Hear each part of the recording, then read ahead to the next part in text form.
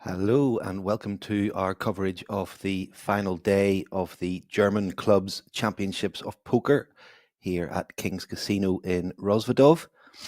€250 buy-in, 300k guaranteed.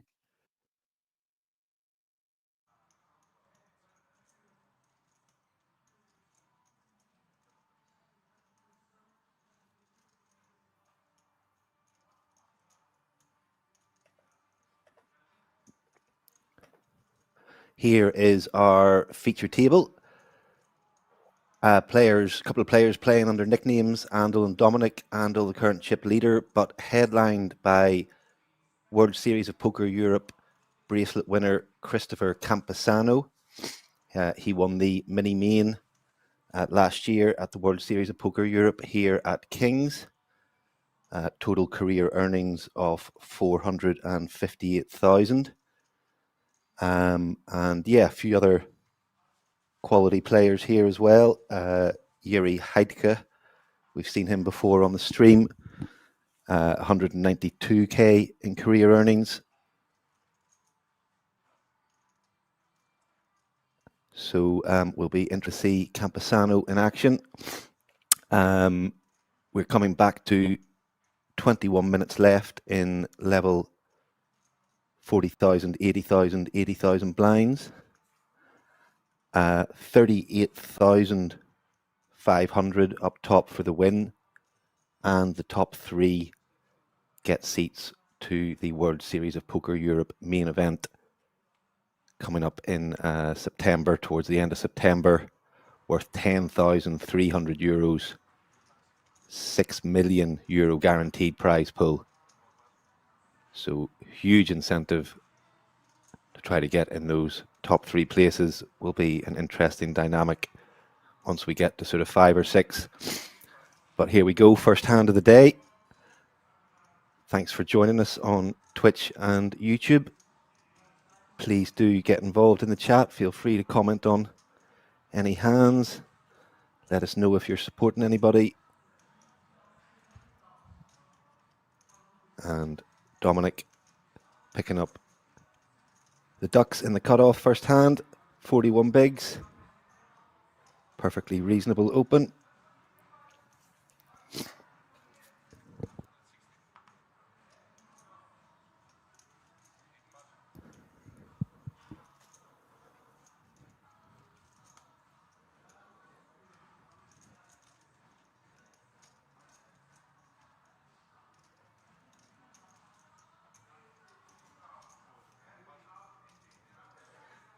And folded round to Andel in the big blind. And he decides to just let go with King 4.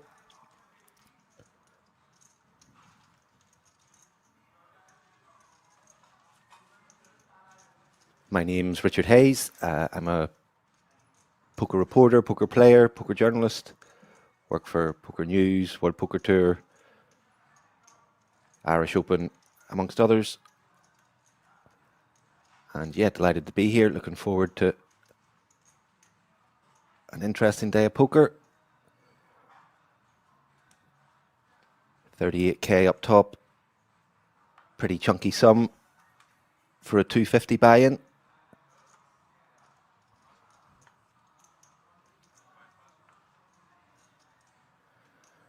And the jacks for Jaeger, middle position. And let's see if we can get some early fireworks going.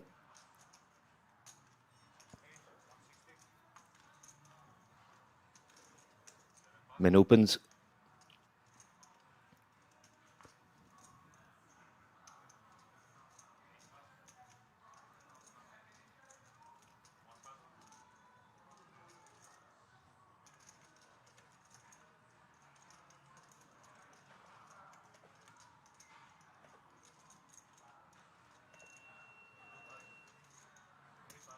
And doesn't look like he'll get any action.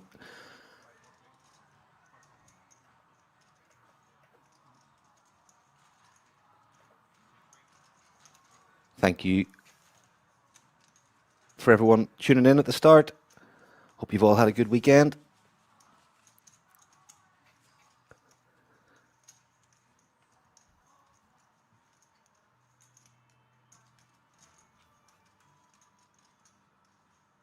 I've managed to get a bit of live poker in this weekend. Was down at the Irish Poker Tour Summer in Dublin event.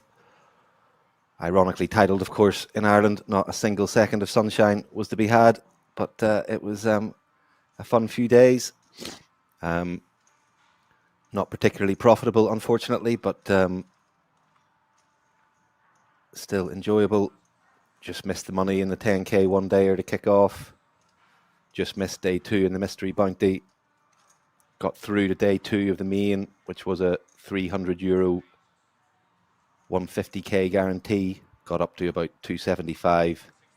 Got through with about 26 bigs, but busted about an hour and a half into day 2, about 40 or 50 off the money.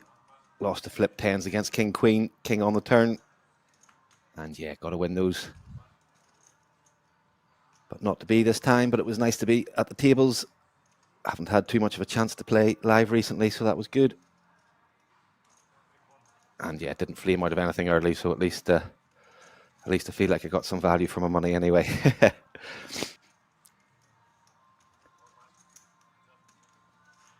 And here we've got Dominic raising King 10 of diamonds, middle position, and Dolignon's just gone for the flat with the pocket jacks in the small blind. Would have potentially liked to see a 3-bet there. Flop comes ace high. And seems like a decent spot for Dominic to range bet. Continuation.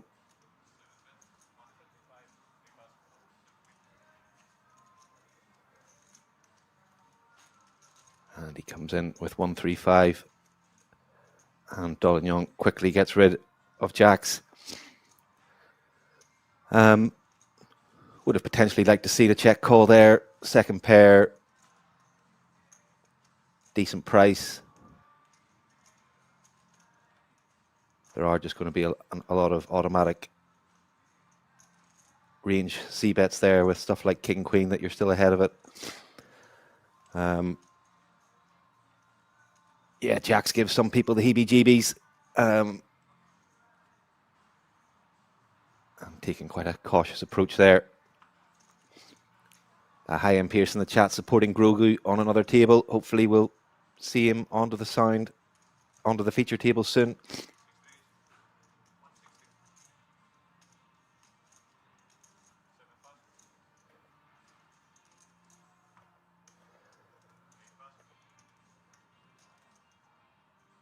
And Jaeger opening Queen Jack of Spades under the gun. And Heike has woken up with the Mamacitas in the hijack. Pocket Queens.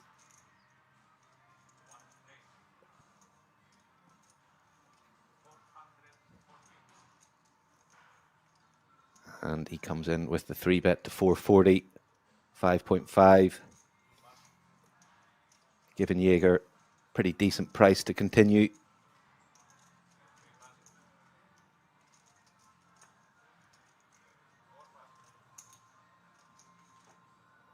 And it will come back to Jaeger under the gun. 27 bigs. Probably not really a hand you want to peel out of position in a 3-bet pot on that kind of stack. And he does decide to get rid, much to Heidke's disappointment. Jose, is it live? We're on a 30-minute delay.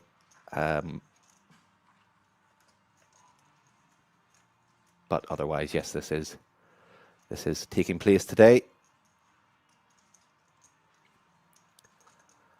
Our lovely moderator Bird in the house. Thanks for joining us.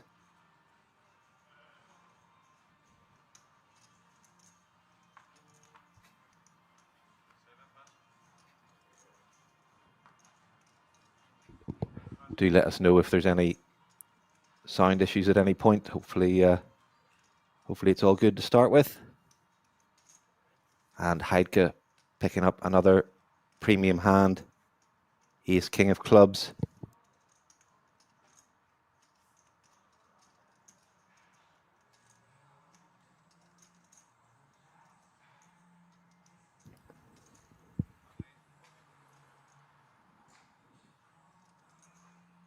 And was that all in? Wow, has decided to rip the 38 bigs.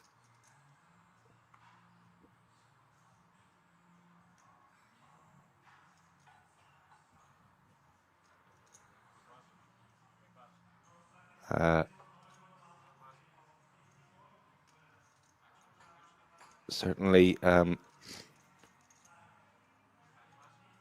slightly unorthodox there. And he's got to hope somebody's going to wake up with a premium hand, and that's obviously pretty unlikely. Surely he's not going to show the ace-king, is he? He does show the ace-king.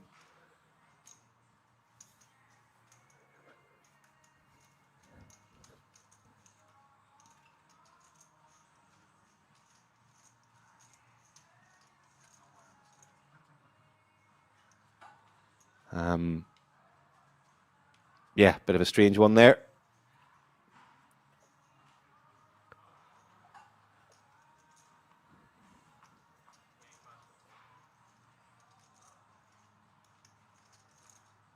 And ace-5 suited for Heike.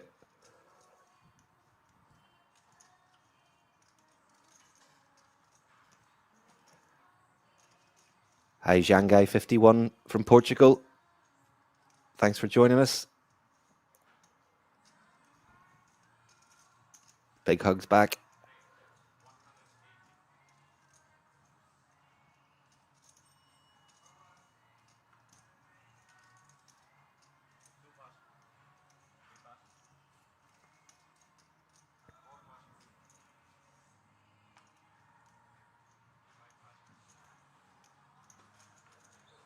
Karamshi dumps the same hand on the button.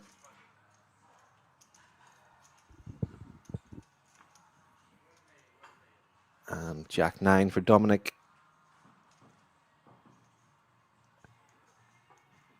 You would think this will be a defend.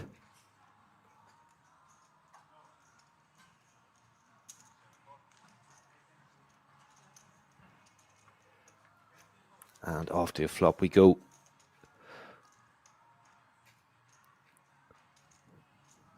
Jack in the window.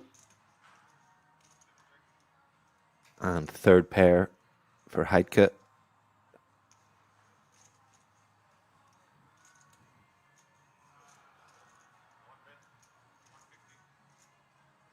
And comes in with, sounded like 150 or 160, 150 into 480. And easy check call for Dominic.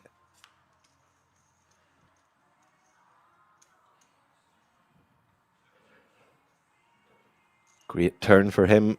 2 of spades. Will still be feeling good about his top pair.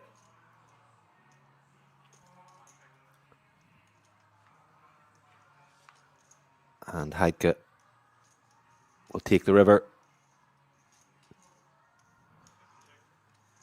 Queen of spades is interesting.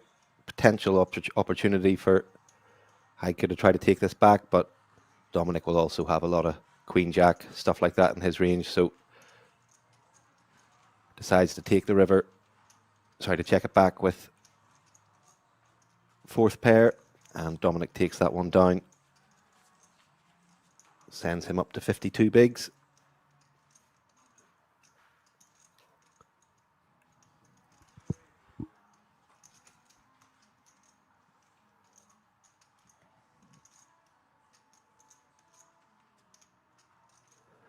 So everybody's locked up €1,350. Spot at the final table worth 2,760. And in due course, we'll be looking at a €17,000 heads-up match. 38,500 for first, 21,000 for second. And King Queen of clubs for Amdal. Very pretty hand.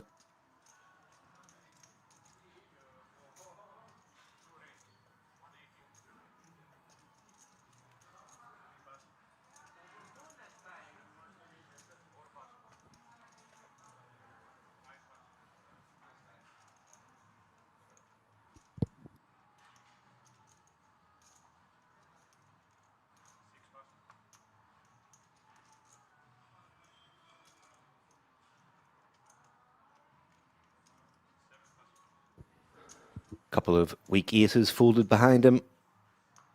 And round to Mikita Simaku in the big blind with 7-8 off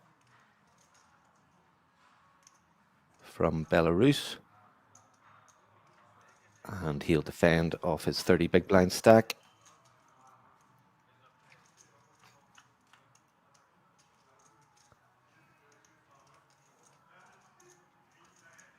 And top pair for Andal, second pair for Simaku.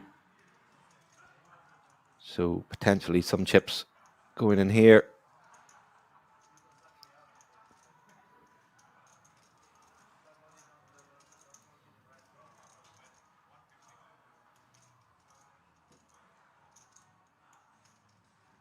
One-third c-bet, as you would expect. And Simaku obliged to check call once at least. But that may well signal the end of his involvement. Ace of spades.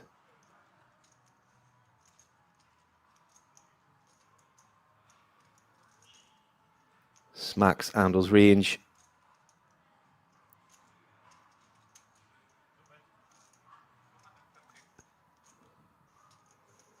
And goes small again, 230 into 780. Looks value-y. And Simaku gets out of the way.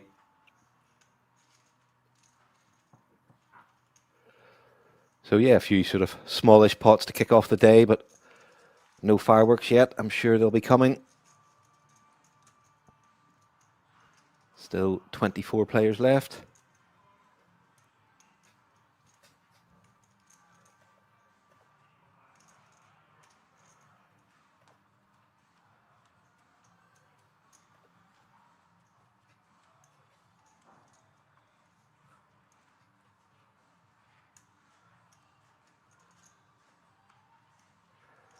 And another hand for Andal, ace 10 under the gun.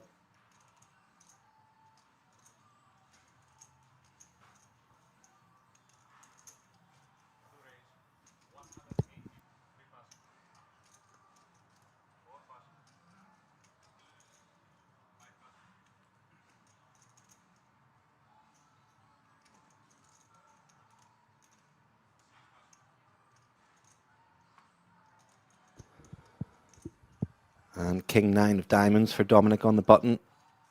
Nice hand to flat with, I think.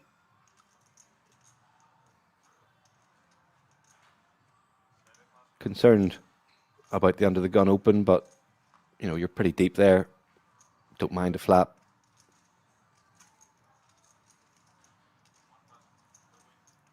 And Andal takes that down.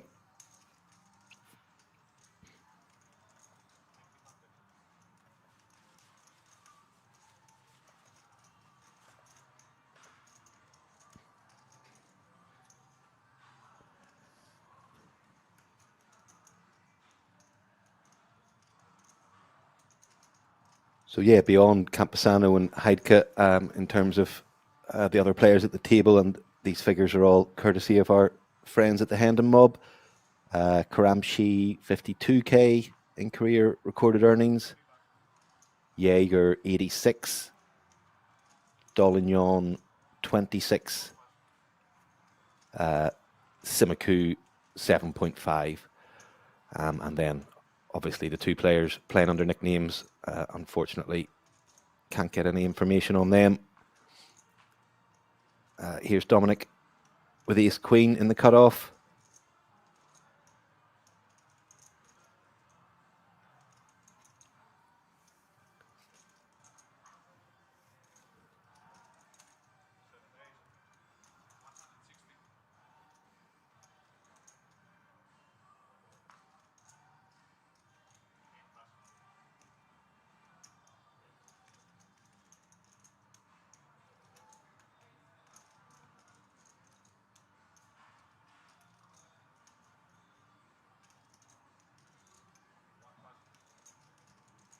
And here we go. Andal with the Cowboys in the big blind. And this looks like it will be the first big collision of the day.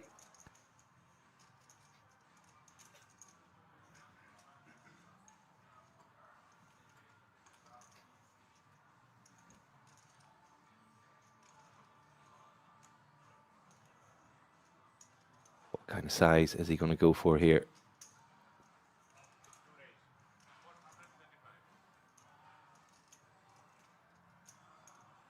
Very small for an out of position 3-bet. 425, 5.3 bigs.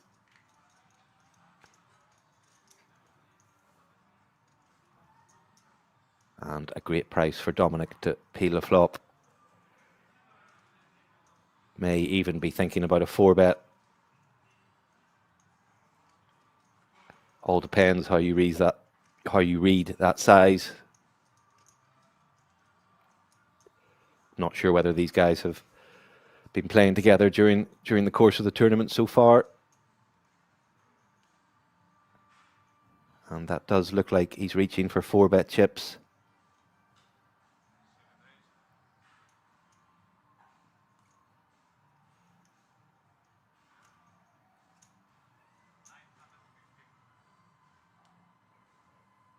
$950, 12 bigs. And how does Andel want to proceed here?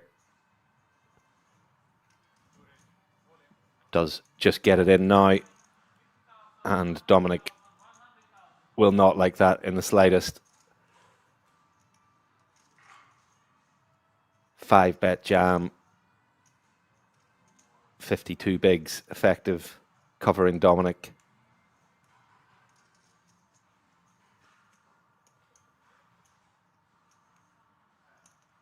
It's been a very sort of quiet start to the session. It's not as if anybody's been showing any indication of getting out of line at the start of the day. And I think, yeah, easy enough fold for Dominic. Don't mind the 4-bet from him.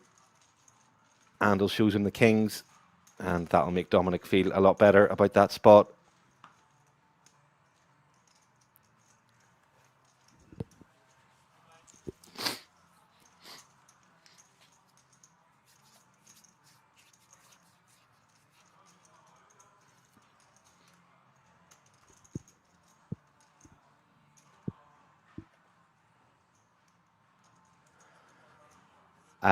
M. Pierce asking about information on the other two tables. Yes, if you go onto the King's website, you will see the start of day position. I don't believe they are updated through the day, but you can certainly see the start of day chip counts there. Hopefully we'll get Groggy on at some point, maybe at the final table, who knows. Yeah, no, as I say, you can get the start of day position there.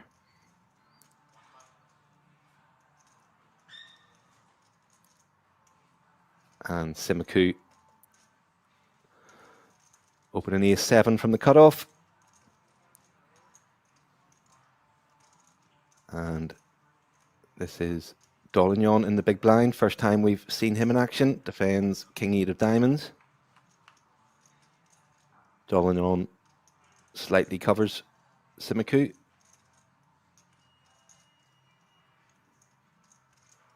Five, 3, 3.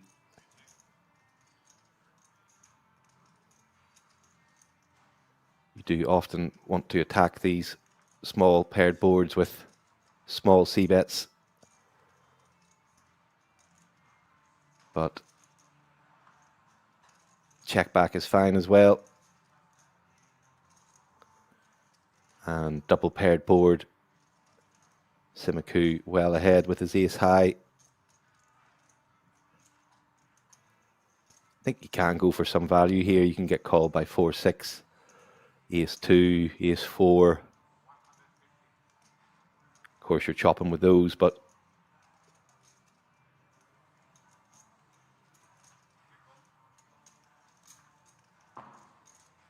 six, 7, maybe, stuff like that.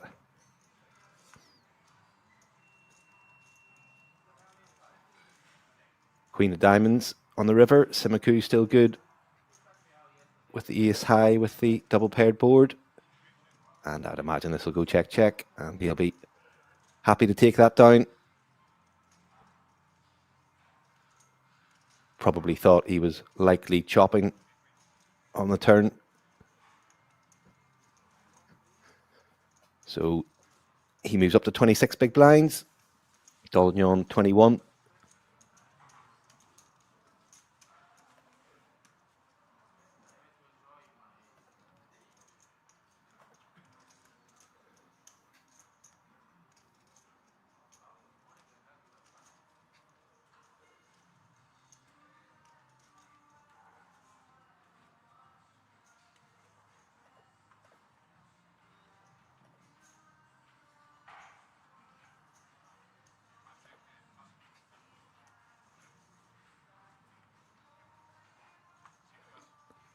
And looks like we've lost one player on the outer tables, down to 23. And Simiku with the ace-9 in the hijack. Another nice hand to open.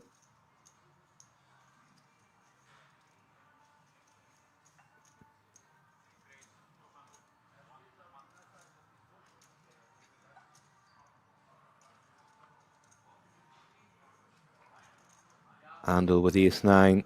Can definitely mix 3-bet and fold here. I think I prefer that to a call.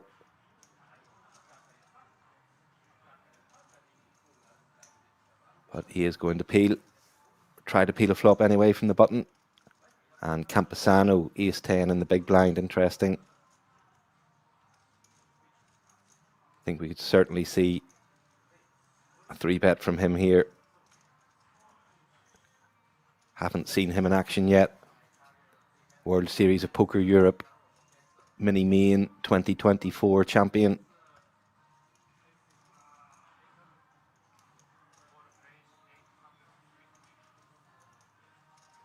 And he does come in with a 3-bet. Nice play.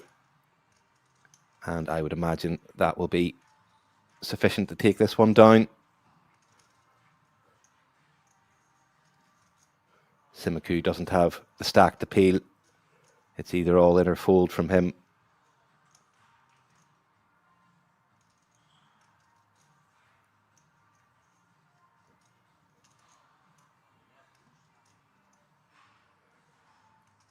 And he does get out of the way. And I would imagine Andel will follow suit pretty quickly. Shows the ace. And that's some nice play from Campesano.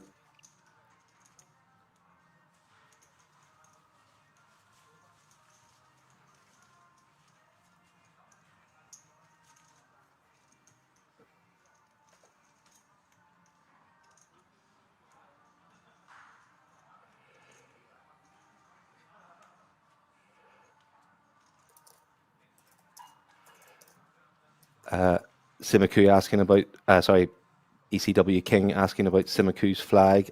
Yeah, I'm not sure. I'll just have a wee look on the hand and mob and see what nationality it says.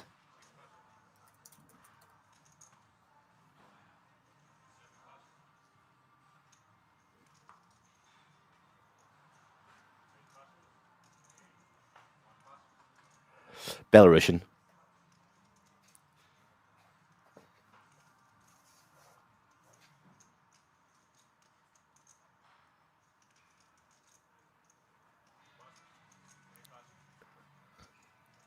Andel folds King-9 in the cutoff. Certainly could have opened there. And Campesano, Jack-4 off in the small blind. Has a glance at Kamarshi's stack.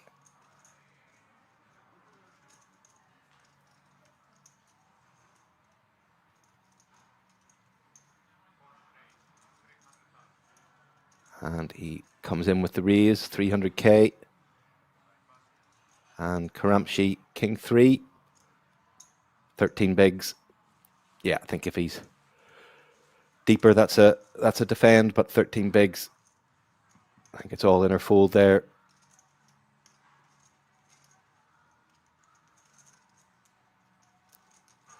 And decides to wait for a better spot. So there's the current state of play. Blinds are up to 50, 100, 100,000. Andel, chip leader, 52 bigs. 12 big blind lead over Campesano, and then all quite tight between Dominic in third, Simiku 24 big blinds, and Karamshi bringing up the rear, but not in the danger zone yet.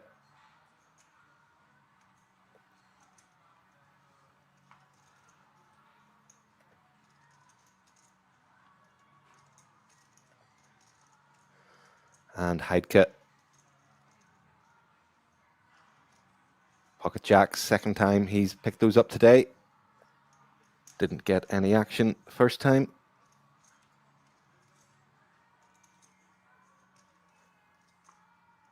Makes it 2.4 bigs to go.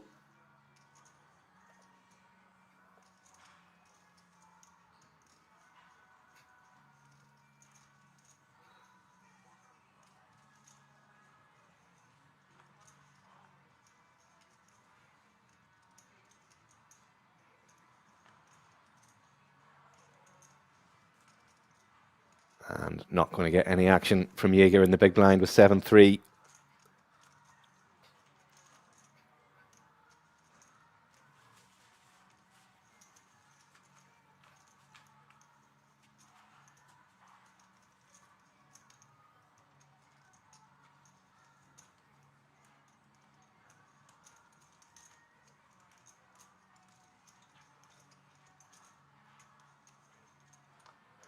And yeah, if you guys are looking for a poker trip this summer, do take a look at the King's Casino schedule. Some fantastic festivals coming up.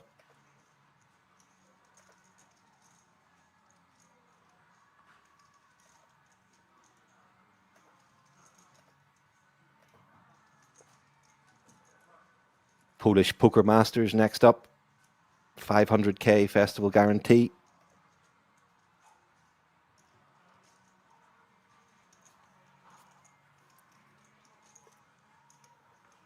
And folded round to the blinds here. Jaeger 6-4.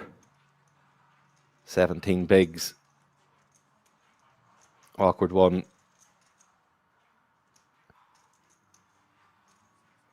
Decides to go for the complete. Dominic with the ace-2 of spades. You can mix raise and check here. Don't mind a check for a bit of sort of deception. Equally, you know, you're going to be good here a lot. Get some more chips in the middle. If you get a fold, you get a fold, but you get a call, you know, you're still going to be in good shape a lot of the time. And he does pump it up to 360. And that'll do the job.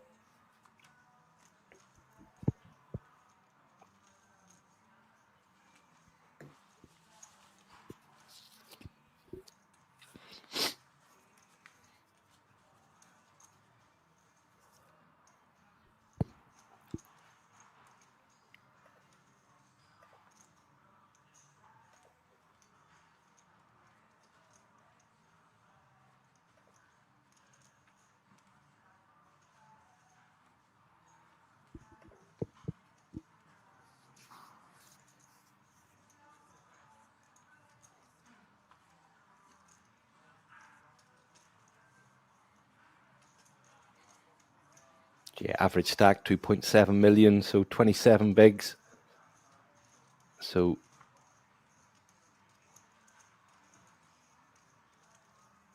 only going to be a matter of time before chips start flying into the middle. Are long levels, so good structure. As always at Kings. Handle. Jack-9 suited under the gun 1. Makes it 250 to go.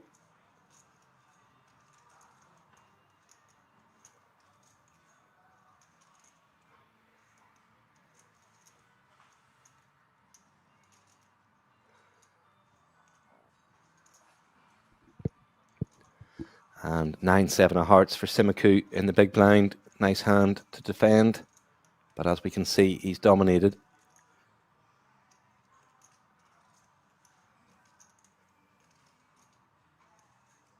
and decides to let it go versus the EP open. I think that's maybe a wee bit tight. Hand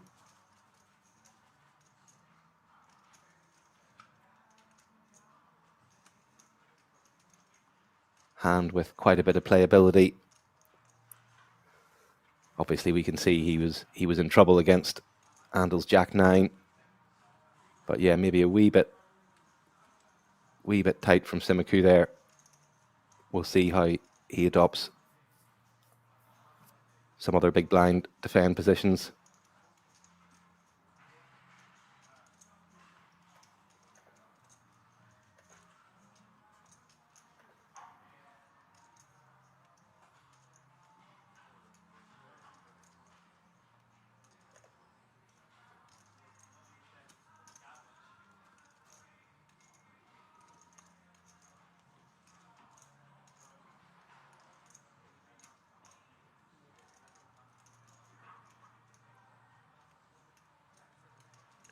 And round to Simiku. Again, 9-3 in the small blind. Pretty trashy,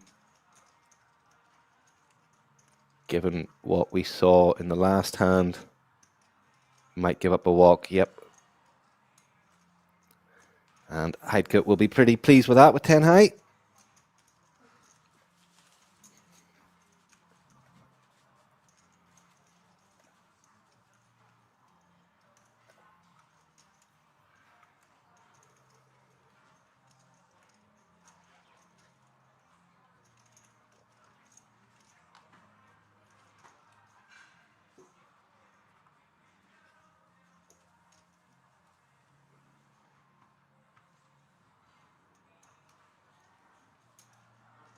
And Ace-4 in the muck from Dollignon under the gun, as it should be.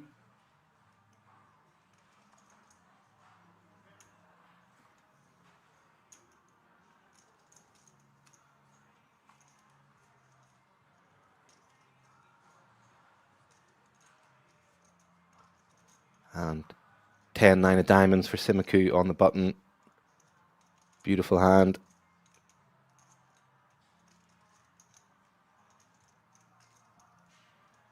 My personal weakness.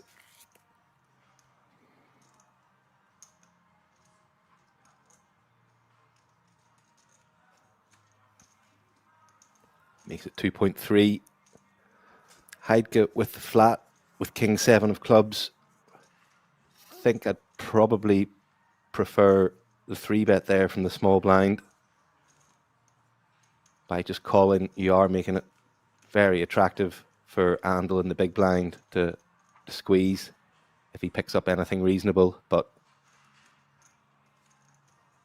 didn't have much. Queen 9-3. Simiku hits the front with second pair. And I would imagine a small continuation bet will get this done.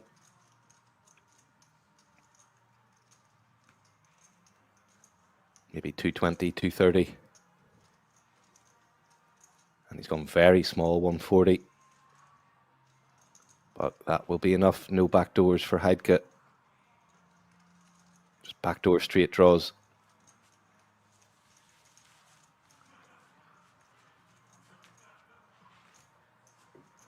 Yeah, I think I definitely would have preferred to see a 3-bet from Heidke there in the small blind rather than a call.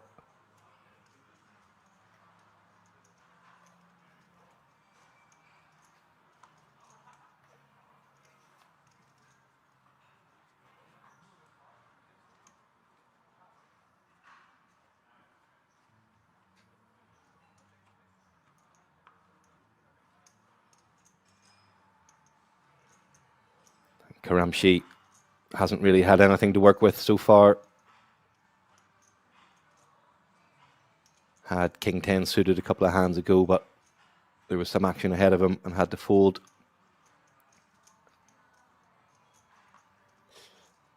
Ace 9 for Simiku.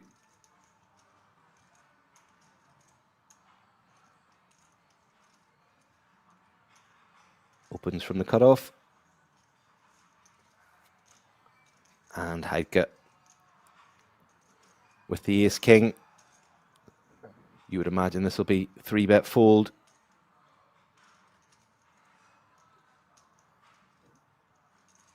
He did just open rip 38 bigs with ace king suited previously.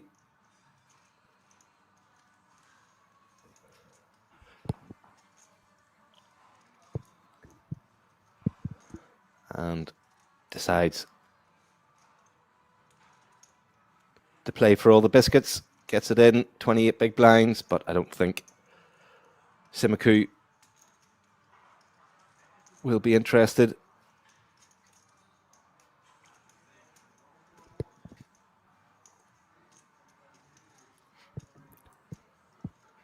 Dongyon giving it the Terminator look with the 3-2 off, but sends that to the muck. And I'm sure Simiku will follow suit pretty quickly. Shows the ace. And Heidke flashes his. Doesn't give him the rest of the info. But I'm sure Simiku knows the 9 was no good. Guess it can be ace-5 suited maybe sometimes, but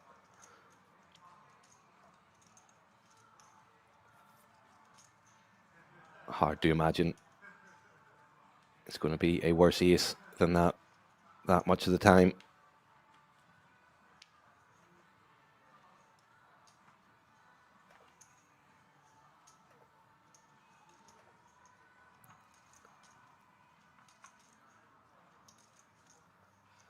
And Karamshi, another frustrating one for him. King Jack in early position.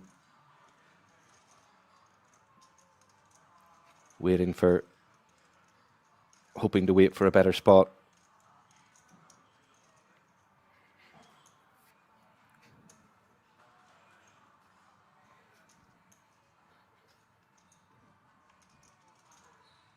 And Dolignon just gives up the Jack-5 in the small blind. Seems maybe a bit tight.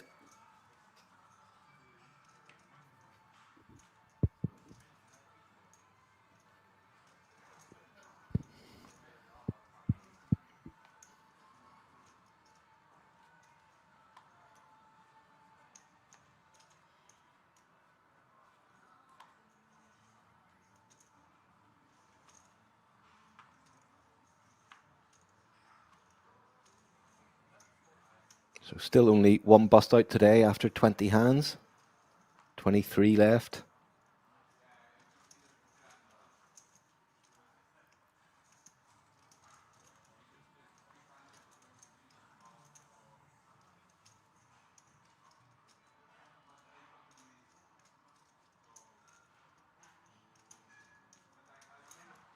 Dolignon with ace-9 on the button.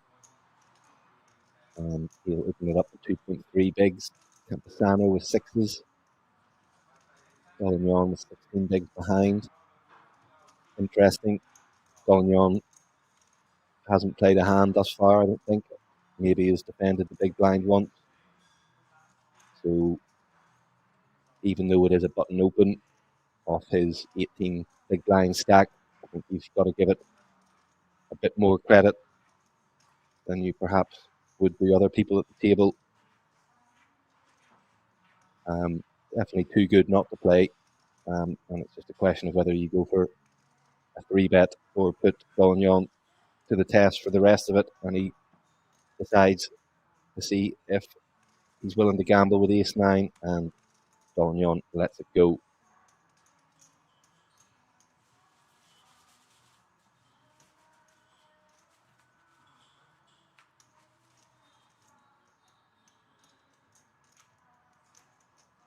Yeah, interesting one. I mean, ace, he sort of didn't give it any thought at all. I mean, he'd certainly be ahead of, ace-5 suited, king-queen, king-jack, flipping with pairs under 9, which are also going to do similar. Perhaps stuff like king-queen Just goes for a non-all-in size 3-bet. Medium pairs probably more likely to just put you to the test for the rest of your stack. So I think it maybe deserved a bit more thought than he gave it.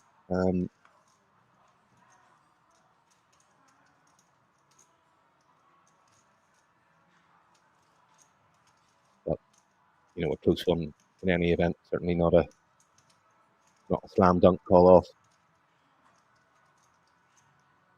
And he's now gone for a big size from the cutoff with 7-6, 3.5 bigs. Maybe slightly tilted by that one. And wow, Campazano gets rid of ace jack.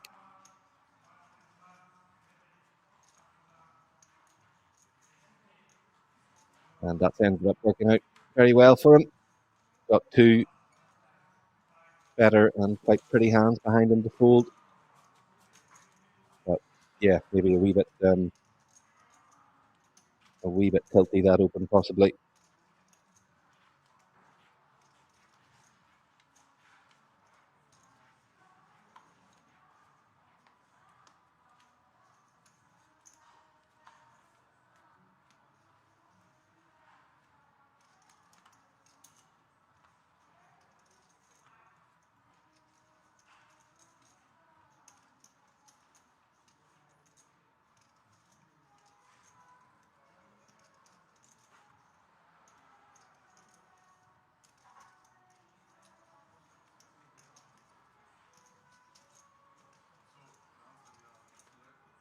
And round Dolmion in the hijack. And just flats, ace 5 of diamonds. Jaeger with king 10 apart in the small blind with 14 bigs.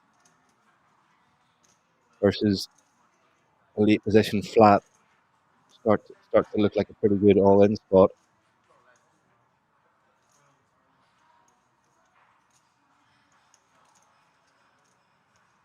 At the sides, you just call. Dominic will check queen 7 in the big blind, so 3-way to the flop. Interesting start to this hand. And Dollignon gets the best of it, still ahead with ace high and has the gut shot, backdoor diamonds. And he does think the straight and picks up the flush draw on the turn. Perfect turn card for Dollignon. Fortunately, probably not going to get any action. Dominic has a gut shot. Does favour his range as he's thinking about having a stab at it, repping 2 pairs straight, and he's going to do so. So Dollignon will be very pleased to see this.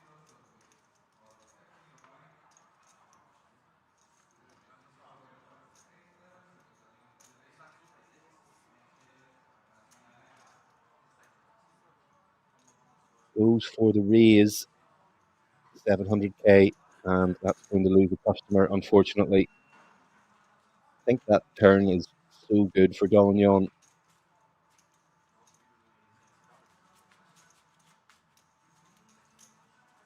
Maybe a call was better there. I mean, Dominic in the big blind does potentially have a lot of 2 pairs.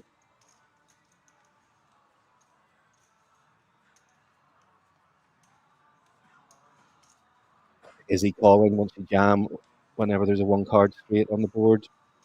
Double flush draws.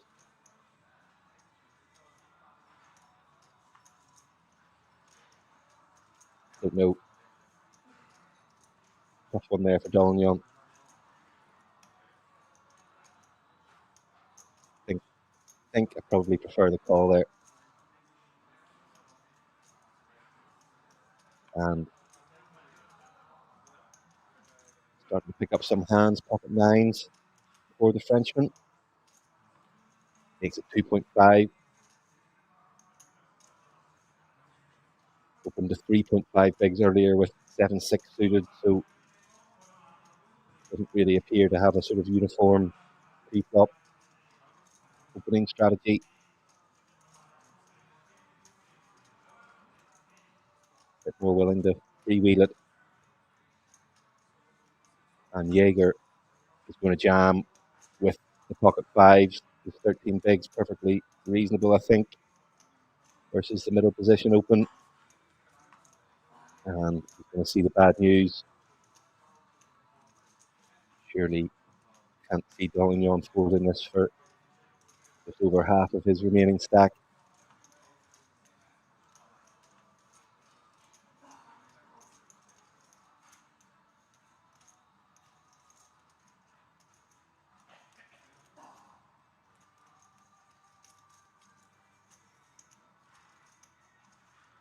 Not a snap call, but surely, yep, makes the call. So our first all-in and call of the day at the feature table.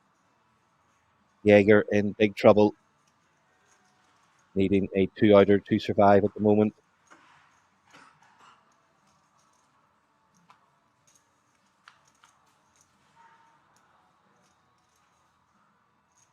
And top set for Dolignon. Jaeger down to 4%, needs runner for the straight.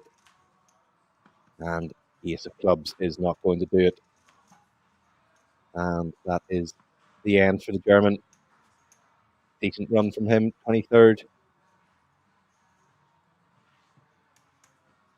And chunky enough pot for Dolignon there. 13 big blind stack from Jaeger, who's across to him. We've got him up to around 30, 35, maybe something like that.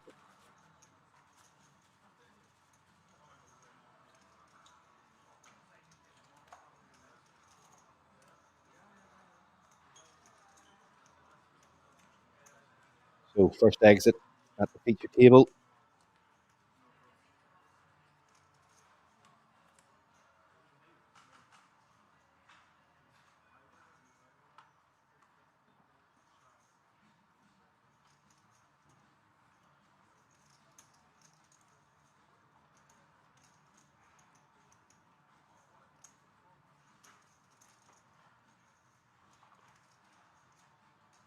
GG's from Toasty Smurf. Yep, unfortunate enough for Jaeger. I think the jam with fives is perfectly fine. And Karamchi, pocket fours in the cutoff. Slams those 10 big blinds into the middle. First time he's played a hand, will have a pretty tight image.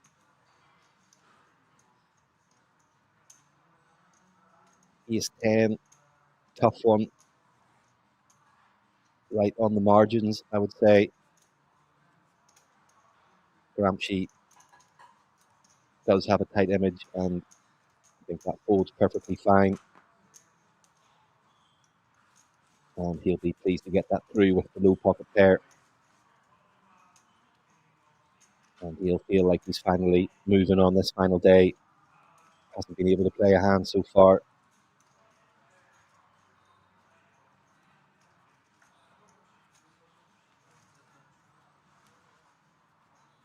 So let's see if that patience pays off for him. Gets one through there.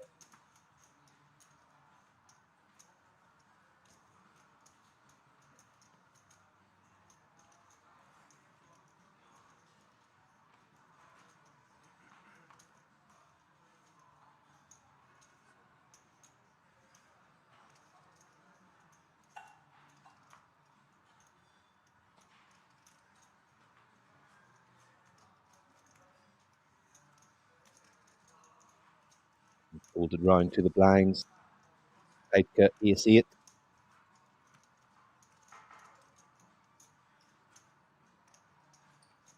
Raises to 250. And Andel with king 5. Should be a defend. Wow, just sends it straight into the muck. Heidke shows the ace.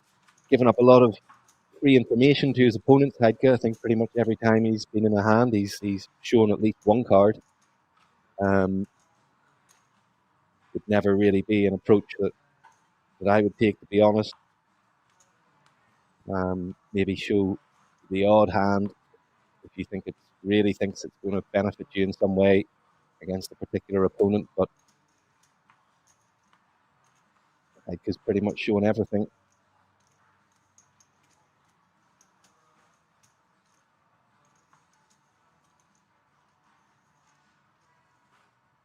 We needed clubs for Dominic in the hijack. Nice hand to open.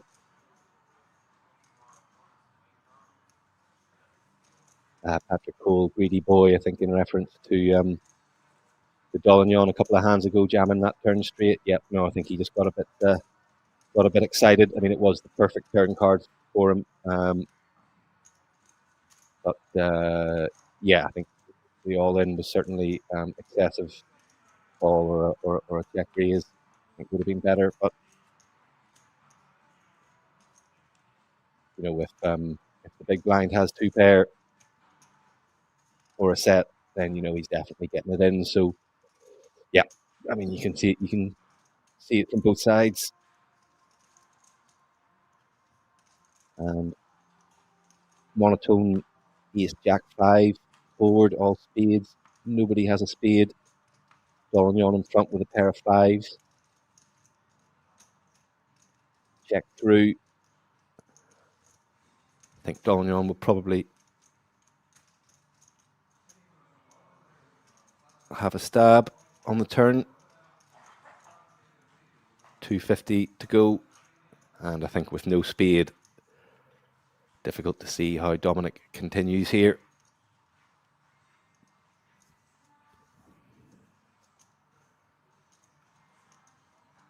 Oh, is he thinking about something funky? A raise? Oh. Very interesting. And this will work. Very nice from Dominic. Showing some moves here. And gets the snap fold from Dolignon. And some very creative play from Dominic there.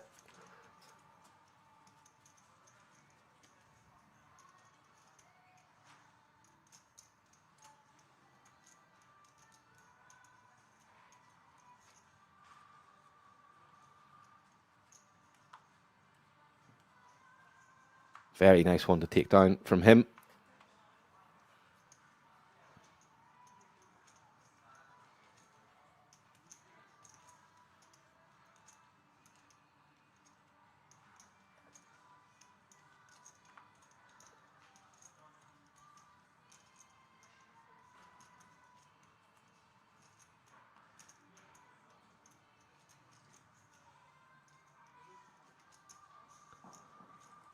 Round handle on the button and ace king.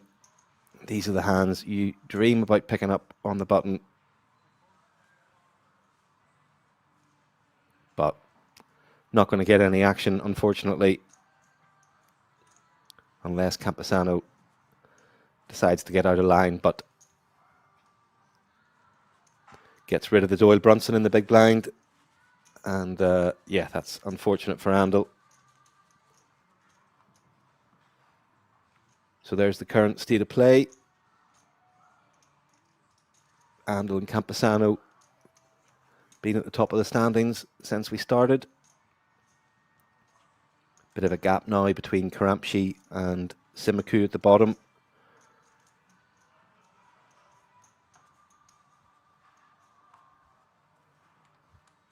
$12 bigs for Karamchi. Not a panic stations just yet, but will certainly need to make some moves soon.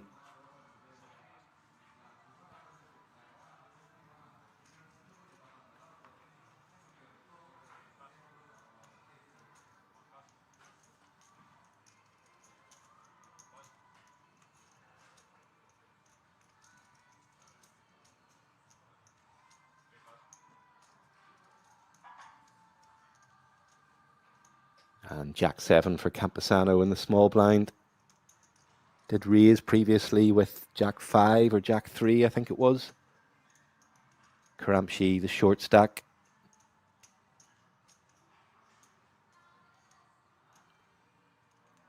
Decides to go for the limp this time. And superb instincts, because Karamshi's got ace queen in the big blind and he's just going to ship it, and Campesano quickly folds. Yeah, I wonder, can Karamshi go for a sort of non all in raise size there, try to keep in worse? Of course, he's short stacked. It is horrible whenever you miss. But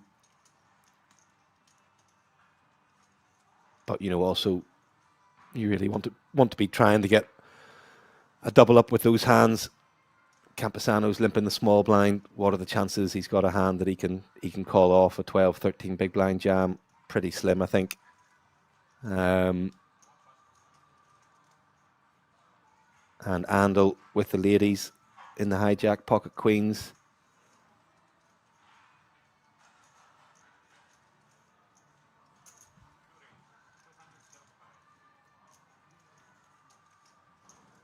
And Dolignon, big slick, here we go.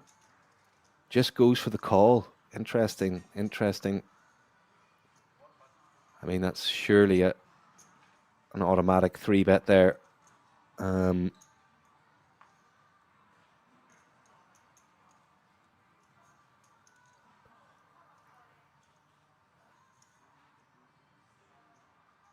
really, you want to be playing heads up. You don't want to, you know, he flats there, and then all of a sudden you got a flat on the button, a flat in the big blind. All of a sudden you're going 4 ways to the flop. You know, not a scenario that you really want to be in. But let's see what this flop brings.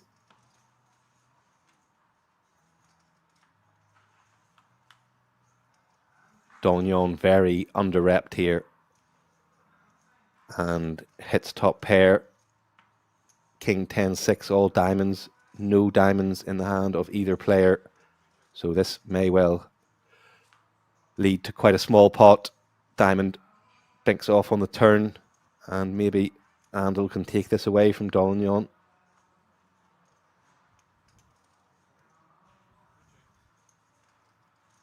Does decide to just check it across out of position.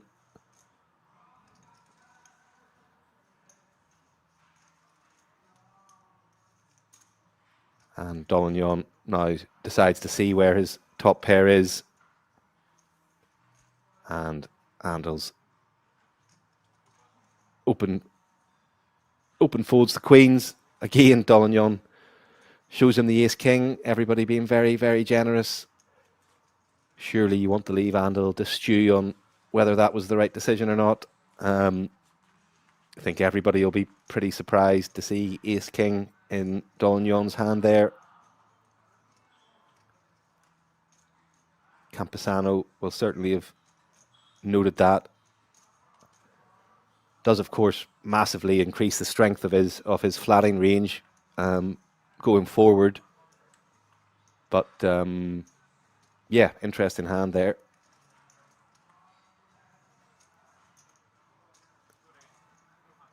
Toasty Smurf strange line, yep. ECW King always show for asserting dominance. Yeah. Perhaps that's why it's going on. But you know, game of incomplete information. You really don't want to be giving away information whenever you don't have to. And here we go. Heidke opens King Jack off under the gun. Karamshi with the 10s. Gets it in from the button for 13 bigs. Don't think Heidke will be interested in calling this off too much, I think. And does quickly fold. And that's a nice pickup for Karamshi, up to 17 big blinds. Avoids the flip. And he's picked up a wee bit of momentum now after a very slow start, card dead start.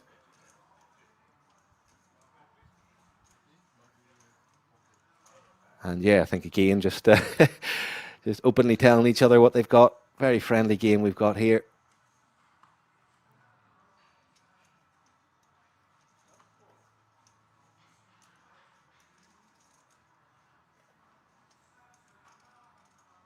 Andel, ace jack under the gun. He's picked up quite a few hands in the early stages of this.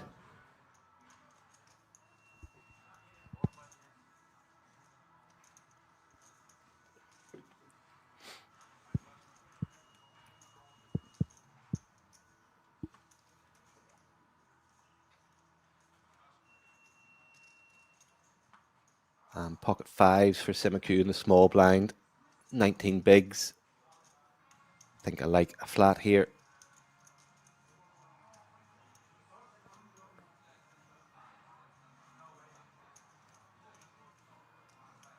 And he does make the call. Heidke gets out of the way in the big blind, so heads up to the flop. Can Simiku find a set? And it's king 8-7.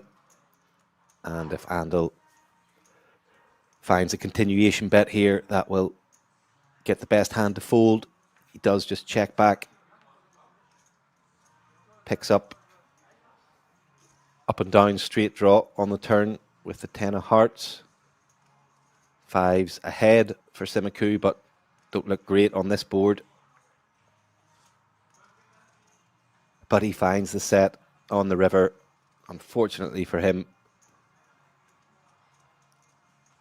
only way he's going to get any chips into the middle is if he checks and lets Andel bluff at it.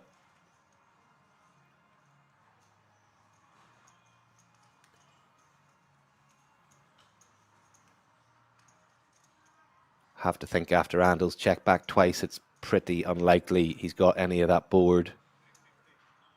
Maybe can have like sixes, but it's going to be a lot of ace queen, ace jack, queen jack, and Simiku's bet does get a quick fold from Andel.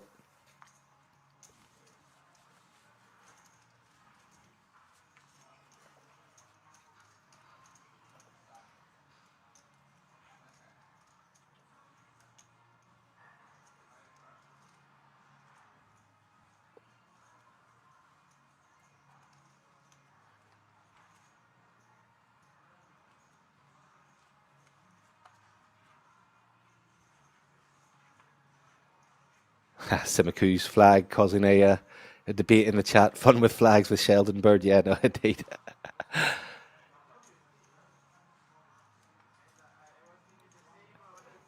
That's a classic Big Bang Theory episode.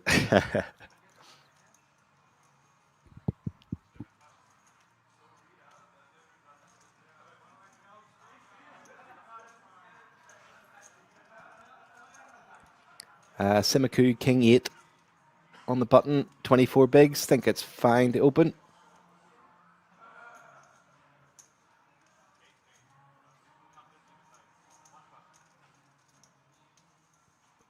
And Andel, queen jack in the big blind. I think all options open here. Can 3-bet. Flat's okay as well. Decides to go for the flat.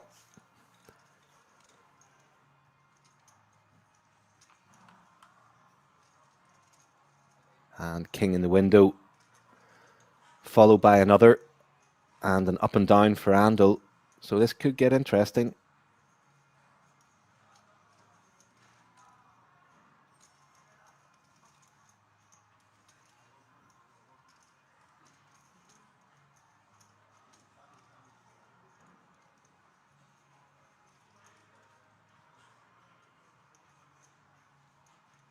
$600K in the pot.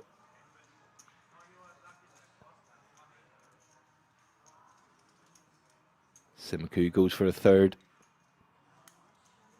And Andel will stick around for a turn. Thought that was the 9 for a second there, but the 6 of hearts on the turn.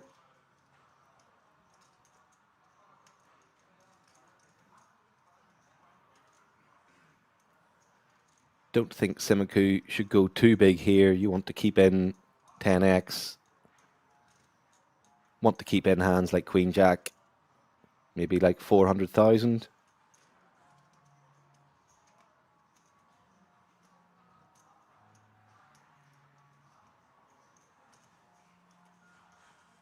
that 350 by those things, maybe?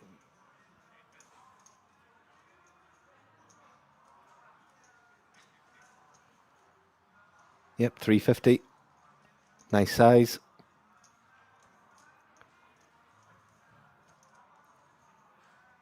And that does give Andal a decent price to call. And he will stick around.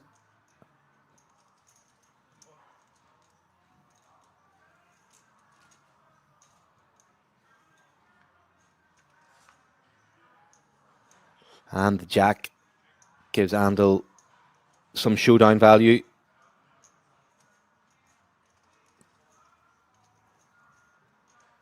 Simaku with pot size bet left behind. But don't think you want to jam here. What are you getting called by? Straights do get there on the river. Maybe 800k. It was very small, I think 275 is that? 230. And Andal makes the call. Nice size to get paid on the river. Simaku played that very well. Got max value, I think, really. 36 bigs he moves up to. Unfortunate for Andal to pick up the jack on the river. Had to pay him off. But yeah, some nice play from Simaku. Well done to him.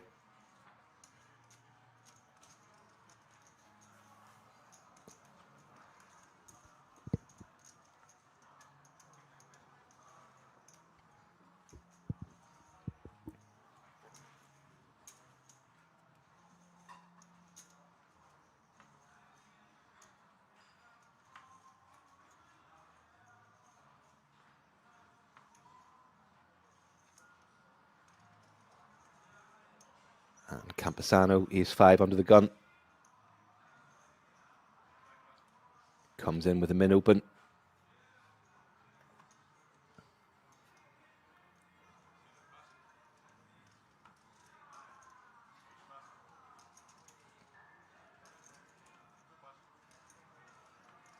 Folded round to the blinds.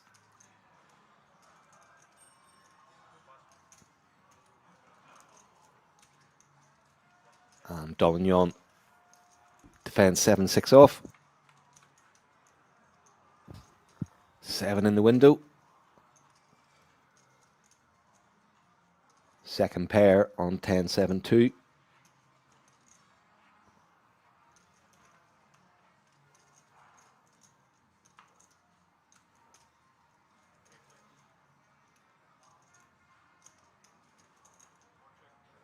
Campesano checks it back. Picks up the gut shot on the 3 of spades turn. I think Dolignon's hand wants a wee bit of protection now, but does check it over.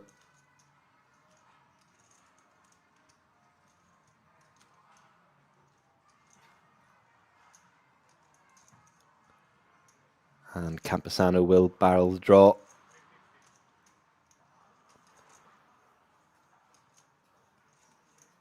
I think Dolignon obliged to call with second pair. After the flop goes check, check. But lets it go. I mean, you have to think surely Campesano is barreling any overpair on the turn, sorry, on the flop.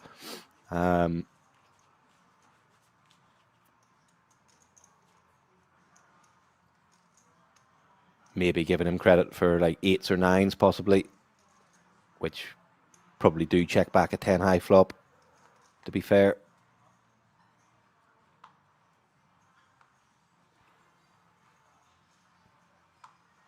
But perhaps giving Campesano a wee bit too much respect there.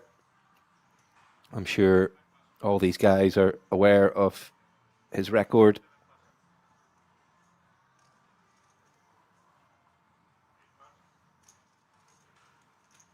And 6s for Heidke in the cutoff.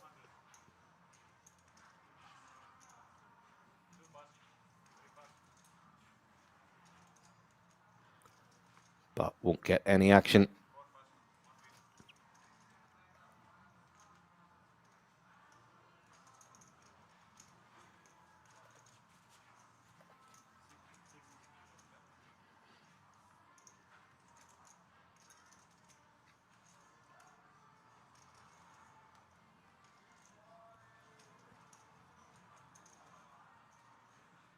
Yeah, chat surprised with that fold from Dolignon with second pair. Yeah, I think probably a bit too tight. I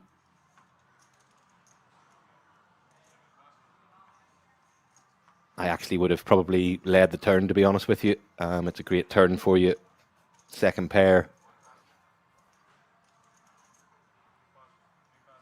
Under the gun. Check backs the flop. It's going to have a lot of Broadway cards that have missed.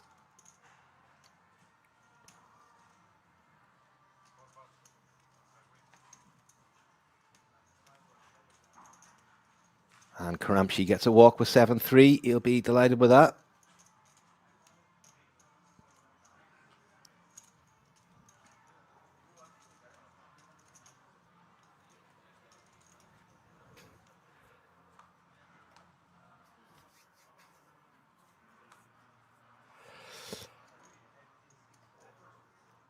Douchebag Dave. Yeah, no, I mean, I think you've got to take a river there. Yeah, I think it's a pretty mandatory call on the turn. Yeah,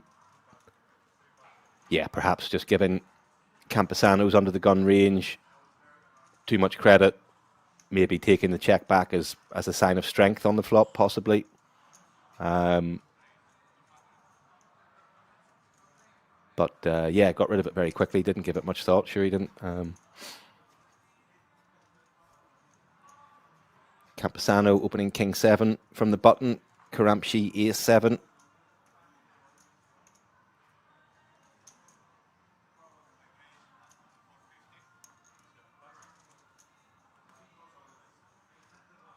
Goes for the very small 3-bet in the small blind. It'll work, but I really think I prefer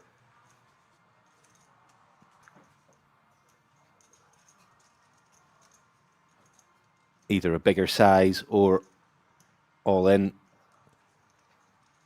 given a very good price for the button to continue there.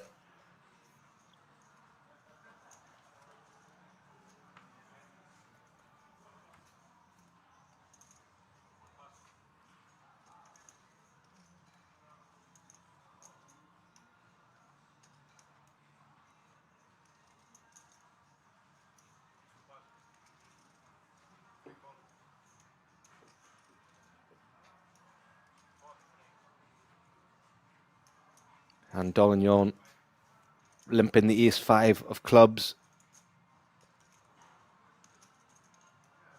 from the hijack. I sort of feel like I'm sort of piling in on him a bit, and I really don't want to. But it sort of doesn't really seem like he's got a pre-flop strategy or a consistent strategy thought out. It sort of feels like it's very much instinct on the whim, what he feels like doing in the precise moment, rather than anything to do with ranges or stack sizes, positions, etc. Flops top pair here on ace 7-4 versus the blinds. Dominic has second pair. Simaku picks up a gut shot. Flop check through.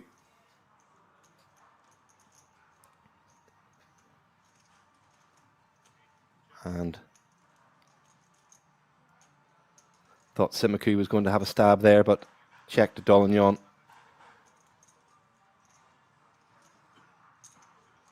Who's now got top pair and the up and down.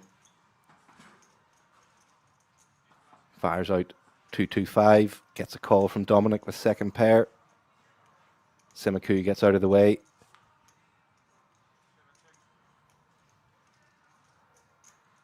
I think Dominic checked in the dark there. 6 pairs the board. And Dolignon just checks back. I mean, I think you can definitely get some more value there on the river. Would like to see a small bet on the river there.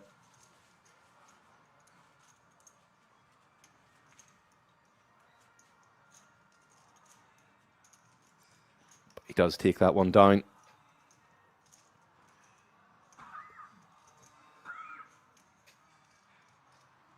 So yeah, I mean, I think the players will be sort of a bit unsure what to make of Dolignon. We've seen him not 3-bet ace king, sort of middle position versus middle position. Seen a couple of limps with ace 5 suited. Seen him open to 3.5 big blinds with 7-6 suited. Then 2.2 big blinds with 9s that got shown. So quite a sort of erratic playing style, which you know, can be quite difficult to play against.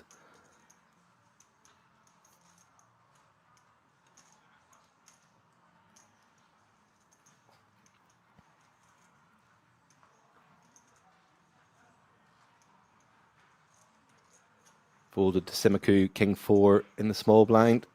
I think I like a complete here.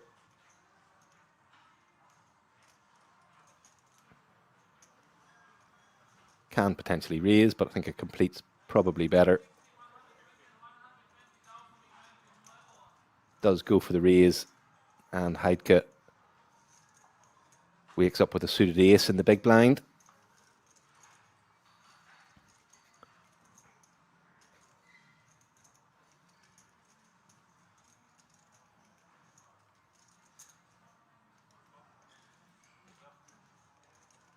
Decides to go for the call.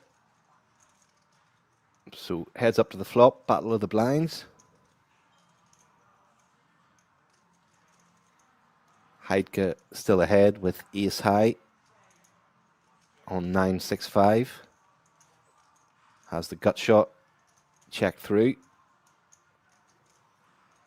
5 of diamonds pairs the board.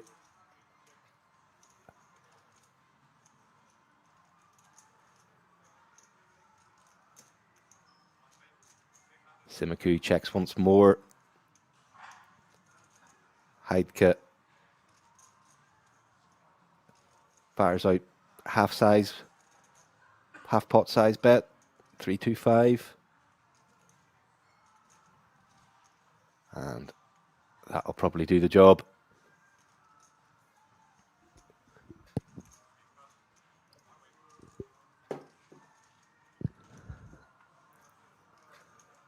And again, shows both cards.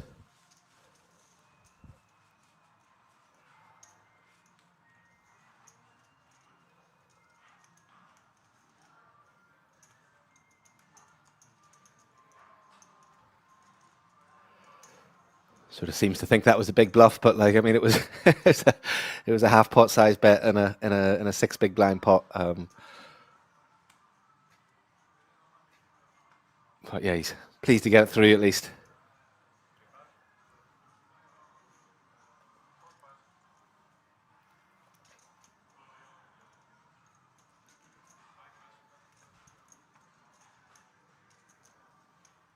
And ace 6 for Dominic in the cutoff.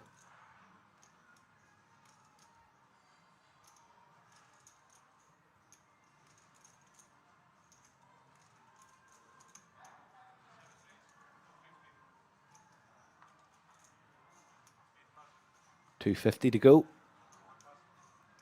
Round to Andel in the big blind, who has the snowmen.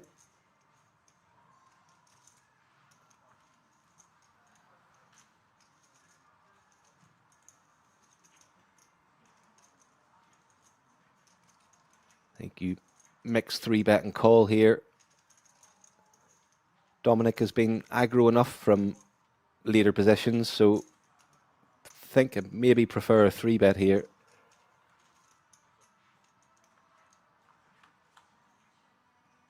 But goes for the call. Pretty good looking flop for Andel. Still ahead with second pair. Dominic checks back, favours the big blind defend range.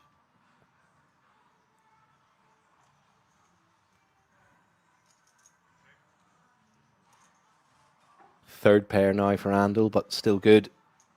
Check through again, and he must be pretty certain his 8s are good now, especially with the 9s pairing the board. Go for some small value on the river, but unlikely to get anything. Ace high might be good sometimes. Maybe Dominic might feel like a hero call, but it is a very big blind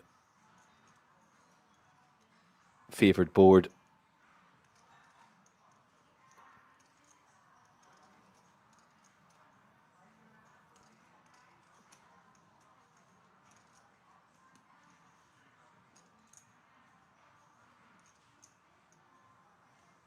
Looks like he wants to make the hero, giving it a good bit of thought.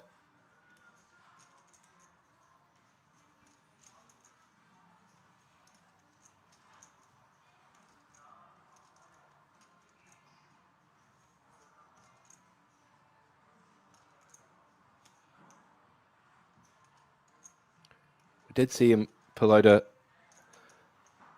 very creative raise earlier on. I think those are just calling chips, but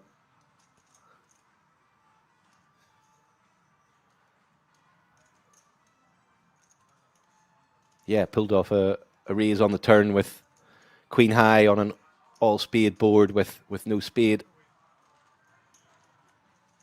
but does decide it's not worth 10% of his 20 big blind stack, and I think that's perfectly reasonable. So Andel takes that one down up to 32 big blinds.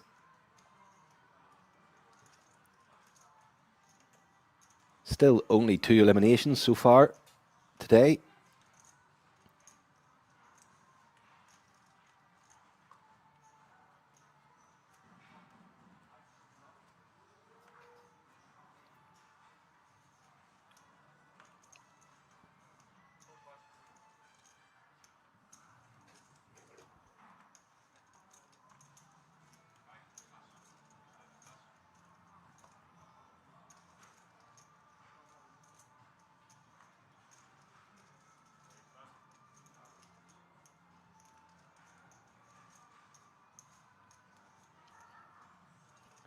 And King Queen for Heidke on the button.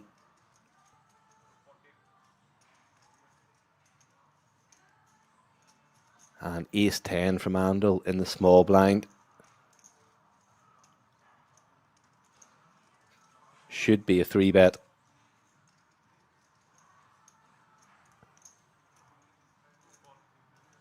But takes very cautious approach with the flat.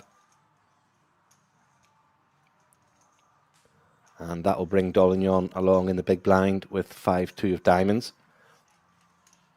So 3-way to the flop. Could get interesting.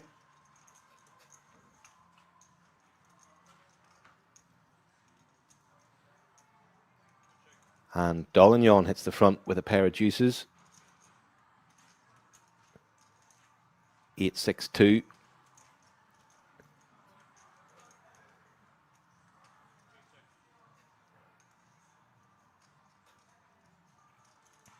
And Heidke is going to continue by the looks of things.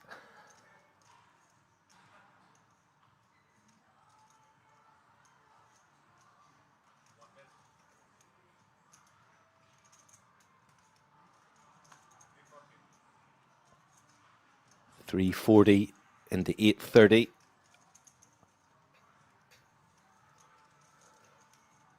And that will get rid of Andel, you would think.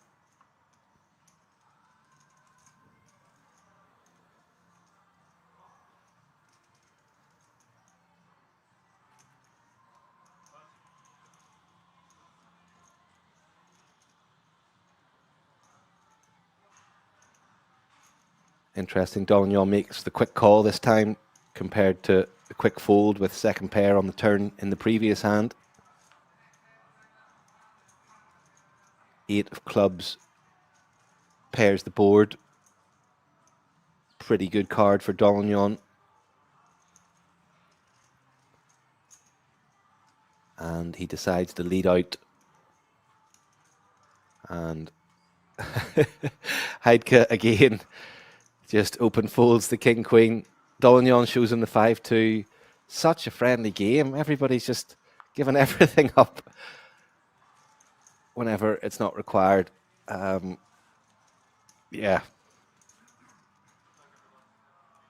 I've played at home games where people don't show a hand for 5 hours unless you pay the necessary price. I mean, very interesting. I don't know why Heidke thinks that's a good strategy, or why he's so keen to show every hand he plays, but he's certainly consistent about it anyway. So Dolignan all of a sudden chip leader, 40 bigs. Campesano, 34 bigs.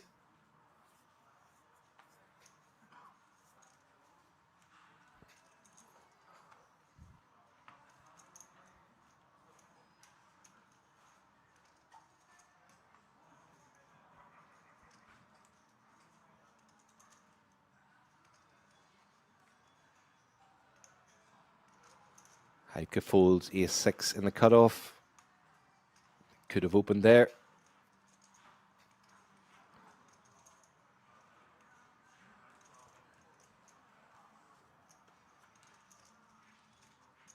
And Dolignan, that gives Campesano a walk with 9-6 of diamonds.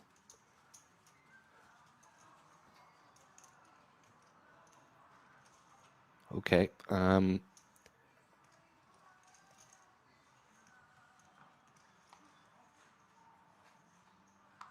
Yeah, I mean, that's a nice hand to limp in the small blind.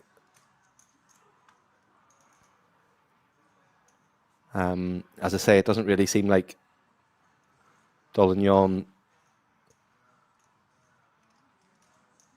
necessarily has much of a pre-flop strategy. It's literally just what he feels like in the moment once he looks at the hand.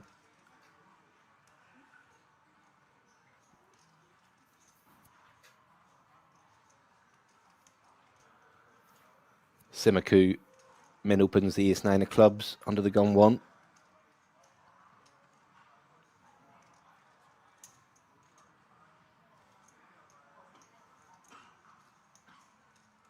And Karamshi 10-6 looks pretty trashy against EP. And he sends that into the muck.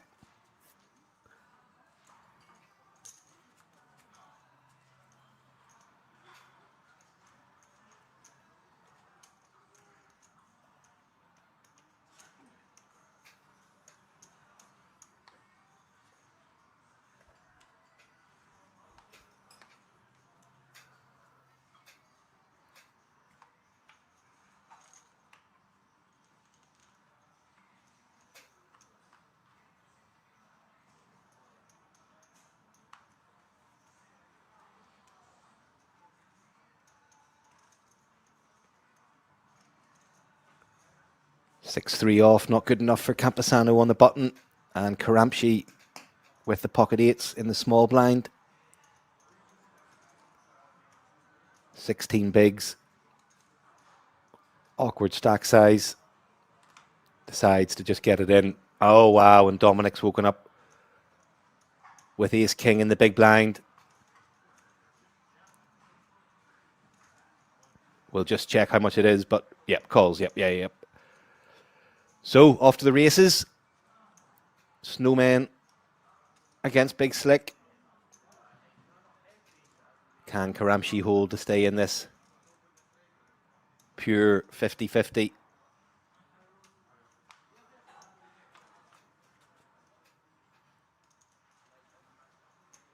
And top set on 8-7-5. Dominic down to 2%. And ace of clubs on the turn, no help. And that's a big double up for Karamshi. And Dominic left with crumbs. Karamshi up to 33 bigs. Dominic 2.8. I think he thinks he might be covered, but he's just got a wee bit left. And that's a massive double up for Karamshi.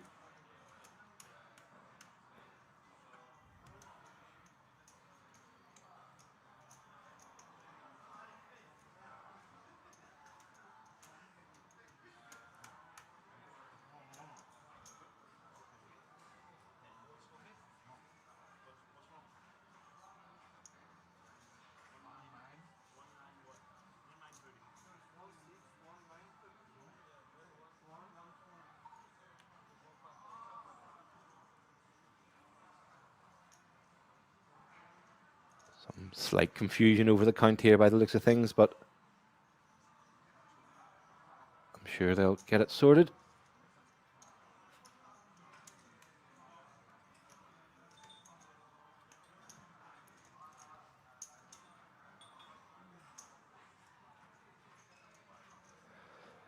So dagger to the heart of Dominic.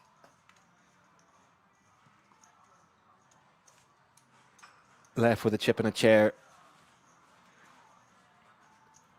Got to win those flips.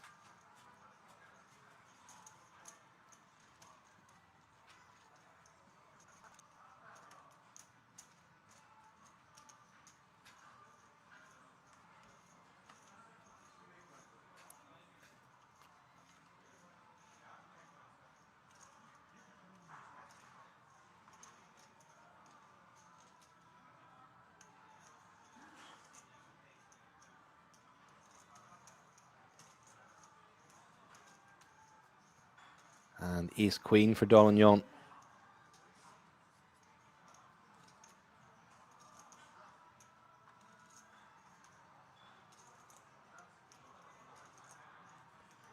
And Dominic with the suited ace.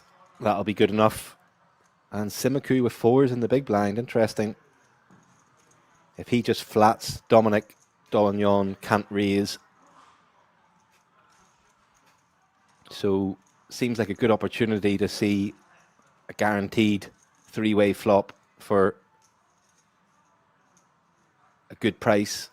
Try to set mine.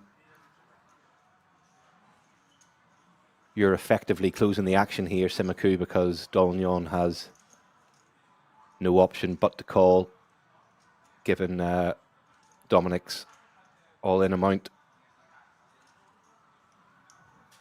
So yeah, I think I like a call from Simiku here. Would be very surprised if he folded.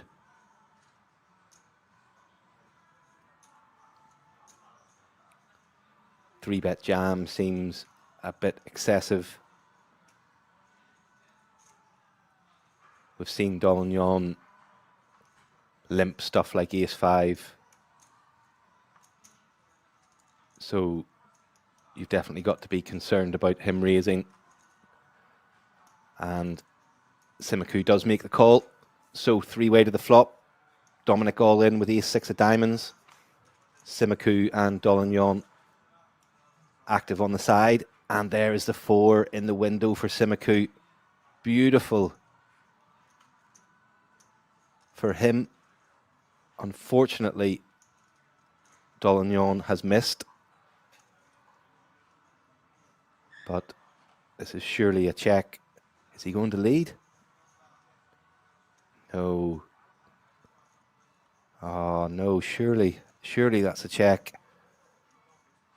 And Dolignon just quickly folds.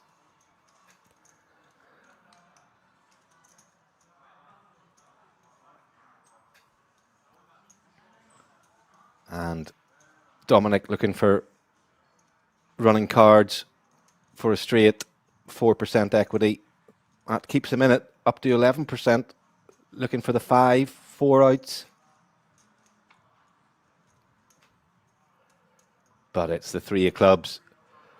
And that's the end of Dominic. And Simiku should really be, I don't know, quite disappointed with that. I mean, whenever you lead that flop, you're basically relying on Dolignon having a king or better. Maybe queens, jacks still makes the call, but surely you check it across and try to give Dolignon some rope to hang himself.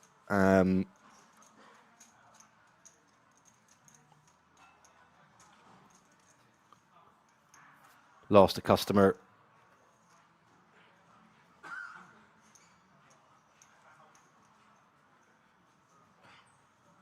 But yeah, after going set mine and peeling the flop, binking the set, maybe he was worried about letting the flush draw see a turn cheap.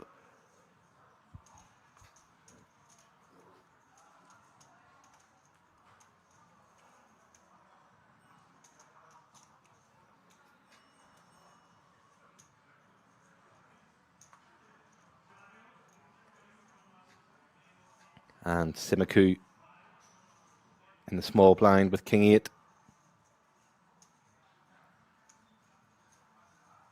Goes for the min raise.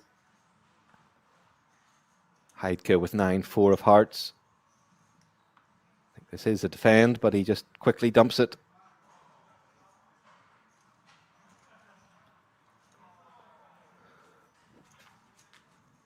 Seems like a decent hand to defend versus the min raise to me, especially with the big blind ante in the middle.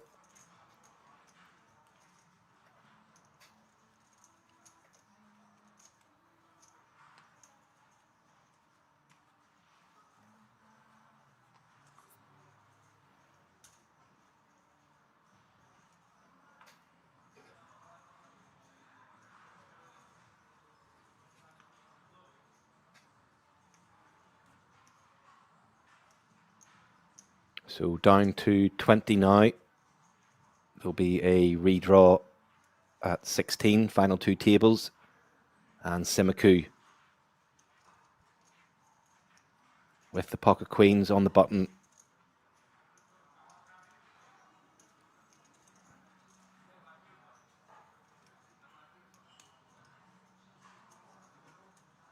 Blinds up to 61-20 now. 120 big blind ante. Makes it 300 to go. And Handel dumps the 9-6. And again, Simiku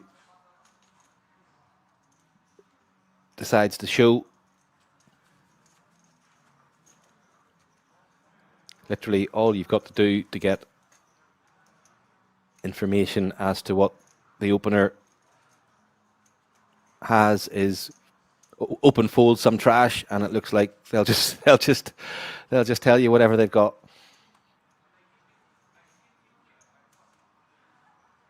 Tens for Campesano under the gun.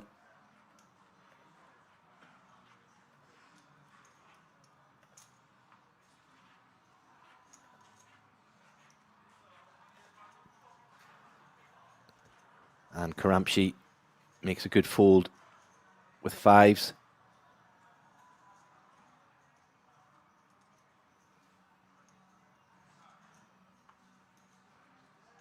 Handle with King Queen in the small blind.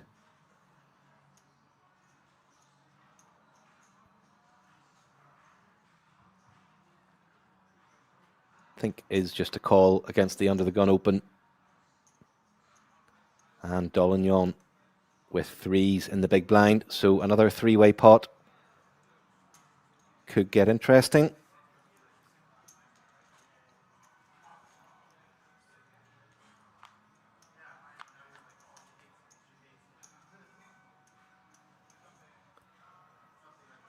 And Jack 7, Campesano well ahead.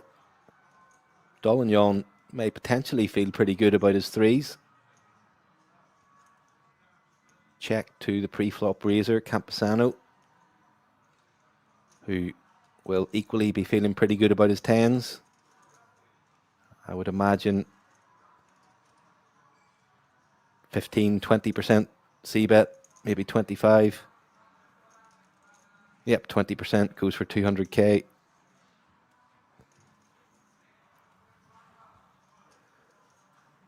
And type of price Handel might want to stick around 4 with 2 overcards, but decides to get out of the way with Dolignon to still act behind him.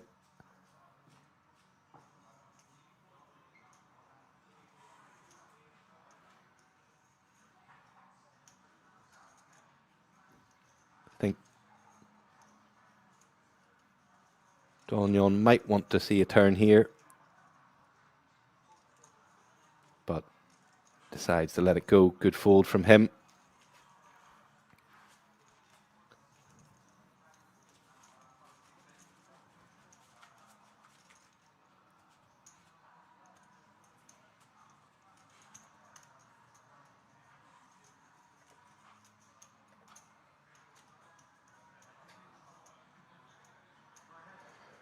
Hi, Emmanuel on YouTube. Thanks for joining us.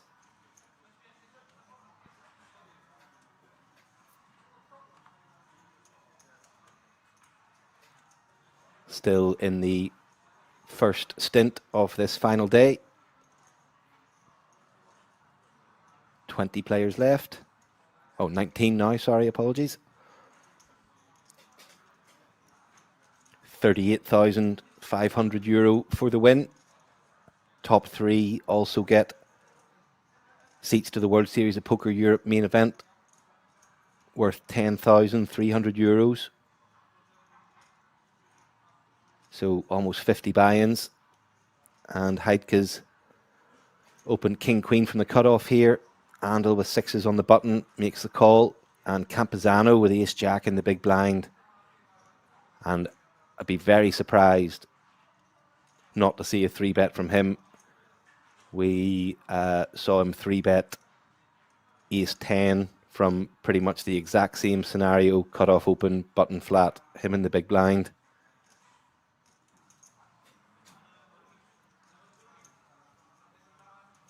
But decides to go with a more cautious approach here.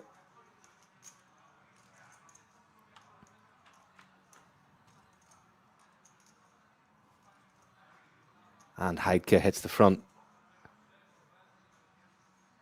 with the pair of queens, on Queen 5-4. Second pair for Andel,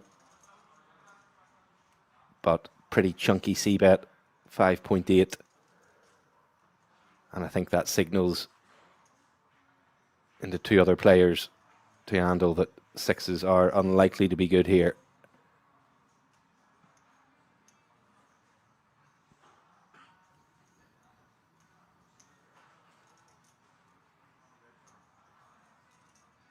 And he does fold.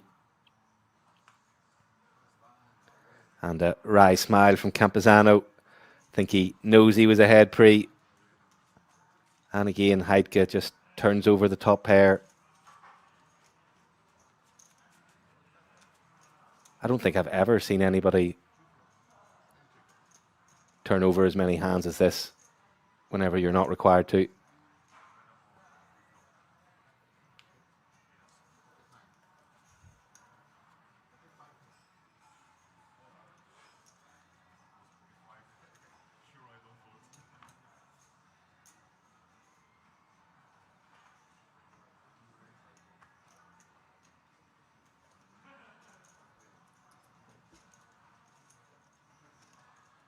And sevens for Heidke.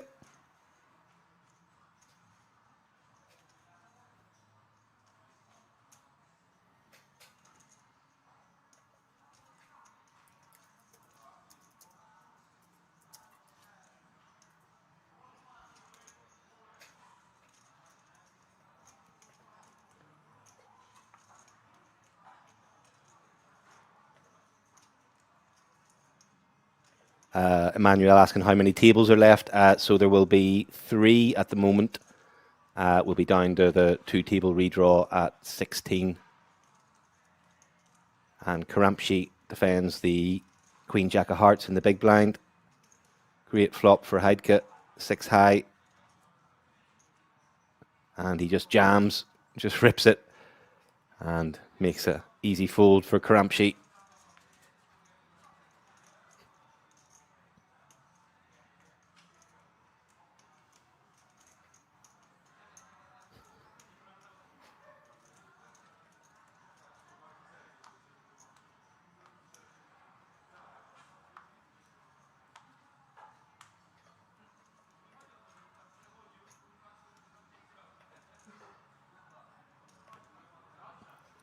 And ace-king for Heidke. And he did this earlier with ace-king in early position, just open ripped 38 big blinds. Didn't get any action then.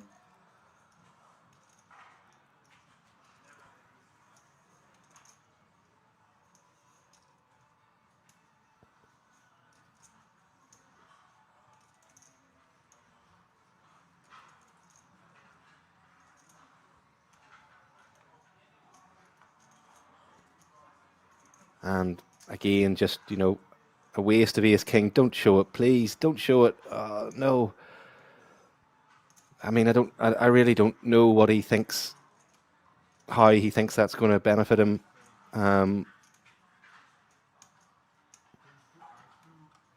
I mean, you just shouldn't have an open rip range under the gun from 29 big blinds. And, you know, that's going to tell people like Campesano,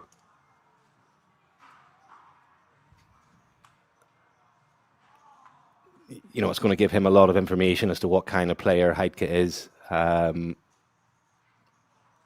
you know, how well studied he is, etc. You know, you're just relying on somebody to wake up with an absolute monster behind you. I mean,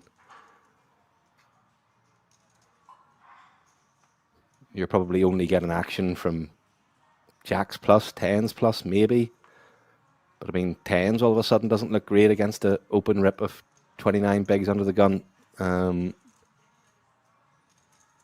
So you're just massively reducing the hands that are going to call you, and quite often you're only going to get called by aces, kings, queens, maybe the same hand, ace, king, stuff that you're crushed against. So just a very strange strategy from Heidke.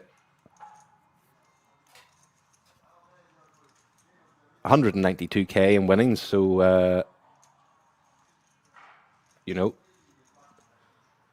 knows his way round a poker table.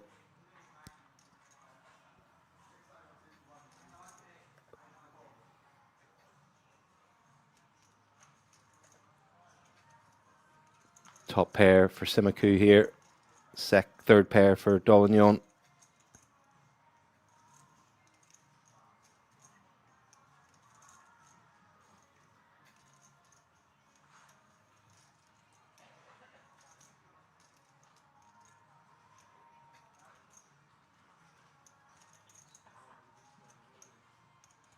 Did he limp 7-2 from the hijack, or did he raise? Sorry, I missed the pre-flop action.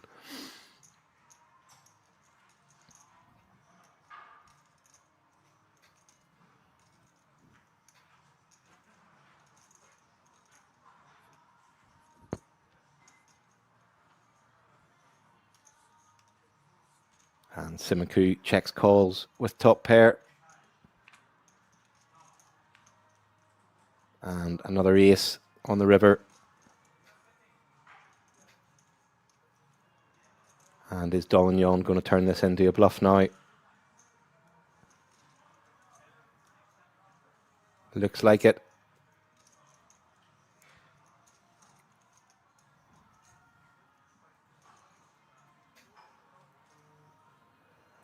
$525k, and Simaku makes the quick call.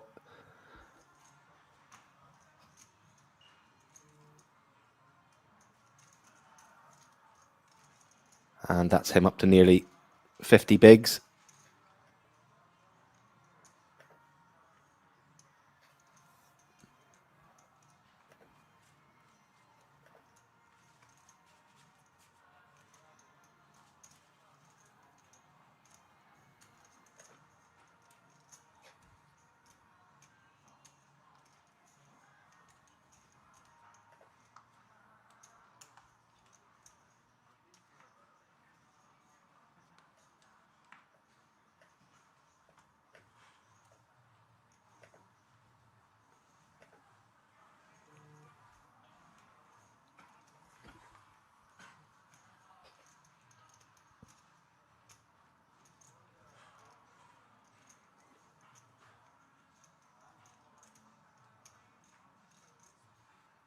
And Karamshi's going to open 10-9 off in the cutoff.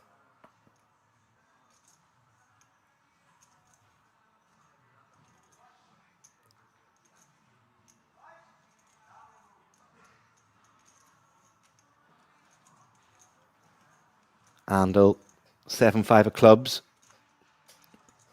Seems like a perfectly reasonable hand to defend, but gives it up. Karamshi does have quite a tight image, so perhaps that's the thinking there.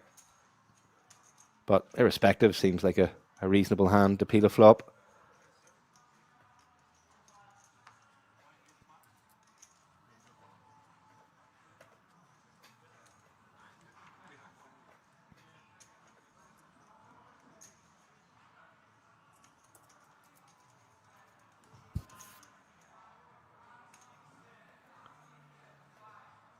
Emmanuel, apologies, I don't speak German, so if you could put any questions you've got in English, that would be great. Always happy to answer any questions from the chat, but yeah, English only in the chat, I'm afraid. HFO supporting Karamchi, good stuff, good to see.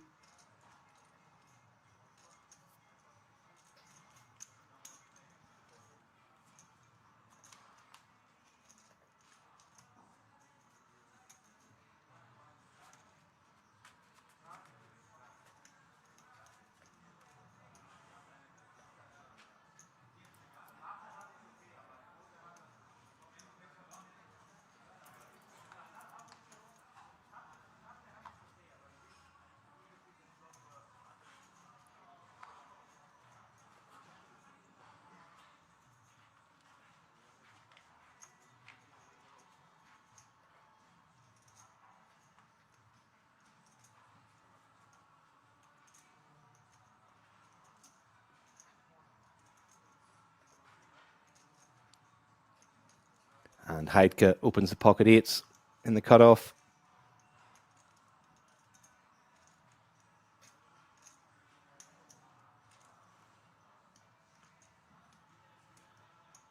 And Campesano ace 10 in the big blind. Will make the call. So heads up to the flop.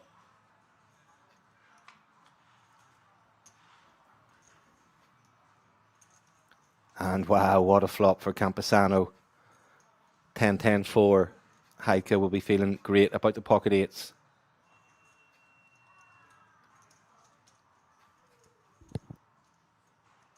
Continues with a min bet.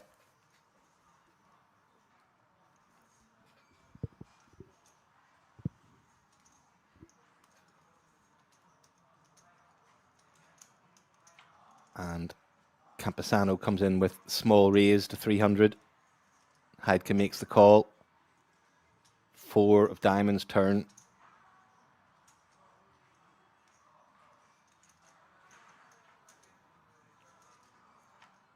Double paired board leads to Heidke checking it back. And 3 of hearts on the river. Maybe a small lead from Campesano. Try to get called by ace high. Stuff like 6s, 7s, 8s.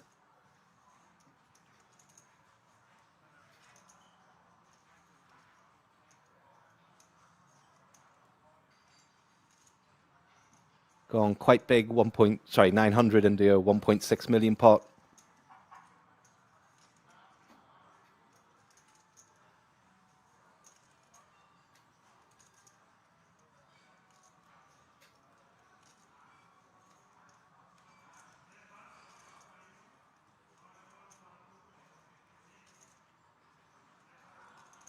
Heidke can be ahead of a lot of flush draws that check raise the flop.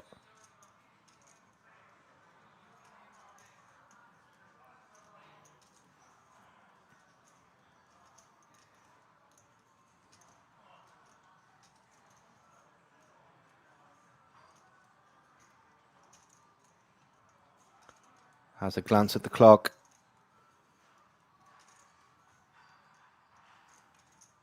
And makes the call. But we'll see the bad news. And that's Heidke down to 17 bigs. Campesano up to 51.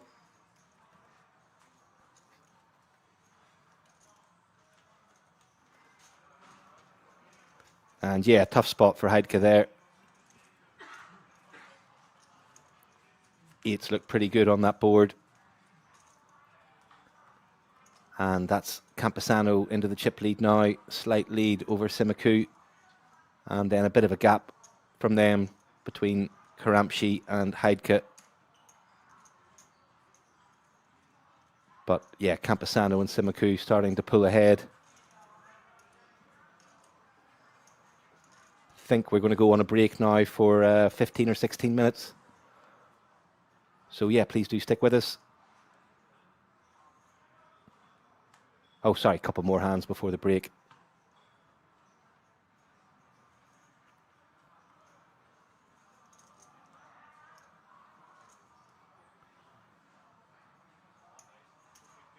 And king queen for Heidke.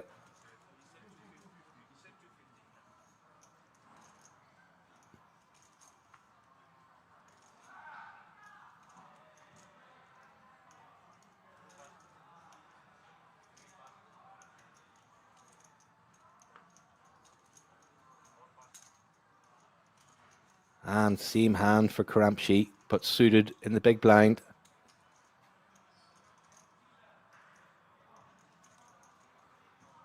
Would like to see a 3-bet here from Karamchi. Heidke could maybe be a wee bit steamed after winning that last hand. Sorry, losing that last hand. Decides to just flat call.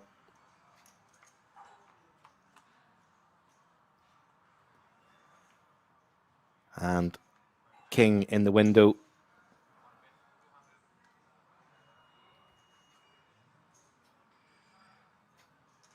Looking very likely to be a chop pot, but a spade on the turn would be interesting.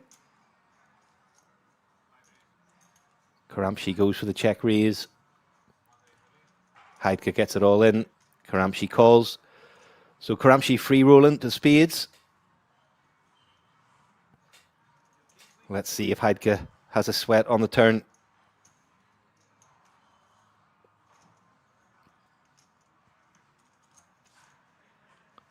No.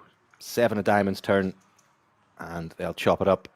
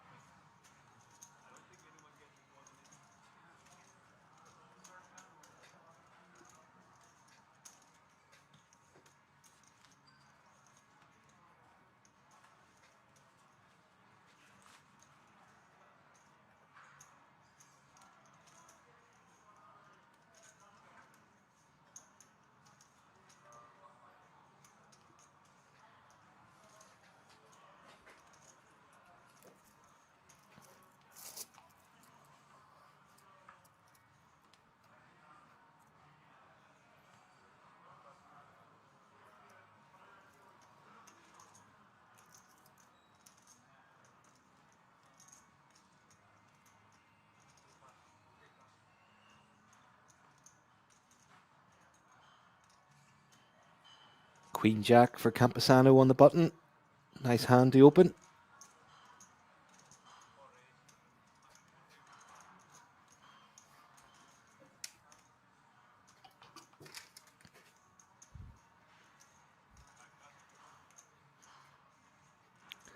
And Simaku. Ace King in the big blind.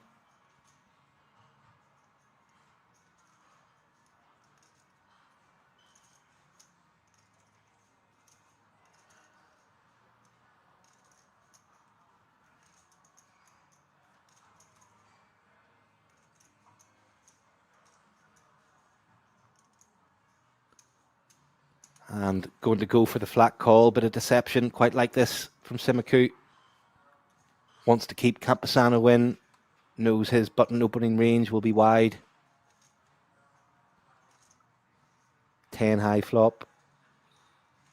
Simaku still good.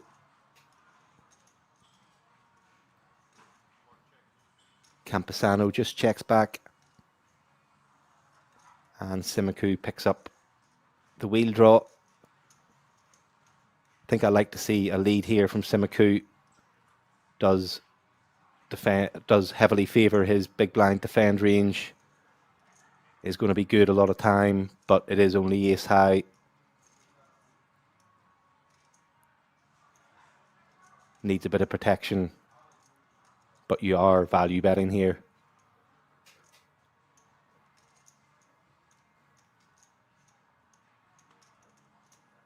And Campesano gets out of the way. So nice play from Simaku there.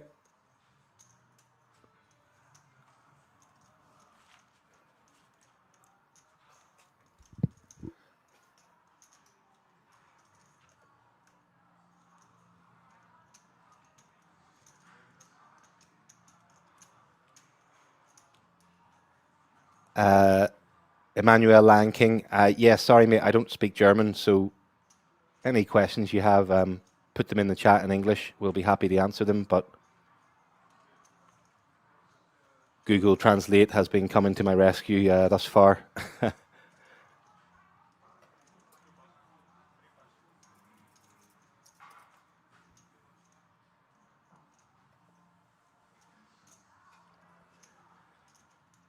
And pocket jacks for Campesano in the cutoff.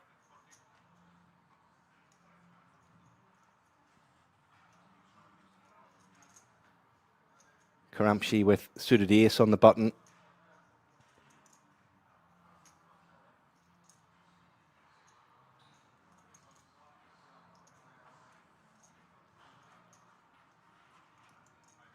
And goes for the 3-bet.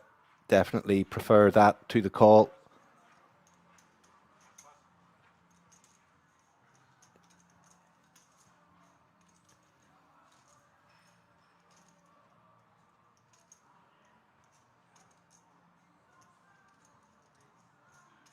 Small size again, 5.2 bigs. And awkward spot for jacks. Does cover Karamchi by almost double. Karamchi, pretty tight image, hasn't really shown any inclination to get out of line, or certainly 3-bet light so far. So Campesano will certainly be thinking this 3-bet represents strength.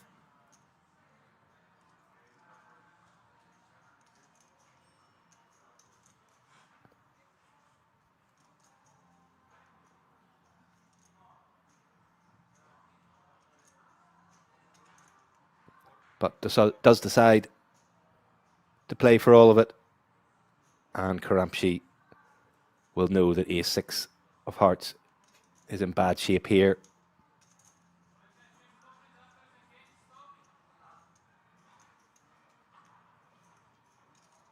I think that was the tournament director in the background saying the players will stop for the 2-table redraw after this hand, so must have been an exit on the other table. Karamchi does fold. Campesano taps the table. Not going to give him the info though, like a true pro. Oh, maybe asks him, does he want to see one? But that is us at the 2-table redraw. Campesano, good session from him, 56 big blinds. Simaku just behind on 50. Heidke bringing up the rear on 16 big blinds. We'll be taking a 15-16 minute break while the redraw is sorted. Do stick with us and come back for the other side as we really get down towards the nitty-gritty of the tournament. We'll catch you soon. Rizai, much of the same. I'm sure all of these guys are, but... And Rizai bringing some firepower, 4.6 million. Hockheim remains from the previous table, sitting with his 4.4. And certainly a playable hand here. So Hockheim is still present. 160 to skate, he says. Di Persio into the bin. Svach also.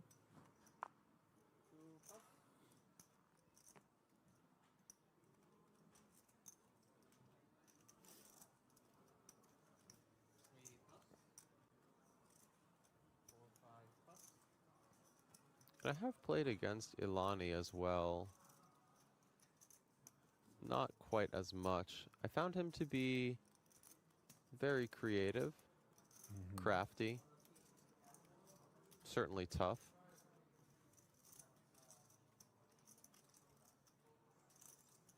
And this call with 7-5 off may well give us an opportunity to explore some of his strategic insights here.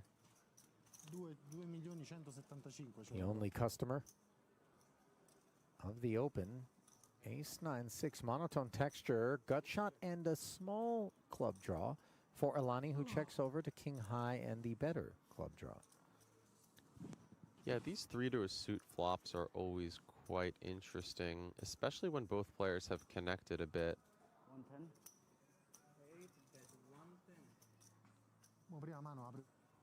So Ilani's decision here, I would imagine, is does he want to represent a flush, more or less, with a raise? Or does he just want to call and perhaps try to bluff on the river if the turn checks through? Both routes seem reasonable. He Yeah. faces the follow through of 100 into 450. This is sub-quarter pot. 290. And it has tempted him into taking the more aggressive path, check raising to 290,000. Yeah, and I don't mind this play, right? He's going to knock out a lot of better hands. It's probably impossible that his opponent has a worse hand than 7 high. I saw you were moving with the castle. It is a bit tricky, though. If called, do we want to continue with this particular draw? Made the deal heads up, right? And naturally, we do see the call from the king high with the jack of clubs. Hawkheim probably wise to the fact that Ilani may well have some of these hands in his range. Plus the trophy. And that 6 Yeah. is an interesting card. Good.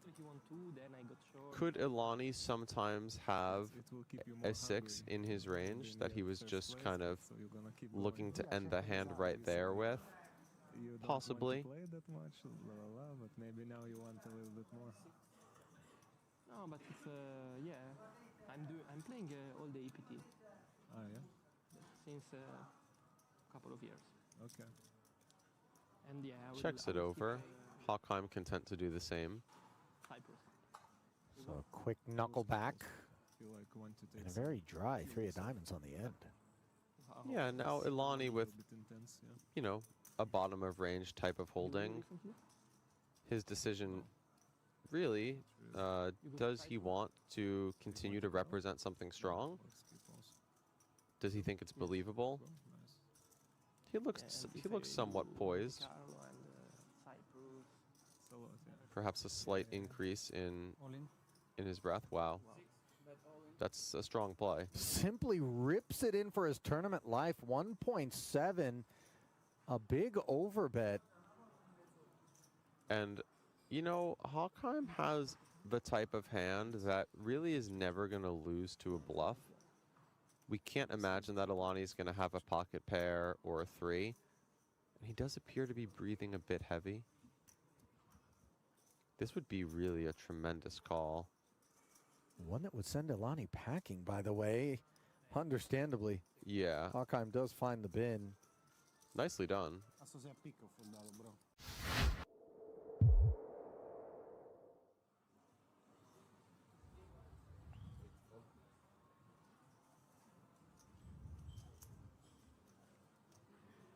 Seven three suited. Doesn't rate to peak. Oh, wait, hang on. When the glasses speak, you know, we just may be Yeah, we making our must defer. decisions based on that. No, stop it. Behave. Now a king on the button. Not lost on Tamasauskas is the value of this kit. Yeah, I think this is enough. As previously discussed, all that money up top. We do have to play to win a bit.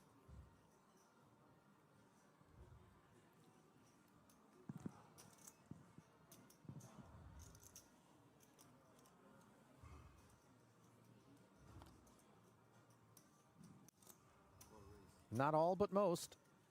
Deployed for a second time by Tamasauskas as he tries to keep his head above water.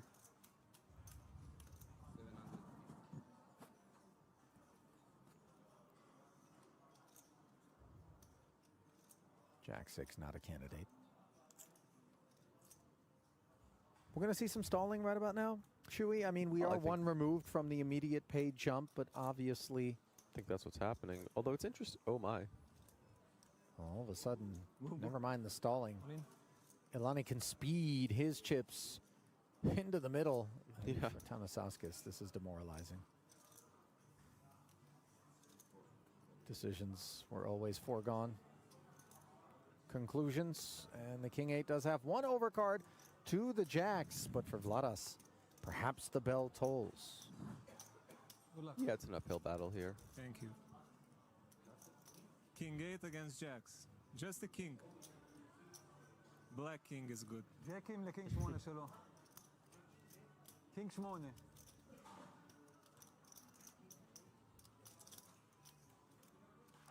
Updates being provided to the rail. 1.7 million in the middle. No king, though. Queen 10-5. He'll take a jack now, though. King is Yeah. still good. Instead, the board pairs and the light flickers. Can the Lithuanian find a cowboy to stay alive? Good game. Nope. GG. Good game, sir. GG's issued. Always a tough competitor. Red draft, yeah? Listen, Yeah, redraw. if I'm in the rest of the field, I see this man on his feet stepping out of the arena. I'm feeling a little bit better about my chances. Absolutely.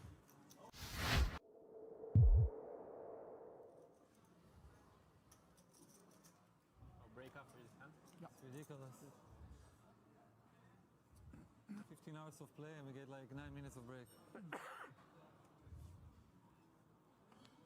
Yeah, but they made too many breaks. Sorry?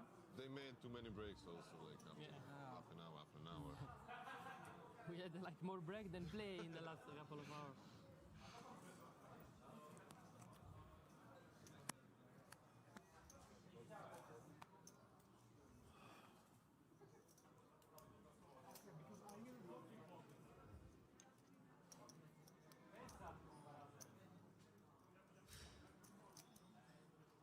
Ace queen for Gooms in the cutoff.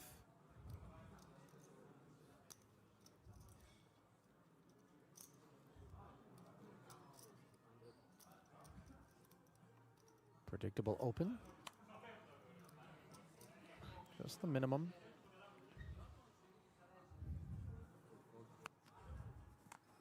Tomescu, after picking him up back-to-back, now needs to consider whether or not he wants to try to take the post-flop waters. Jack-9 suited is a good bit of hand. Yeah, or perhaps a triple threat.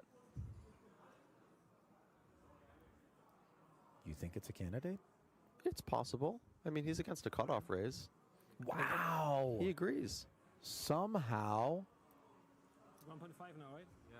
you sniffed out this jam, and a quick call from Gooms, who covers, and Tomescu, Good luck, Jody. you know, part of, for me, the argument against this move would have been the fact that I just worked my way into an all-in in the last two hands, and just the opposition's going to be like, really, guy? 3 in a row? Yeah. That's a tough parlay. Well, you You can know. always try to sell. I didn't have it those first 2 times, but I really got it now. Yeah, that's a tough sell at times, and the 8-8 deuce board is going to make things even tougher for Tomescu to stick around. I was also Interact somewhat with the 8 of spades. biased by Andrian having made that similar play. 6 of spades on the turn, and all of a sudden Tomescu's got himself flush draw. Added equity, indeed. Look at all those outs at the top of your screen, and then look at the 3 of hearts and say goodbye to the Romanian, who, just as we had observed so much patience, looking like it was finally being rewarded, he got a little ahead of himself. No criticism of the play, obviously. Cutoff opens Absolutely. out of Gooms could very well have contained things that would have laid down, but instead, we will fight on, absent Mr. Tomescu. Really didn't try to hide things there, did it? No cliffhangers, no waiting, just Straight away. nut straight versus set, quads on the turn. Good night, Mr. Di Persio, in 16th for the first of the 59,400 euro payouts. Meanwhile, back at the feature table, collisions continue potentially. Berggren, Queen 10 off. Getting piled on by Marcinkowski. And my goodness, this is unpleasant with King-Queen suited. All that blocker value, the raw power of this hand, how reduced are those elements by this action in front of us? Unfortunately, they are significantly reduced. Not just the opener behind us, but the fact that the button can pretty easily have an ace. As we see, they have a pair, putting them slightly out in front of us.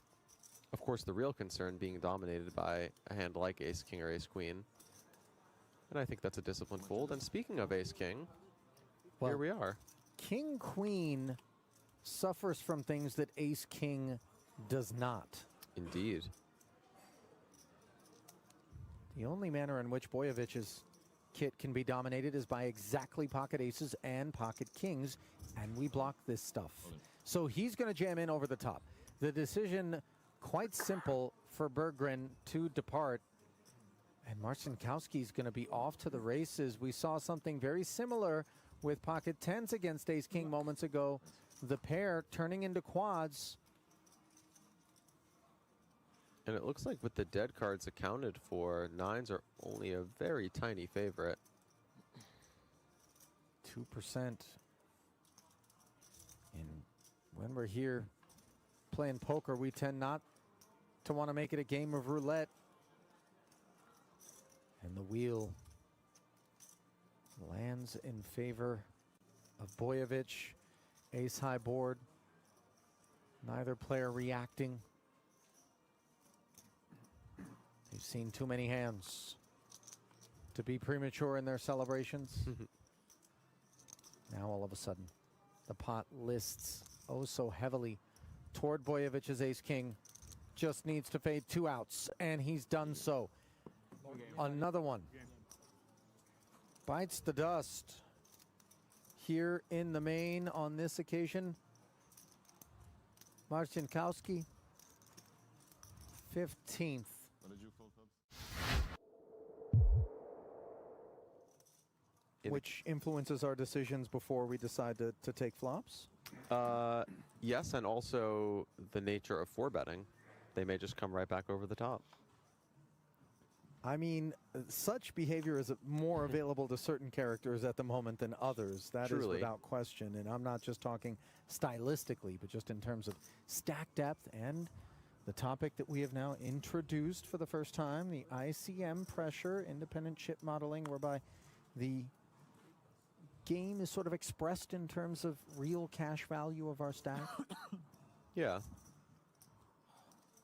I think the most helpful way to think about that is different players are going to have Yes. different preferences in terms of how much risk they want to take against various other players.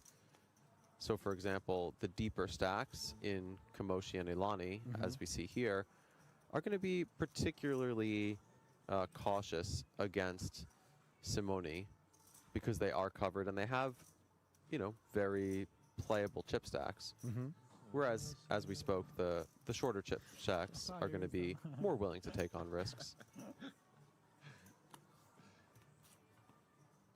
So here we are with Kamoshi's King 9 suited, picking up Ilani's Jack 7 of diamonds, and I don't need to explain who's done better on this board.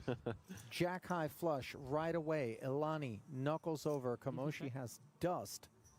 Check. Snap checks back. Now 4th diamond on the board.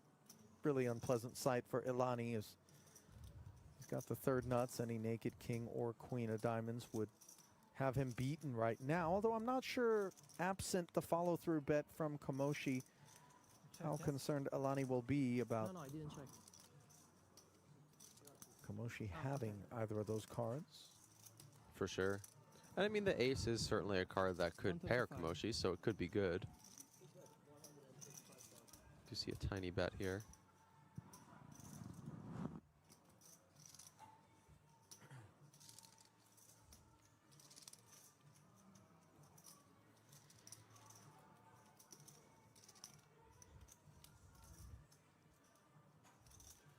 Interesting situation for Ilani because he should expect his hand to almost always be good. He does just call. But this does look like the type of bet where Kamoshi could be betting with an ace to just take showdown. It's plausible, given the small size. Does Ilani want to lead? No. He just checks it over. At this point, Kamoshi knows he can't win at Showdown. So the decision really just becomes, do we want to try to get our opponent to fold an ace? Maybe a small diamond? 600. Well, there's your answer. 600. No, sorry. I said 6. Yeah. Sorry. By the way, a really great opportunity to illustrate the importance of declaring verbally your intention when depositing chips in the pot. That would have been a misclick Yeah. to what I believe was 1.5. Oh, was it that big? Three Wow. purples, I think, is what he had thrown in there. Maybe not. It could have been 1.1. I don't know. That would be but costly. yeah, very much so.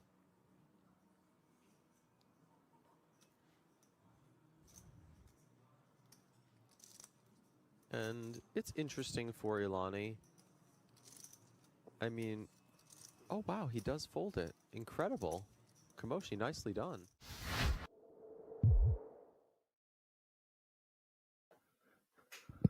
Welcome back to our coverage of the final day of the German Clubs Championship of Poker.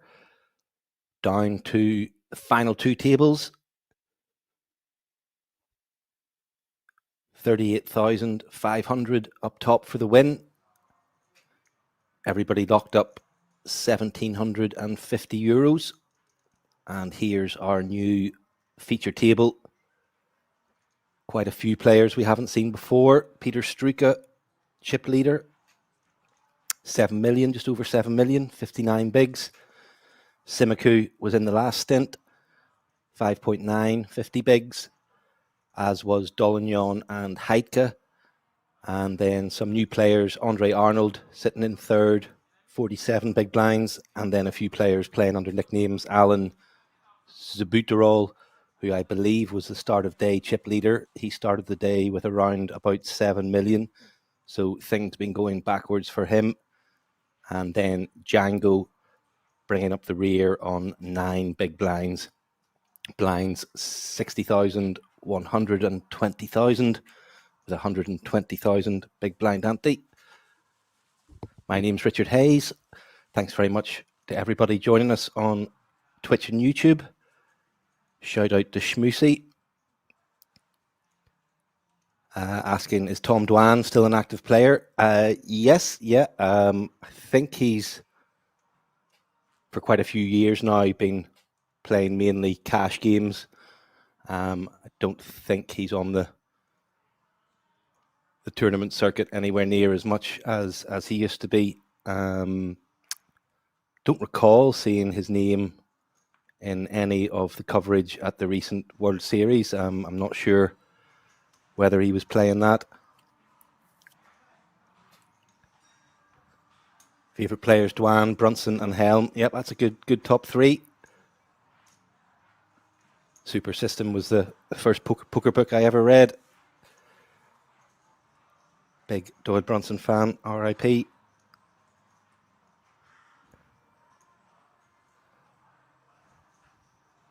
And Phil Ivey, yeah, no, Phil Ivey's a lot more active on the tournament scene these days. Plays all the Triton events. I've seen him at quite a few EPTs recently, and was playing a big schedule at the WSOP as well.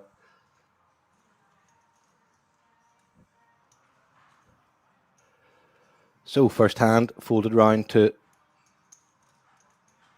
Zuberatol.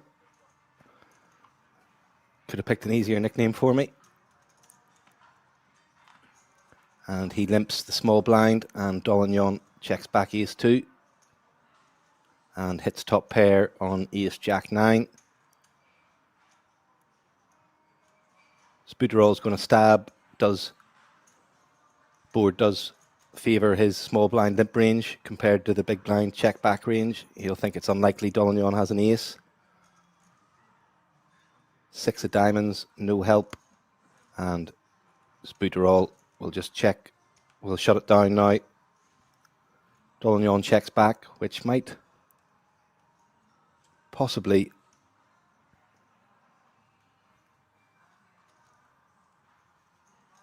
persuade his opponent to fire the river, but just check through, and Dolignon, you would have thought, could have sought some thin value on the river there, but decides to check it back. And yeah, somebody at the table asking if he checked in the dark, thinking perhaps thinking the same thing. Should have fired out a bet on the river there, but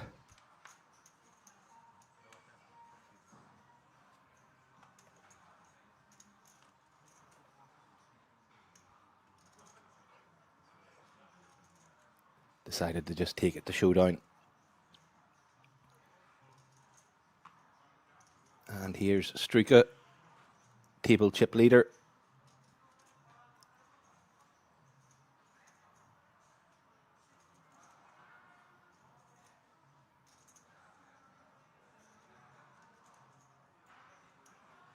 And he's going to open King 9 off from middle position.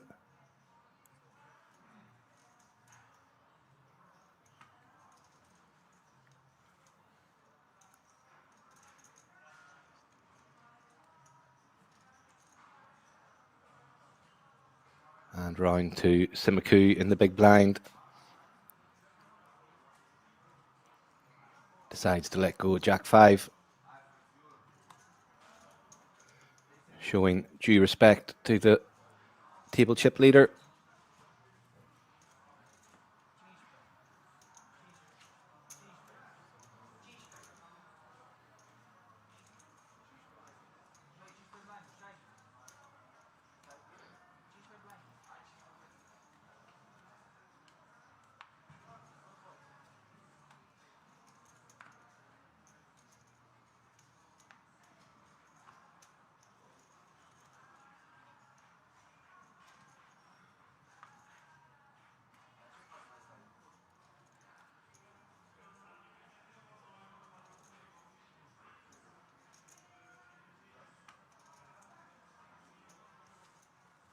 And folded round to the blinds.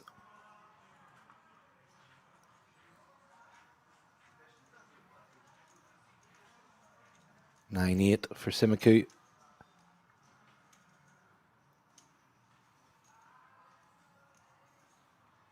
Goes for the complete.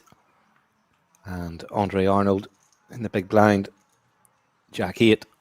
First time we'll see him in action today.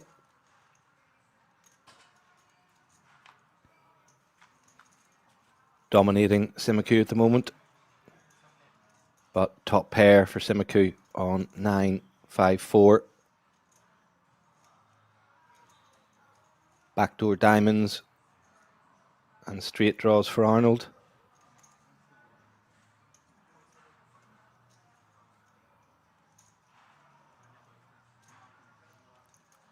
A 1.5 big blind bet from Simaku, and that'll get the job done.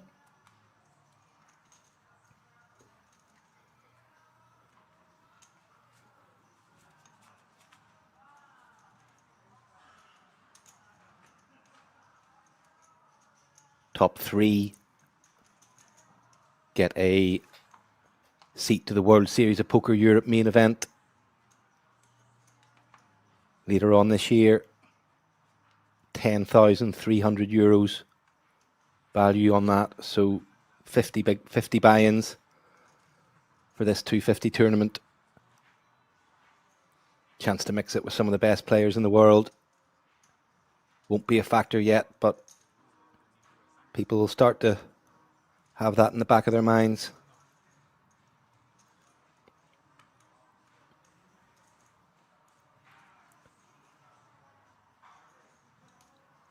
And Heidke opens King Queen.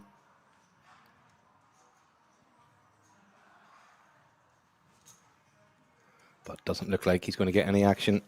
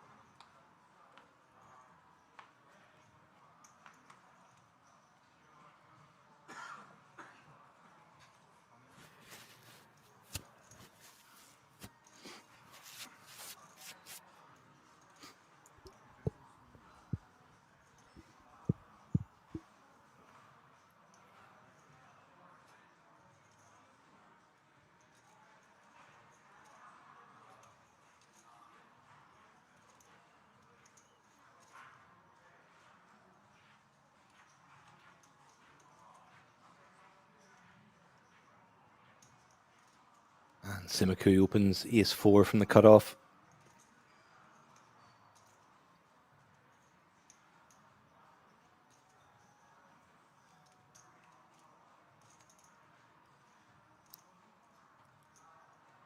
And looks like Arnold's considering a 3-bet there from the button with king 8, but decides not this time. And Django, ace 9 in the small blind. He'll get his 6 bigs in. And Struka's woken up with the best hand in the big blind. Ace 10. Django all in for 6.5 bigs.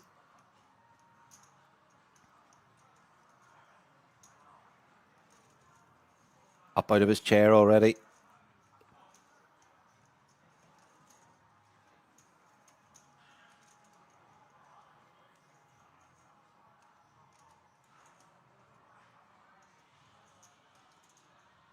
I think I do like a 3-bet here from Struka. Try to isolate Django. Simaku's cut-off opening range should be reasonably wide. Maybe make it 15 big, something like that.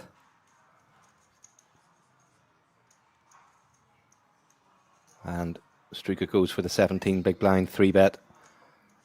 That forces out his opponent, and he's heads up with Django. Has him pipped, dominated. 3-1 favourite.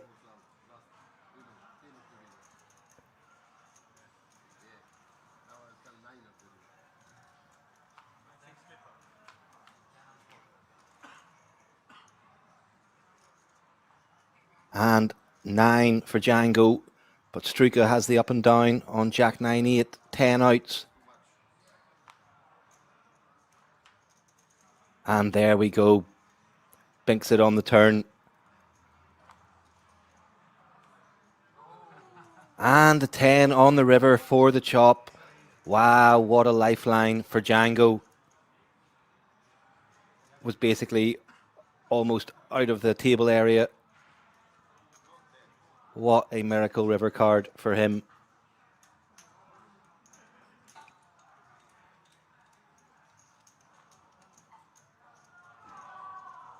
Probably the best chop he's ever had.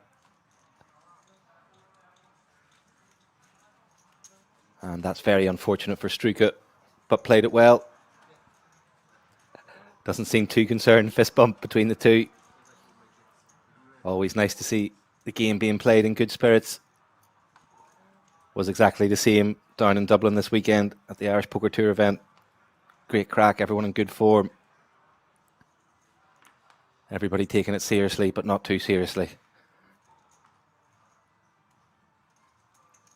And pocket 9s for Alan under the gun. Be the first time we'll see him in action.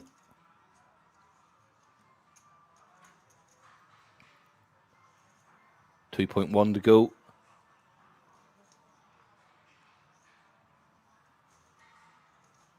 Dollignon quickly gets rid of ace-8 of hearts.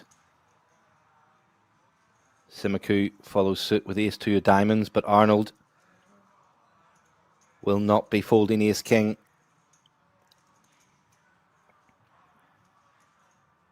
As we know, 2 aces already gone.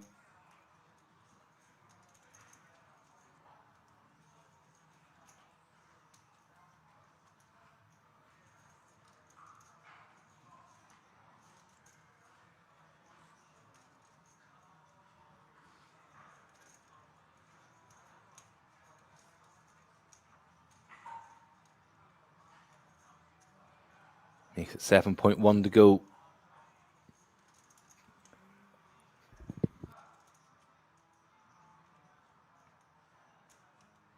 And with Alan's stack size, this is all in or fold.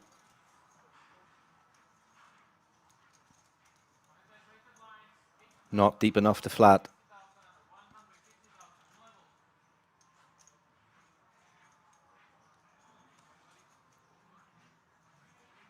And he does go for the 4-bet jam. And here we go. Snap call from Arnold.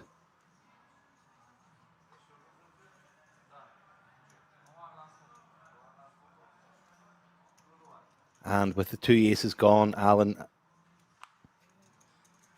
decent favourite. Jack high flop, all clear for Alan.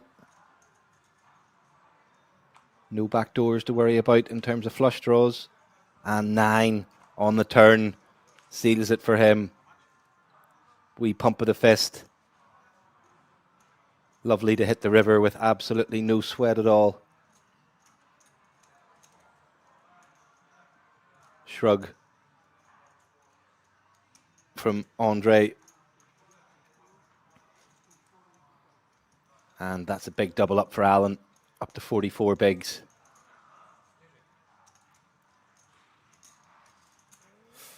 Blows out his cheeks. What can you do? Hand played itself.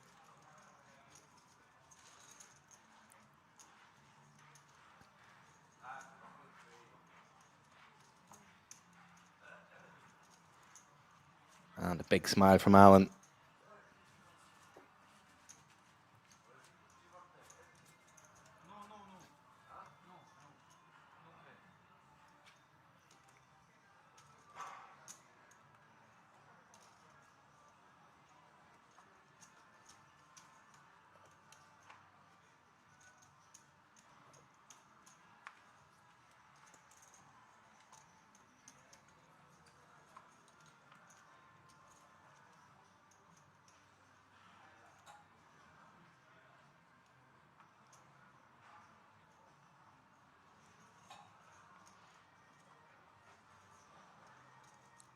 You see it for Andre in the hijack.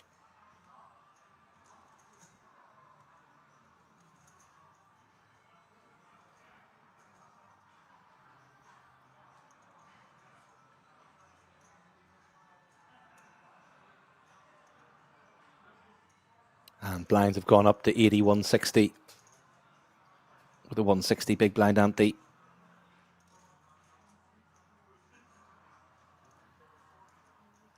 So Andre makes it 3-2-5 to go. And he'll get that one through.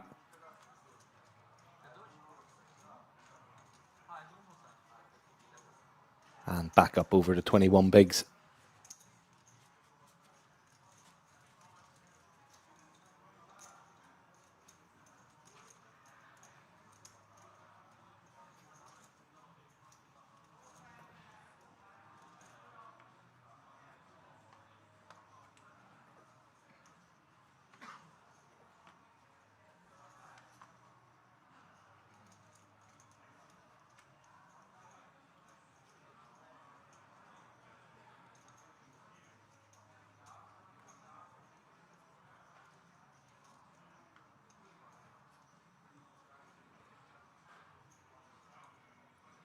And King 10 for Arnold.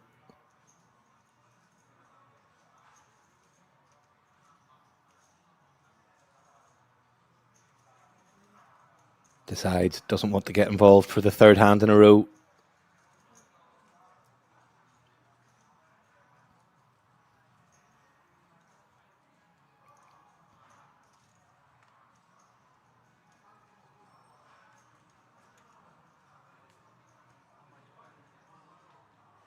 And 7-2 for Alan in the small blind. And I think it's fair enough to give up a walk for that. In bad shape against Sabutarol's 9-3.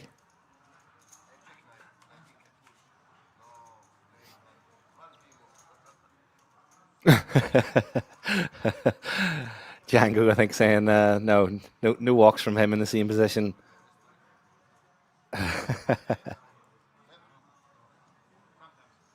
Apologies for the slightly industrial language there.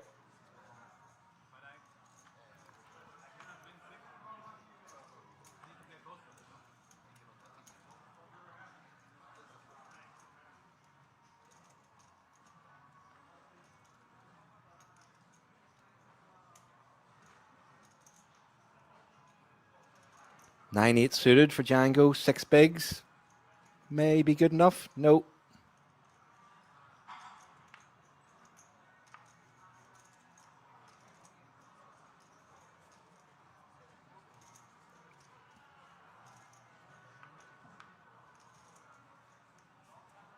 And round to the blinds again. Some more trash for Zubaratol.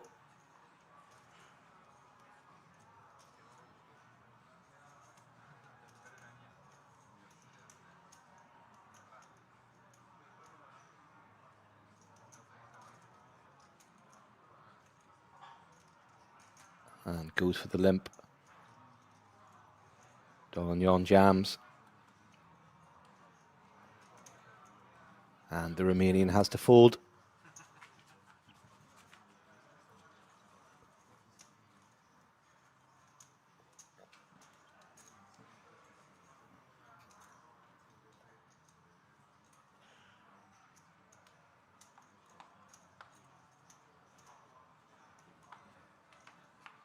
Hi, Jano, in the Twitch chat. Thanks for joining us.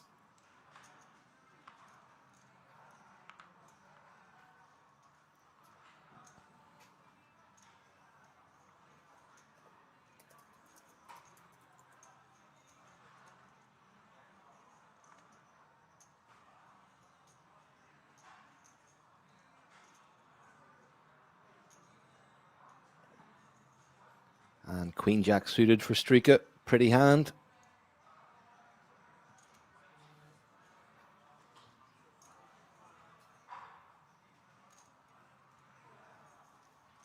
Goes for the min open.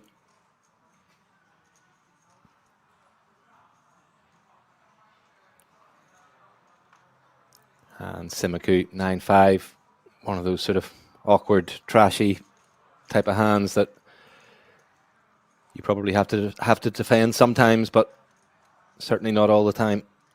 And against the chip leader.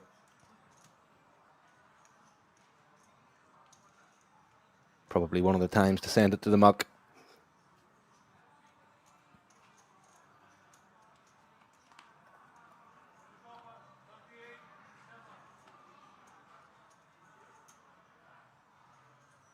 And Django pocket fives under the gun, and he'll ship it into the middle.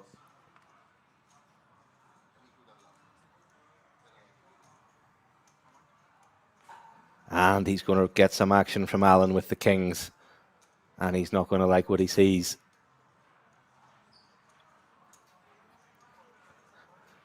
I quite like just a flat call from Alan here. Maybe try to induce some action behind. Does go for the flat.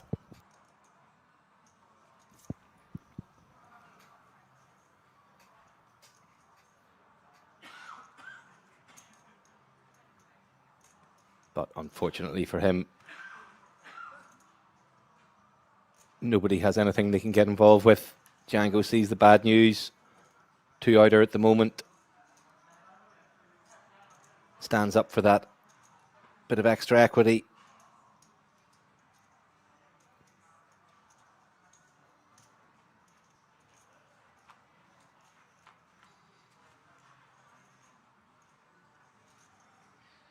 No, 5 on the flop.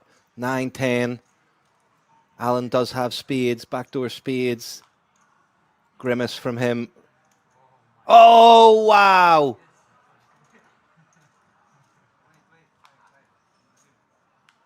King on the turn. Reverse domination. Absolutely brutal exit for Django. Wow. What a hand.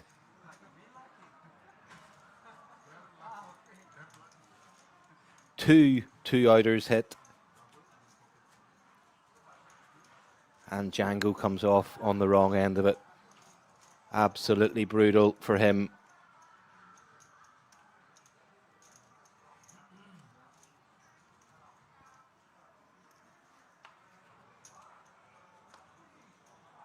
So we've lost a player on the other table as well. So I think that's us down to 14. Yep.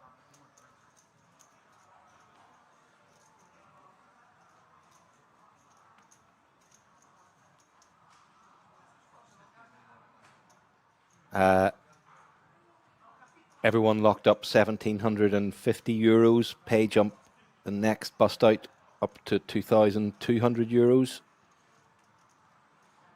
And Ace King for Simiku on the button. Some big hands starting to fly about now.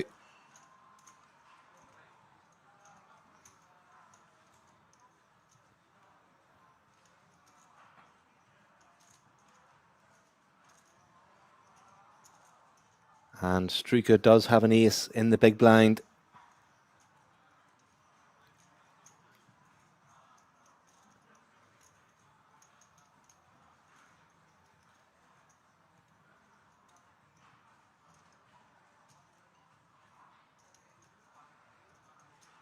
All options open here.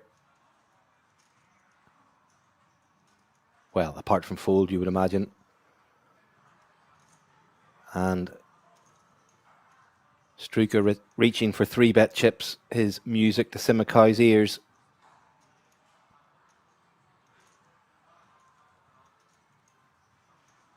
Makes it a milli to go.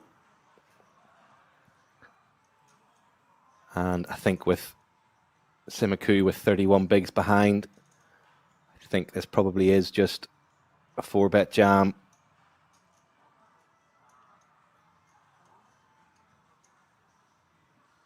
And he does move all in.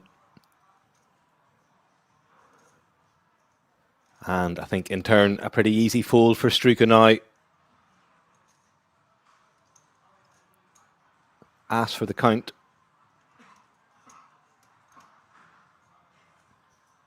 But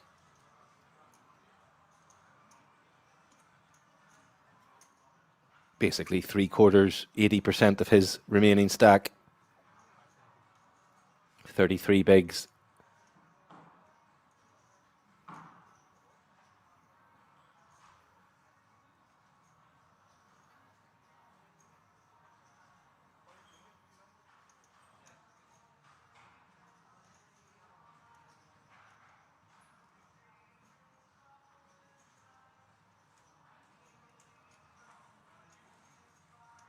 Is Struker going to level himself into thinking button against big blind?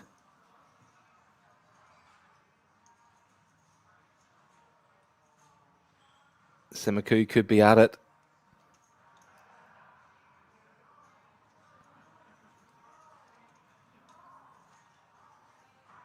Looks extremely suspicious.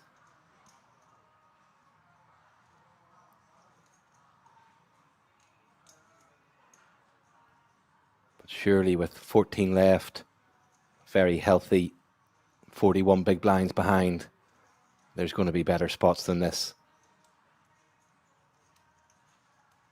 Simacou not really done anything to make you believe that he's going to be doing something massively out of line at a, particularly high frequency.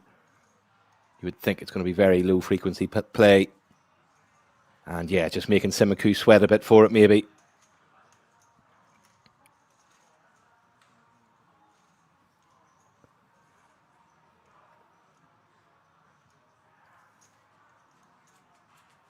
Cherry Ann, where's this game taking place? This is in King's Casino in Rozvadov in Czechia. It's a €250 buy-in tournament. 300k guaranteed. 38,500 up top for the win.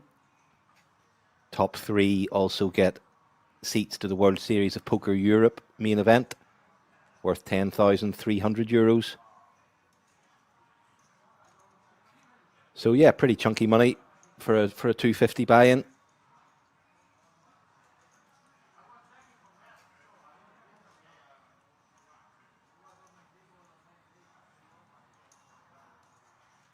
And Ace Jack for Arnold on the button.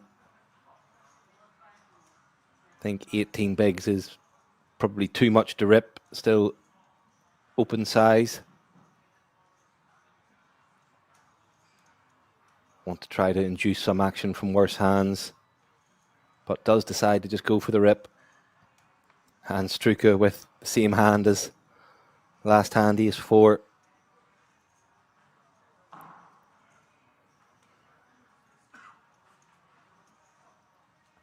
But Heidke does have a hand in the big blind, 9.6 bigs.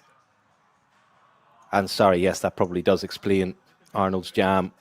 with Heidke sub 10 bigs in the big blind.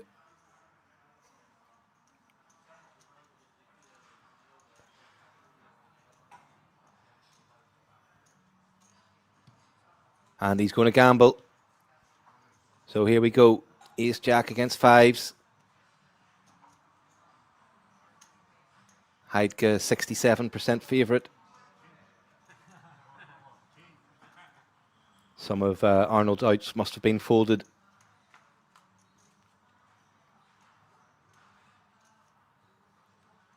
And king high flop, all clear for Heidke. Arnold calling for a queen to make it interesting. And there he goes, queen of hearts. Some kind of savant. Grimace from Heidke. But the 8 of hearts is clear. And Heidke gets the double up to 23 bigs. Sigh from Arnold. Things haven't gone his way. Lost that flip with ace king. Lost another flip with ace jack.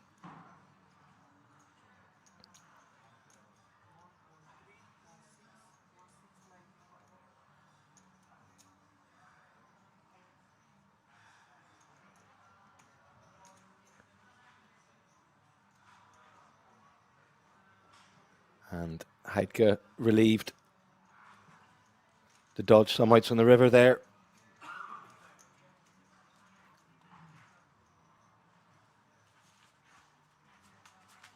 Cherry-Ann, who's the best poker face at the table? Oh, that's a tough one. I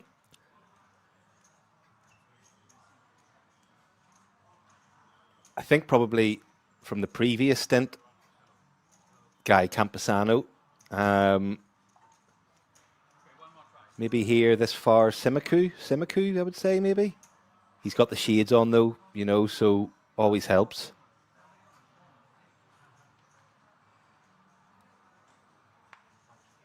Some players have been very generous in terms of showing cards and stuff like that when they haven't needed to.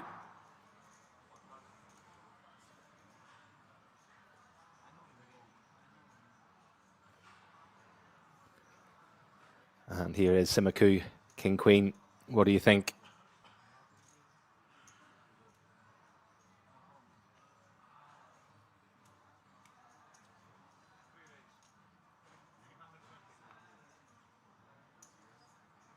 Min open.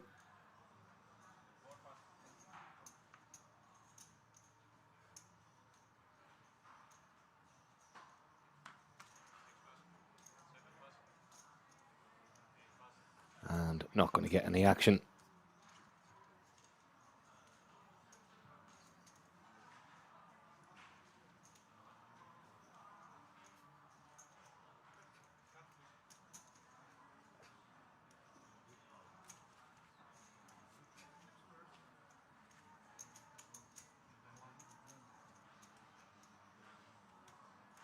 Yeah, Cherry-Ann in agreement with Simiku. Yeah, I mean, the shades always help.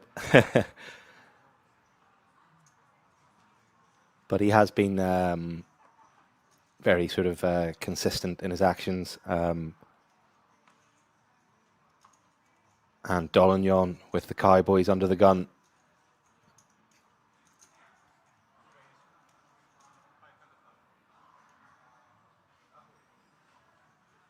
And has went for a big size, 3.1. I would really prefer to see a min open, 2.1.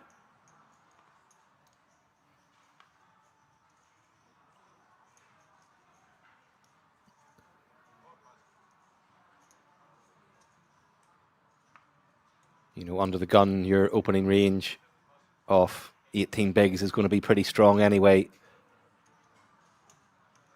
And everyone at the table is going to know it's pretty strong. And why would you signal that it's, you know, maybe perhaps the top of that? And he shows the kings. And, you know, that's just information that you should just never be giving away. You know, it's just giving people at the table too much of an indicator of your strategy, your style.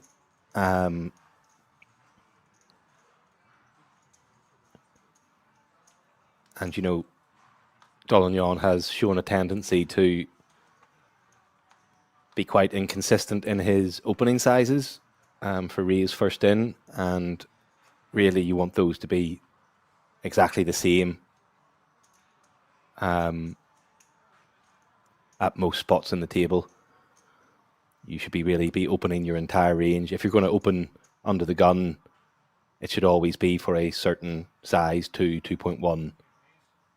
It shouldn't be 2.1 for 7-6 suited and 3.1 for kings, you know. But for him to then freely give that information away might come back to haunt him down the line. We'll see. Simaku, for example, his open size is 2.1. And he's gone with that size for King Jack suited under the gun. Dolignan will defend the ace-3 in the big blind.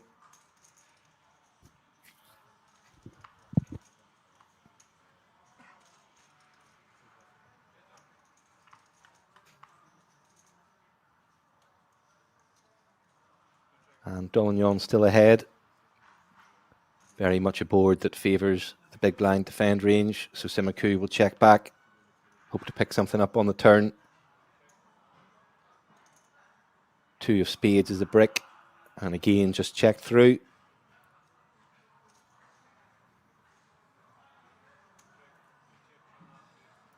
And Dolignan will take that with ace high.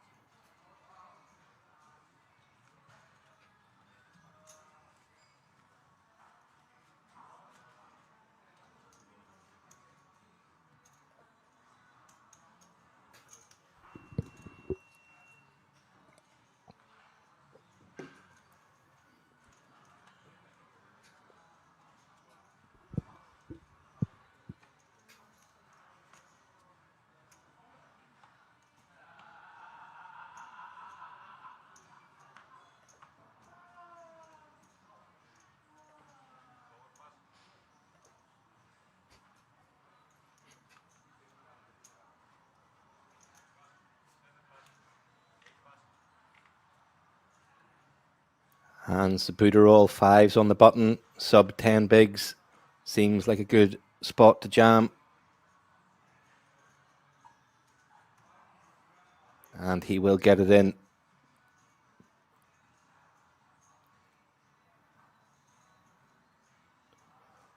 Dolignan won't be interested. Does Simaku have anything? King 8. For 10, just a bit too much. Probably calls for 5 or 6 maybe, but 10 just a wee bit too much. And Spiritol will be happy to get that through with the low pair.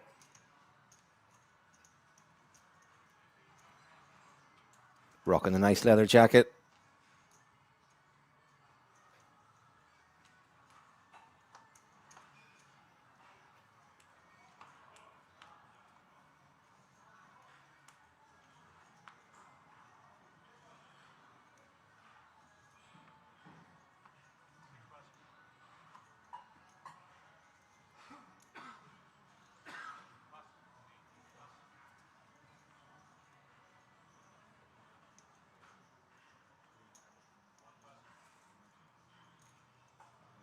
King 10 for Dolignan on the button.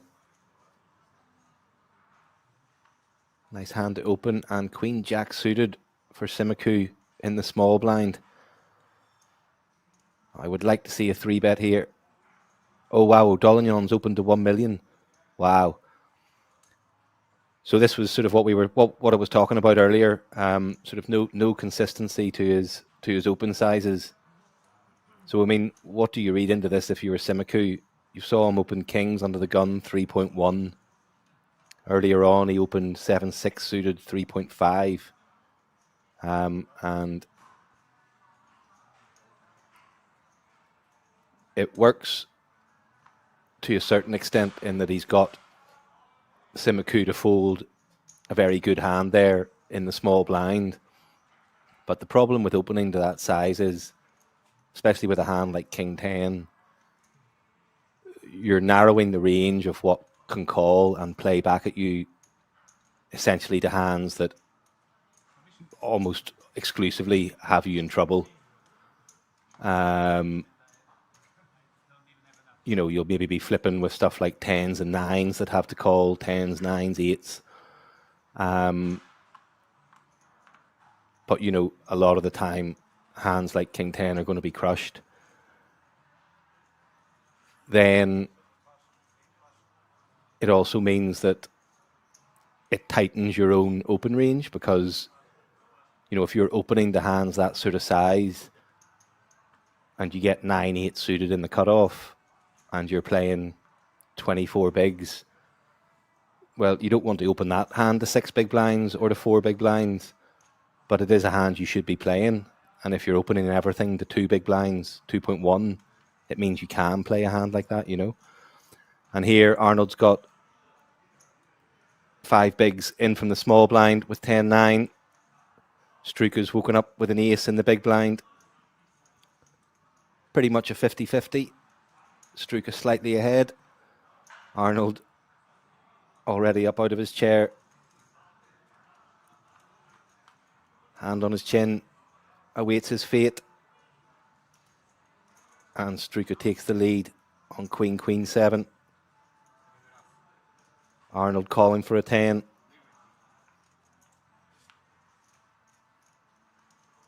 Six of hearts gives him a gut shot. Few more outs. But it's the King of Spades on the river. He taps the table. Nice run from him. 14th place. Shakes hand with Dolignon.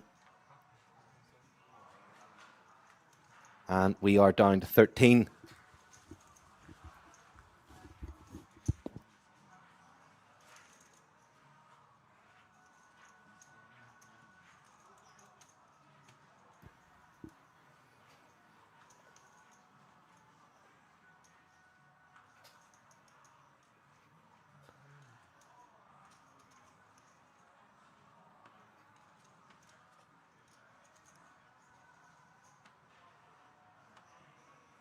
The white chips, I think, are 100k. The pink are 500.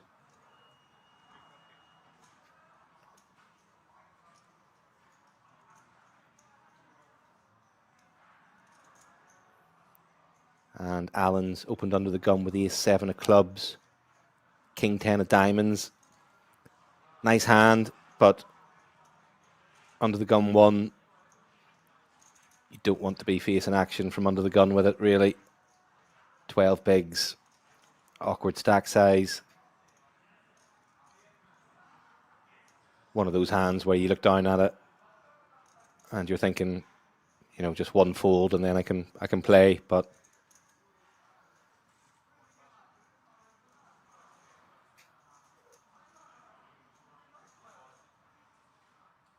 Dolignon makes the flat with King Jack of hearts in the hijack.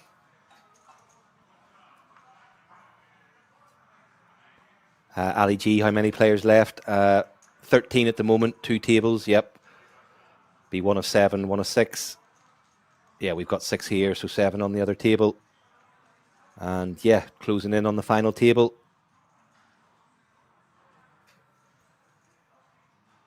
And interesting flop. Gut shot for Dolignon, 2 overcards. Lower end, gut shot for Allen, backdoor clubs. And he continues with the C-bet.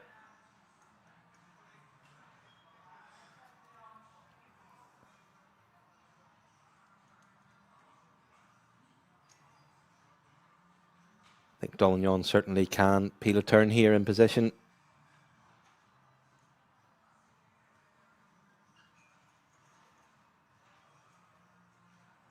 Would like to be deeper and decides to let it go.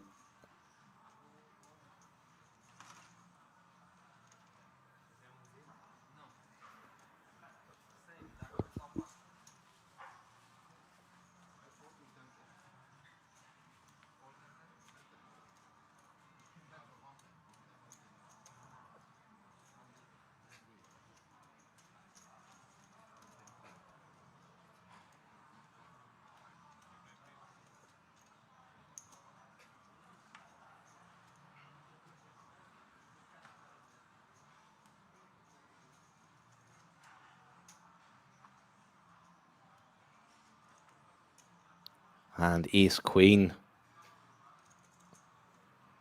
for Zuberotel. Sorry, I can't work out how to say that name at all, that nickname at all. It's an absolute commentator's nightmare. We'll call him Zubera. 12 bigs. Think, yeah, you can just rip it. Can get called by worse off that stack size. Even as a under the gun shove.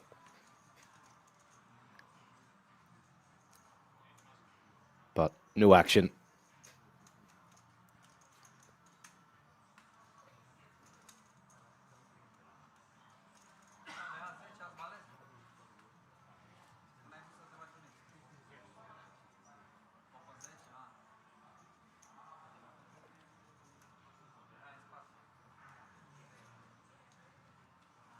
Thanks for the like and subscribe, Cherry Ann. Much appreciated. Thank you.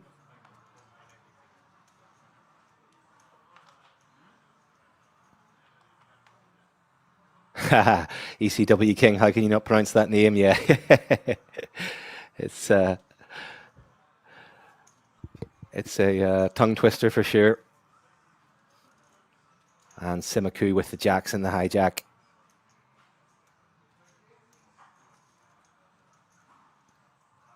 Very sort of solid table presence so far. Seems calm, considered.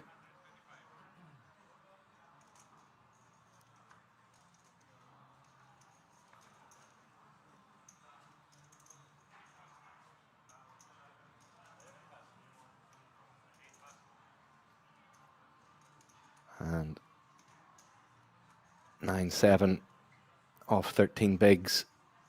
One of those awkward middling hands. Not really going to be good enough. And Simaku takes that unopposed.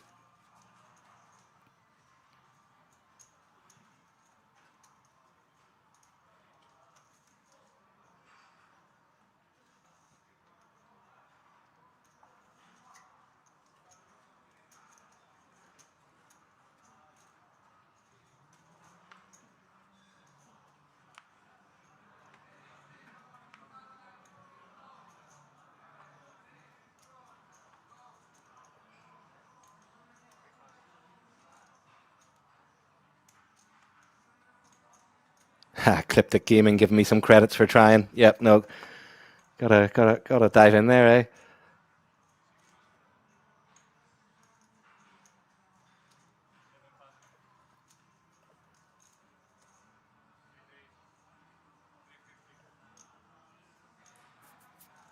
Jubu from ECW King. Yeah, maybe that's the best one. Maybe we'll go for that. Jubu. So here we go. Here's our boy. Ace 10 of clubs from Alan on the button. Queen 10 of hearts for Zubu.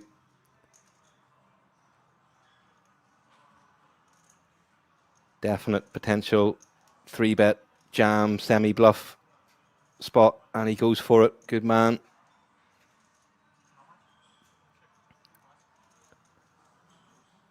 I think this probably is a call for Alan in GTO world. Going to get shoved on by lots of worse aces off Zubu's stack. Lots of suited King X, lots of suited Queen X. Pocket pairs that you're flipping with. I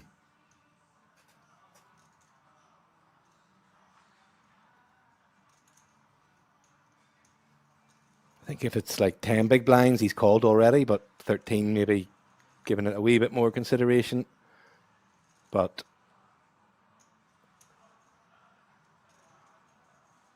I think this is a call.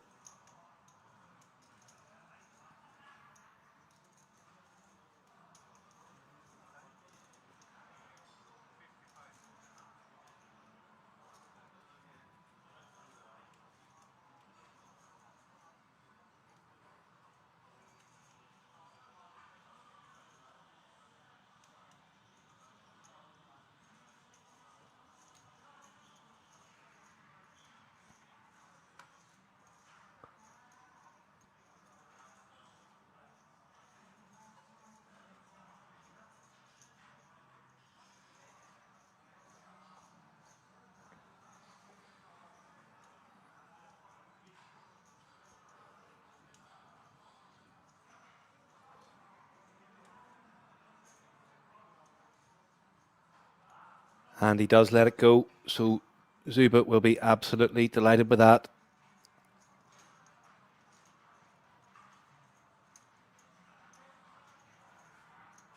I think that's on the tight side, that fold from Alan.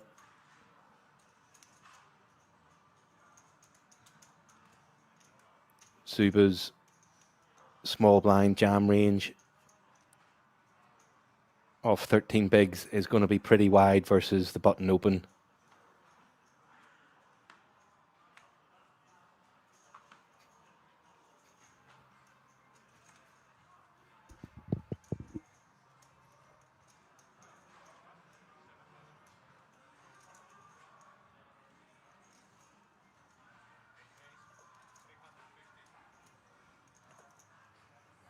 And another hand for him as Ace Jack.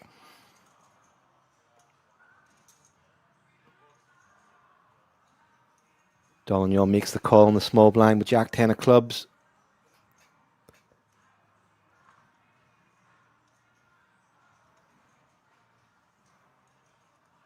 Simaku gets out of the way in the big blind. So Dolignan dominated at the moment. And it's a jack high flop, and this could get very messy for Dolignan.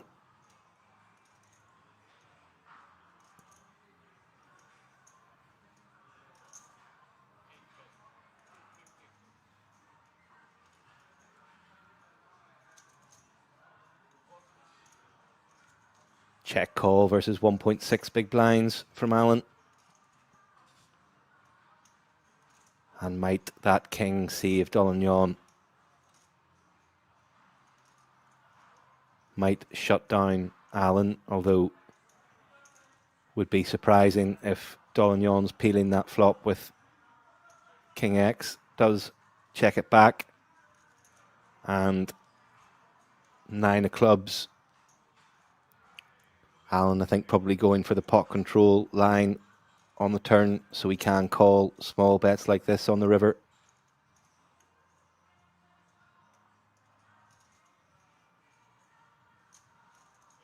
And well played from him. So Dolignan down to 15 bigs. Alan up to 44. And yeah, nice check back from Alan on the turn. Went for the pot control line for exactly that reason. So if Dolignan does come out with a bet on the river, it's likely to be a size he can call and not be too concerned about.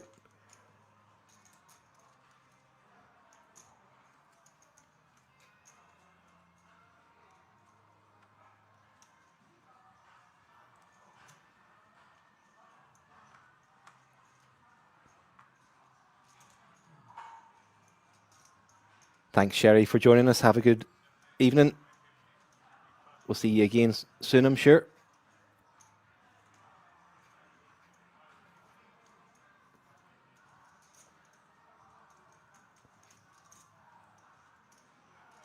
And Heidke, pocket sixes under the gun. Zubu, ace queen in the cutoff. 17 bigs. Don't like it being against under the gun, but is an automatic jam, really. And he does get it in.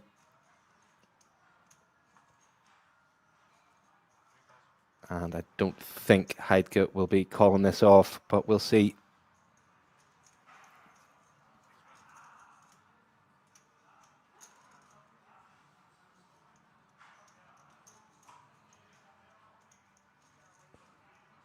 Three-bet jam versus under the gun obviously looks very strong.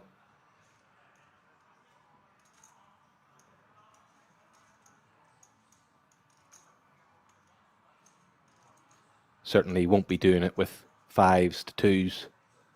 So at best you're flipping.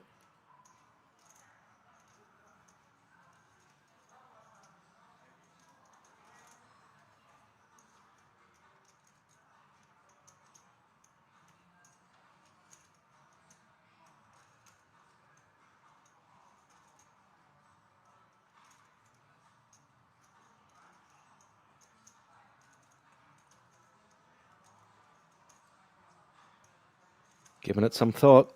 Does he want to gamble?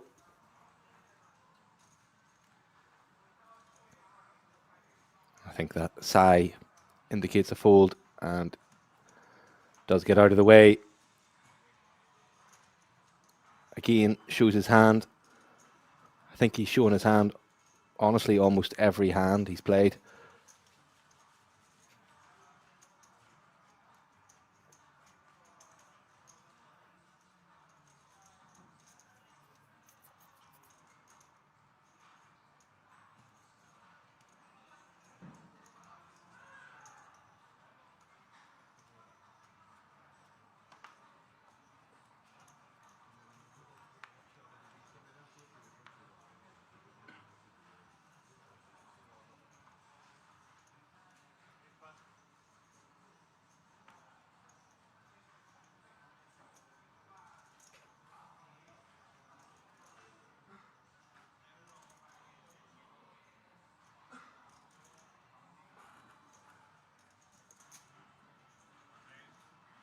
ECW King, he's just doubled up by shoving 3 times. Yep.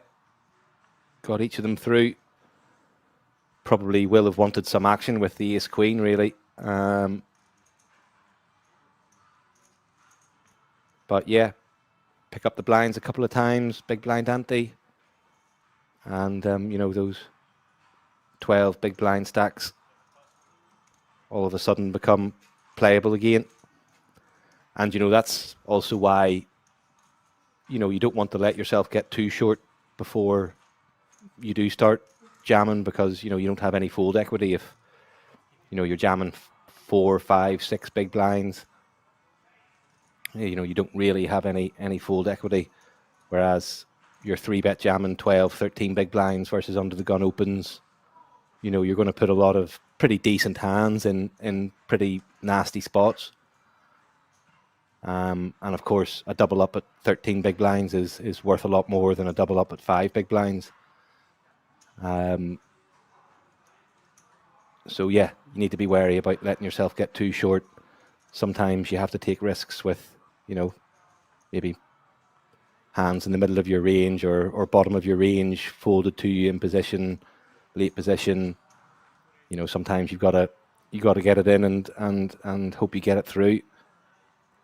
And Dolignon, again, a strange opening size from him, 3.8 big blinds with 7s in the hijack off 15 bigs.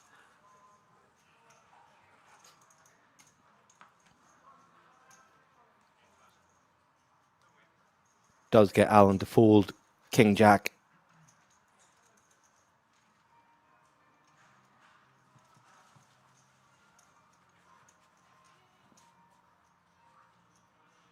And is that us down to 11 players now, I think?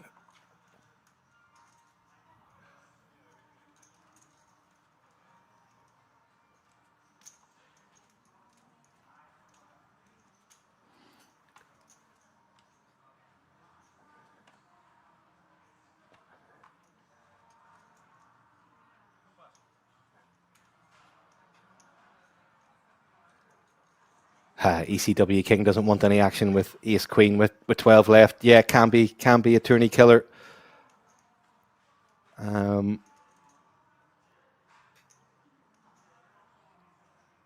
But, you know, if you're playing for the win, if you're trying to play for those World Series of Poker Europe main events seats for the top 3,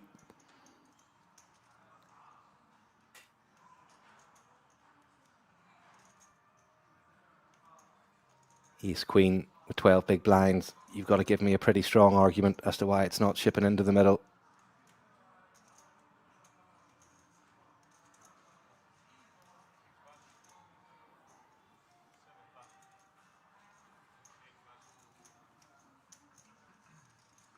And Simaku with 7s here in the hijack. And 8-6 of diamonds. Decent hand to defend.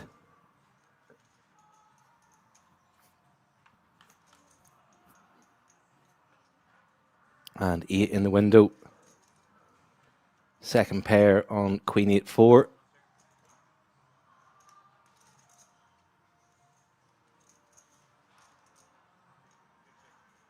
Check back by Simiku. Zuba got to be feeling pretty good about his 8 at the moment.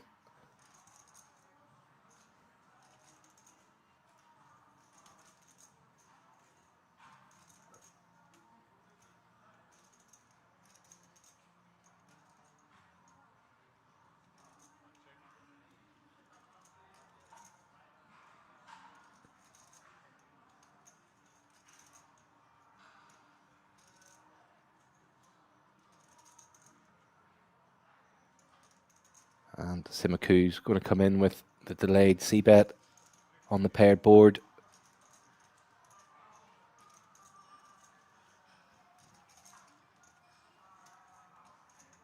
Around about a third. And I think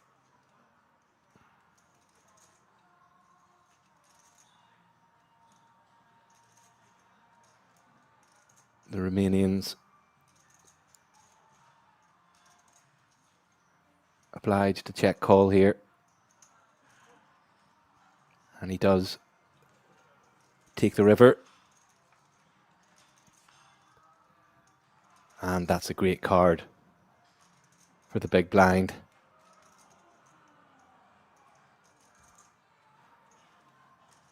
Simiku has a lot of good showdown value. Very unlikely you're going to get a queen to fold. Probably the same with an 8. So I think this is very likely to go check, check. And Zuba's going to go for the thin value like that as well. Sort of blocker style, blocker bet, thin value. And he does get the call from Simiku. And well played. Probably got the max out of that. And yeah, all of a sudden up to 30 bigs.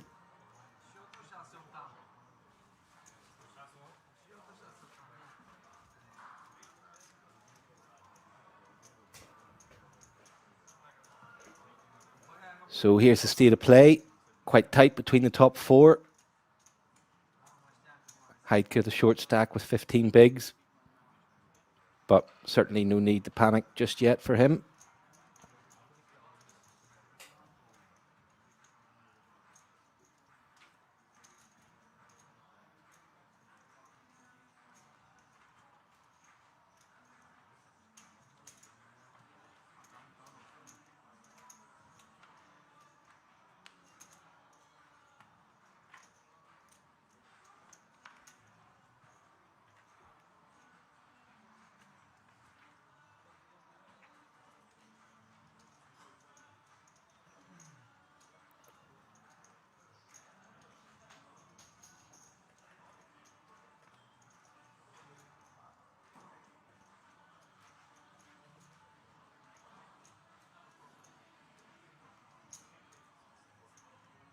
And on the final table bubble now, 10 left. And Struika's going to open up a bit. King 7 under the gun. But walked into the King Queen of Heideke, who 3-bet jams the 15 bigs. And Struika will quickly get out of the way, I would guess.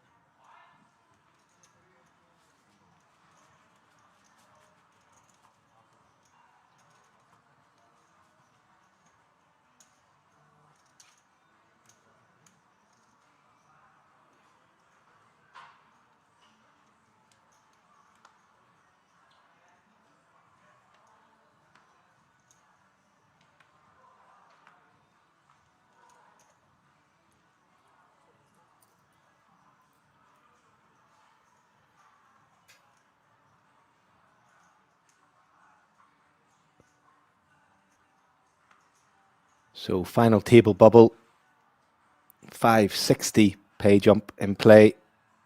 Not huge, but still 2 buy-ins.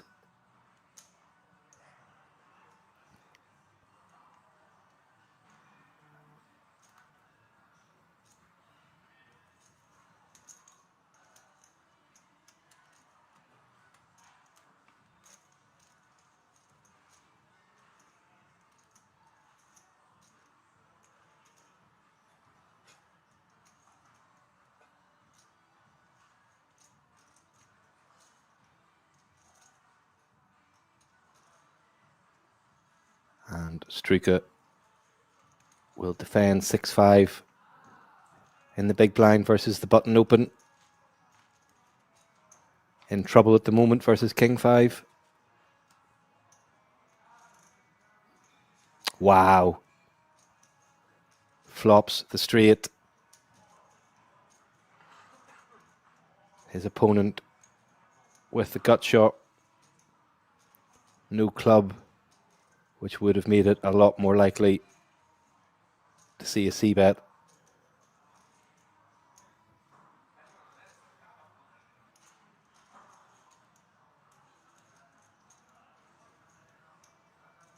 But will barrel the straight draw.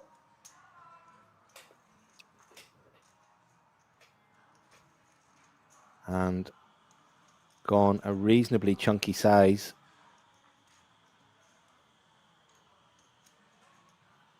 $550 into 860, 900 or so. And I think I just like a flat call from Struika here.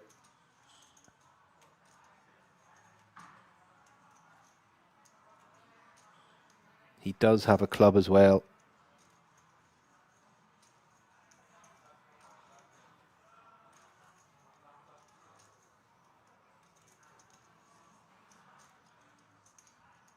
But he does go for the check raise. And going to be difficult for Spura to continue now. And lost a customer there, Struika, unfortunately. Will be very disappointed to see a fold there.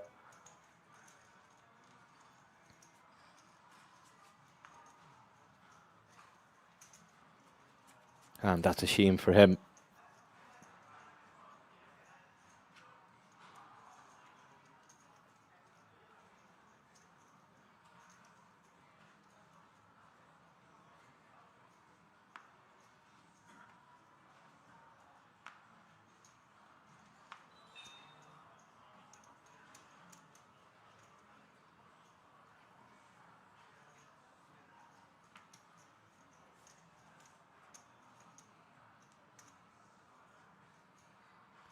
And ace-king for Simiku on the button. Has picked up quite a few nice hands on the button, actually, Simiku.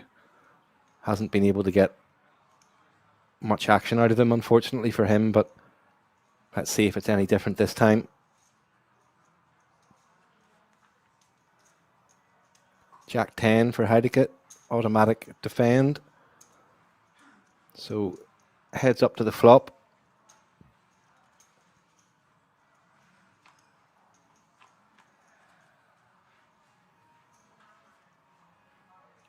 And 5-3-3, low paired board. Would like to see a small c-bet, and that is what he goes for.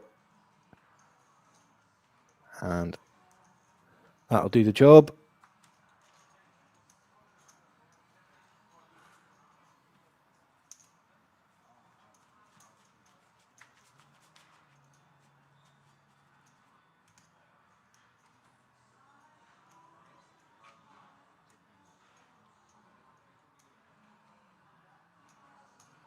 Not much of a live recorded results tournament record to speak of, Simiku, but that doesn't mean anything. Could be a big online player, could be a cash player, maybe a lot of results in Belarus not recorded, etc.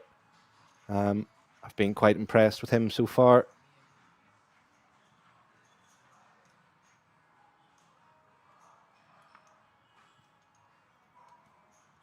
And Struika with king 6 on the button. Perfectly reasonable open.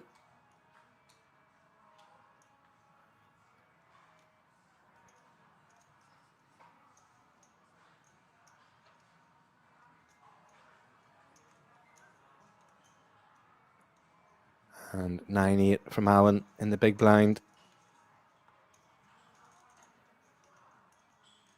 Pretty middling hands, but I think one you should be defending against the button open, but decides to let it go.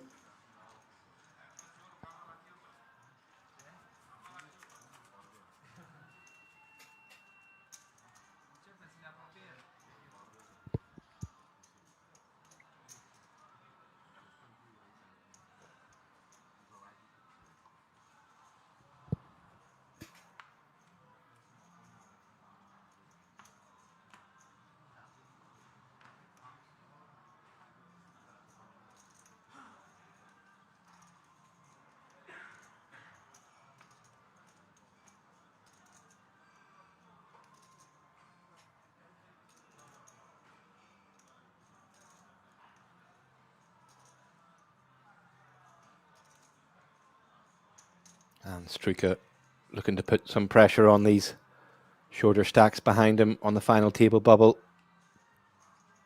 But that pressure is not going to fly against Ace King in the big blind.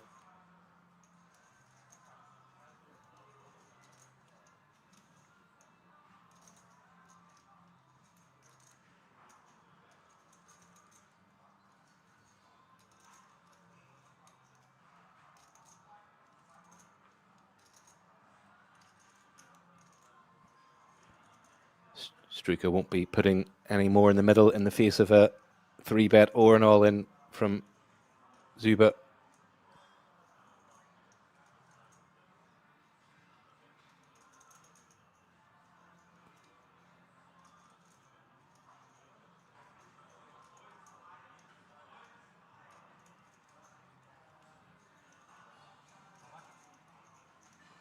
Always gives these spots a good bit of thought, likes to make his opponents sweat a bit, I think, but I don't think there's any realistic prospect of Struika calling here.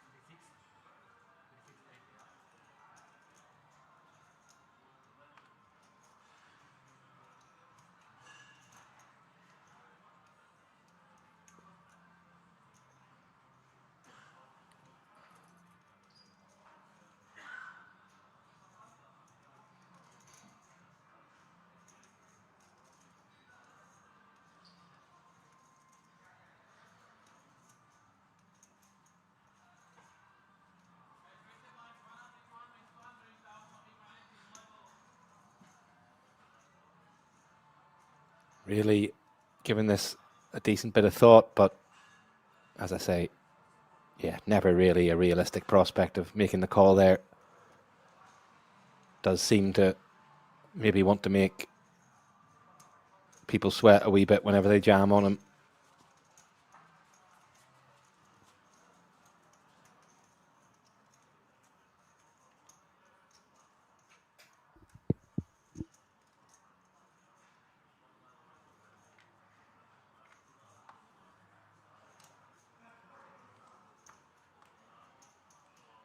So 2 5-handed tables at the moment. Does mean people should be opening their ranges.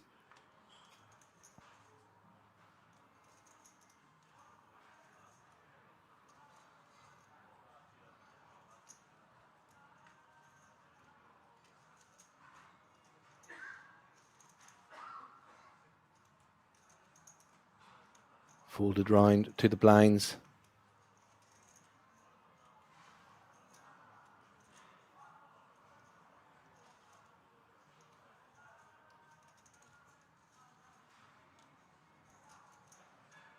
Leather jackets come off now. I was going to say, I would imagine that's pretty hot under the feature table lights.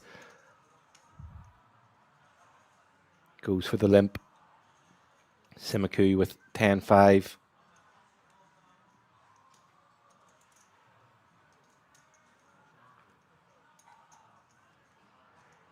Checks his option.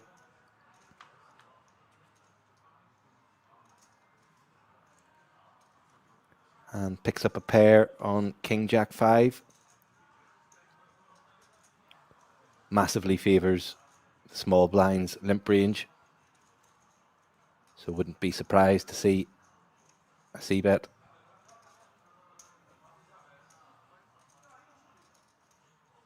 I think Simaku is obliged to call once versus that 1.1 big blind size. Makes the call.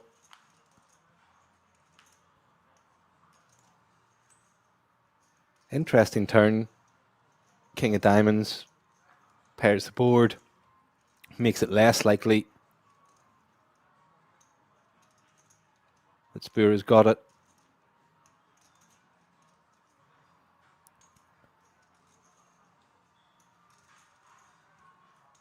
I do quite like a small bet here for two purposes. To give 10-5 a bit of protection if it is ahead, but also maybe try to get a Jack X to fold. And then also forcing Queen 10, Ace 10, 10, 9, those type of hands to pay to see a river.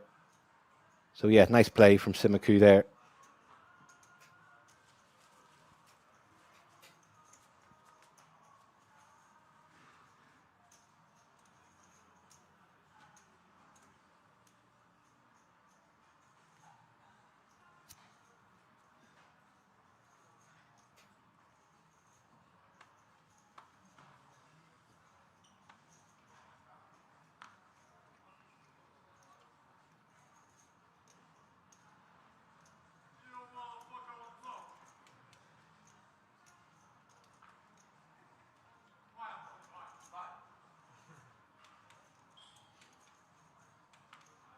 Some support for Zbura from the reel, I think.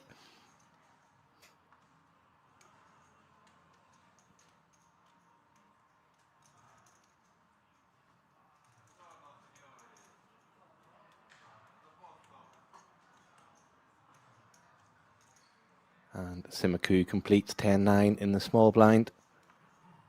Dominated versus Struka's King 9 in the big. I think you can mix raise and check here as Struka. Don't mind either.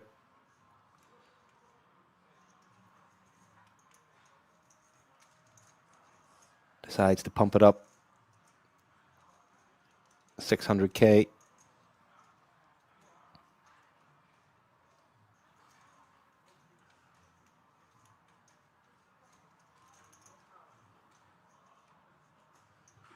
And Simaku decides comfortable 29 big blind stack behind. Final table bubble. Out of position. Not the best time to peel.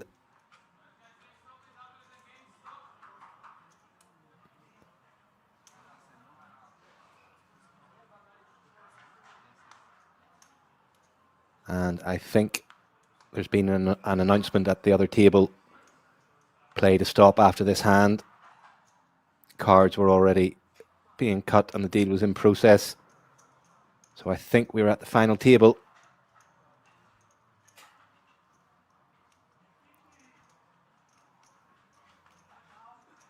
Simaku with King 10 on the button.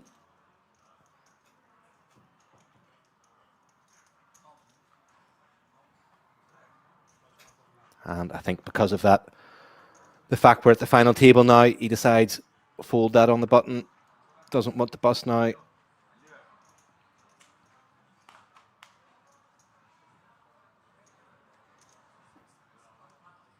Struka's going to go for the min raise. Oh, min raise from the small blind.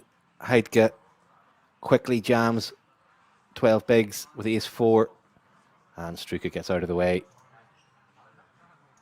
And that is going to be the final table. We'll be back in about 15, 16 minutes. Please do join us for that. Stick with us for that.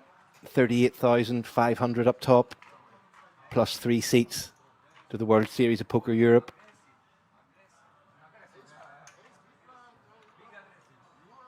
There's the stats at the end of play. in that stint.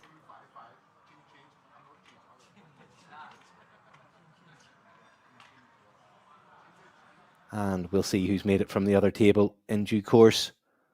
We'll be back in 15 minutes. Thank you. Just you three. Sounds juicy indeed. So I wonder if his chicken is as juicy as this cash game. Indeed. This one is a little bit low. Shame of losing the fucking paint. What happens It's to me? bigger than- What happens in Amsterdam always is that heads up, guy gets stacked 2 times, 3 times, and still has to pay for his new stack for the for the stand-up. Yeah, that's tilting. That is tilting. Fold.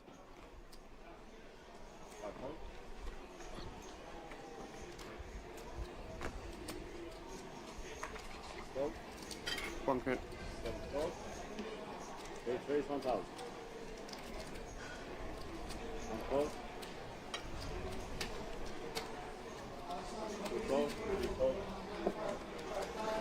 Haven't seen much from Philip then as of late. He's been relatively quiet from my perspective. He had a score there about 6 weeks ago, 279k, and he was very aggressive, put on a masterclass. I think he got second in the end. He's been quiet at this table. He hasn't had too many big hands. I don't know what you call a big hand at this one. Things haven't gone too well for him, but he hasn't lost any massive pots, I don't think. Yeah. He's just sort of maintained around that 20k zone. In the end, Hard to keep track of all the action. I don't remember seeing him re-enter. Maybe at the start. different than I thought in the beginning. I'm sure we'll find out on the screen. Calling it a And they completely show an different, update, it's the chip it's- counts. It's a bit True. of a reach, but You like this card? no, that's a completely different. See, that is a completely different game. Worst. It's the worst. Who likes to play that shit? I really, because it's the worst, man. It really is the worst. So many people say that as well. So Yeah. it's So it's not even fun for flips. it's just no, for flips it is fun. What do you mean? Yeah?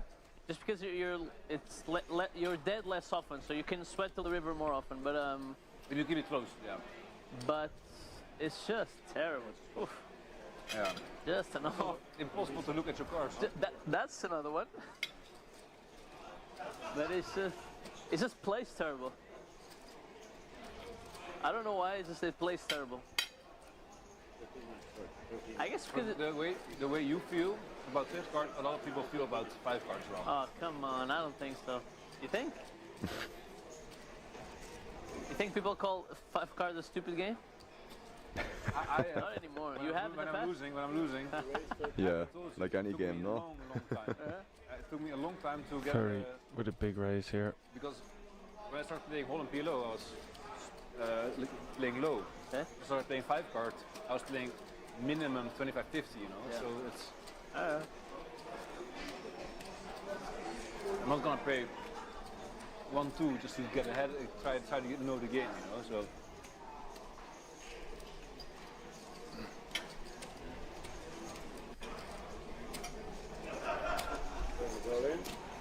I had kings. What? What is going on here? Look, I had kings. You had kings? I had kings. Like what the fuck? 3-way all in. How do you fold kings? Huh? I had kings. I'm like, I had race all in. With 46.8k in this pot.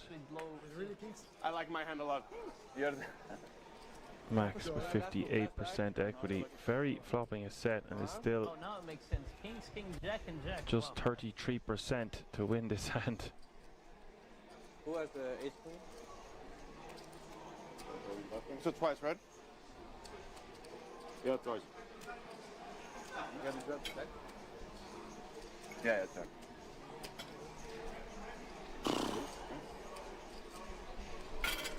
You really like. I really like my hand twice. They're only burning one out, just 110. Duarte, you want me to pour it?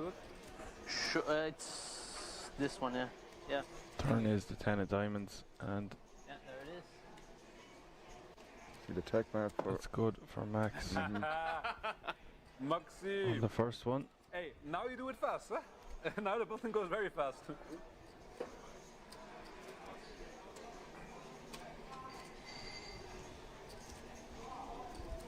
There's the second run out. It's the 8 of spades. No, spades not good. This you? 7. Yeah, that's me. 50-50 between Ferry and Max as we hit the river. River is the 9 of hearts. Max wins both of them. Wow. Oops. So I'm out.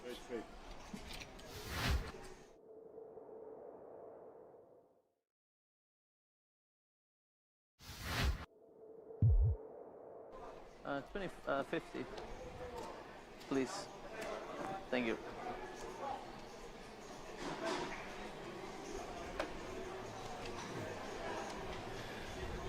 See Duarte there then, topping up another 50k. He's probably in for about 150 at this stage, if not more, but again, it's probably the bare minimum he's in for at this stage. He is not afraid to play some deep stack PLO 5 cards.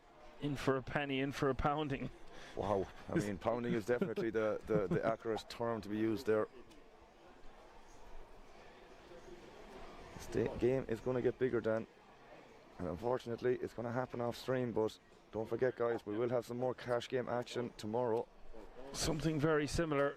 Looks like it's going to be 5 card again around the exact same time again. Yeah, I think just 2. Who won last hand? Who won last hand? Could be a similar lineup, could be a different lineup. You'll have to tune in to find out. Indeed. We don't know the exact details as of yet. All we know, it will be a cash game stream, guys. Strong possibly it will be 5 card PLO again. Big smile on both Dan and I's faces. 5 players? 5 players? 5 players.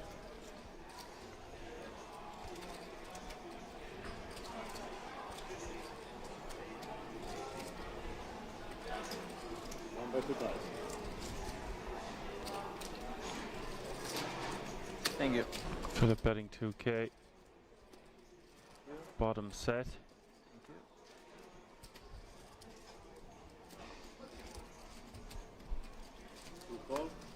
Bottom set just seeming so inferior when there's 4 other people to act behind you with 5 cards each. Yeah, it's just one of those things, Dan, isn't it? You just have to be so so passive in general. It's just you know, backdoors, and obviously all this backdoor equity is obviously very, very relevant too. So as we always say, 4 cards are somewhat difficult as it is, but the fact that there's an extra card, like we said numerous times throughout the 6-hour stream, definitely doesn't make things any easier on the players. But either way, I have no doubt that these guys are more than experienced in these formats to understand when they should and shouldn't go crazy with certain hands. But we see a raise here from Dario with the middle set. And the gut shot to go along with that, and also the flush draw. What a hand here for Dario. A lot going on for sure, bro. Set. Granted, it's only middle set, but it's better bottom set. Straight draw and a flush draw. I know his flush draw now isn't the greatest. Oh, which one was the hand? Ace, king, 10, 2 hearts. But wow. Turn, deuce of hearts, river, deuce. The tough spot for Philip, but at the same time again, doesn't have the flush draw to go along with the bottom set, so he needs to be careful here.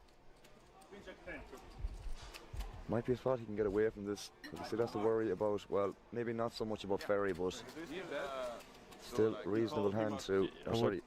Think he just has to put this in the muck, yeah. I think so too, yeah. I think so too. I think it's one of those spots without the redraw to the flush at least. Just gonna have to get out of the way, I guess. Ferry, on the other hand, is gonna be in the same boat, I guess. Yeah, as well. yeah. Dario's hand just looking very strong here. Check raising. Multi-way like that. Multi-way. Few people to act behind him. And already a bet and a call in front of him. Indeed. Don't tell us. Can still go. Can still go. You're up. How can I explain? You're lucky so far. So maybe you can still go a nice holiday. 1800, 18,000. 18,000. See Ferry still debating whether he wants to flick in a call here, but when you see bottom set being folded, everybody's a winner. Everything. Oh wow, he's really going to be running this, guys. This is This is going to be a big one, guys. This is going to be our first 100k pot, I think. And it is just 116k. What's his reasoning behind this? I'm not really sure, Dan. I think this is a little bit kind of maybe getting a little bit impatient, maybe a slight bit of tilt. I'm not quite sure, because I don't think other players will be getting this hand in. I think they will just be mucking this on the flop, but we are going to be running this down, and I'm assuming they're going to run it twice. And this is by far the biggest pot of the night. Indeed, 116k in the middle, guys, and they are running it twice, according to what Ferry said, or mentioned, or signalled, I should say, with his fingers. Dario in a very, very good shape here. Is he drawn dead here with the tick beside it, in terms of outs? Because he does block a lot of Ferry's outs here with the 3. It's like Ferry has a wrap, but it's not the greatest of wraps. That's a different chop than we know in Holland. That's a. It's really got a Colombian chop on the 5. This is gonna. Okay. I think he has less. The Ferry can't win. This is the problem. He's literally getting this in dead. It's really, really bad shape here. He's dead. So sick. 116k. I don't think Dario can believe this situation. I just think this is a spot where Ferry doesn't have to do what he did, and he ended up doing it anyways.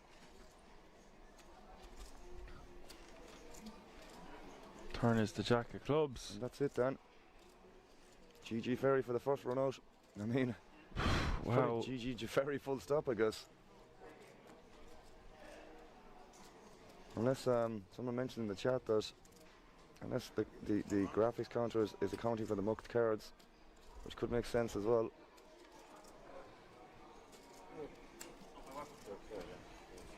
Sickness for Ferry there, although I feel like he could have got away from that one. I do think so too, mate.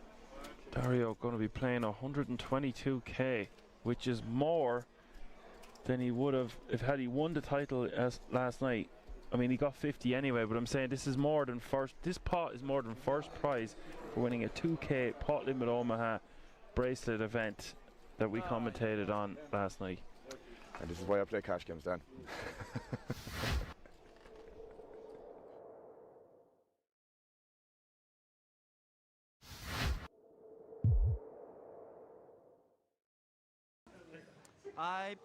No, actually I play a very massive pot against Omar, the chip leader. So that hand was like he opened every hand. So and I 3-bet, he called, flop king, 3 deuce. 2 o'clock he check, I bet half of my stack. He called, turn a deuce. He check, I bet almost all in, and he called with a blank. He had king deuce, full house. Yeah, I have aces. Yeah.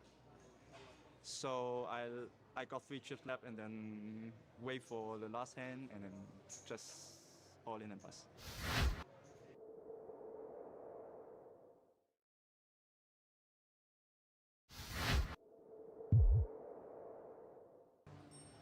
I bust in a pretty standard way, I guess. I was fairly short, and the guy on my right limps, and I just checked behind him. He was in the small, I was in the big, and I flopped a set, which is fantastic when you're, you know, and we got it in. He had a flush draw, and but he didn't make his flush, but he hit runner for a straight. But it was like I was waiting to the last card, so I was in there with a chance. Sweat. Always a sweat. 10 of diamonds hits the river. Kim going runner to eliminate Boatman in 5th place, and he looks disgusted. It's been a pleasure. But really, the pot that did for me, I nearly folded earlier when the guy had kings, and he'd re-raised me. The guy who was the short stack at the table, and I nearly didn't. It was so short, I thought he could be doing it with a lot of hands, and it was a shot to knock him out. And so I just, on the chip stacks, I decided, although I was probably behind, as it happened, in that hand, I flopped a pair. I wasn't in bad shape. So it was those two hands really.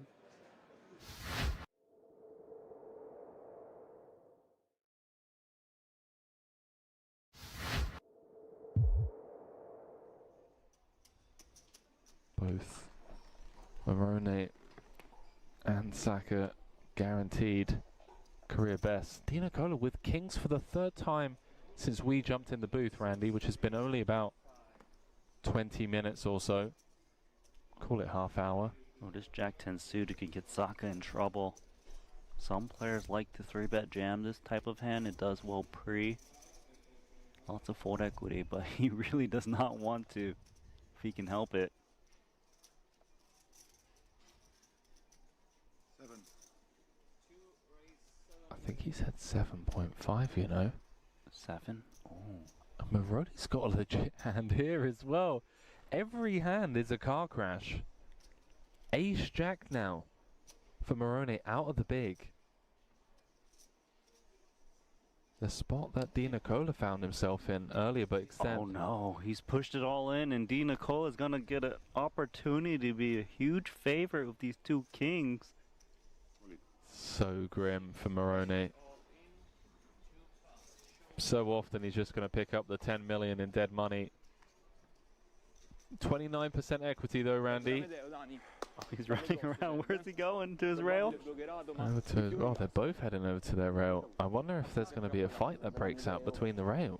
Okay, well, we know Moroni's rooting for the ace. Di Nicola and his misses. Anti-sweating the ace. Yeah.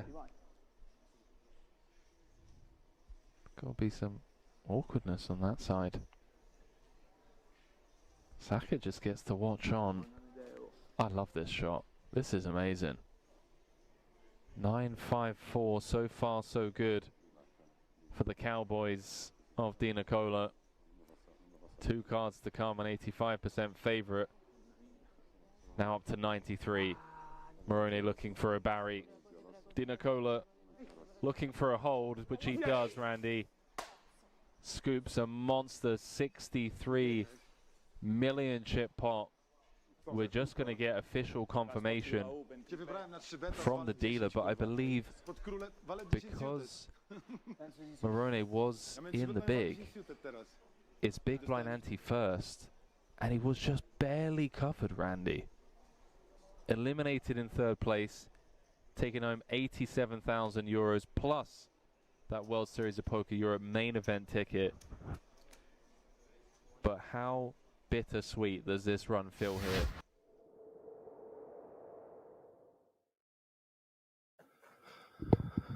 Welcome back to our coverage of the German Clubs Championship of Poker. Final table time. 38,500 up top for the winner. Top 3 also get seats to the World Series of Poker Europe main event, worth 10,300 euros. And here is the state of play. Hovhannes Asterjan, Czechia, leading the way, 11.8 million, 59 bigs. Karamashi looks like he's been on a run since he left the feature table, into second on 48 big blinds.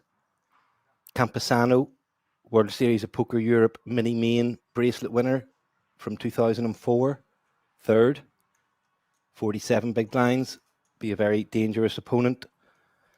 Heidke bringing up the rear on 15 big blinds, but no need to panic for him yet. Yaroslav Mali, haven't seen him yet. Must have been on the outer tables all day. 28 big blinds. Simaku, we've had him on the feature table all day. And Struka and Allen and Zubera were involved in the last stint as well. So everybody locked up 2,760 euros. Thanks for joining us on Twitch and YouTube. My name's Richard Hayes. And yeah, hopefully be an exciting final table.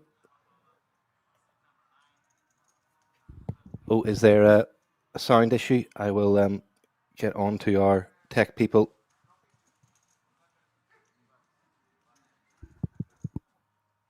Hopefully we'll be able to get that sorted quickly.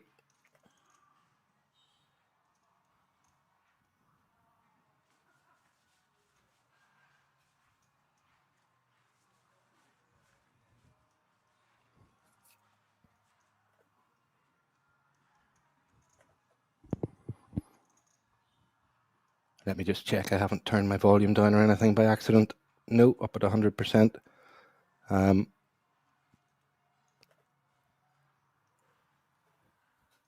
I've passed that message on, so if there is an issue, hopefully that will be sorted very quickly.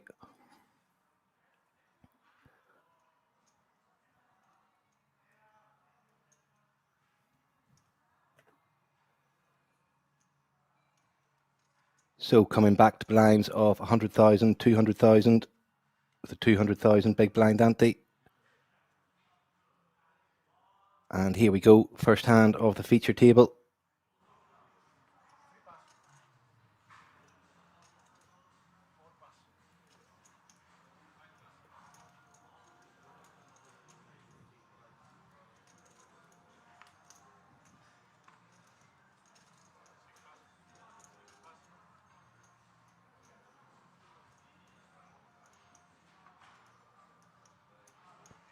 So yeah, average stack almost 35 bigs, so plenty of play left in this.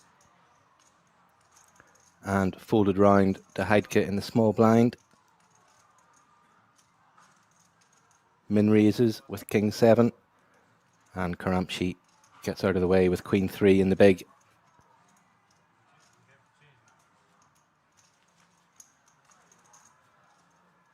Hi Kiwi, thanks for joining us in YouTube chat.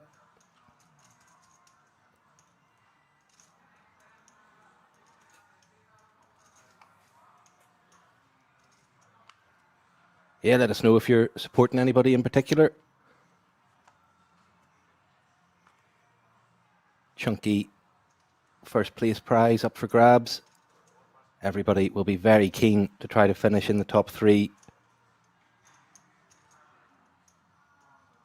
and bag those main event seats. And Campazano min opens with Queen 10 of hearts.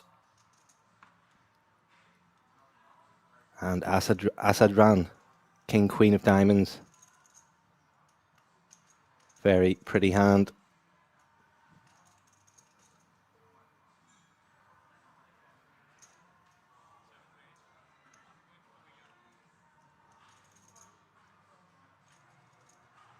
Sounded like 1.4 million, 1.2 million, sorry.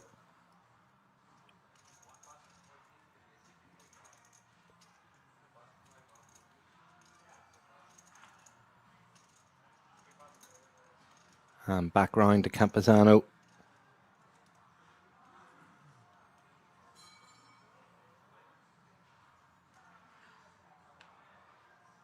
And lets it go.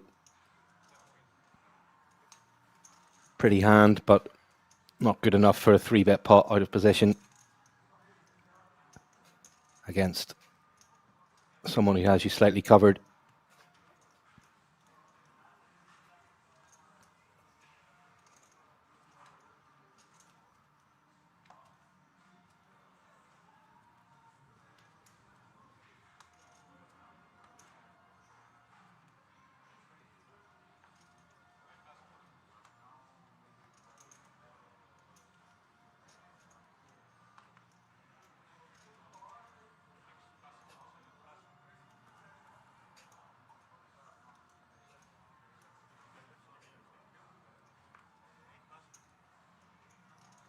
And Ace Jack for Mali in the hijack.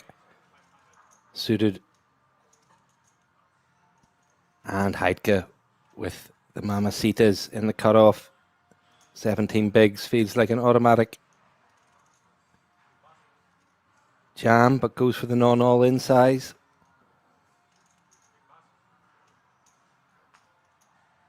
And Allen with the snowman in the big blind. Start to look pretty small in the face of the action ahead of him. And gets out of the way. Interesting spot for Mali. Looks so strong. The non-3-bet all-in off 17 bigs.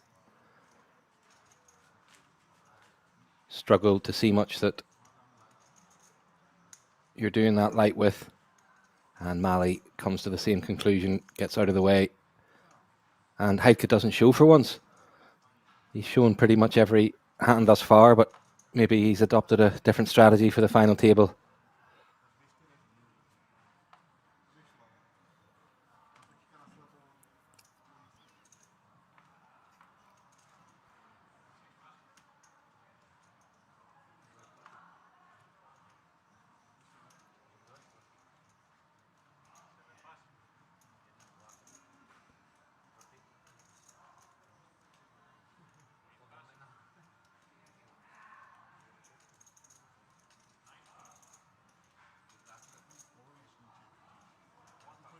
And ace-10 of diamonds for Karamchi in the cutoff. Nice hand to open.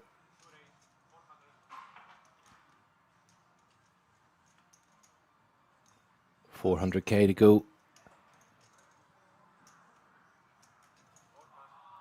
And Campesano in the big blind. King 8. Seems like a reasonable defend. Cutoff open. And he'll take a flop.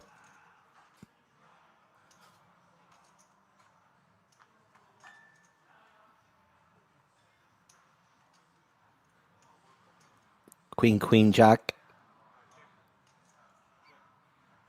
Check through. Karamchi picks up the 10 on the turn.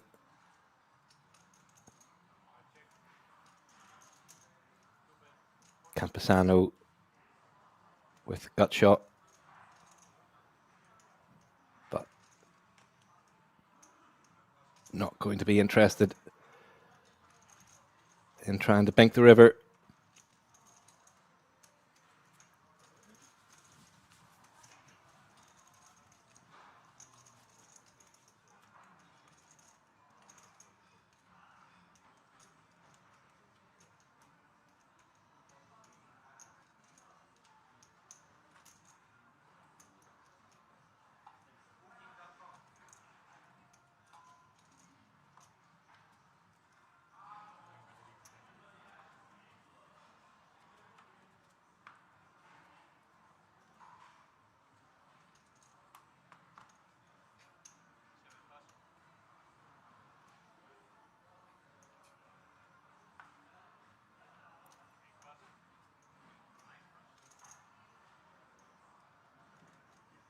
And 8-7 of spades for Heidke.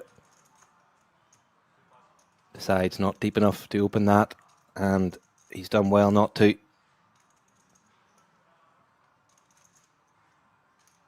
Because Spura rockets in the cutoff.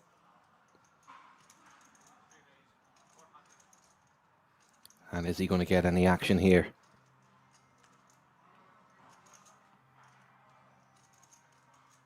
Queen 2 for Struika.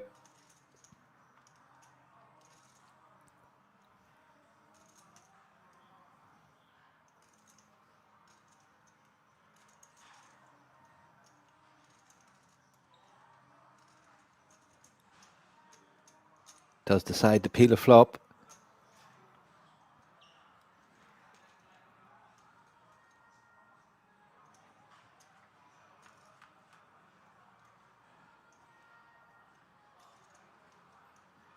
And Queen high. Queen 9-5.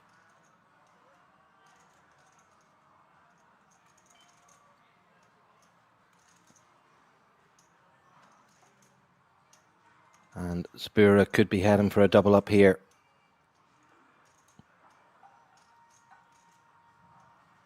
Has the ace of diamonds, so won't be too concerned about that.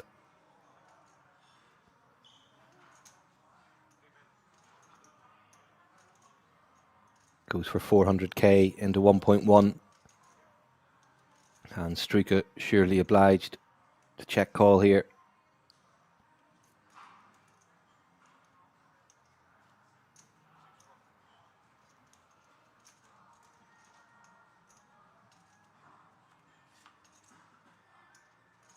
And the nine of hearts only going to make Struika like his queen more.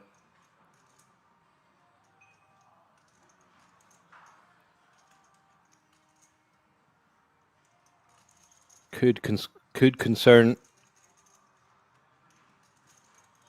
Spura.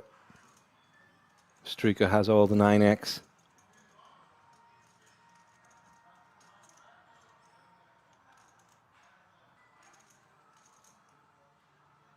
About 1.5 SPR here.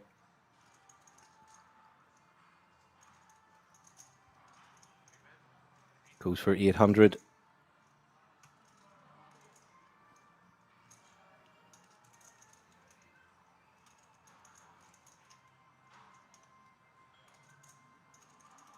And Struka's got to be thinking for Spura to barrel twice in the face of that paired board 9.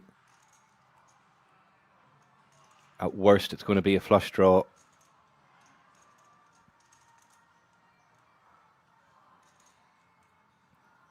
Like, does jacks or 10s barrel a turn here? Probably not. Does ace king, ace jack? Probably not.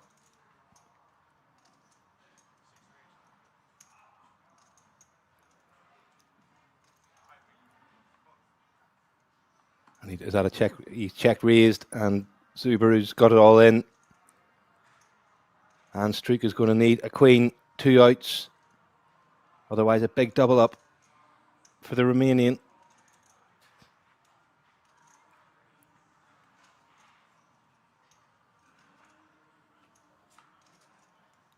Oh, I thought that was a queen for a second.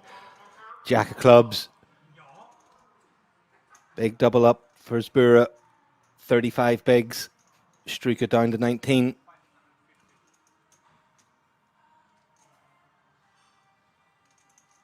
Tough spot for him.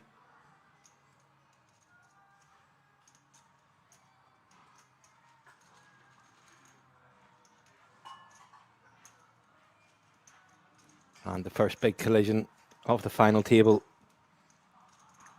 goes Spura's way.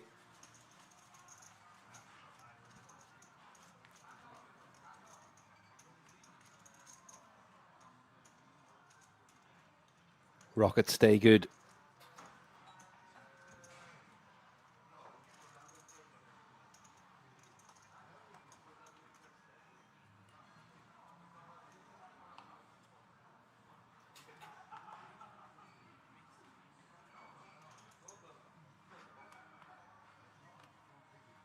Cliptic, you noticed that, eh? You noticed the shortcut.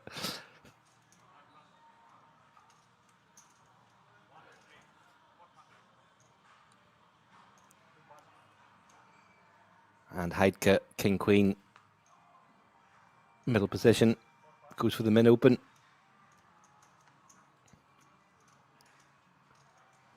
Two ace fives get out of the way.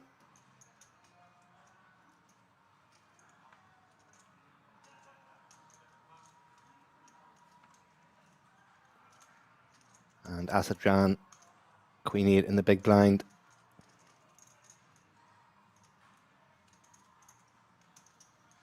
Will defend.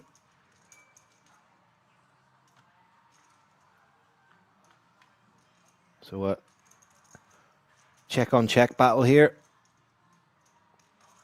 And Heidke takes top pair.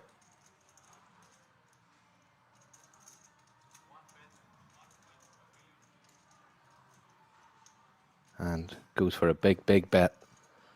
And that, unfortunately,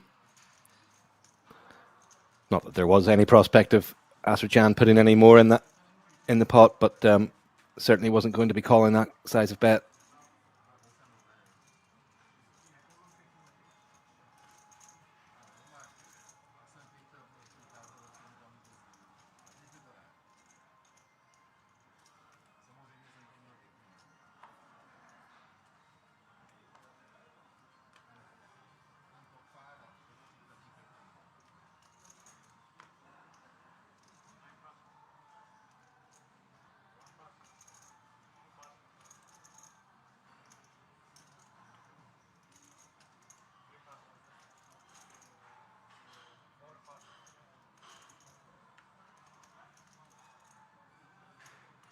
Ace 3 for Campesano in the cutoff.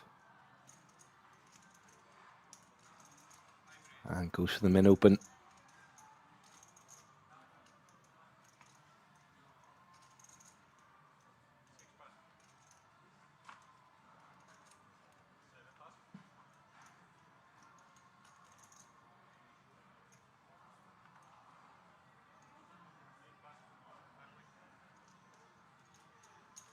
Simiku decides to give up the Jack 7.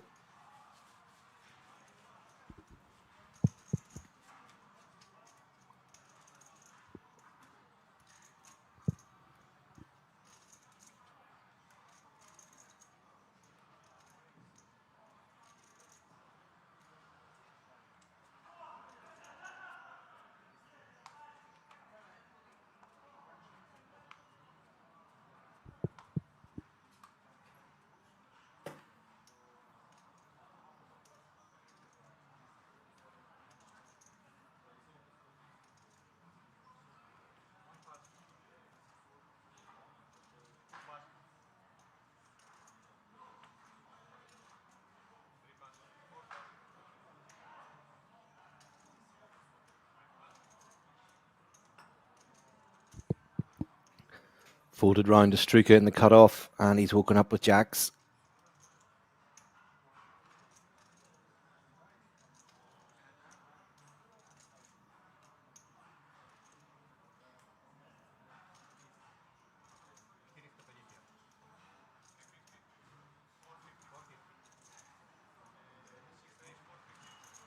Goes for the slightly more than min open, 450.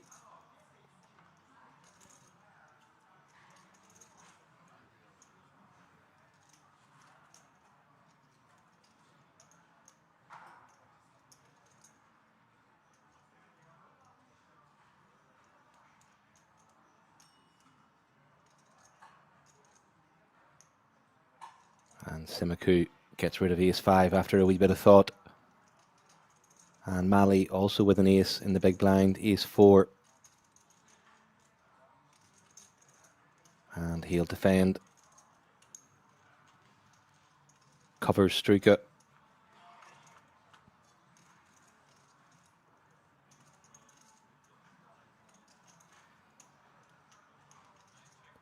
Wheel draw for Mali. Second pair for Struka, but still well ahead. Decides to give Mali a free card. 8 of diamonds. Doesn't change anything. Mali happy to try to take this to showdown.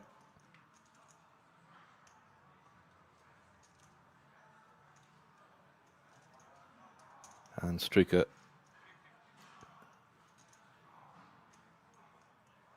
will look to get a wee bit of value now.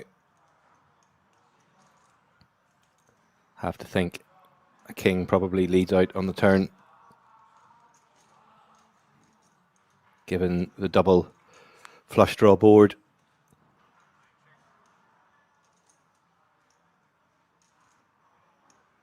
Mali won't be putting Struka on a king. Could possibly be tempted by a ace high hero call here versus a small bet. Mali does have one of each of the flush draws on the board. Maybe that decreases the likelihood.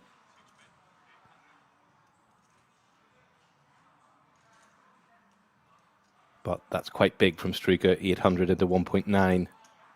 And I don't think Mali will be tempted by that.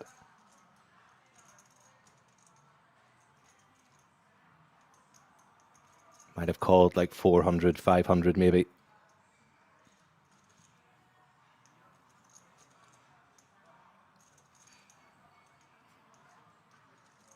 Ace high will be good here, a reasonable amount.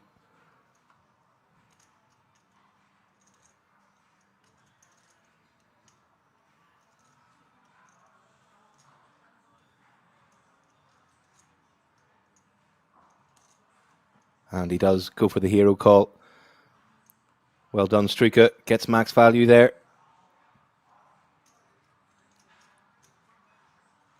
Can completely understand why Mali decided to look him up there. Interesting hand. Well played.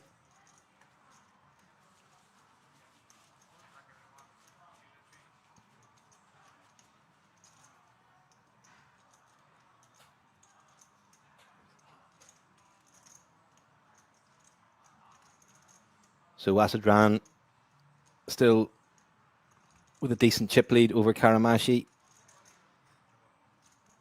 Mali now bottom of the pile on 17 big blinds, but plenty of play still left in that stack.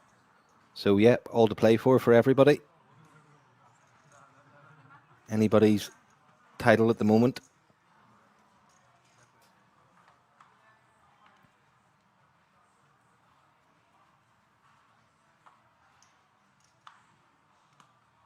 $60-minute levels, plenty of room for play. Really good structure.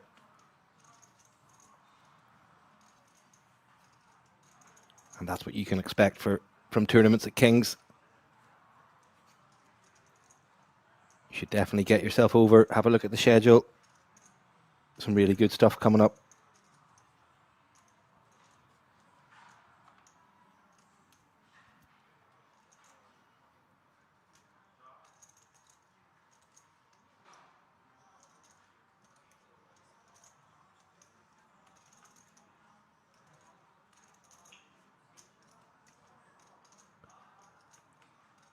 And Aserjan opens Jack 10 from the cutoff.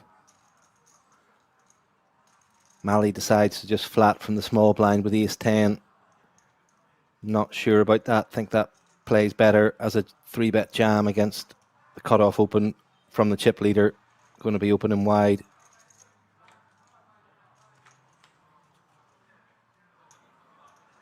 Or certainly wide enough that an Ace 10 3-bet jam is profitable.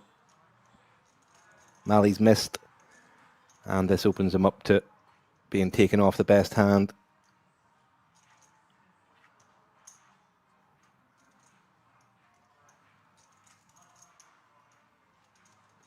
And these are the problems of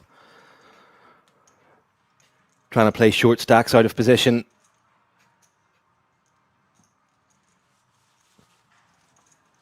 Almost always going to be a better move to 3-bet jam, realize your equity, be guaranteed to realize your equity if you're called. Can definitely be getting called by worse off that kind of stack.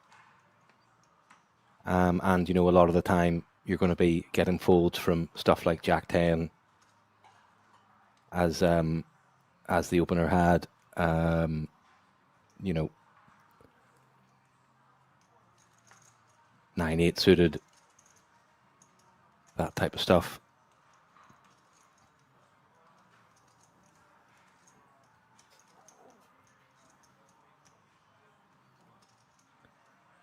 But, you know, nobody likes to be first to bust at a final table, but, you know, whenever these spots present themselves in positions, sometimes you've got to just go with it.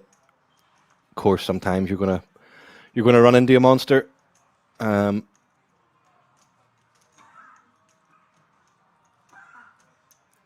Heidgett with queens in the small blind.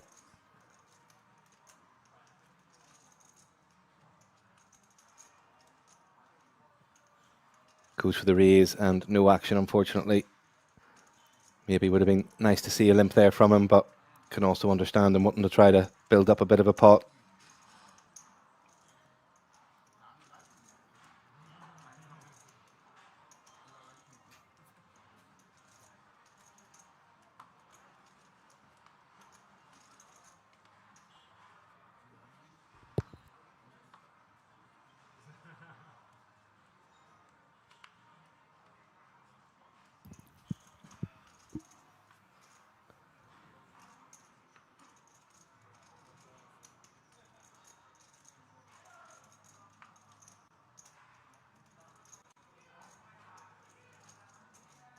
And Ace 9 for Struika.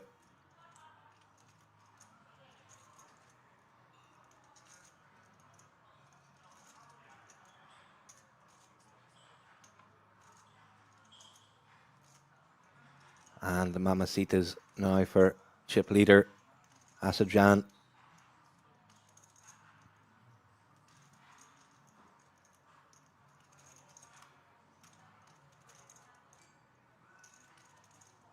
Lady Gaga.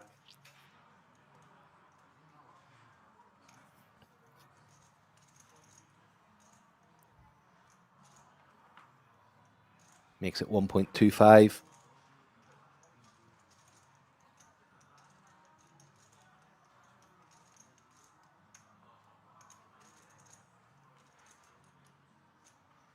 And don't think Struker will be interested in continuing here, but we'll see.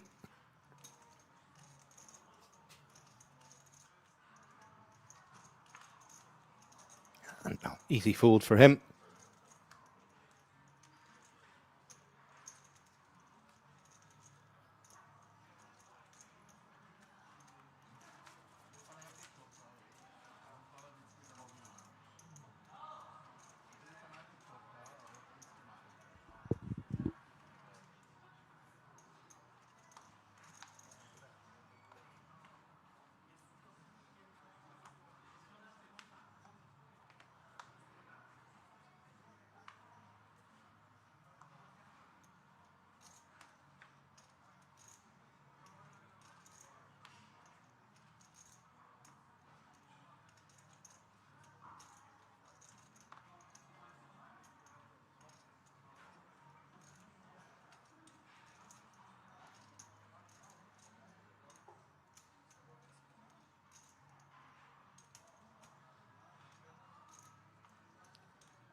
And Jack 10 off for Azerbaijan.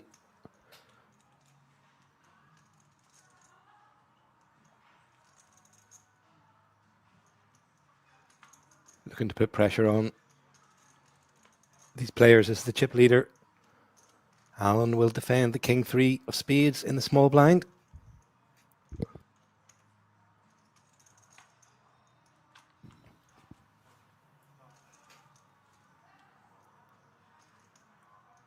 Seven high flop definitely favours Alan's defend range.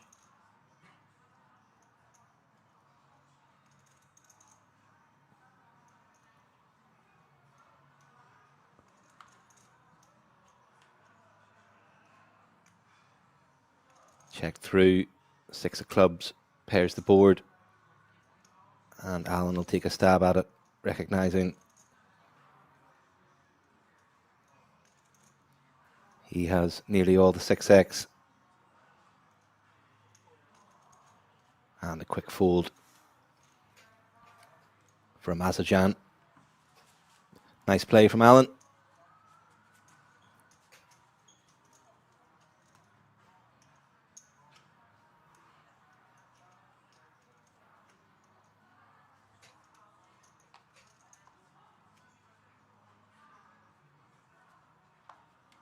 Campesano, definitely the most accomplished player in terms of his prior record.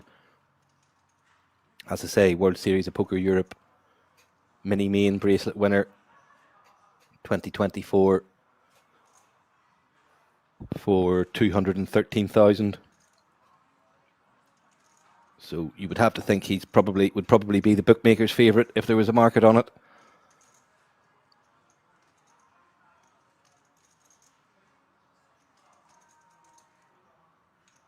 Have a look at Azerbaijan actually. All figures courtesy of our friends at the Hendon Mob.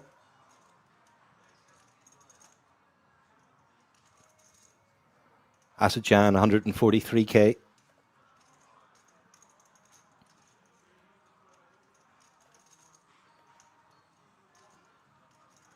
Biggest score of 40k.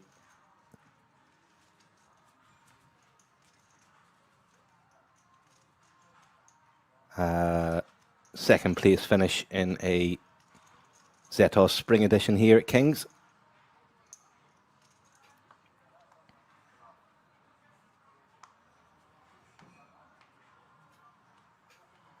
Hi Simbai, hi Francis, thanks for joining us.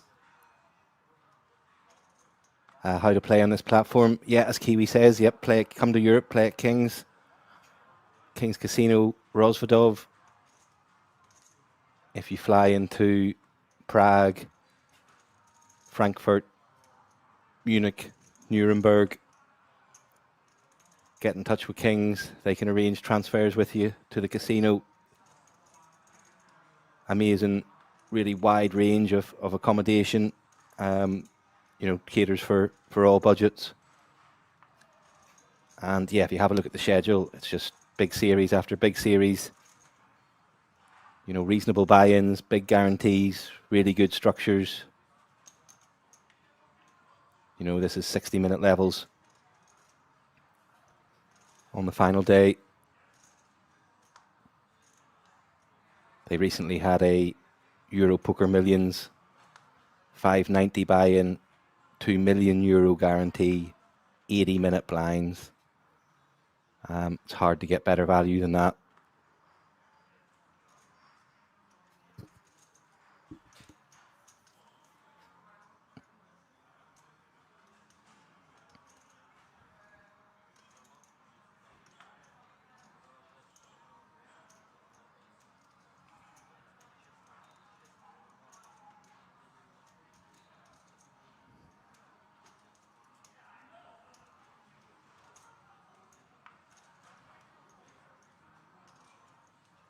Six-two suited for Struika in the small blind. Up against chip leader in the big blind. Would normally say this is a complete, but perhaps feels there's a strong likelihood he's going to be raised by the big blind in that event. Does go for the complete. And let's see what Asajan does. King 7 decides to take the flop.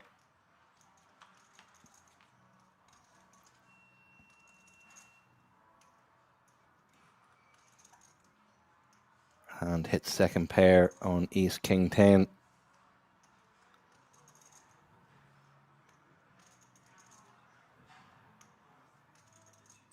Struika looks like he's going to have a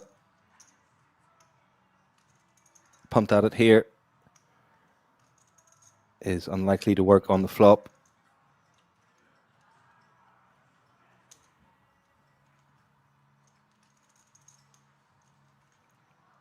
Off to a turn we go.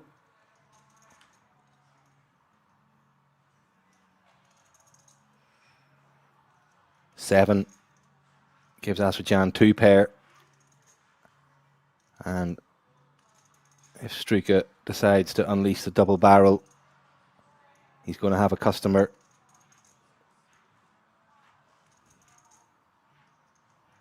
Half pot size, 600 into 1.2.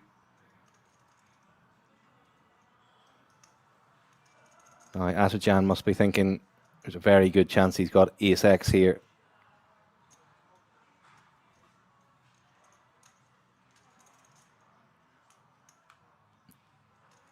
Decides to keep in all the bluffs. And that's pretty much the worst card in the deck for Aserjan. And this might now work for Struika. He goes for the treble barrel. 6 high. Fair play. Got to respect it. And it might work. The perfect river pretty much to unleash it. And it does. And he's going to show it. Oh, ho. Shake of the head from Aserjan. Brilliant stuff from Struika. I mean, I think that's almost the only river that's going to work.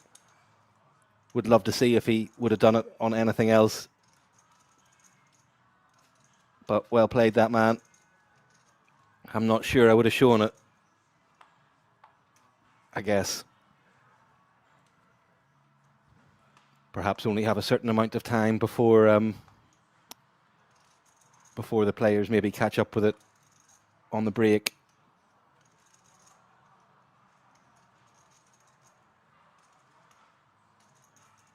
But wow, 6 high treble barrel, blind on blind.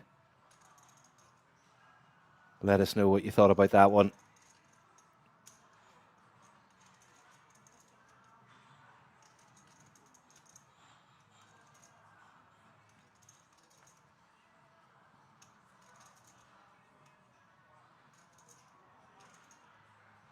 And Spura opens the Ace-9, middle position.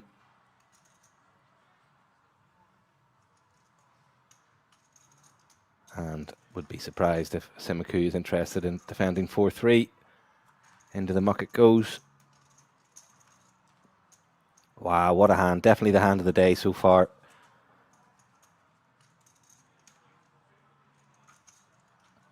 Yeah, big cojones, cliptic.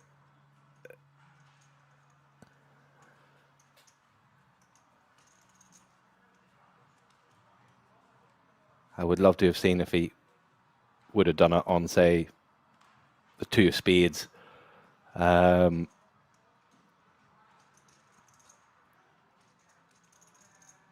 like he was maybe, once he bets that turn, he's maybe just committed to going for it anyway.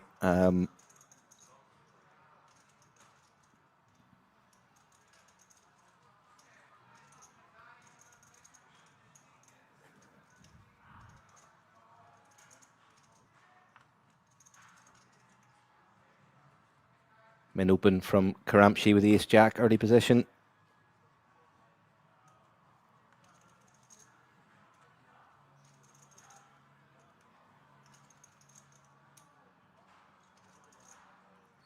And Mali, king jack in the big blind, 13 bigs. Wild Kizzo, nice move, but big blind fold too quickly. Yeah, I mean, certainly maybe deserved some more thought. He obviously just decided, his gut must have told him or decided that, you know, he's just not doing this with anything other than Jack X. Yeah, but I think I certainly would have taken a bit more thought over it. It is just it's like just the worst possible river for Aramchin, the big blind. And you know, it hits and you get that sinking feeling and you're just like, oh God, just terrible. Snap jam on the river's fishy. Yeah, I mean, again, possibly, guess you got to be a wee bit careful about how much stock you put on those timing tails. People sometimes do just get overexcited with the nuts, and you know, especially maybe the big final table where you're perhaps not, you know, you're not maybe used to it. Alan with king jack opens, and Campesano's got tens.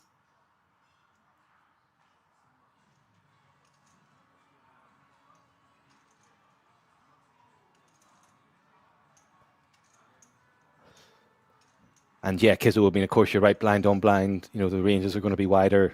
The chances of, you know, bluffs are definitely higher.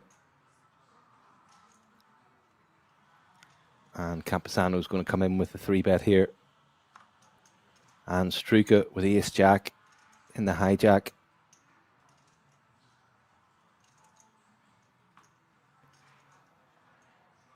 Again, starts to look pretty meh in the face of this action. Tough one to navigate, and yep, probably better suited to the muck.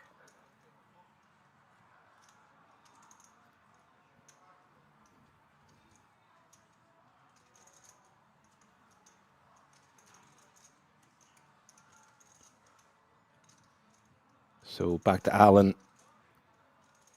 He's been pretty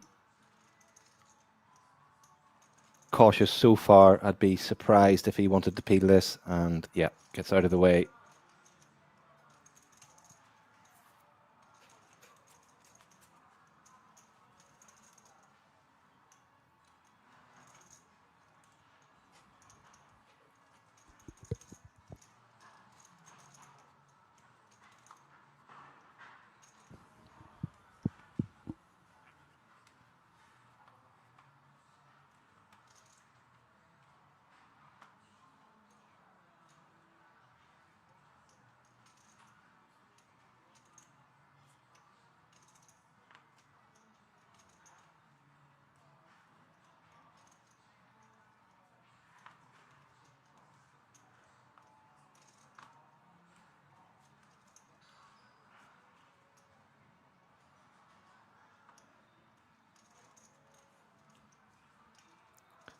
And folded round to Mali on the button, 9-7. Heidke completes with 8-3 of clubs, and Karamchi has ace-6 of the same suit. Seems like a good spot to raise, yep.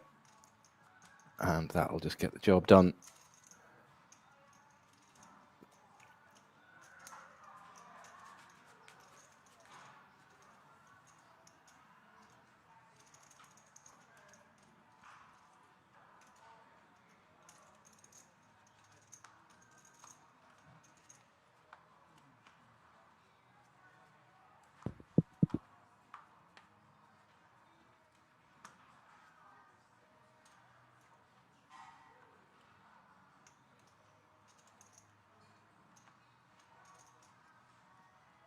So no bust outs yet after about 20 hands of this final table.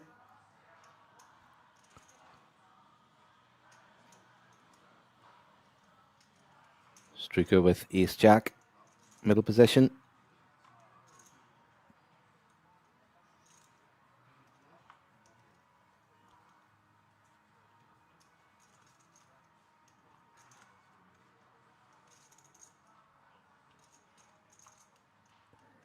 Ace 8 of hearts for Karamchi in the small blind.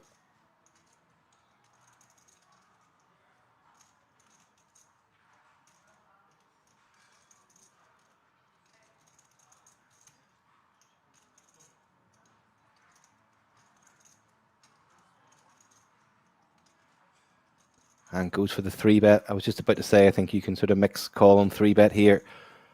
I think if you're going to go for the 3-bet, I think you want to make it a wee bit bigger than 5.5.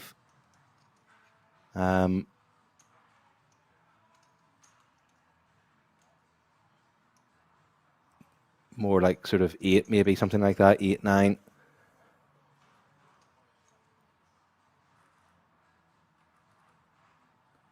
Don't think Struker can fold in the face of this size. Just depends on whether he wants to go for the 4-bet jam.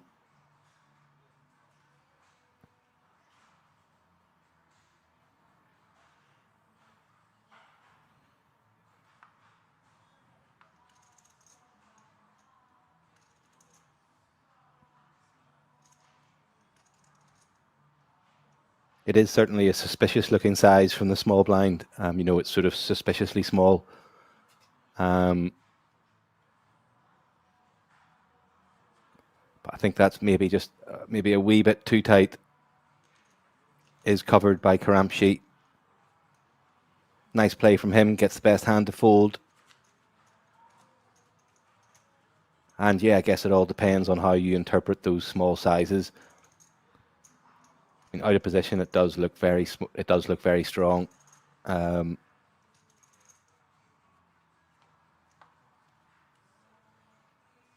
But certainly can have lots of stuff that Ace Jack is in good shape against. So tough spot there for Struker.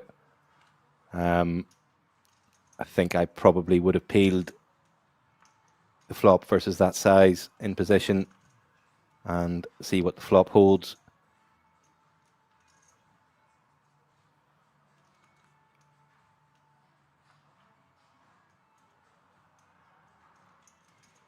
And 10s from Ali.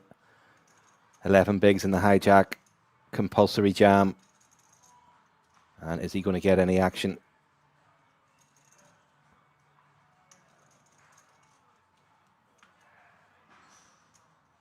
Too rich for King Jack off. And 8-4 off is not going to be interested in the big blind. Mali will be happy enough to get that through. Up to 15, 14 bigs. So away from that danger zone.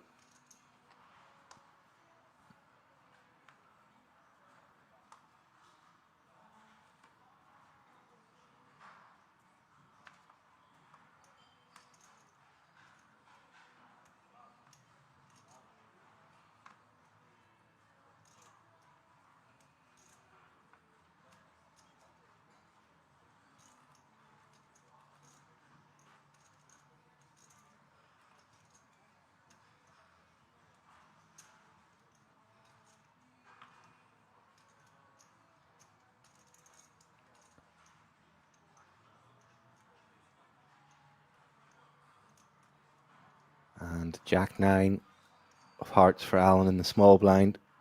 goes for the 2.5 big blind raise. Campesano has him dominated with queen 9 in the big. Will make the call.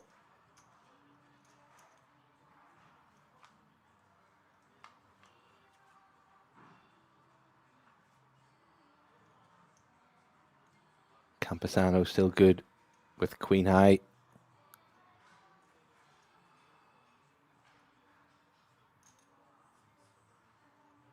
And Alan is going to try to tell a story. He's got an overpair of some kind, half pot bet, and Campesano will give him credit for that.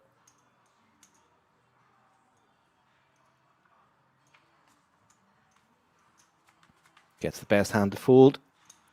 Always a good result.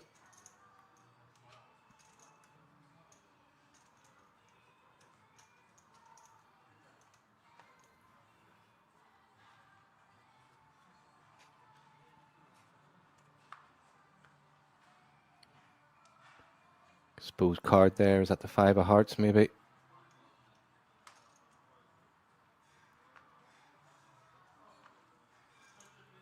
And Aserjan, ace queen under the gun.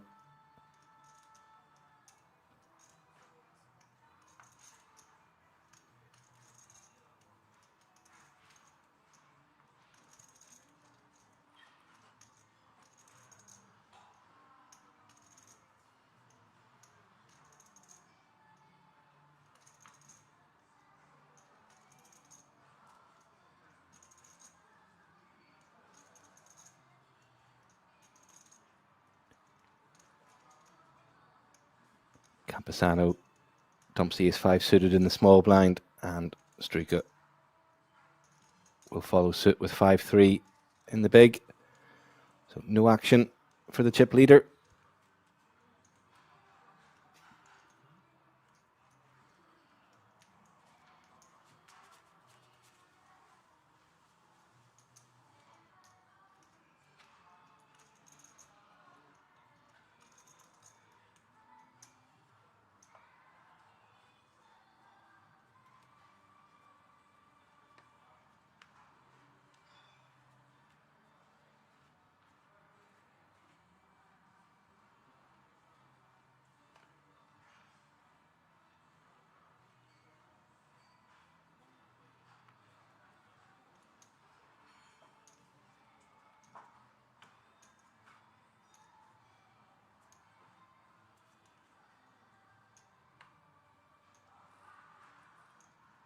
And round to the blinds.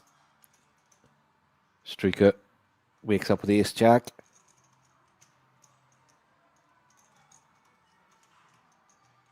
I would like to see a limp here versus the chip leader.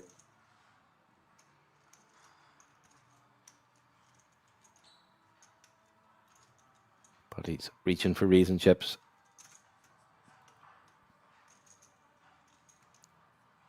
And that's just going to get a fold from 3-2 in the big, you would imagine.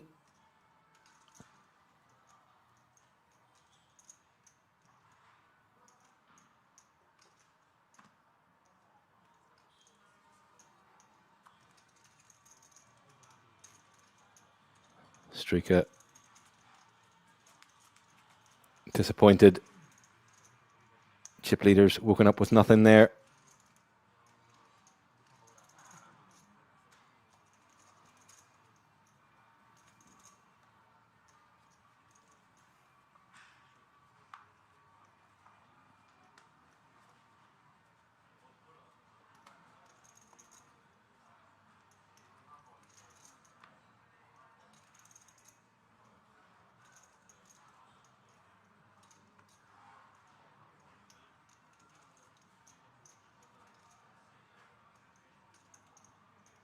And the snowman for Spura. Men open.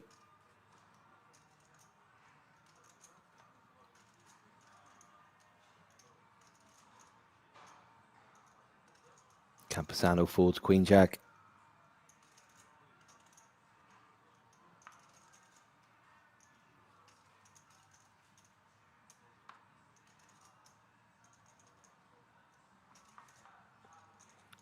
Jack 7 of hearts for Simiku. Seems like a good hand to defend.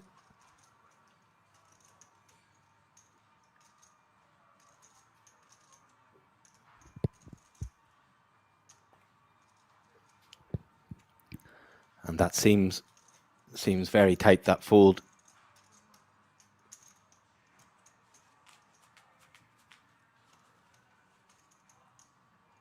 $20 big blind stack, 22 big blind stack.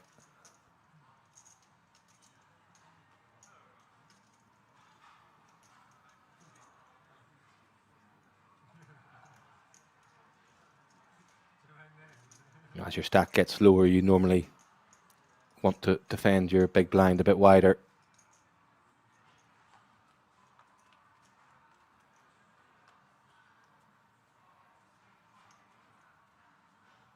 And nothing changed at the top, really.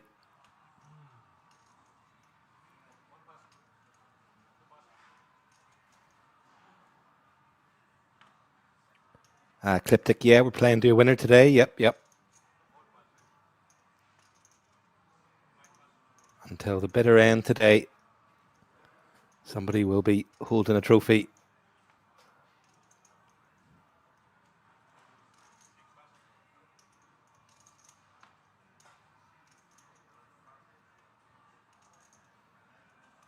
And folded to Azerbaijan in the on the button with Queen 3 of diamonds.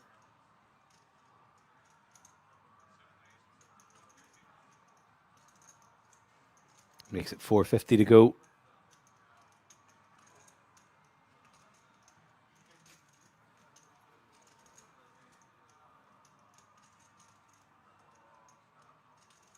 And ace 4.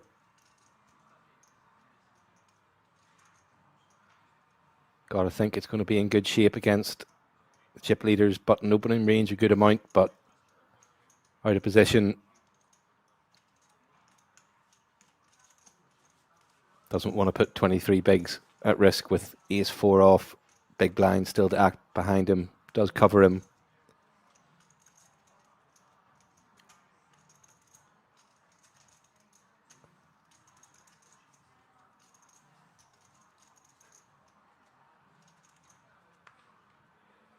But, you know, I think maybe a certain percentage of the time, not all the time, probably could be finding a 3-bet or 3-bet jam there. And Karamchi, King, Queen of Hearts under the gun.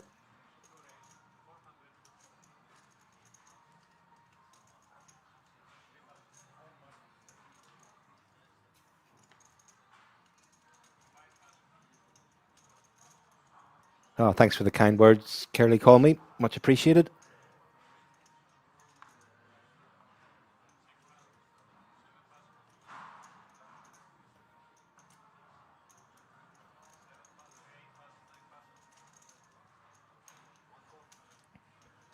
And Heidke defends King 8 in the big blind.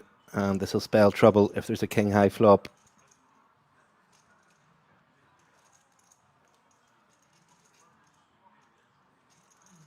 And Karamchi's King Queen high still good. Checks it back. Potential opportunity for Heidke to take this away.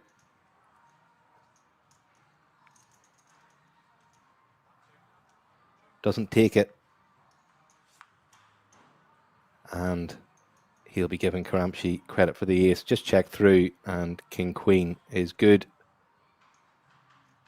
And Heidke giving the King high the funeral fold, but eventually does go in the muck.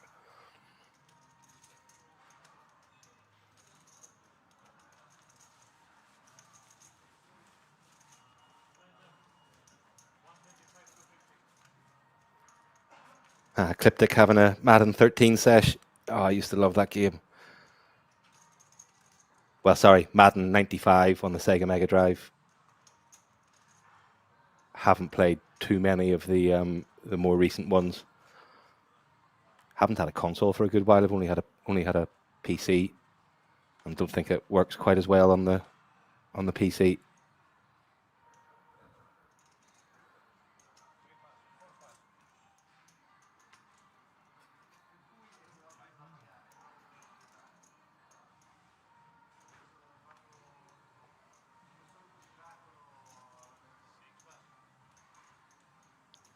And Azerbaijan, another decent hand. Ace Jack in the hijack. And blinds are up to 125, 250. 250 big blind ante. So min open 500. And Heidke Ace 10 in the small blind.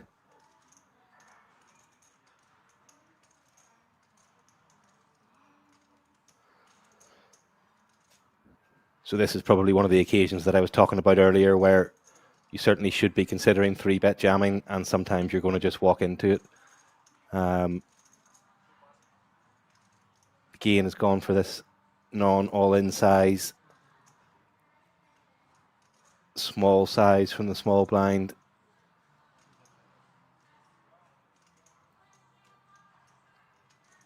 Has worked well for him thus far, or worked well for players at the table thus far.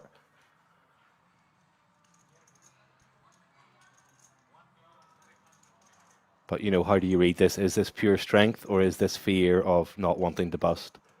You know, I've got a decent hand like king, queen suited, but I'm scared of busting if I 3-bet jam and run into it. And I think Azerbaijan is going to fold from that body language. So, you know, works out well for him. Gives him room to get away from it.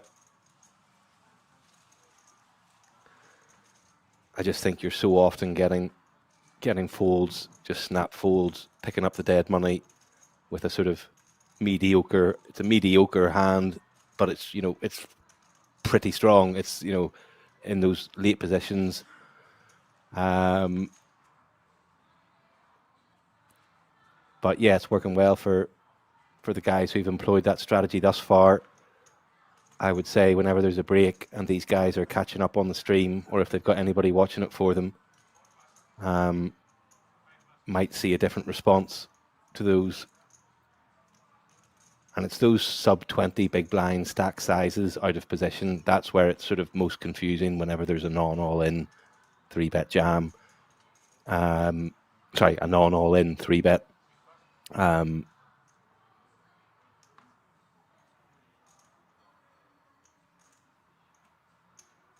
Can be confusing for opponents.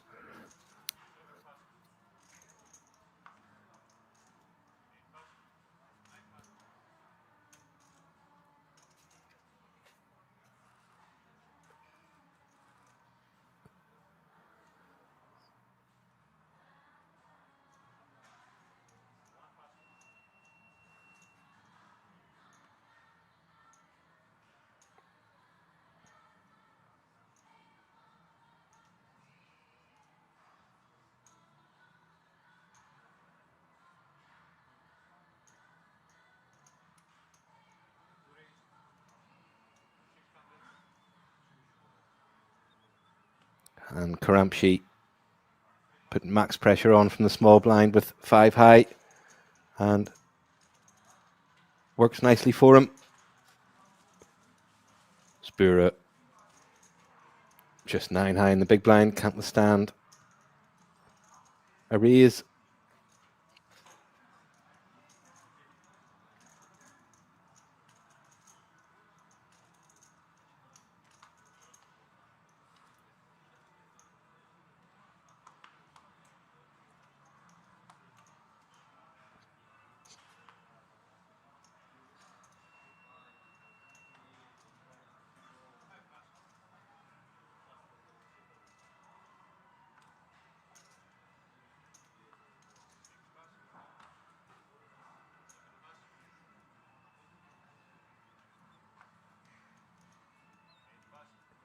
Simaku not interested in the deuces. And Mali jams king 9 from the hijack. Hike has woken up with 9s in the cutoff.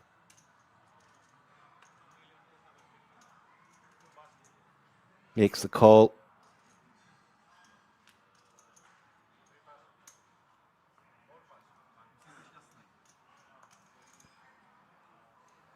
So Mali will see the bad news. Heidke will be delighted to be against only a single overcard. Spades to dodge. Could this be the first exit of the final table?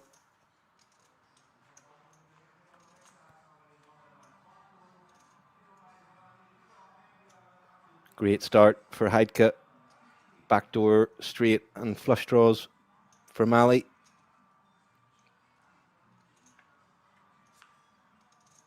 Two of clubs is a complete brick, and Mali down to 3 outs will need a king. Heidke can't look. And it's the ace of hearts. Mali taps the table, gives a fist bump to Heidke. Well played from him, nice run. 9th place. €2,760 payout. Everybody locked up €3,600 now, and ever closer to that top 3 World Series of Poker Europe main event seats for the top 3. And you would think once we get down to 6, that factor will really start to come into play. Probably a wee bit too early to be, if you're one of the shorter stacks, to be too concerned about that at the moment.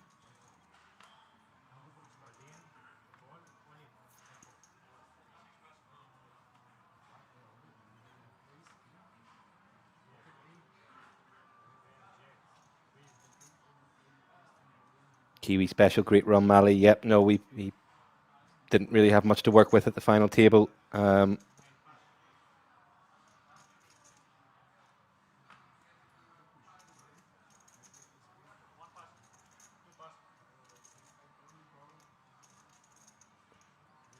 Another nice hand for Asajan. Jack 10 of spades. Alan gets out of the way with King Jack in the small blind, and Campesano will give up 10 high.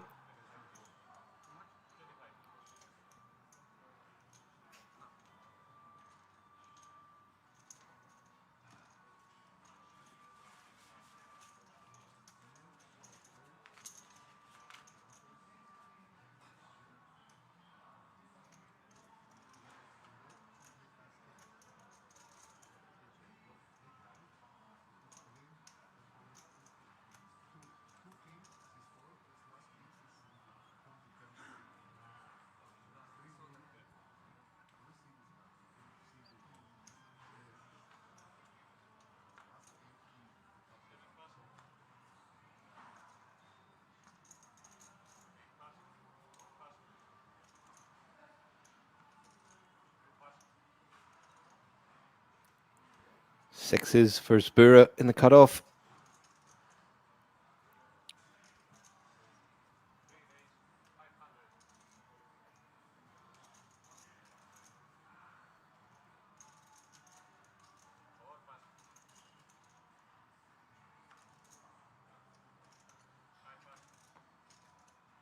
And Strika with not much. And has to give it up. Thumbs up for Spirit. I think he has a few pals on the reel.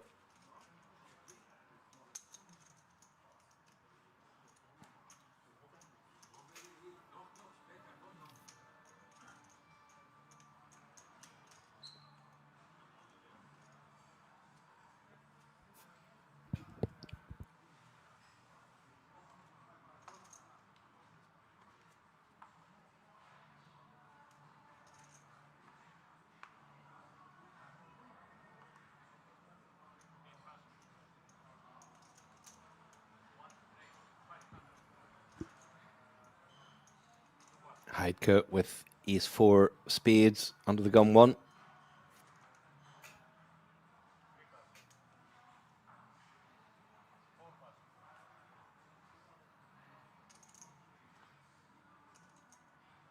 And Campesano, ace 7 of diamonds.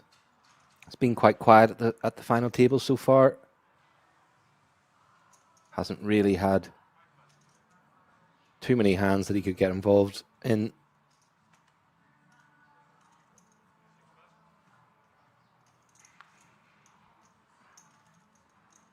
$10-8 seems like a defend for Aserjan. And he does make the call.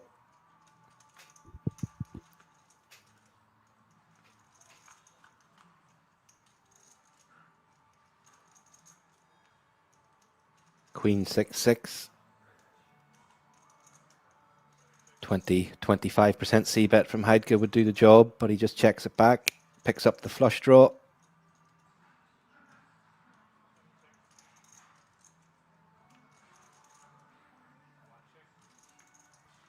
Decides to take the free card, and he's let Azerbaijan get there. And he's going to be very frustrated with this one. I'm sure Azerbaijan is very confident that 8 is good. He would have heard from a queen on the flop of the turn, or stuff like 9s, 10s, jacks.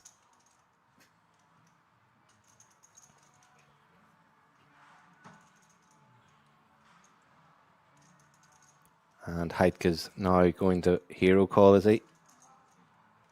With the ace high. And he's going to see the bad news. And should have bet the turn, unfortunately.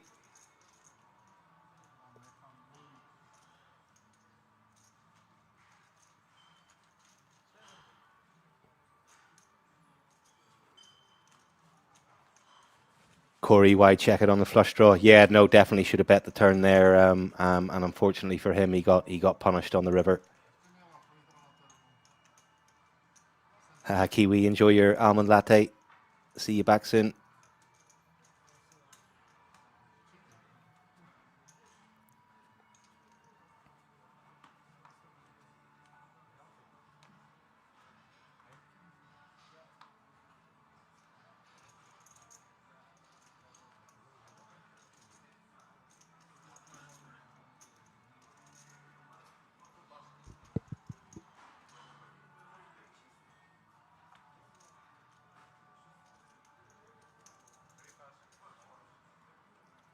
And the Cowboys for Alan has been very quiet at the final table, so I would guess we'll have a pretty tight image.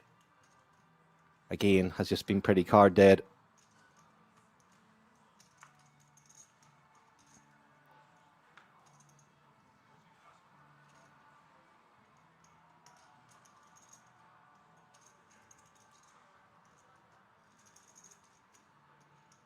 Be interesting to see what Azerbaijan does with ace 10 in the small blind here.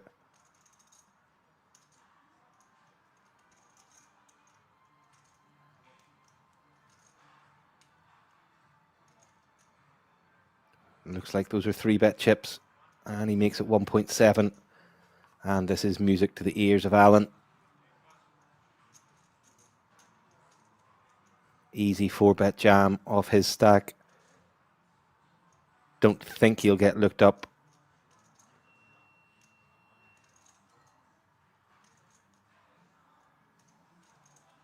Is there any world where he just flats trying to trap? I don't know. I don't think so.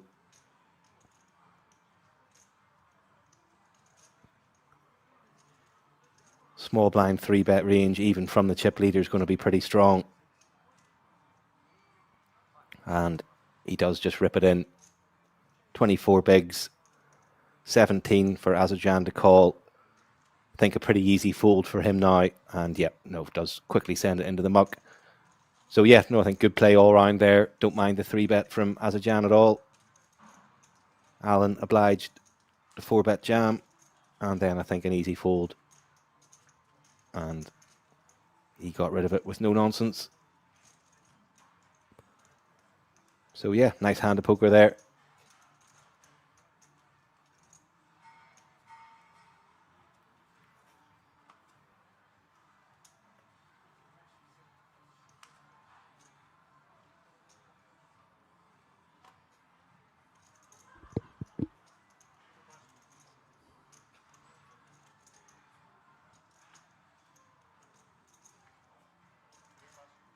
You know, I think especially as the chip leader there, ace 10 works far better as a 3-bet than a flat from the small blind.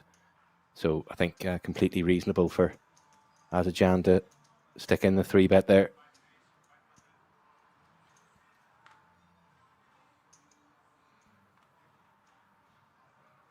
And Campesano, ace 6 off in the hijack, will run into the queens of Simiku in the small blind, 15 bigs.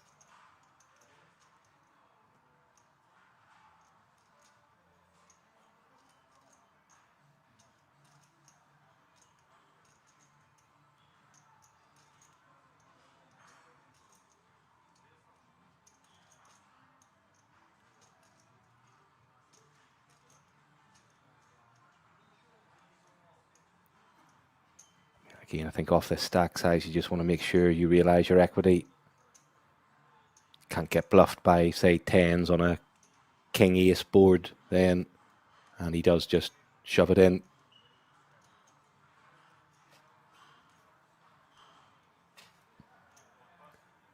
And Campesano won't be interested with the ace-6, I wouldn't think, for 15 bigs.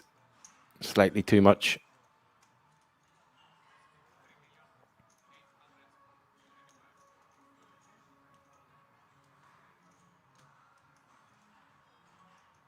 And quick fold from him.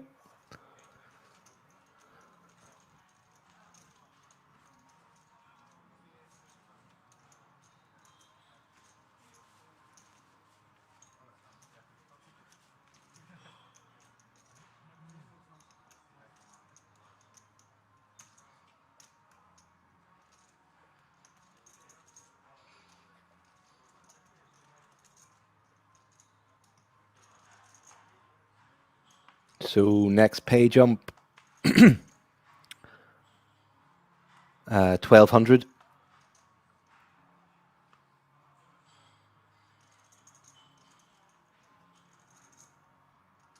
So that's 10 buy-ins, 10, 11 buy-ins. So pay jump's starting to get big now. And then, of course, there's 50 buy-in seat for the top 3. Chance to play the World Series of Poker Europe main event. Best players in the world. Test yourself against the best. 6 million euros.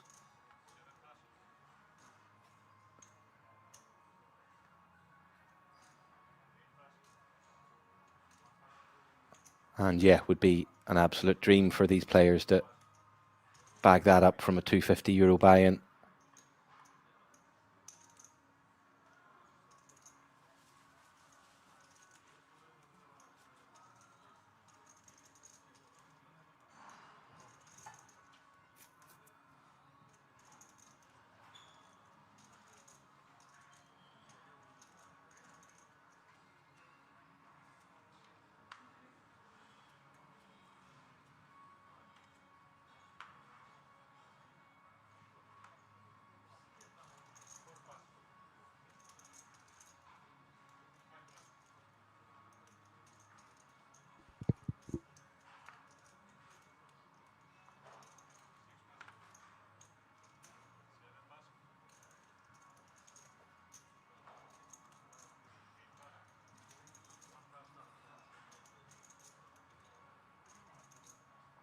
And Karamchi unlikely to be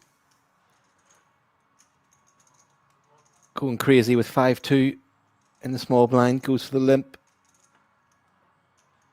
And Sabura 8-3 of clubs.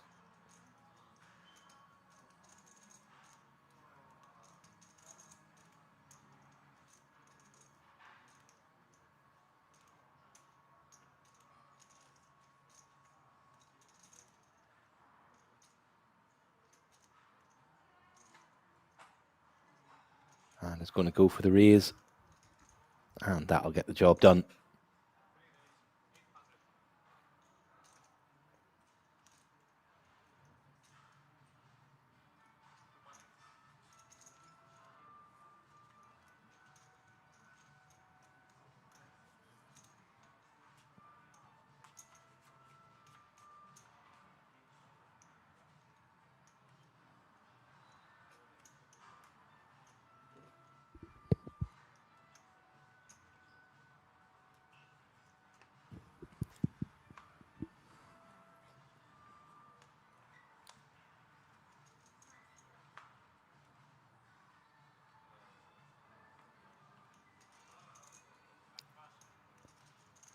Disciplined fold from Campesano with 5s under the gun there, 30 bigs.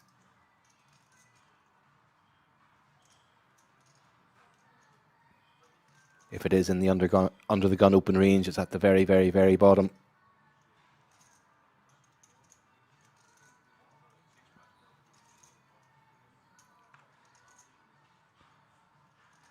Whereas a couple of seats along, Azerbaijan can open the 3s off the 50 bigs.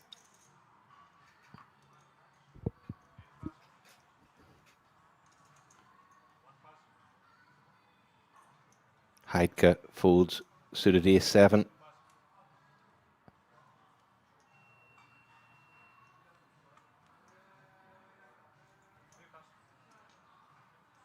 And Allen, ace-6, big blind.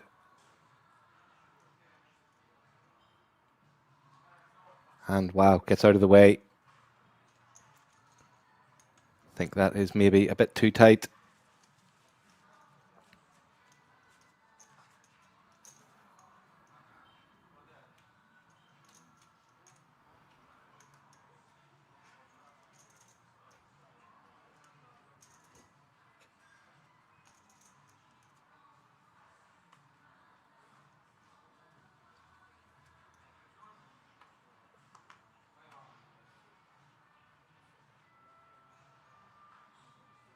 Hi, Suzanne. Thanks for joining us. Thanks for the kind words. Much appreciated.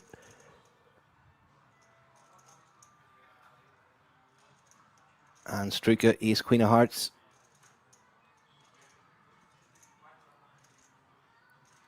Shouldn't be anything more than a min open.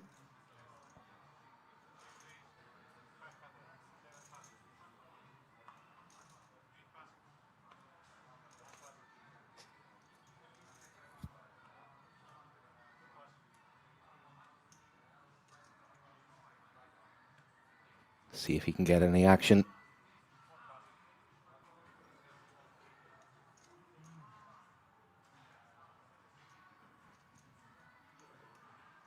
Seven, six, not a hand. Campesano wants to defend against under the gun.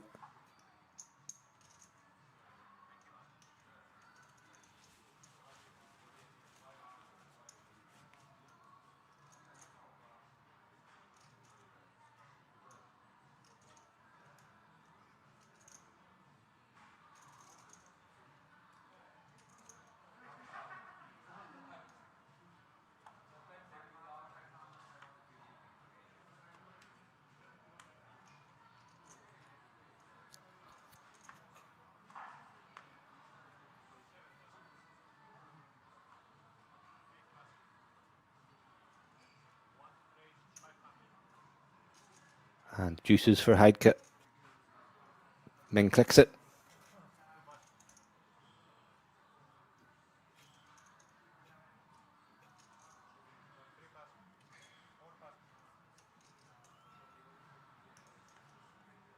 Ten, nine of diamonds for Allen on the button. Potential 3-bet semi-bluff spot. Let it go very quickly.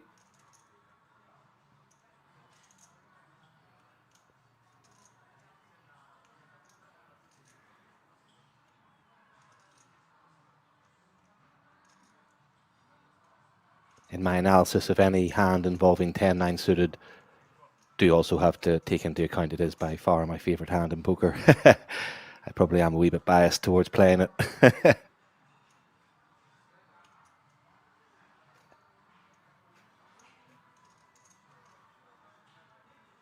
And Heidke still good with the juices. King 3-3, nice board to come in with a small c-bet. And one big blind is enough. So Heidke moves up towards 30 bigs. Struka just under 20. And just a quick dealer change. And yeah, Azerbaiján and Karamchi still top of the pile. Spura's worked his way into third. Allen just behind him. But yeah, all very close really. Still everything to play for. Struka and Simaku certainly not out of it with 20 bigs. One double up, they're basically in the second. So yeah, all very close. Tense.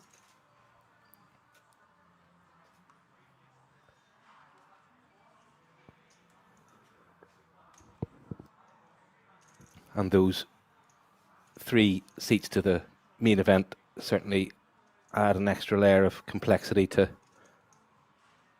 decision making.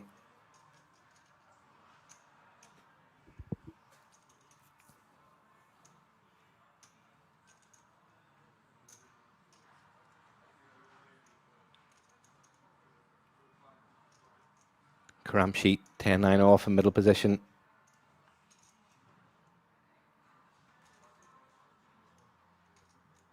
But Struker's woken up with a proper hand in the small blind. Ace Queen suited.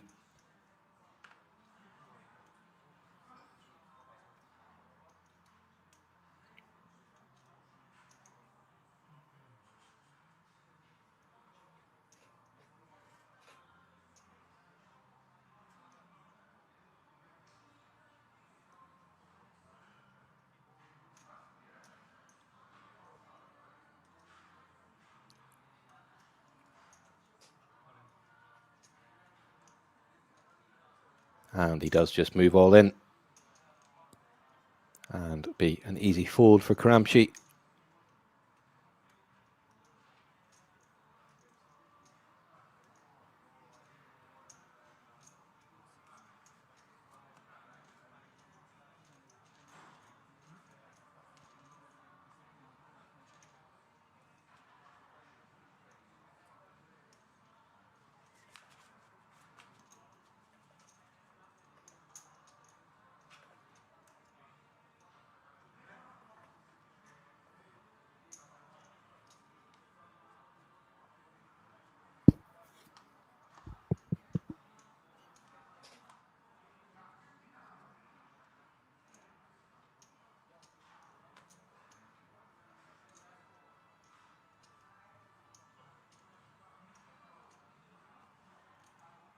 King Queen for Karamchi.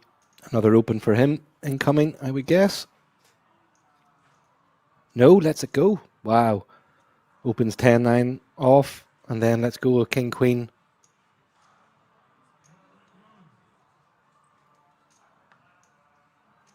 Alan with Ace 10 and the hijack. Min opens it.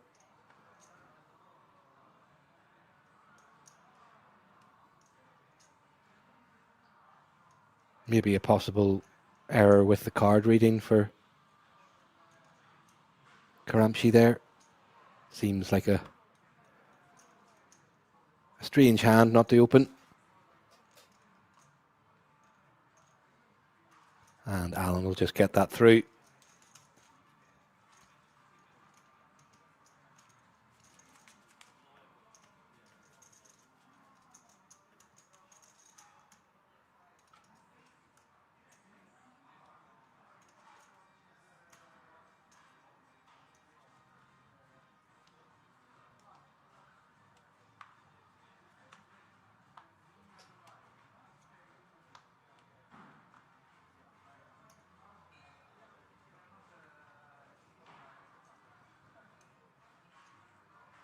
Spura, King Queen. Can't imagine he's going to be folding it. And he does make it 500k to go. And Campesano, pocket nines.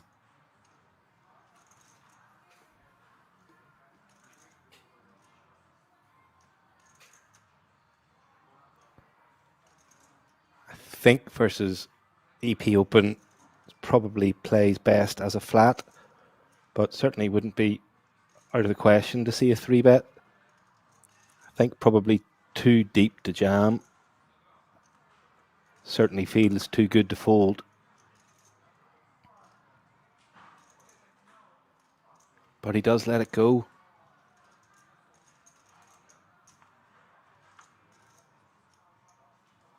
Very surprised not to see at least a flat there from Campesano.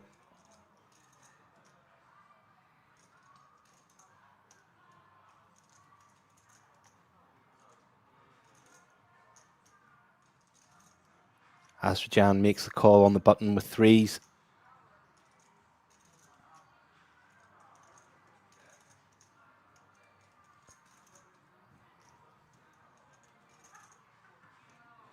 (10-7) for Simaku. Of hearts in the small blind. Not deep enough to get involved. And off to a flop we go, heads up.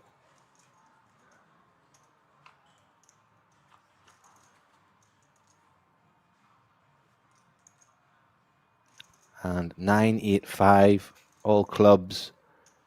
Azerbaijan in the front at the moment with the underpair. Zbura has the queen of clubs and is the actual statistical favourite. Azerbaijan just checks back.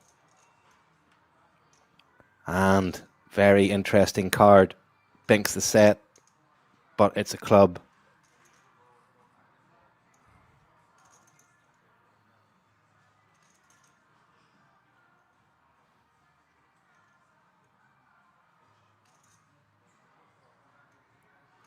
Zbura checks across. We'll have to feel that a king or an ace of clubs probably would have floated the flop. Azerbaijan finds the check back. Ace of hearts on the river, and you would think Zbura will look for some value here. Probably a pretty small size, especially with that ace on the river. Can get called potentially by some ace X without a club. And Azerbaijan, very annoying spot, but if Zbura does come in small, I think probably a set is too good to be folding. I think this all depends on sizing, and I think 1.2 is going to be too much for Azerbaijan. Don't think he'll make the call with that. 1.2 into 1.6.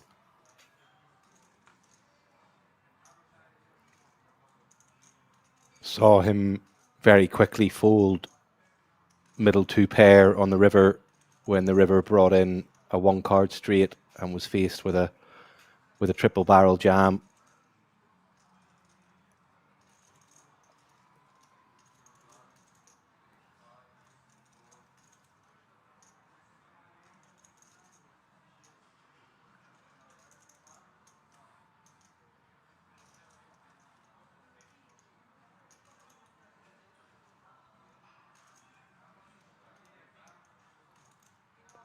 You know, the big size is also polarizing to a certain extent, but you know, it's not an overbet. You know, I feel like this is just very decent club heavy, and Azerbaijan comes to the same conclusion, makes a good fold. And yeah, I think he would have called like 2.1, 2.2 there. 4.8, too much.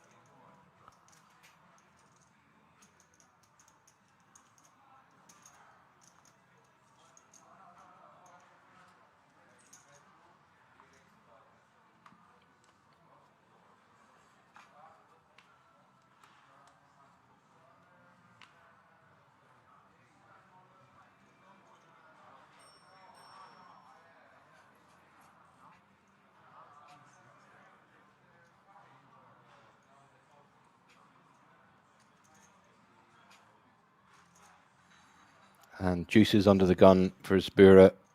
Should be a fold. Yep.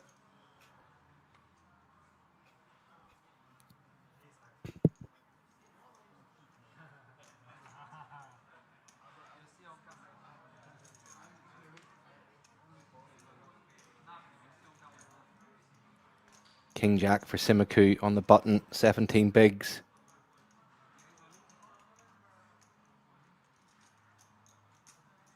Goes for 600. And that'll probably get through. And Karamchi gets out of the way.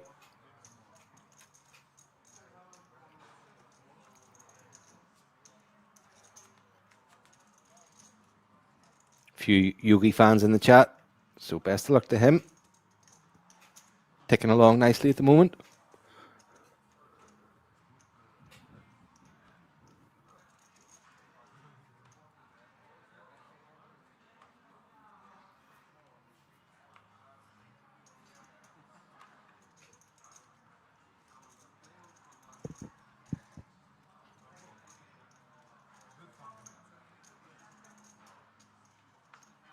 He is 10 suited for Struika. Nice hand to open in middle position.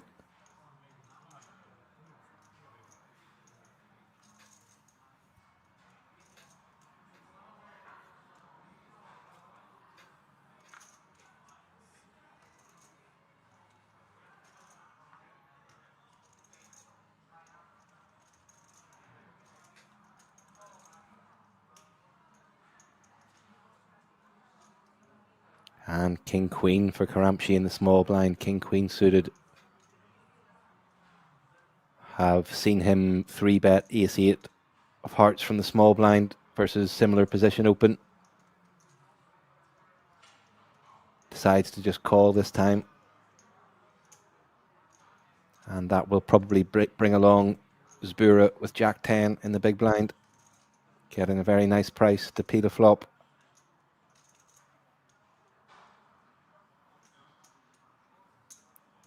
And this has the potential to get very ugly on certain boards. Let's see.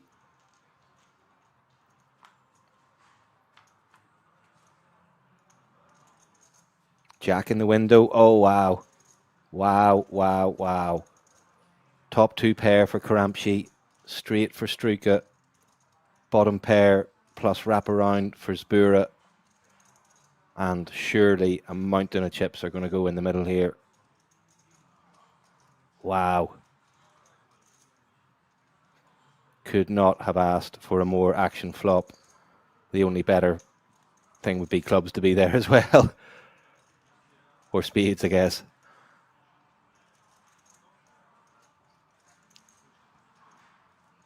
And action check to Struka. He comes in with 2.8. Big blinds.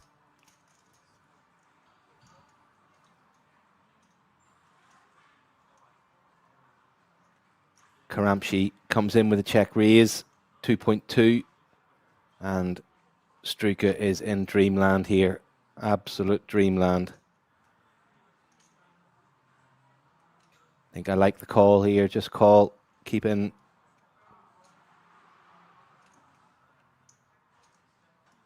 Anything that might be getting a wee bit out of line, like Queen 10, King 10, Jack 10. But he's just jammed it, and Yogi's quickly called, snapped it off, and he can't believe what he's seen. So he's going to need to hit a full house here, Karamchi. Brutal, brutal hand.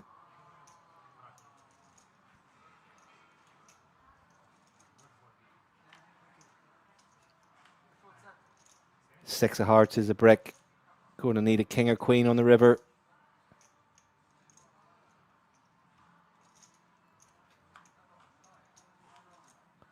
And it's the 2 of spades. And a massive double up for Struka. Up to 50 bigs. Severe damage done to Karamchi. Down to 17. Still a playable stack. But that is going to hurt. That's really going to hurt. Top 2. And you're in massive, massive trouble. Have to fill up to a full house.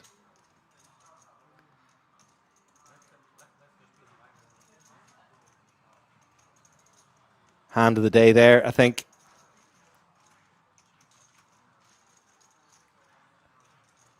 And that's very, very unfortunate for Karamchi.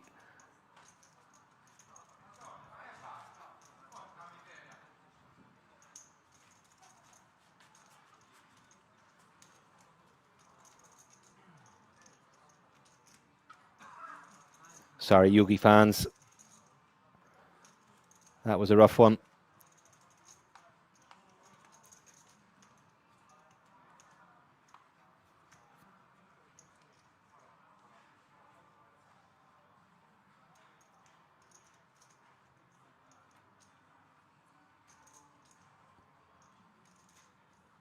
And kings for Struka, very next hand.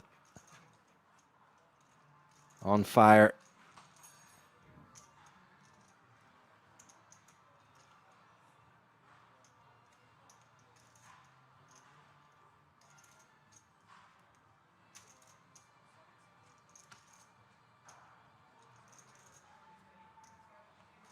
Makes it 550 to go. Standard open size.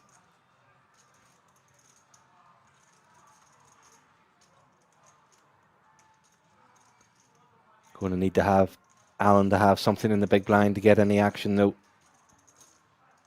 And it is a trashy queen 4. Struka disappointed. Is he going to show? I think he did. Did he show one there? Perhaps. Not sure what happened there. He should have half showed them, or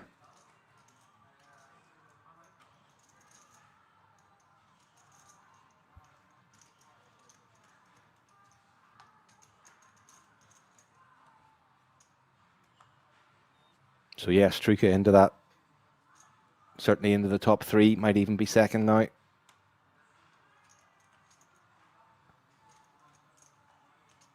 And ace 10 for the second time in 3 hands.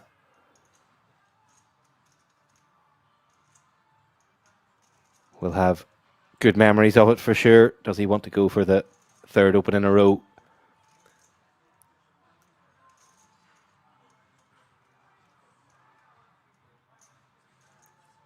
And makes it 550.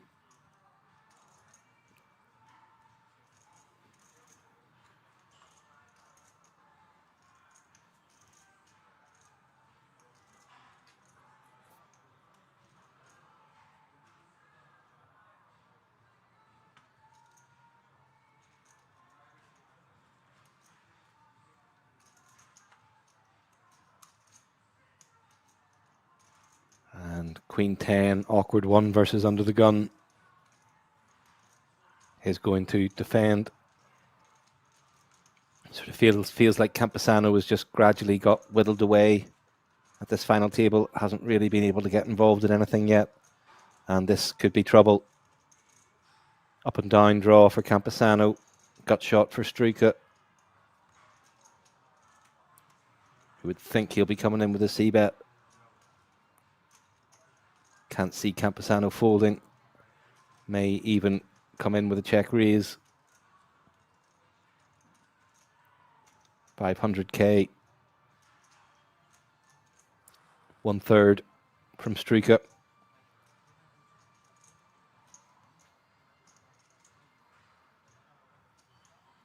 And Campesano will take the turn.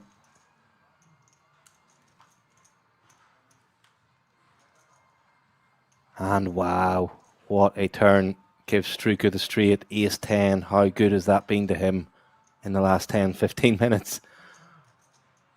Campesano now with second pair, wraparound draw, and Struka sets the trap.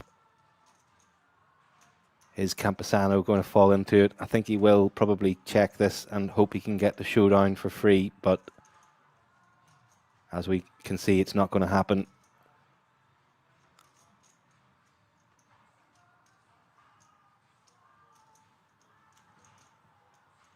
And he does check across.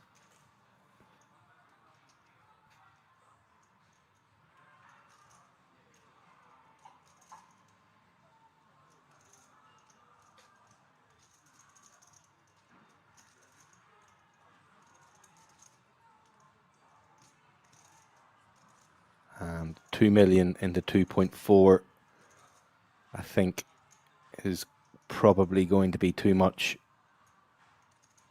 I think I would have preferred to see half pot maybe.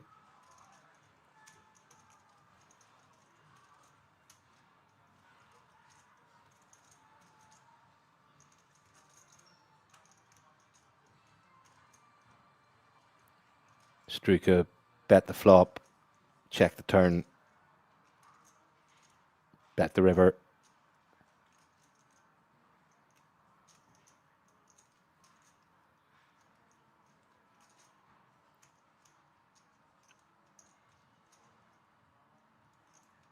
I'm sure Campesano will think that Struka's given him credit for a reasonable range pre in terms of defending versus under the gun. So, you know, Campesano does have a lot of potential 2 pairs here. So what are the chances Struka are bluffing and gets paid? Tough spot for Campesano there. Well done to Struka, got the max. I would have went smaller. Campesano annoyed.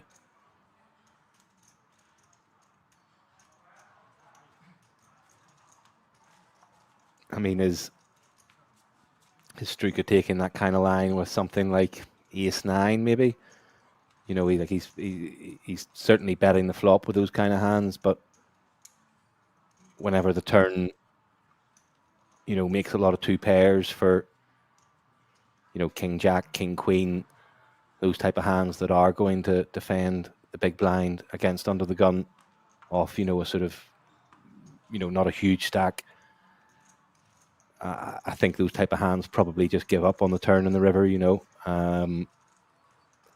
So tough spot for Campuzano. I mean, the turn queen can be good there, a reasonable amount of time. Maybe stuff like under pairs, 8s, 7s, like that. Maybe they take that line, bet the flop, check back the turn, and then stab at the river because they realize they're just definitely not good. Try to get a jack to fold. Maybe try to get a queen to fold. But sort of hard to find that much that just pure queen X is beaten there, I think, with Struka under the gun. Leader positions, maybe a different story, but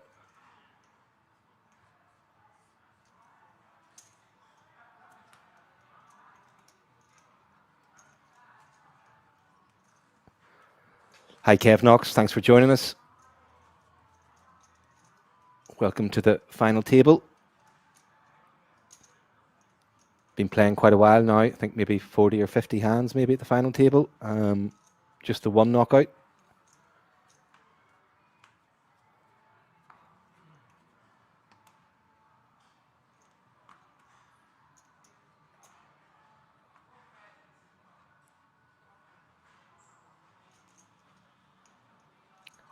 And the rockets for Yogi. Maybe this will be the start of a comeback for him. Here's one for the Karamchi fans. Let's see if he can get any action.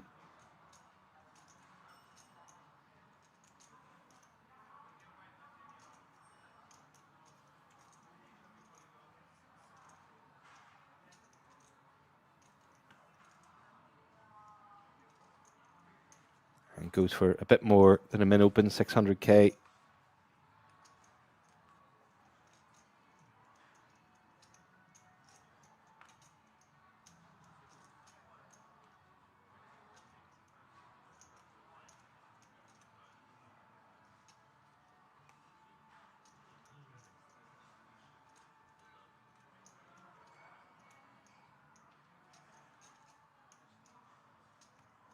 Can't imagine Struka will be interested with Jack 4 in the small blind, but maybe not.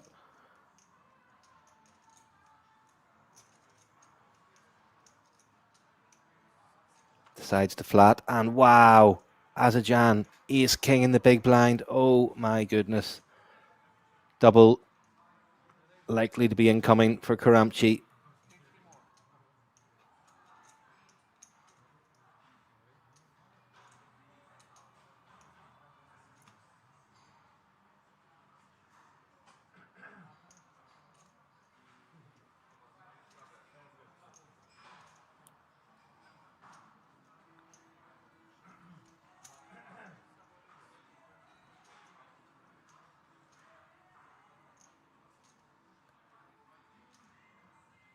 Karamchi doing his best impression of a man who doesn't like the 3-bet.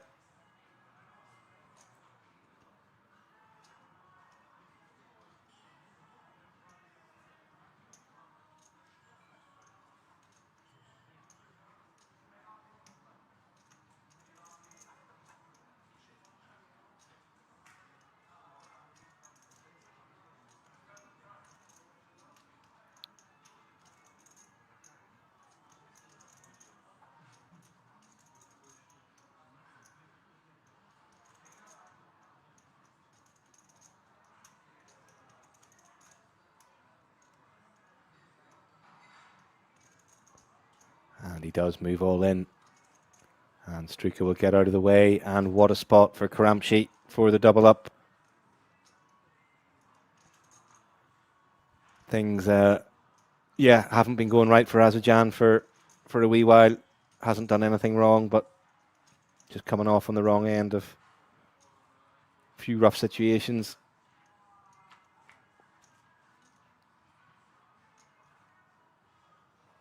And no help for Azerbaijan. Queen high flop, 2% equity. Going to need runner for the straight. And that is confirmation of Karamchi's double up. River irrelevant. And that's a big pot for him. Back up to 37 big blinds.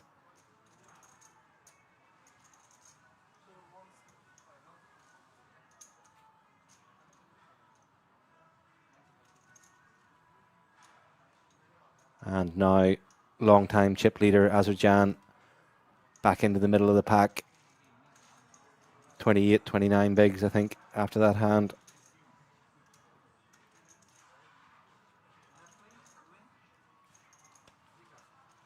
And that will probably make things very tight between the top 4 or 5 at the moment.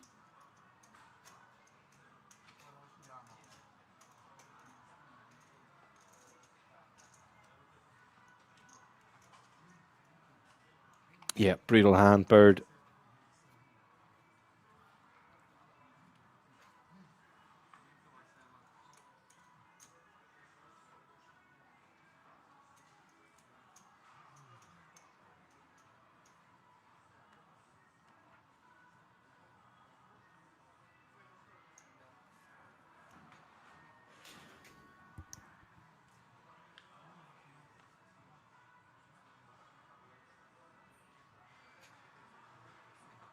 And Queen Jack for Campesano in the cutoff. 12 bigs. Seems like a reasonable jam spot. Goes for it.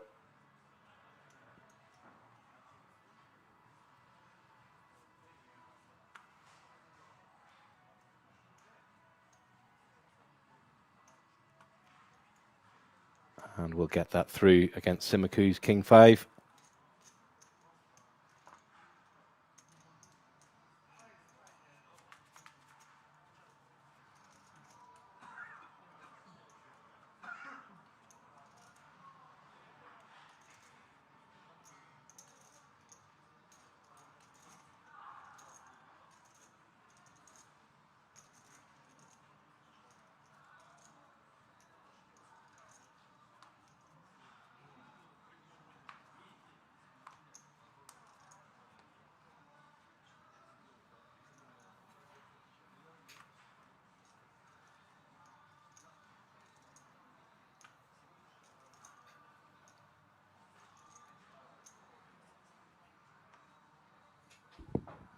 And Alan opens ace-6 spades from middle position.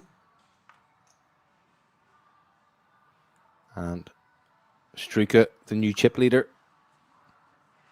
gets out of the way with ace-2.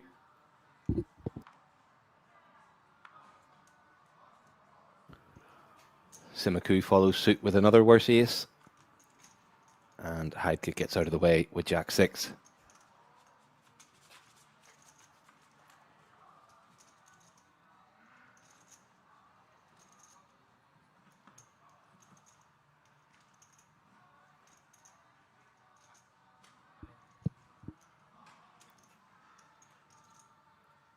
So yeah, pretty chunky lead for Struka now. That double up for Karamchi actually puts him back into second. So yeah, pretty tight between second and sixth. Simaku and Campesano slightly adrift at the bottom, but again, no need to panic. And this could make for some very cagey play with those WSOP Europe main event seats in the mix as well. Spura, ace king under the gun.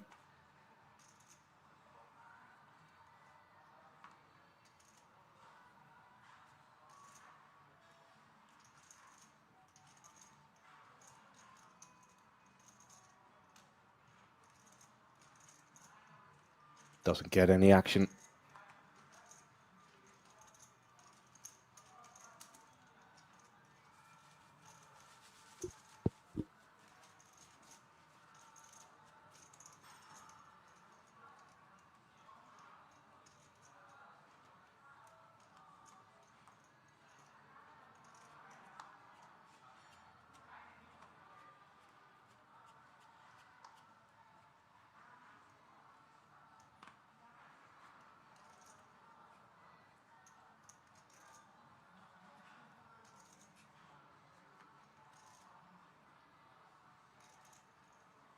And ace-8 for Struka. And he can really start putting pressure on these shorter stacks now.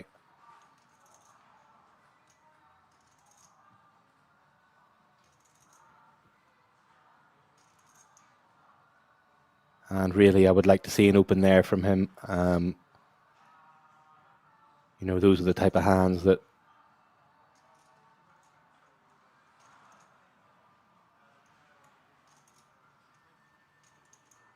they're not fantastic, but it's a decent ace. People just aren't going to be playing back at you as the chip leader that much without genuine strength. And, you know, so much of the time, it's going to be a defend from the big blind, a flop that favours your range, check, small bet, fold, and, you know, you just keep on racking up the chips. So, you know, I think given he's got a very healthy lead over second place at the moment,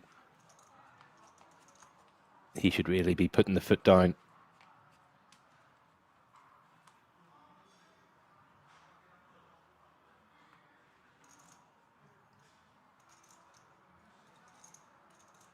So yeah, King Jack, same analysis applies. I think should definitely be opening this. It's under the gun 1.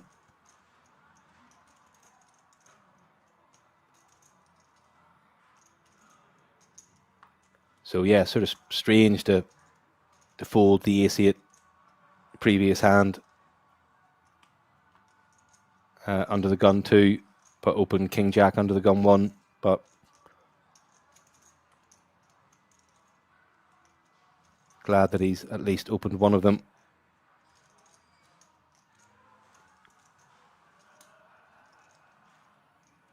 Alan, and you know, Alan's folding ace-7 in the big blind. You know, so you know if the big blinds are folding ace-X against you as the chip leader, you know, you really do get away with just printing money with light opens. And of course, people start playing back at you, or you know, people feel you're getting too out of line. Then you know they're gonna change your strategy. But there's a sort of perfect equilibrium of, you know, not getting too out of line, but really putting the pressure on guys. And you know, I think all those sort of middling type hands, Broadway hands, he should be opening irrespective of the position at the table. You know, maybe King 10 off, normally be a fold under the gun. I think for him now is an open, just because of the pressure he can put on the rest of the table.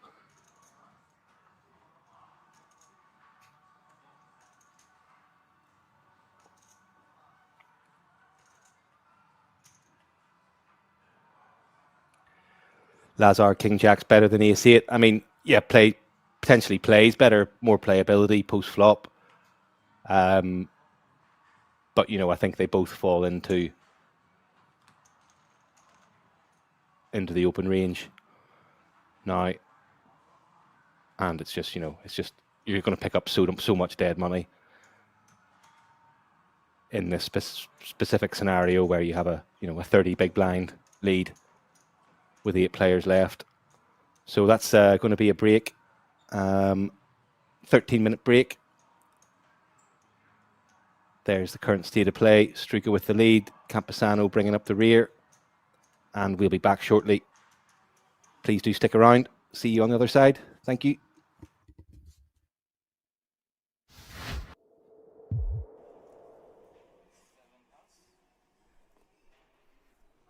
Yeah, and it's important to note there, when we do have eliminations, we are trying to get the players to have as many interviews after their bust out as possible.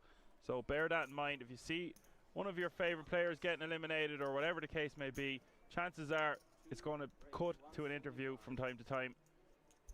It's nice to be aware of that before it happens. Cito going to raise to 175 with the ace-9-9-6 from the cutoff. 9s against ace-queen 8-6. And look, Pliashko is all in by default here, Alan, with the ace-queen 8-6. Again, you might need 2 questions. Yeah, that's fine. We'll keep in mind, as long as you're writing down that stuff, bro, I got you covered.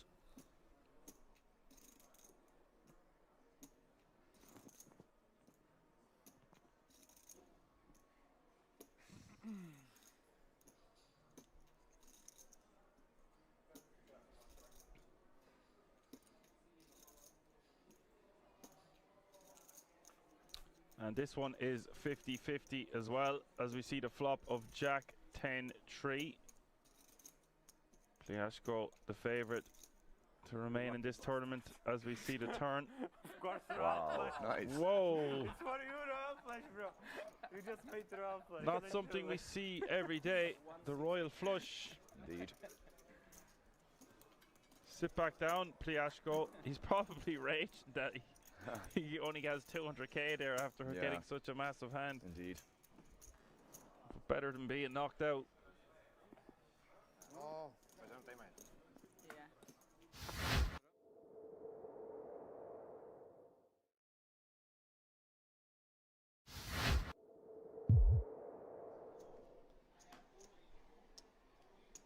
Casual Sunday. We got past Focus Friday. Yeah. Linares with a monster here on the button. Ace Queen of Diamonds. 3.7. The problem I have with Le Mans is he's shown a propensity to be very impatient, even though he has battled back well. So at some point he might just get fed up with the heads-up battle, even though it's for the bracelet and so much money is the difference between first and second place. Depends what happens here. He's liable to just, he's like a placid volcano. Yeah, just got to erupt every now and again. Yeah.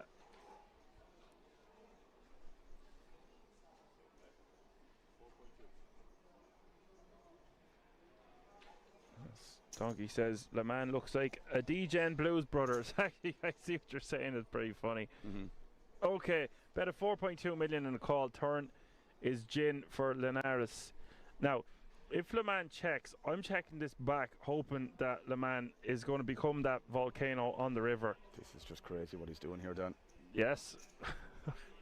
You can call me Action Man Dan because we predict these things. 7 million is the bet from Le Mans. Now, if I was to see Linares raise here, I would not be happy at all. Man, just smooth calling in position here, man. It's going to be the only play. You're never ever going to be folding here, so just give the guy some rope. No, it's just when we seen him do that with the aces earlier, want to give him the rope. Three of spades. What's this? What the hell? What do you say? All in. Oh. He said all in. Oh my God. What just happened, guys? He shoved for 65 million. What just happened, guys? What a crazy hand to commentate on. What? I just called it. The placid volcano has erupted. Le Mans has finished in second place. What just happened, guys? I don't care. He says he doesn't care. Linares has prevailed as your World Series of Poker Europe mini main event champion. Well, when your head's up, it's hard to have something, right? So when the board pairs up and I know he doesn't have a house, I just apply maximum pressure. Unfortunately, he have the nut flush, so I just ran into a bad hand and I did a strong move in the wrong spots. No, I would do it again. It's very unlikely to have the nut flush when your head's up, but he have it, so I guess GG to him.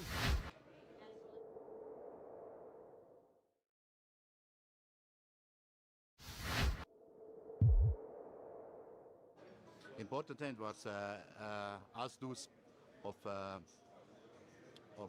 clubs versus sevens, I think. Yes, and then the river comes to us. Yes. Yeah, there's a lot of nerves out there at the moment. Naturally enough. Exactly, in this exact situation. I mean, again, there's so much money up top, man, being 110k, and not only that, we're literally on the ticket bubble too. So a lot of stuff to take into account, guys. A lot of money up top, a lot of decisions that are going to be very, very important. Whether you preserve your stack or not, got to be careful. Got to be very, very sure every decision you make is going to be the highest EV decision. But I've no doubt that these players are more than capable of doing that. Especially they've outlasted 3,500 players, guys. Just shy, or just over, I should say, 3,500 players. Ridiculous field. A lot of days to play. But we have Swinesetter on the button, opening the sevens.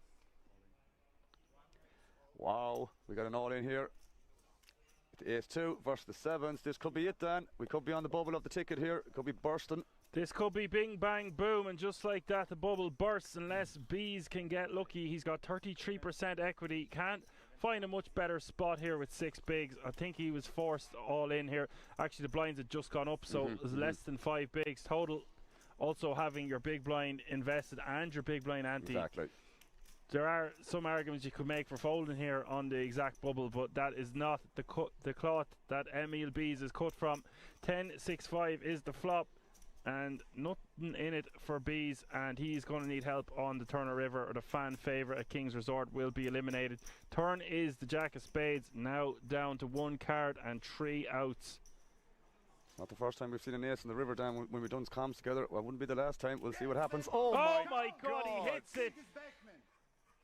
The king is back, man. Disgusting, and I just said it too, bro. It's like I knew. Trust me, I didn't, by the way. Just to make that very, very clear. Always a surprise around the corner for the king. Man, this is stuff I'm not going to say you'd see online, but it's just in this situation where it's just like on the bubble of the ticket. It's just always these sort of things that like always happen. It just makes great, great content.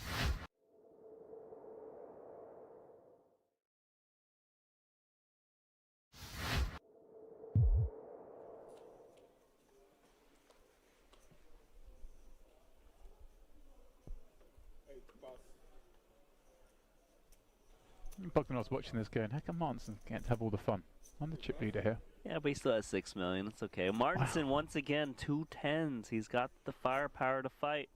His arms must be getting tired, Randy. Just kidding. I don't think he minds it. We might have to relay the felt. 100. Excuse me, can I touch my top phone?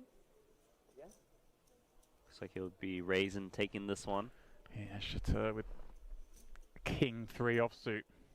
Such a poor hand. No chance he's playing this.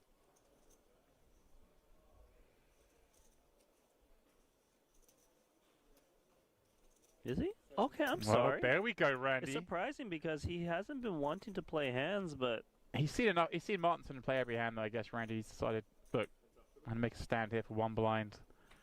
I've got a short stack back. He's had enough? Yeah. Didn't want to wait anymore? No flop. Martinson top set because he needed a hit hand. 7 check. Can Martinson find a check back, Randy? Against such a short stack. I don't think he will, just because this board hits the big blind a little bit, right? 7, 6, gut shots. Is it a tiny bet and trying to induce a check jam? I think he comes in small because he has the best pieces of this board with top set. But rarely would he want to check back this flop.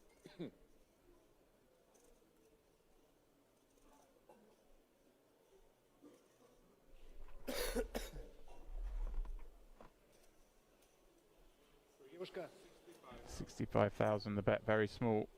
And a switch Oh my check. God! What is going on here? Made a move with just King 3 high, no backdoor hearts, and he's pretty much dusted. Looking for an 8 or 9 and a 9 to kind of chop this one up. Wow, Randy. He knew it was the big blind's board. And he took advantage of that situation, or at least he thought he was going to, but instead, Martinson has him all but dead. Randy, what are we seeing? Well, that's it. That seals it. Chateau out in 27th. I mean, I always give credit to someone giving it a go, Randy, but that was spicy. Posting on a delay, consistent with our stream, so there will be no spoilers. Unbelievable, this guy, Santos. He's playing almost every hand. Except that 98%. Right? Yep.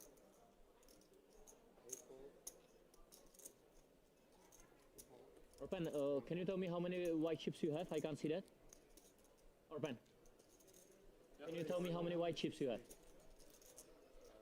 I'll count it for you. 1, 2, 3, 4, 5, 6, 7. Thank you.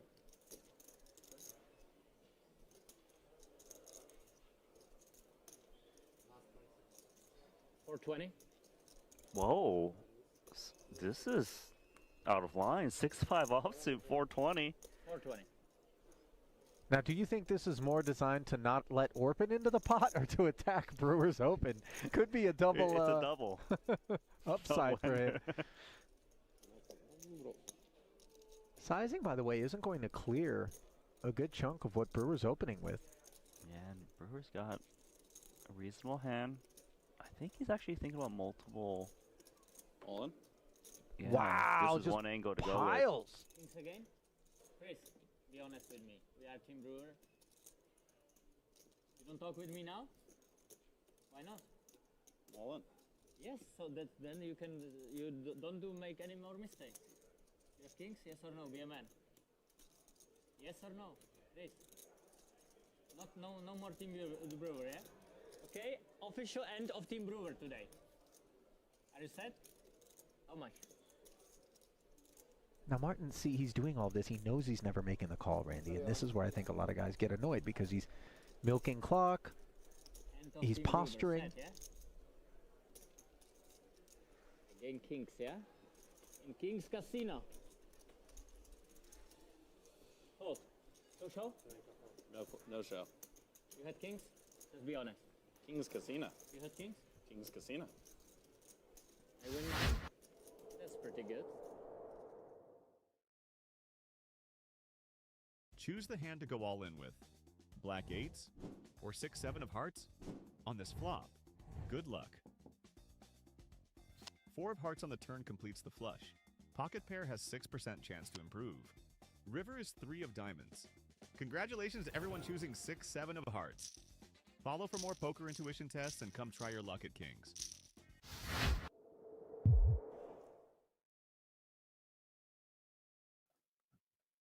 Hello, welcome back to the final table of the German Clubs Championship of Poker, Kings Casino, Rosvedov.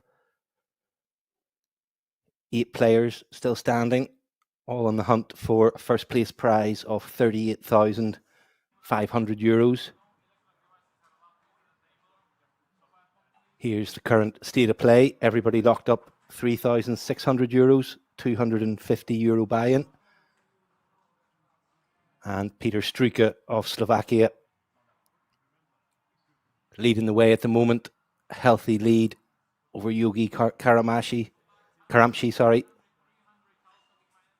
of Denmark. Then all very close between 3rd to 6th.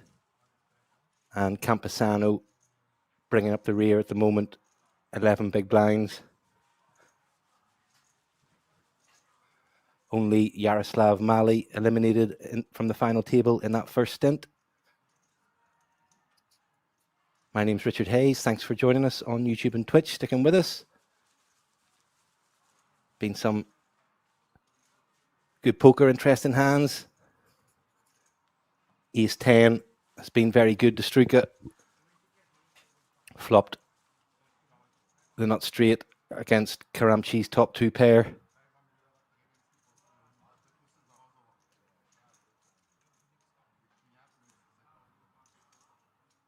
And also came off best in a hand against Campesano with Ace 10 as well.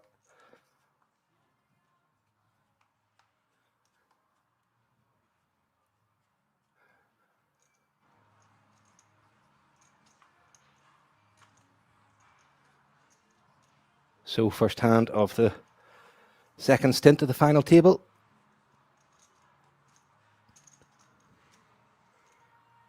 And Karamchi, Ace 9 of diamonds in the hijack. Blinds now 150, 300 with a 300,000 big blind ante. Makes it 600k to go.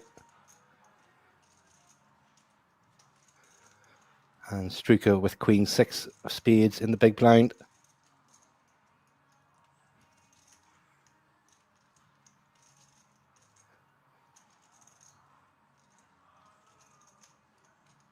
And we'll make the call.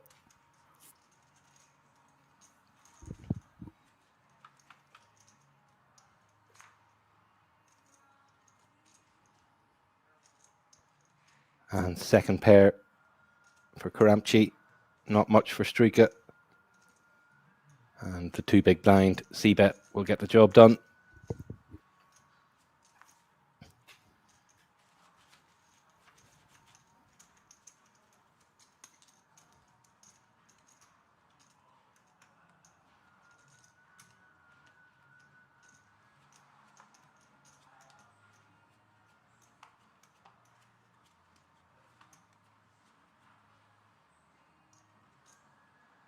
Playing 60-minute levels.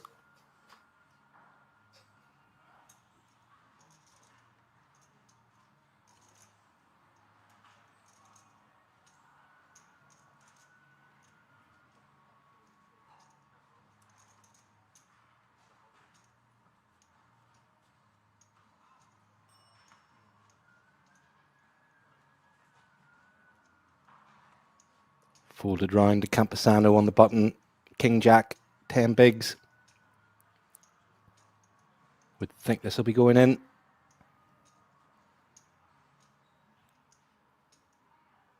And into the middle it goes. Triangle requested. And Azerbaijan not going to be able to get involved with Queen 5.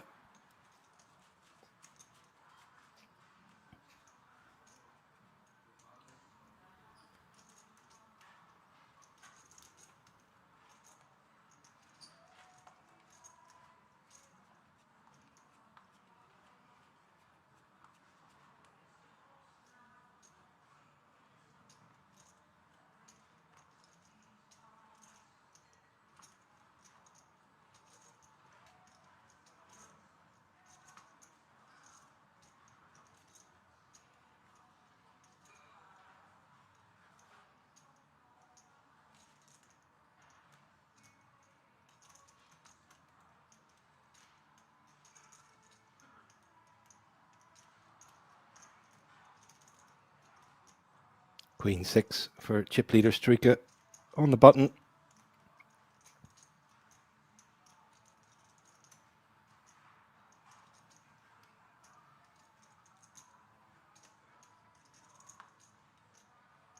Makes it 650 to go.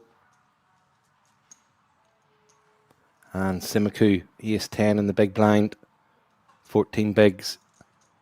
I think this probably goes in versus the chip leader button open.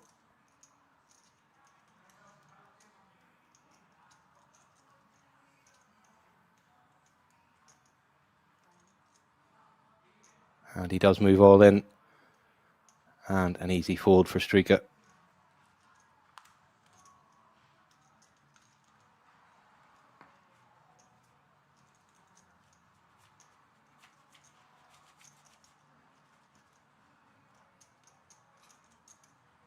Queen 6 definitely an open from the button for Struika. Just unfortunate that Simiku wakes up with a hand.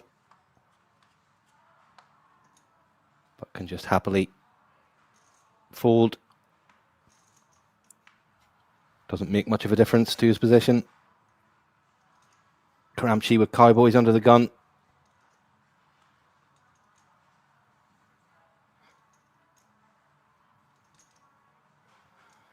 And Allen with the pocket tens. Middle position. Goes for the flat.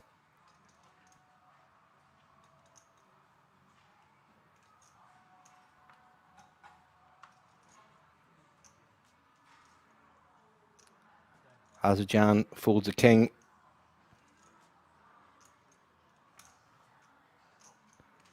And Heidke comes along with 8-5 in the big blind.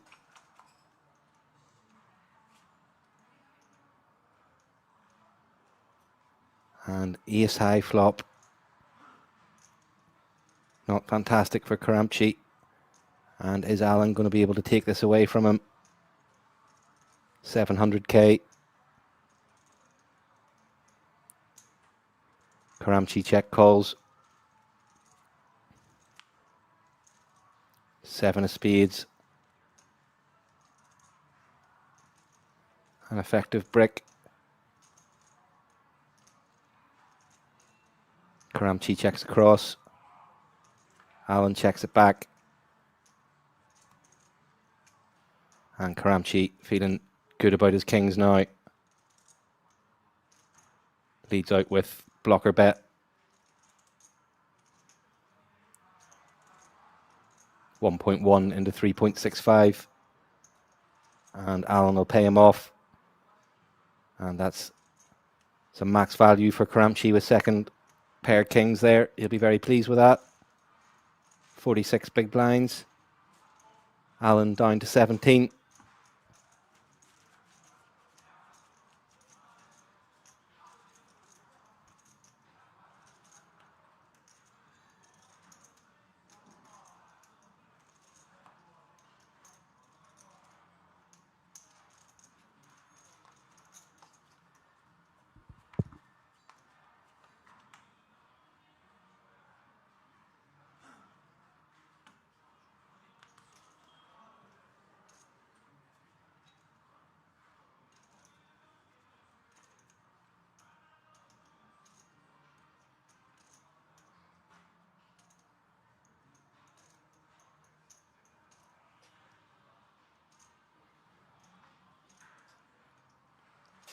And East 10 for Campuzano.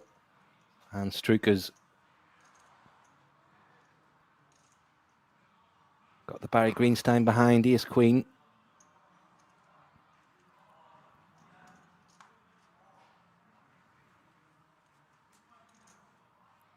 Goes for the 3x 3-bet, 1.8 million.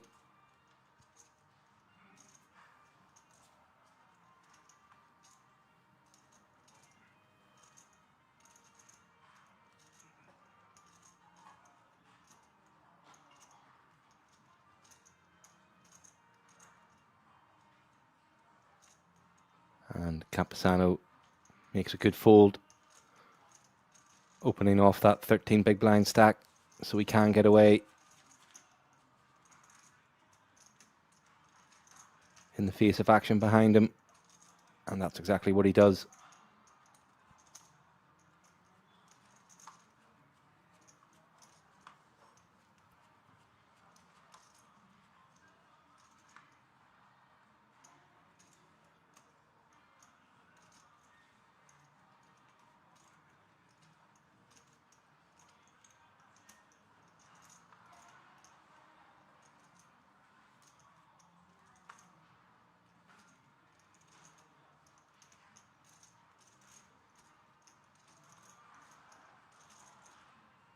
Jack 10 for Azerbaijan in the hijack, down to 21 bigs. Has had a bit of a rough spell the last session. Was the chip leader coming into the final table.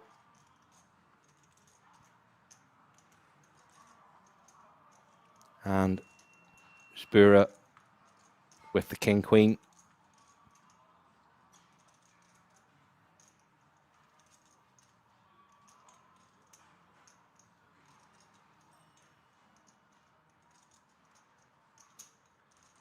Makes the call.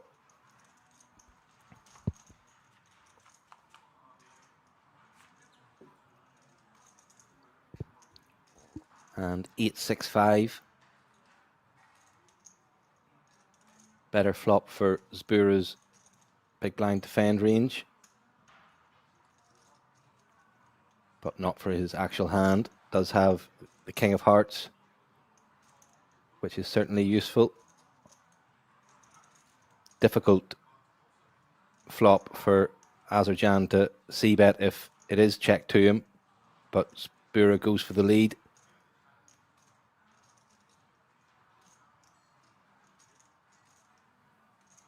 And that will work for him.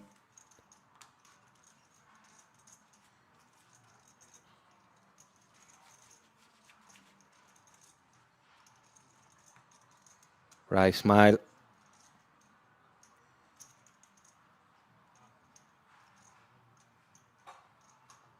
So Struka and Karamchi with a pretty reasonable lead over the rest of the field. Those two will try to be avoiding pots against each other if they can, for a wee while anyway. But still anybody's game, really. Campuzano not out of it with 11 big blinds, not by any stretch.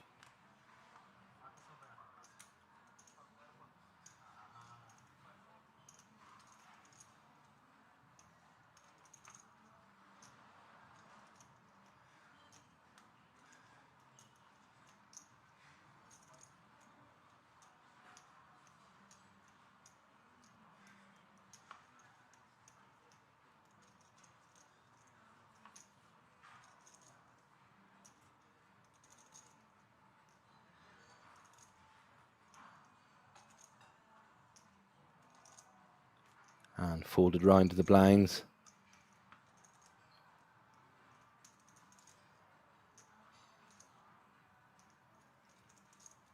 Queen 6 for Spura.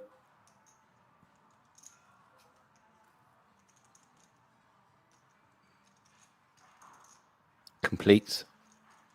And Alan with Queen 4 suited. 15 bigs.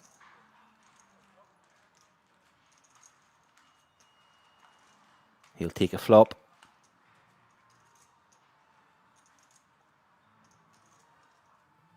And bottom pair for Spura. Back doors for Alan on both the straight and flush front.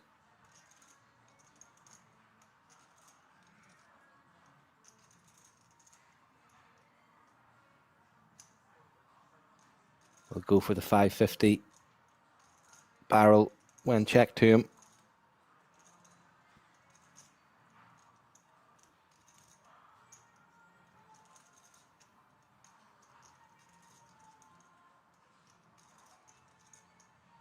I think a pretty mandatory check call for Spura.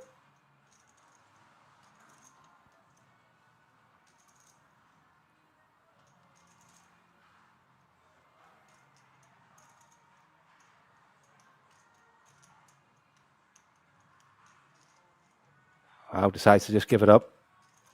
And that works out very nicely for Alan.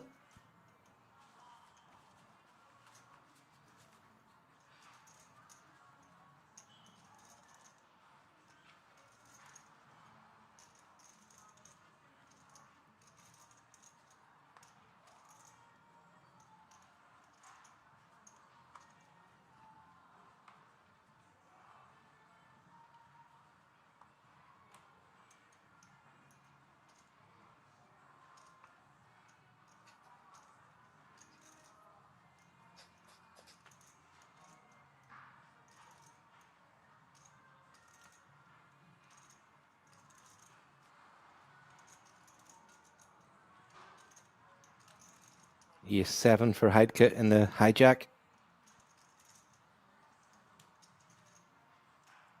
Opens with 17 bigs, 15 bigs left behind, and Alan with the pocket 8s in the small blind.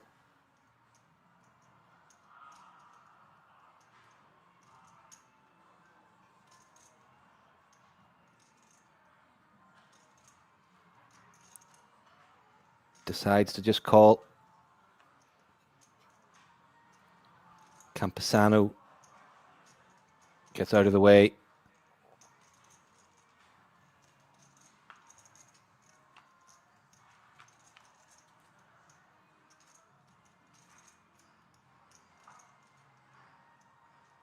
And Alan's still ahead after the King Jack 9 flop, but looks pretty terrible for him.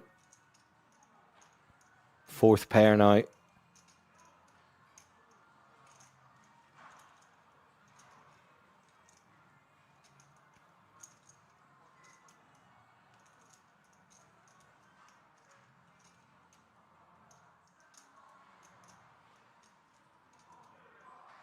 And Heidke continues with a 1 million bet into 1.85.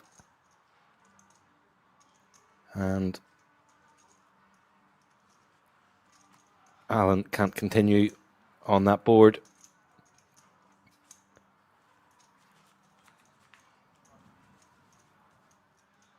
And yeah, maybe could have been a potential 3-bet jam from the small blind there. Heidke has been quite quiet recently. So maybe that factored into Alan's thinking.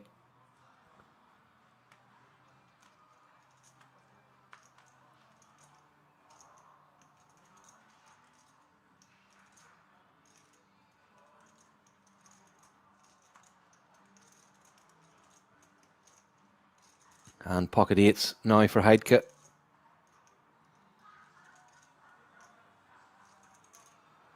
Going round the table.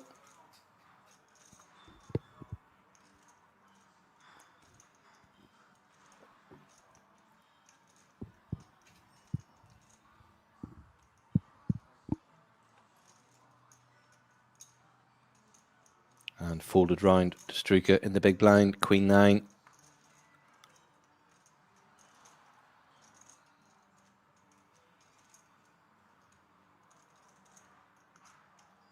Heidke's gone big enough with the open 2.7.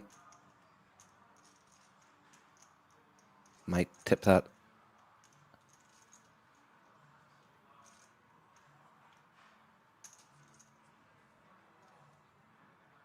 And Struka coming in with the 3-bet and met with a snap jam from Heidke. Struka looking to put the pressure on. But wow, Heidke couldn't have got those chips in the middle quicker. Seemed like it was almost as soon as Struka's 3-bet chips hit the middle, the rest of Heidke's stack was in there.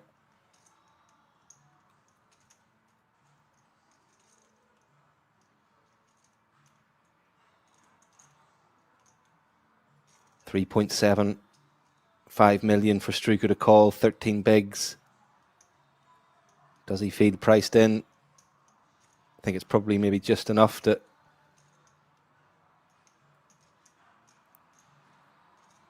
So what, he put 2.5 million in there, didn't he? So what, another 3.7 to call? Yeah, I think, yep, just enough. And well played from Heidke.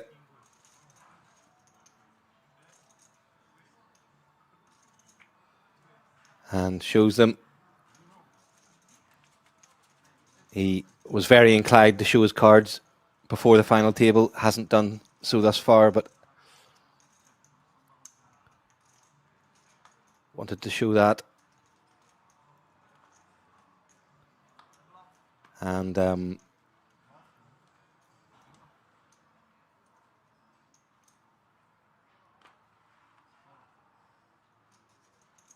yes, some brave play from him.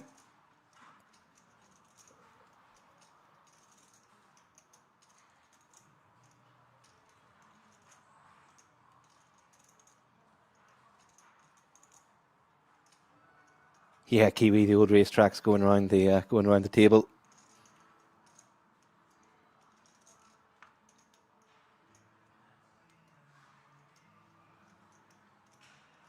Heidke doing slightly better with them than Allen.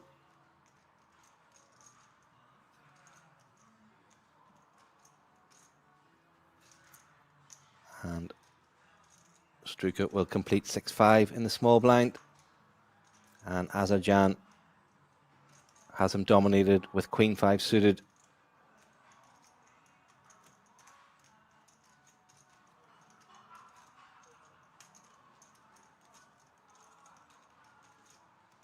Checks.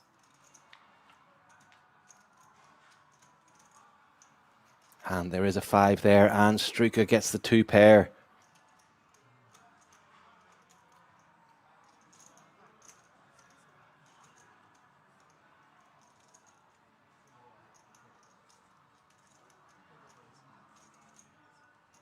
$350K. Azerbaijan makes the call. Quick glance over at his opponent. And wow, what? The other 5. Case 5 on the turn. My goodness. And Azerbaijan surely goes broke in this hand. Queen on the river. Would be crazy.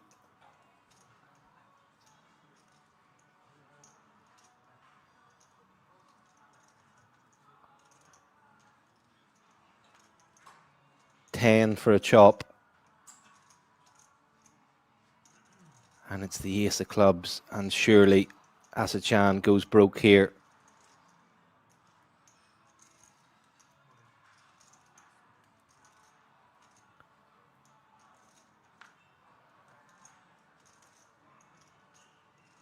Can he ever give Struka credit for a flush? No. Brutal, brutal, brutal, brutal stuff. Brutal stuff. Queen 5. I don't think he even wants to turn it over.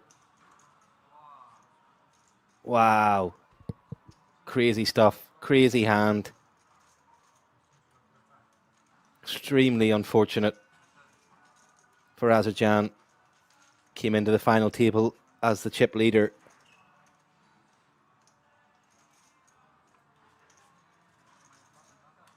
But has to accept an 8th place exit. 3,600 to the good, but he'll certainly have been hoping for better. Extremely, extremely unfortunate. What a hand. What a turn. Case 5, blind on blind. Full house against trip 5s. Just brutal, brutal stuff.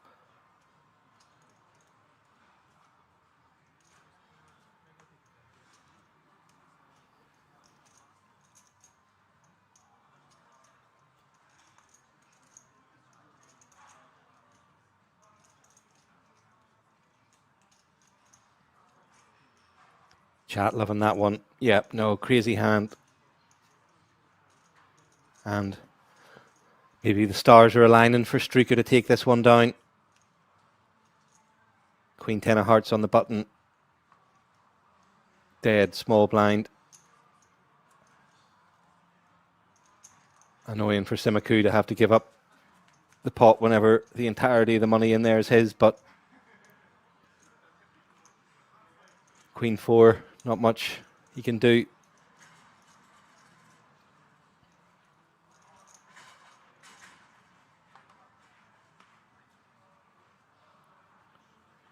So everybody guaranteed €4,800, ever closer to those World Series of Poker Europe main event seats for the top 3. So that will definitely start to become a factor now.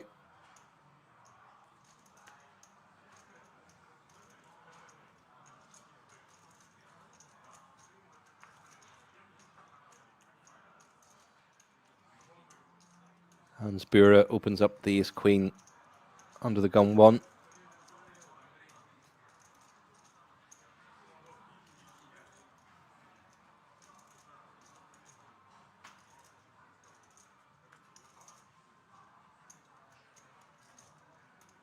And Heidke gets out of the way.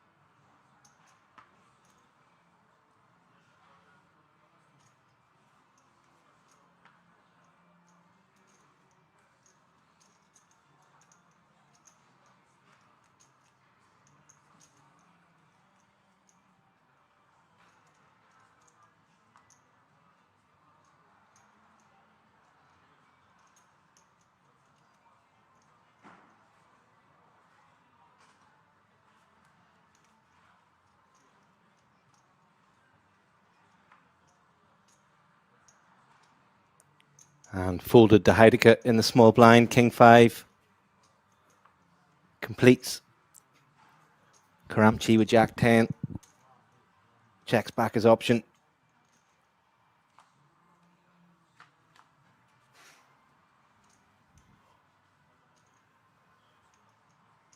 King 5 still good on 993.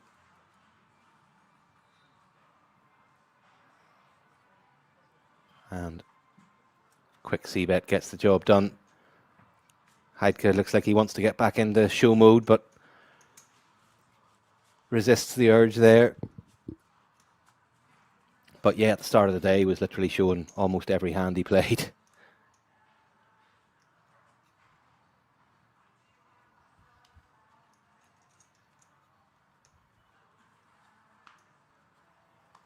Ginger Balls is commentator from Northern Ireland. I am indeed, yep. County Down boy, Bangor.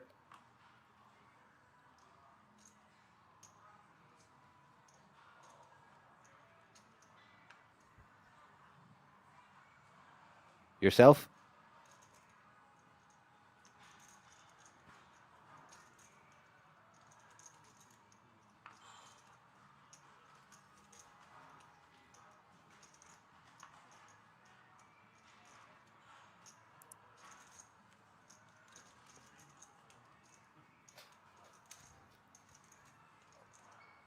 And 6-5 off for Karamchi in the small blind. Looks like a raise to 700k. And that'll probably get the job done against Jack 2. But we'll see.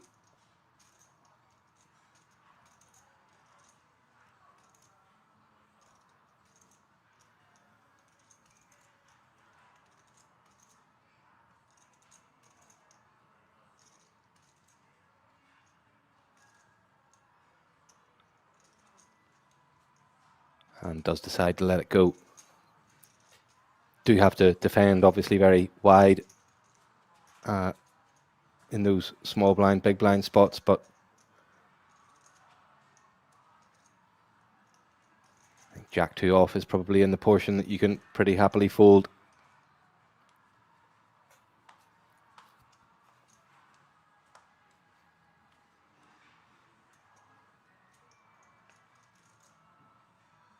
South Belfast, good man. Oh, you picked the accent, did you?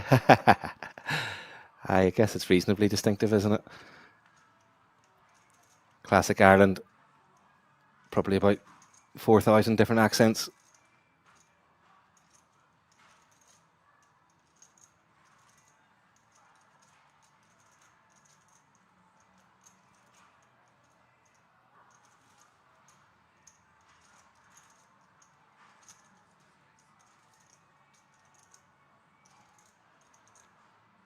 And Struika makes it 650 to go. 10-9. And Simaku with a pair of sixes. Hasn't had much to play with recently. And decides this is the one. And that'll get through unless anybody else wakes up with a hand behind him.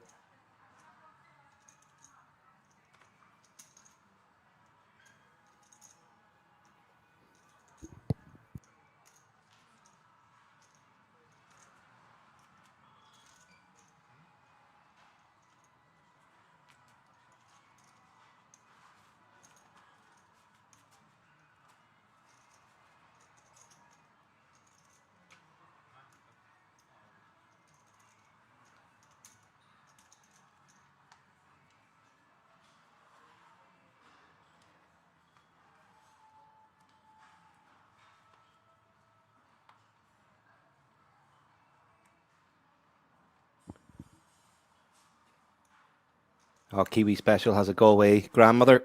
Good stuff. Or great granny, sorry. There's some good poker in Galway. So there is, if you ever fancy a trip to see your ancestral roots.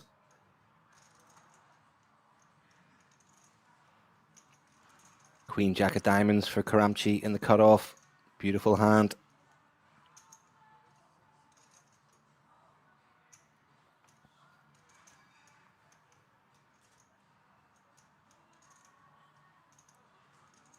And Alan, you see it, small blind, 13 bigs. Awkward hand, awkward stack.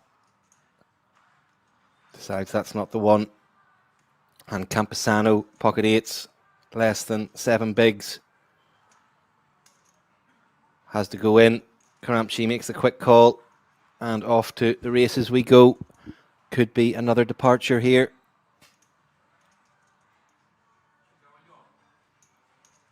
Snowmen in good shape. Can Karamchi melt them? And a queen in the window. King 9.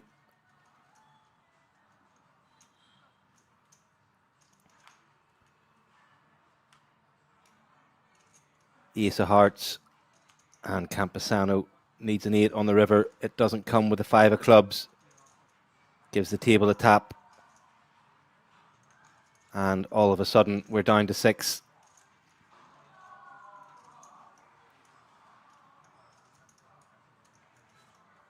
And yeah, just one of those hands that played itself. The other players will certainly be glad to see the back of Campesano. WSOP Mini Main bracelet winner here in Rozvadov last year.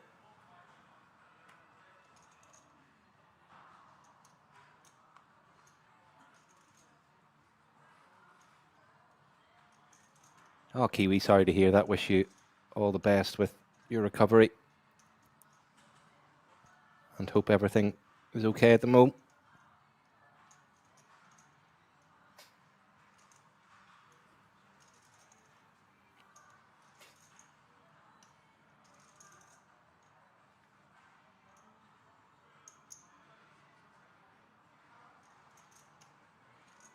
And Spura, King 7 from the cutoff. And Alan's going to go for the 3-bet jam with Ace 5 from the button. Should get through.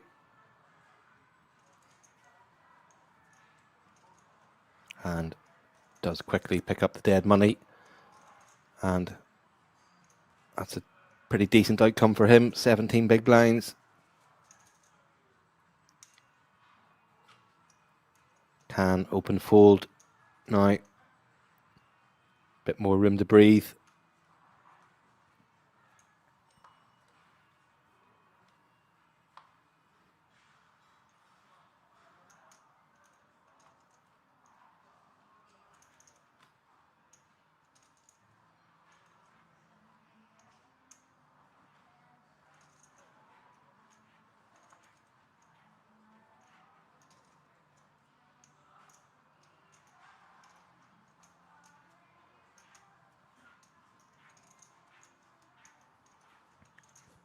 And Jack 10 for Struka in the small blind.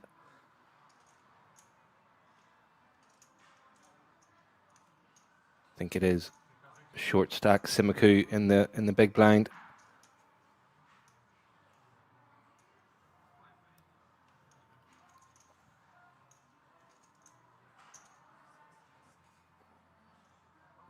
Makes it 650, but Simaku has a hand, Ace 10.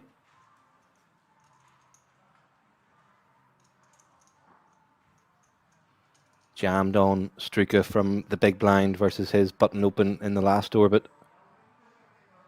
Struka's the small blind this time. And Simaku just goes for the call.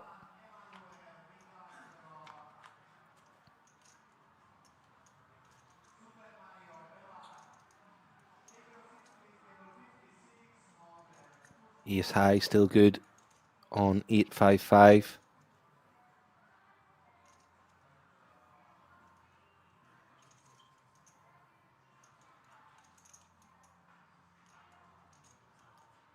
Perfectly fine for Struka to c-bet small on these low paired boards. And good call from Simaku. Should definitely be continuing. Ace high is going to be good a lot. Queen of Hearts isn't a great card for Simaku. Does connect with a lot of the stuff that Struka will have raised a small blind and then just went for the automatic c-bet on the flop.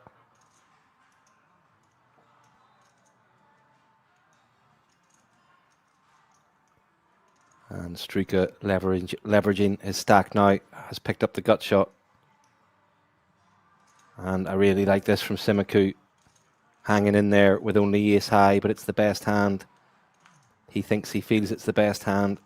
And it'll be very interesting to see what happens here if Struka finds the triple barrel.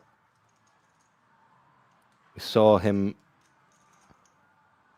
double barrel with 6 high, small blind against big blind, and then River brought a 1 card straight and he fired it off and got the best hand to fold. Will be very interesting to see what Simaku does. I think he's very strongly feeling ace high is good here. That 4 of clubs shouldn't have changed anything. Maybe potentially 6-7 double barrels and gets there. But Struka does check it, and Simaku will be delighted to take that down. Well played, sir. Tap of the table from Struka. Hung in there on the turn when a lot of people might have folded.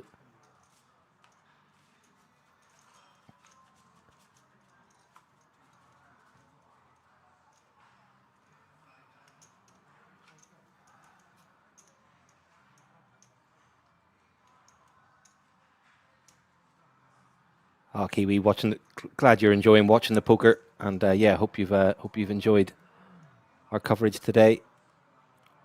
Always great to have you in the chat.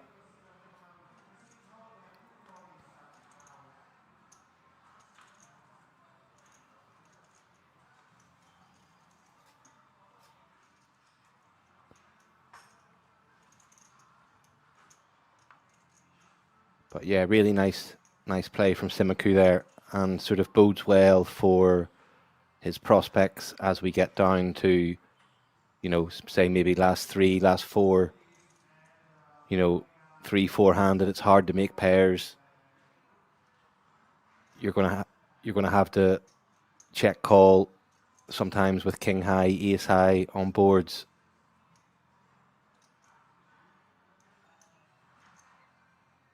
Where, you know, a lot of the time it's going to be good, even though it feels pretty horrible. Got to have the stomach for that fight.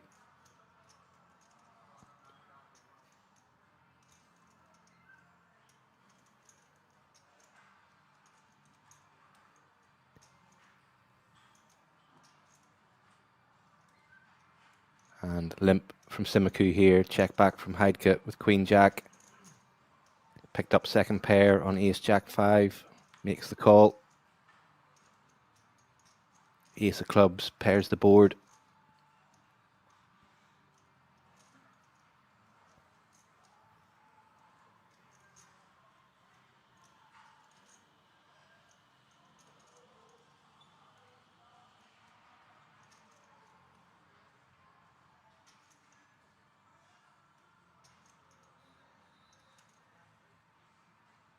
And Simiku continues with the double barrel 850. Heidke's not going anywhere, and Simiku must know he's in big trouble now. Potentially might be thinking he could get missed flush draw to fold, but it's going to be very hard to get Jack X to fold. Ace X almost impossible. 5X maybe. And fair play to him. He's going to tell the story, but it's not going to work. And Heidke, no messing about, makes a quick call. Didn't have to show because Simiku mucked, but he seemed to be desperate to show the second pair.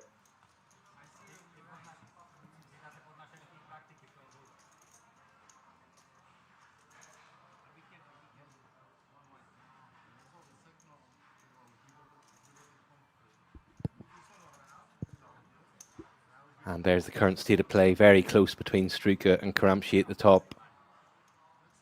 That pot there has put Heidke quite comfortably into third. Very close between Allen and Simiku at the bottom. Still plenty of play in those 17, 18 big blind stacks. 60-minute levels. Blinds 150, 300, 300 at the moment. And Spura, ace 10 suited under the gun. Min opens.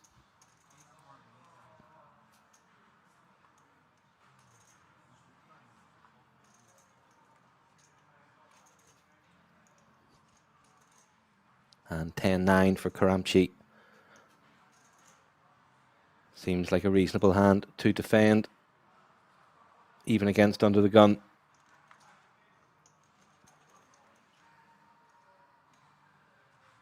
Of course, we can see he's dominated, but let's see what the flop brings. Oh, top pair for Karamchi. Hits the front.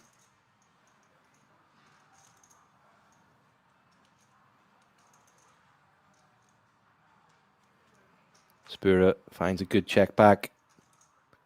Jack is a great card for Karamchi. Gives him up and downs.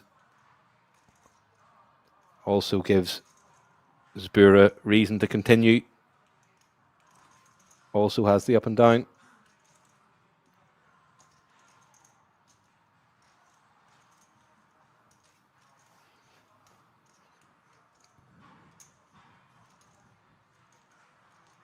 And he makes the call.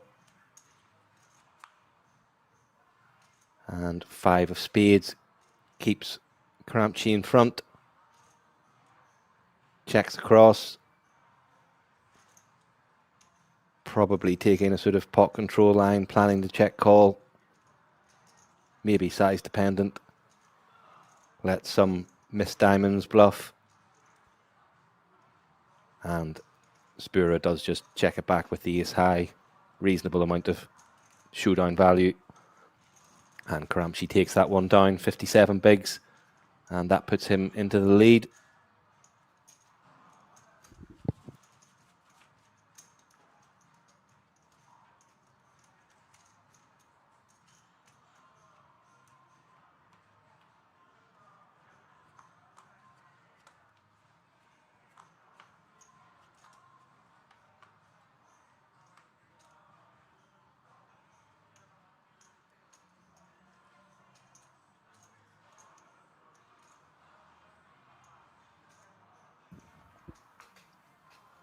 And Alan, Queen Jack under the gun.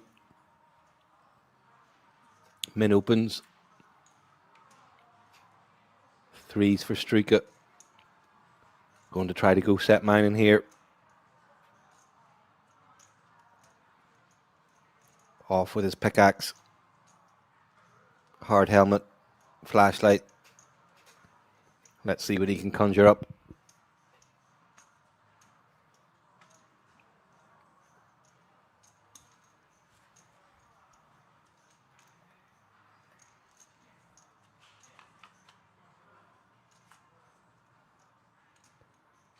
And not a pretty sight for Struika. And Alan's small c-bet will get that done.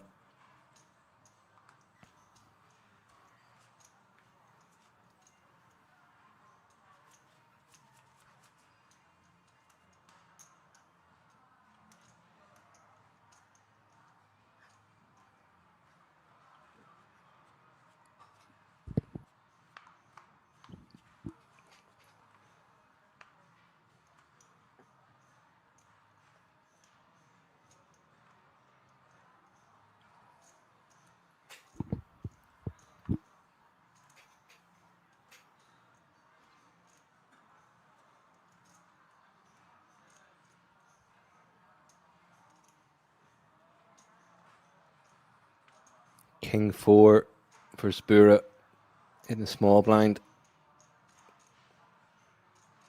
19 bigs. I think Alan almost identical stack.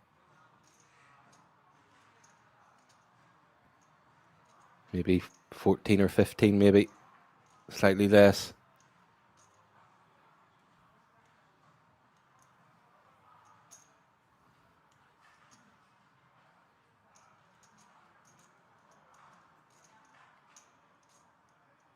Makes it 750. Oh, Alan actually just has Spura covered.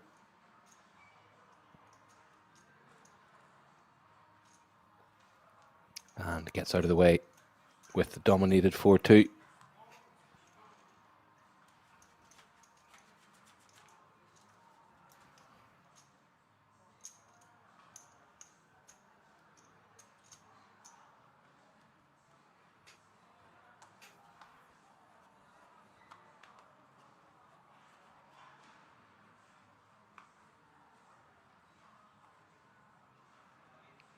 And East 10 for Simaku under the gun. Six-handed. Certainly an open. And Karamchi with Ace King.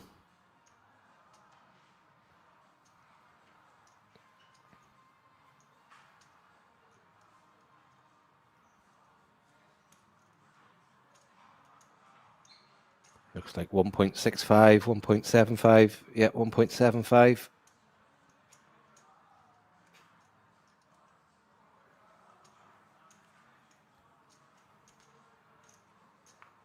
And Struika will get out of the way.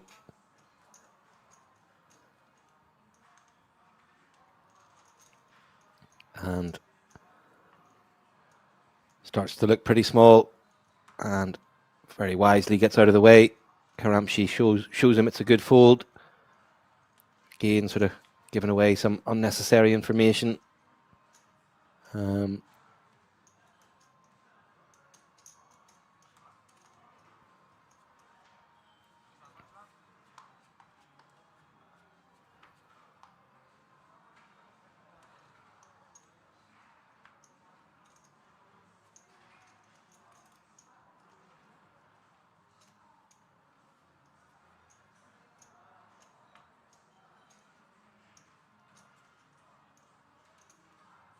And folded round to the blinds.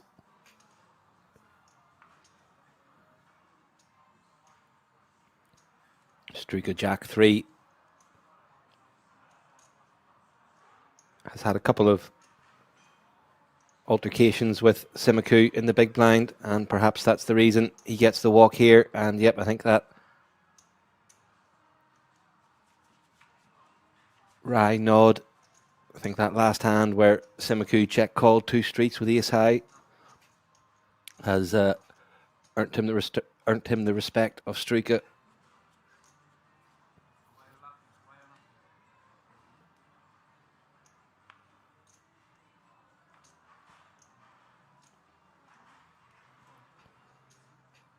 Andre back in the house on YouTube. Thanks very much. Cheers for rejoining us. Hope you're enjoying the coverage.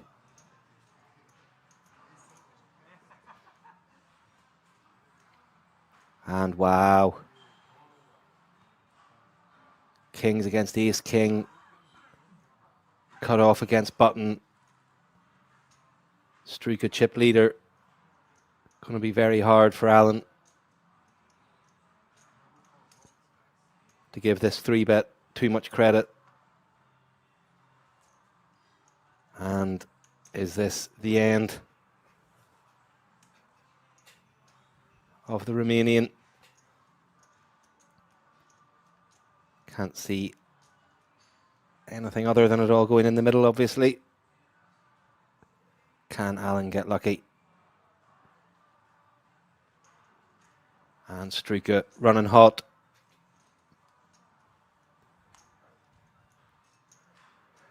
And Alan can't really believe it. How is he this strong?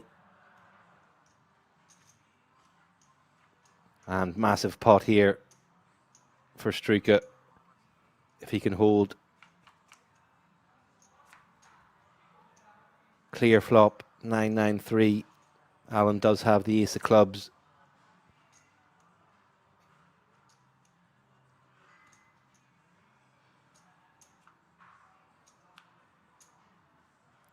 Jack of hearts turn, no help. 3 outs for Alan on the river. His reel asks for his 1 time. And it's the king of spades. Case king, full house for Struika. Good game from Alan, well played. 6th place. 6,400 payout. Pretty good couple of days work from a €250 buy-in.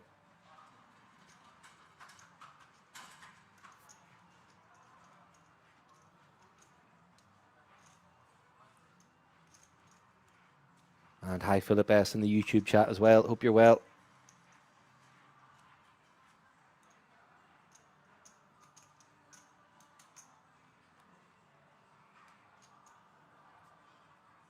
So Struika over 70 bigs now. Very strong position. And with these seats for the top 3, can really start putting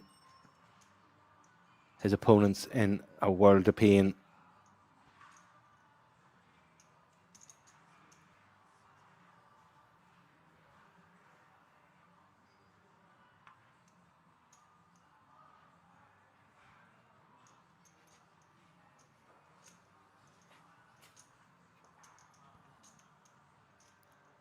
All he really has to do is avoid big pots against Karamchi.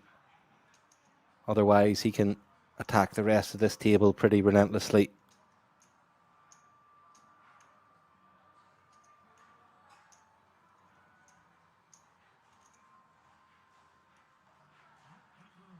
And Simaku, I really like this from him. recognising that's going to be the case with Struka. 10-9 of hearts on the button, goes for the 16 big blind 3-bet jam.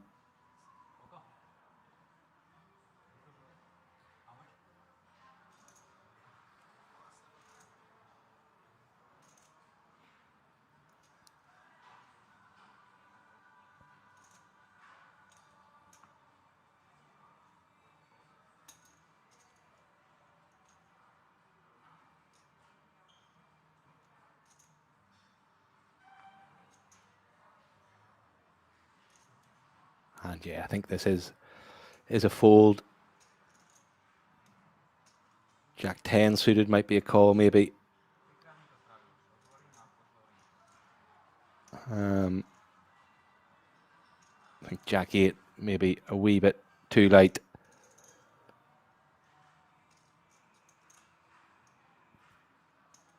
Could potentially be flipping against stuff like 7s, 6s. Is Simiku really going to be shipping that kind of hand? And that's really nice play from Simiku. Well played, sir.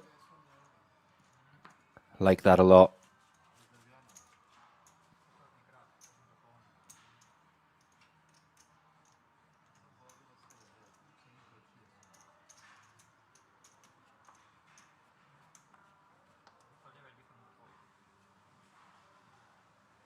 And yeah, Simiku's sort of showing a bit of potential to change gears here.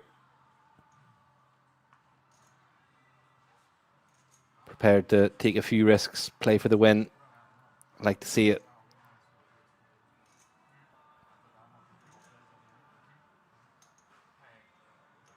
And Karamchi limps Jack 8 in the small blind. Spura in a rough position. Simiku just behind him. I think after he got that 3-bet through, I think he's on 18 bigs. So really doesn't want to bust before him if he can help it.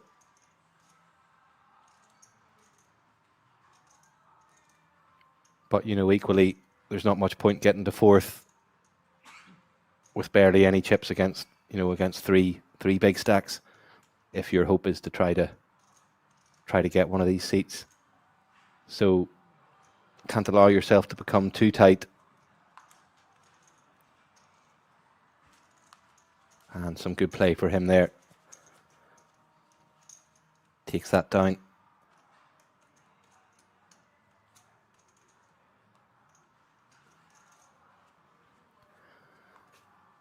Horace, the guarantee was €300,000, €250 buy-in.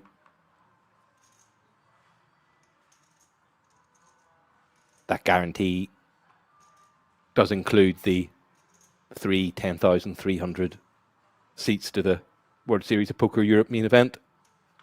So I guess 265,000 in cash guarantee plus the seats. So 38,500 for the win.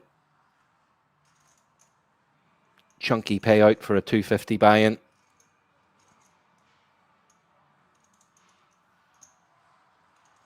$21,000 for second. So we're looking at a 17,500 heads up match.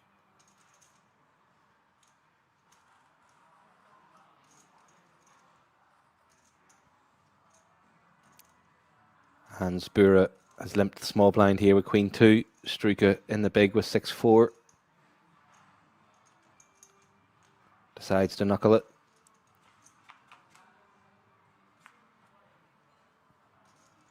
And a pair of 2s for Zuba. Struka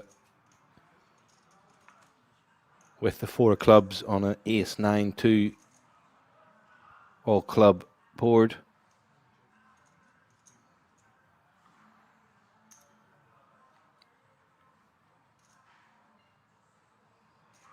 And Spura fires out a min bet.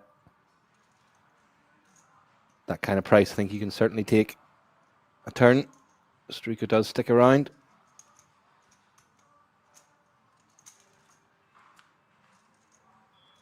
Seven of spades. Doesn't change anything.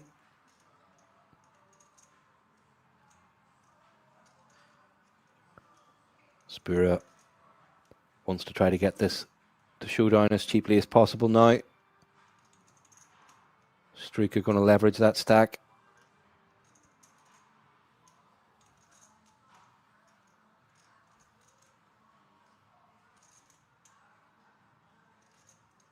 $1 million into 1.5.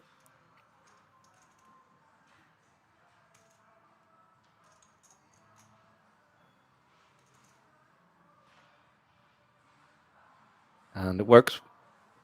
Well played. Gets the better hand to fold. Advantages of position and big stack there in play.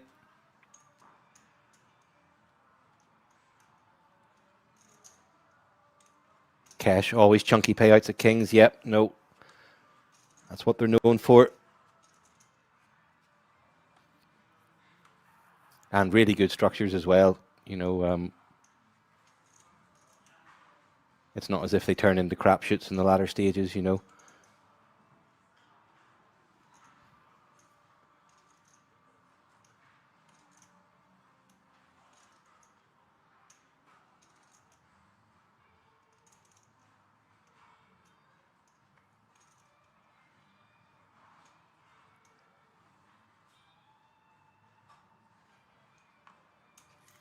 And Karamchi's open king queen from the cutoff.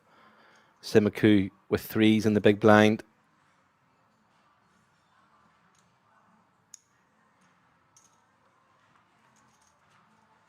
Decides to just peel.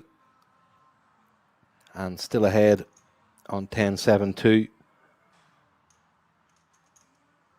And will be heartened by Karamchi's check back, but that king of spades is not good, although does give Simaku the flush draw.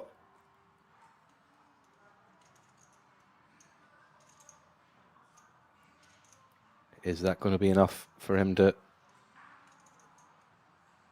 stick around for a river in the face of 750 bet into 1.75, and decides to let it go?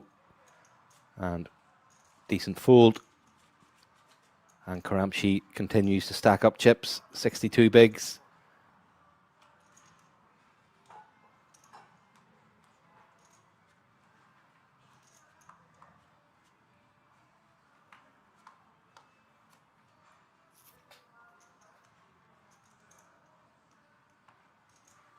And blinds just went up 200, 400k, 400,000 big blind ante. So these are really going to start to hurt now. 1 million an orbit, minimum in the middle. Playing five-handed. Going to get expensive. Blinds coming around pretty quickly. And Spura opens ace-5.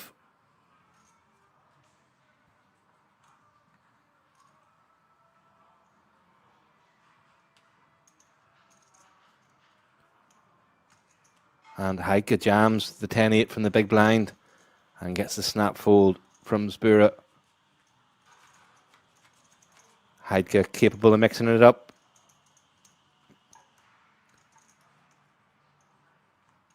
Not sure that's necessarily the combo I would have picked, but worked out well for him.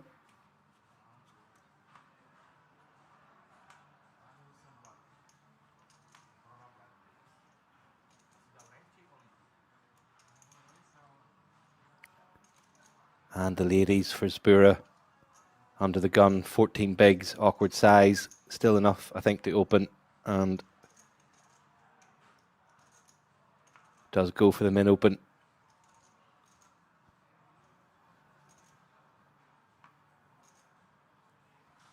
Can he get any action?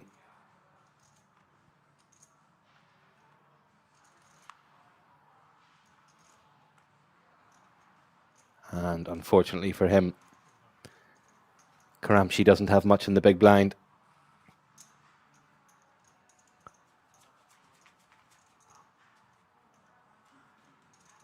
Sort of pretty frustrating to get a hand like queens under the gun with 14 bigs. Obviously, you're not complaining about it. I mean, you'd far rather have them than not get them, but you'd also far rather have them in a later position. Looks so strong, opening off that under the gun stack. Sorry, under the gun position off a sort of 15 big blind stack. Looks very, very strong. So how often are you going to get people willing to get involved in a pot with you? Karamchi, small blind, ace 9. Goes for the raise, and Spura, ace 10 of clubs. And this feels like a compulsory 3-bet jam. And Karamchi, it's definitely not an easy fold for him if that is what transpires.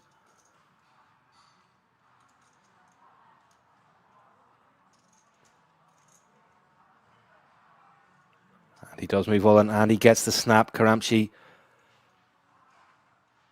gets the chip straight in there. So here we go. Spura, great shape for a double up here. Has Karamchi just pipped? Wow, that happened so quickly.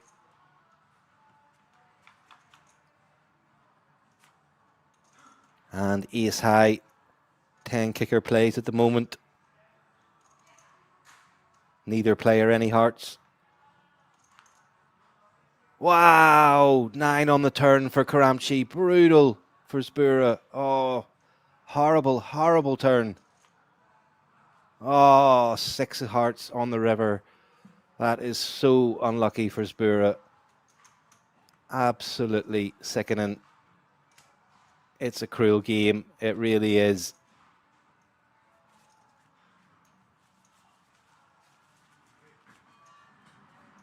Takes it like a champ.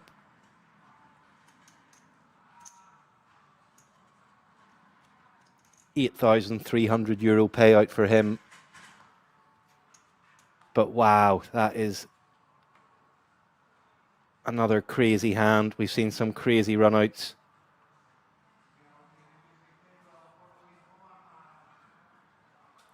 And now on the bubble for these 10k seats.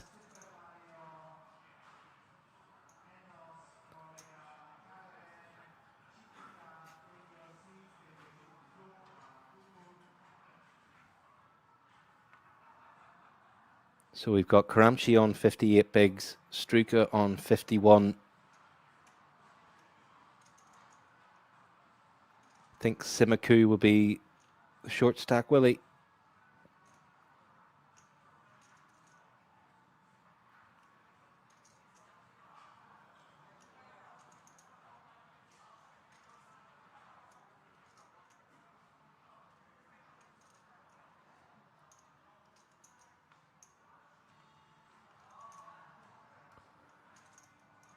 And wow, looks like Struka's counting out 3-bet chips with 6-3. And I was just about to say, neither of these guys are going to want to play a big pot against each other. But from Struka's perspective, that can work both ways with a hand like 6-3. Does that mean you just automatically fold it? Or do you sort of appreciate that yourself? Karamchi doesn't want to get involved in big pots with you. Turn that absolute bottom of your range stuff into a 3-bet. See what his response is. You know, it has to be really strong hand for him to continue in that spot. So really nice play from him.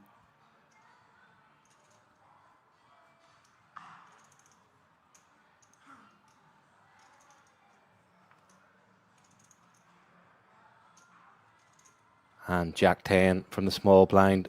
Going to put Simaku to the test for the rest of it. 11 bigs. And again, nice play from Struka.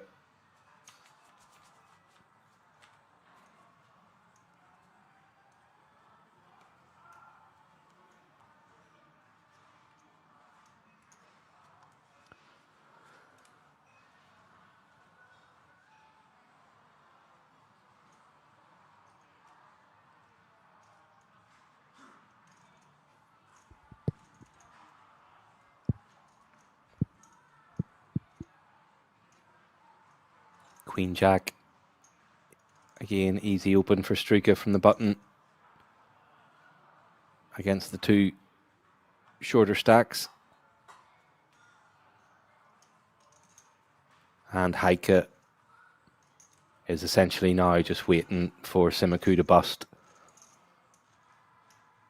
Properly hamstrung in terms of what he can do against the other two players who have him covered.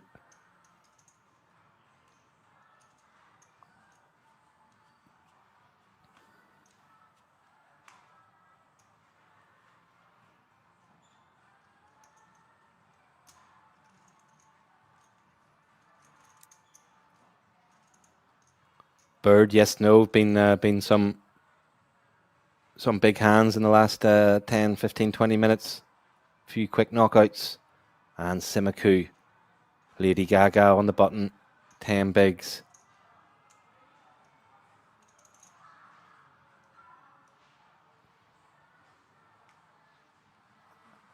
And does Karamchi have anything? Queen Jack. Is he going to give him a spin? Try to lock up these 10k seats for everybody. Four-handed versus a button shove. It's going to be a reasonable hand most of the time. Can be against 9s, 10s, all the pairs below that. Maybe even some Queen 10 suited, Queen 9 suited. But he doesn't want to double him up. Keep him low. That is also valid strategy. Don't want to be doubling this guy up. Just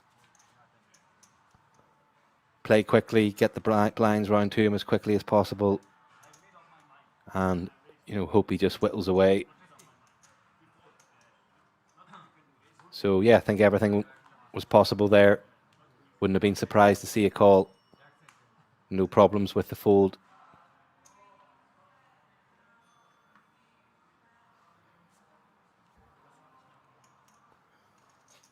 And Heidke pocket 9s on the button.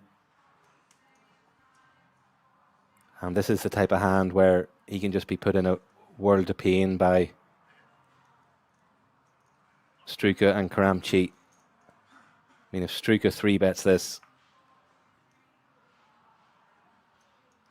very difficult for Heidke to continue with Simiku on 12 bigs.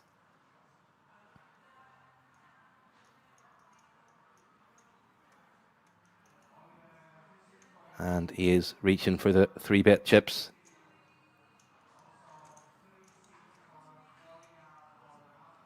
$2.7 million. And Heidke very quickly continues.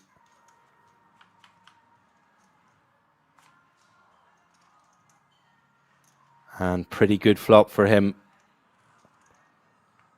Second pair has a heart.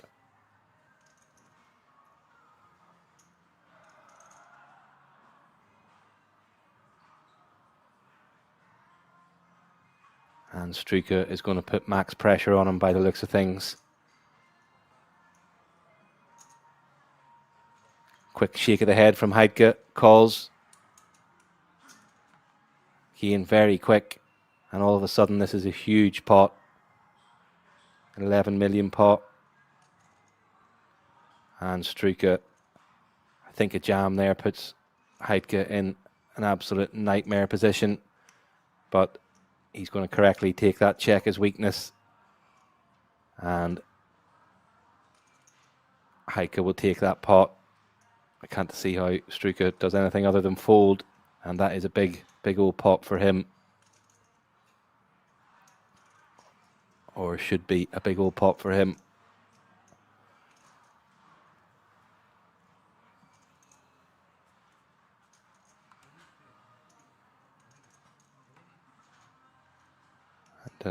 Doesn't show this time, which is definitely the correct thing to do.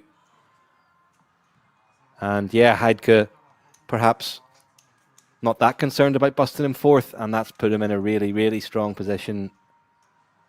Simiku 30 bigs behind now.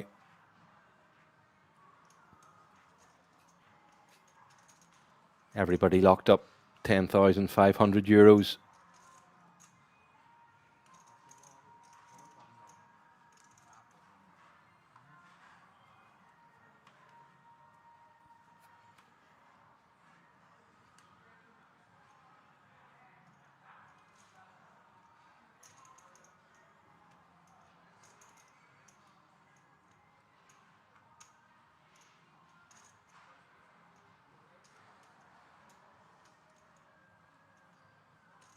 And ace jack for Heidke. And Simiku ace 10 in the big blind.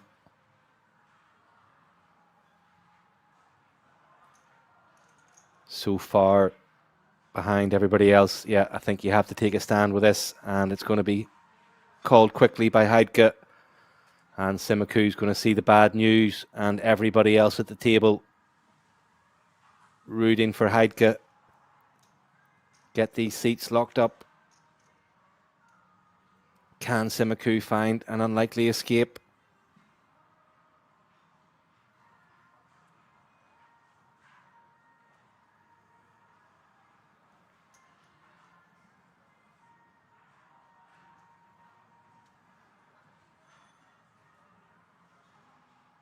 Heidke up out of his chair as well.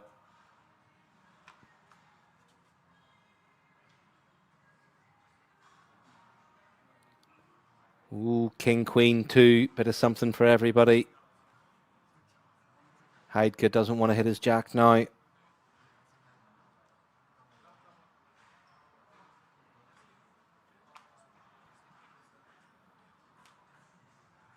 Five of clubs. Heidke has the jack of clubs. 10 of clubs, no good for Simiku now. And the Queen of Diamonds River leads to the end of the Belarusian. Well played, Simiku. Thought he played very well from the final table onwards. Took a few risks. Showed some really good understanding of the tournament dynamics, table dynamics. And, you know, was got unlucky there. Bit of a cooler, four-handed. Had to take a stand. And he's found he's just pipped. So very, very unlucky. Hi to Christine and Hamid in the YouTube chat.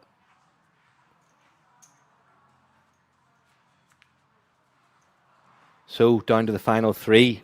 All very, very close between these guys. Anybody's game here.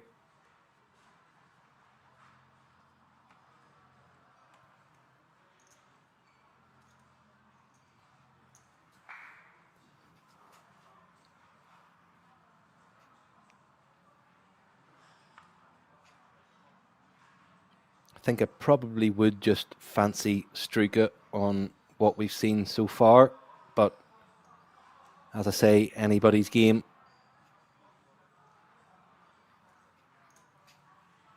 And he'll raise up King 10 under the gun. Karamchi defends the King 4 suited.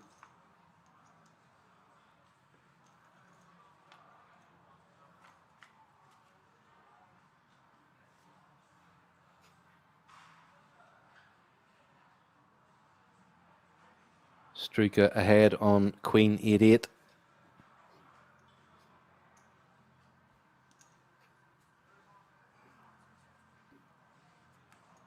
And a quick c-bet gets that done.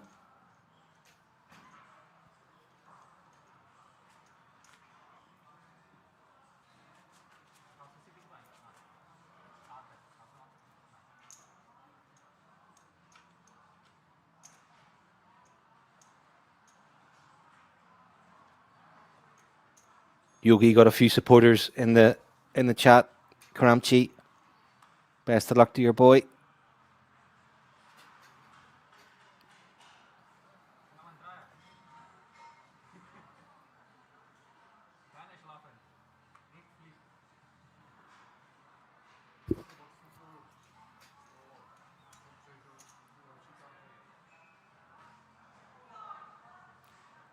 And Karamchi raises up Queen 9 from the small blind. Very pretty hand, three-handed for Struika, Jack 10 of hearts.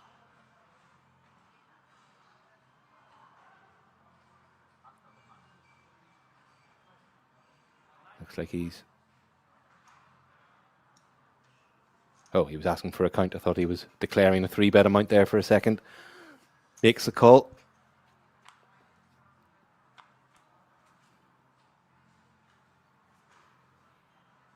And Karamchi hits the front on Queen 5-4. Checks it across to Struika. Doesn't take the bait, but he might do on this turn. King of clubs. Up and down for Struika. Calls 500k from Karamchi. And picks up some showdown on the 10 of Diamonds River. And check, check. And Karamchi comes off better in that one.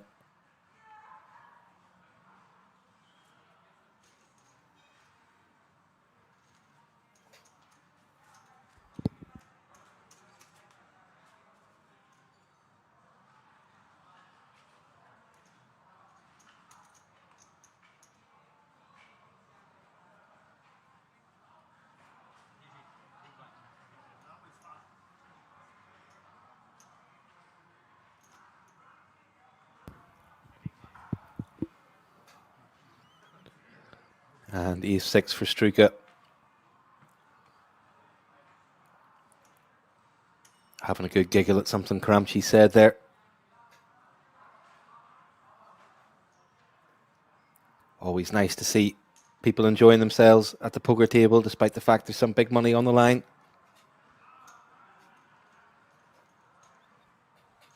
And he raises it up to 900k. And Heike defends the big blind with King 7. Both pick up gut shots on 985. Quickly check through. 5 of diamonds pairs the board.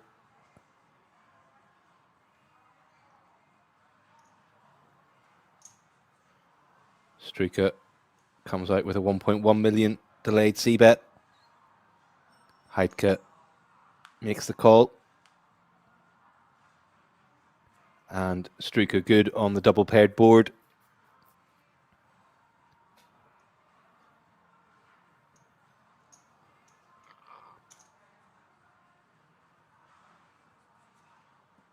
And big bet, 3 million into 4.4 with the ace high. Not sure what he's planning to get called by there with that size. I think with a lower size, 3-handed, you maybe do get called by king high sometimes.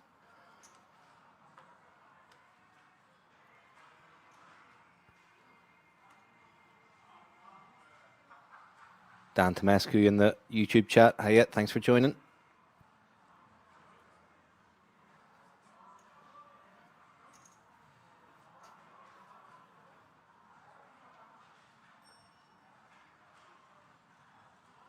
And Heidke raising up King 2 of clubs from the small blind.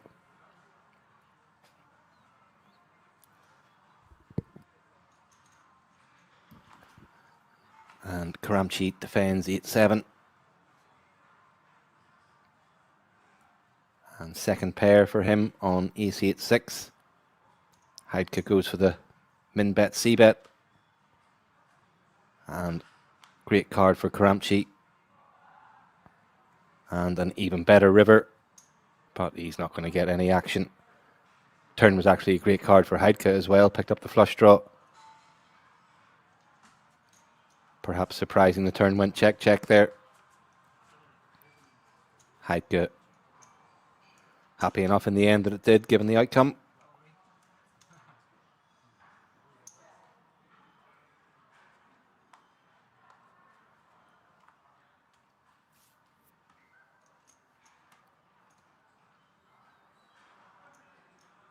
So yeah, everybody locked up, guaranteed 15k, guaranteed seat to the World Series of Poker Europe main event. What an opportunity for these guys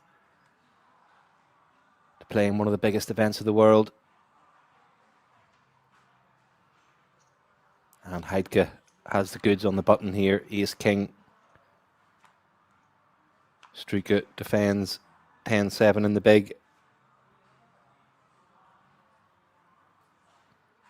Not much for him to shout about on 4-6-4.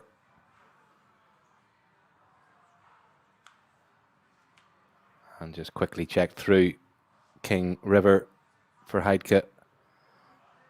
Improves his already best hand on the turn, but not going to get any action.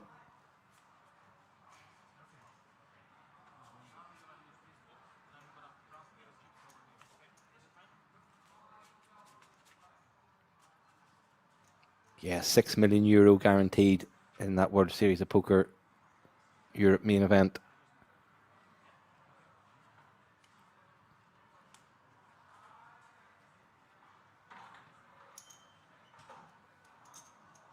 And the chance to go to war with some of the best players around. See how you match up. Be a fantastic experience for these guys. Best of luck to them. Would love to see somebody who won a seat through these events that Kings have been running go deep.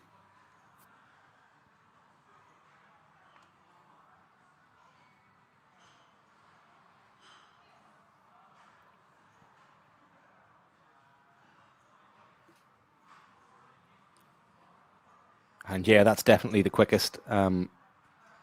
That seat bubble has burst from the tournaments I've commentated on. Normally,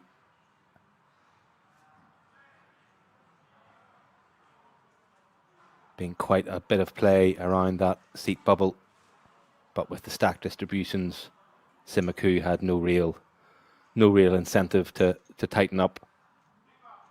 And interesting flop here, 6-4-3. Heidke with the pair of threes, Struke with the pair of fours, and Struke makes two pair on the river. Leads out for 1.5.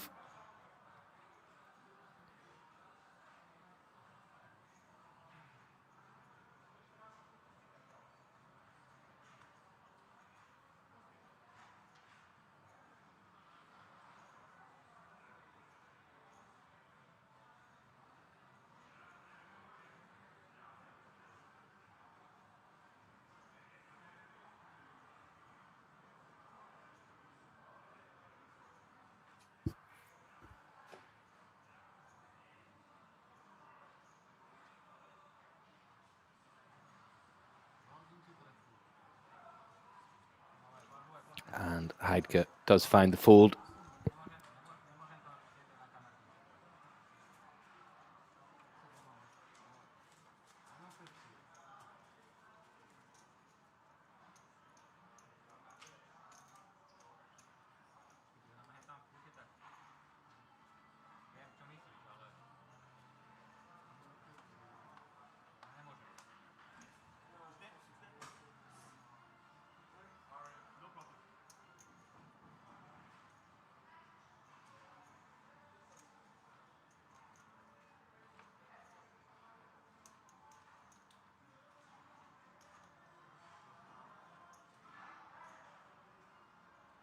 And Struke with the goods on the button, ace queen. No action.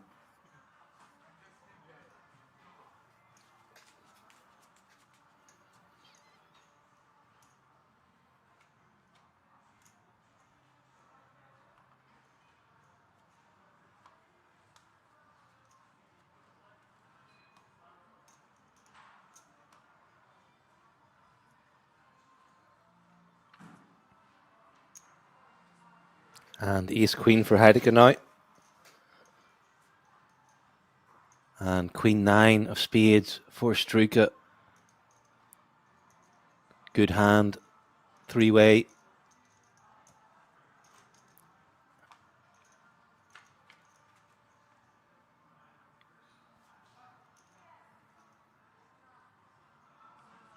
And fortunately for Struke, he misses. Does pick up and down on the turn. Gut shot for Heidke. Struke leads out with 1.2. Quick call from Heidke.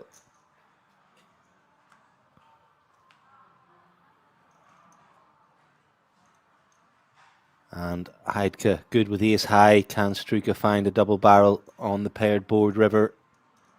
Looks like he's going to go for it. Can Heidke find the ace high hero call? Quickly folds. And Struka will be very pleased with that. I think ace high maybe deserved some consideration there on the river.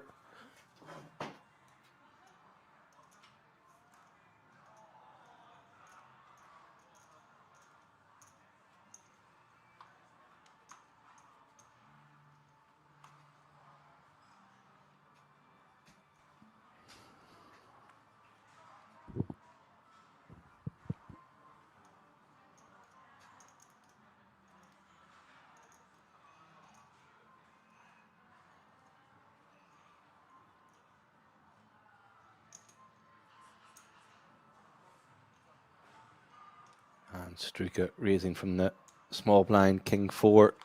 Heidke defends 5-2 of spades. And flops the flush. 5 high. Struka does have a spade, but it's not going to be good if it hits.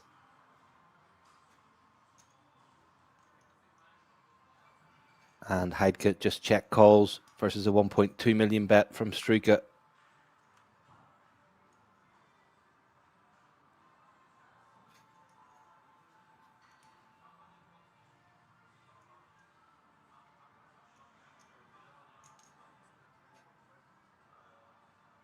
$2.5 million from Struka. Does this low flush now need a bit of protection on the turn?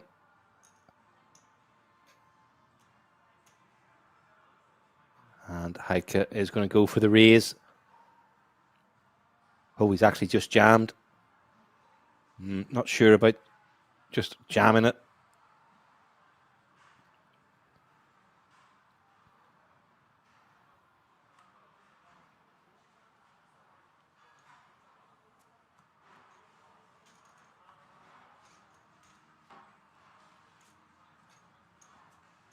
But works out well for Heidke.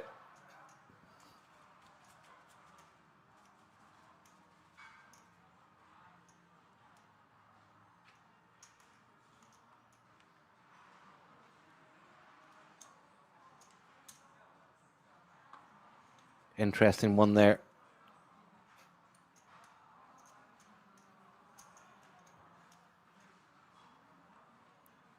And pocket fives for Struka on the button.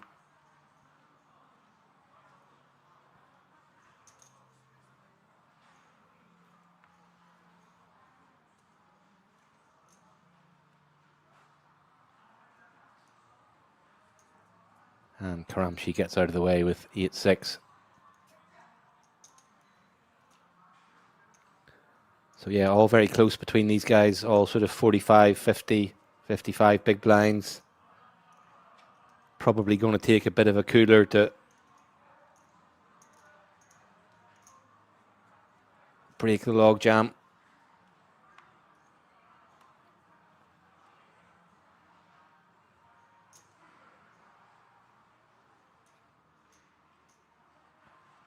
And Heidke limps the button with king 3 of clubs. Interesting. Karamchi ace jack of diamonds.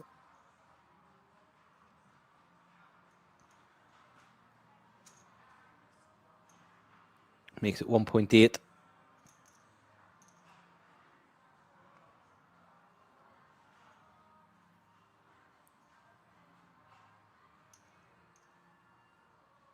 And Struka with an interesting hand, 3-way, 9-6 of clubs.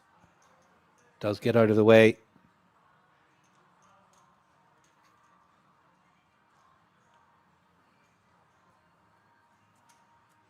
And Heidke gets out of the way. Karamchi very generously shows him. Really wouldn't be showing any cards now if I were these guys, but each to their own.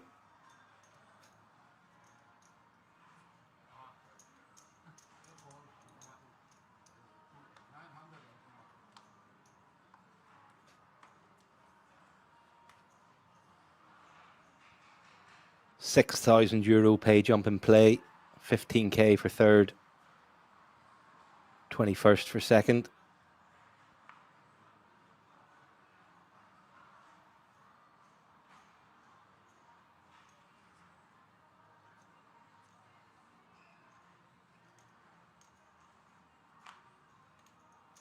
And Struker limps 10-7 from the small blind.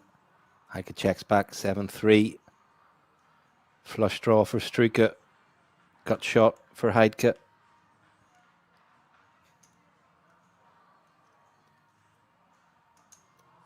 King of Hearts on the turn, and Struker takes a stab at it, and Heidke gets out of the way.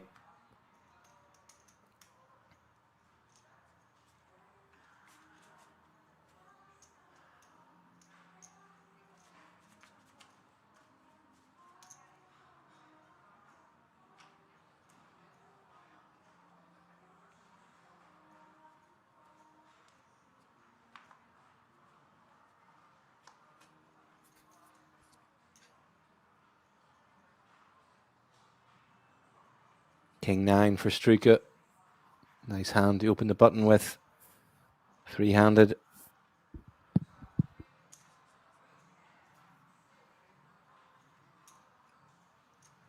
And King Jack for Karamchi. Would have maybe liked to see a 3-bet there from him.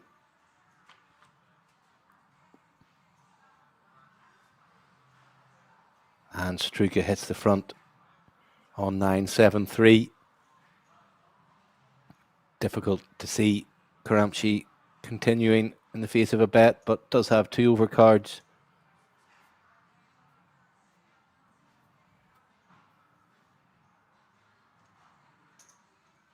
And Karamchi does want to peel a turn.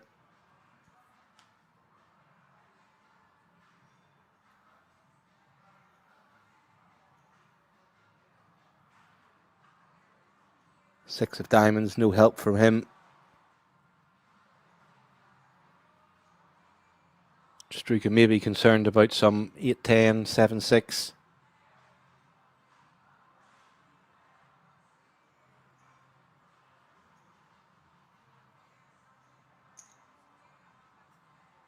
But does decide his 9's going to be good. High percentage of the time. And takes it down.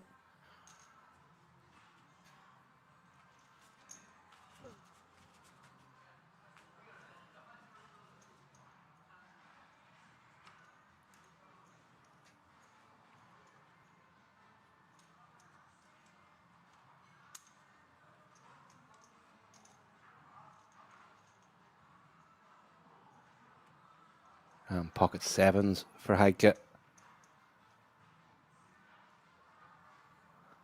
And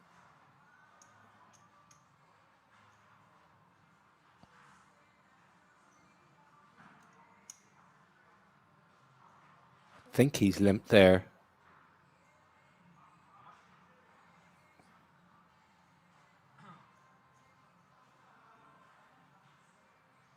Or is it 1 million?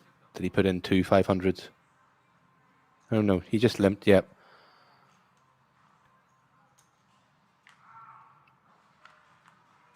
Yeah.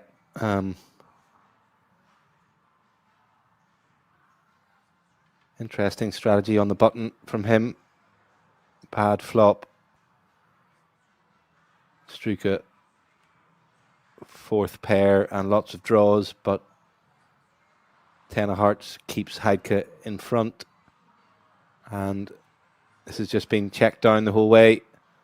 And Struker very confidently thinks his 3s are good. Will be very surprised to see 7s in Heidke's hand.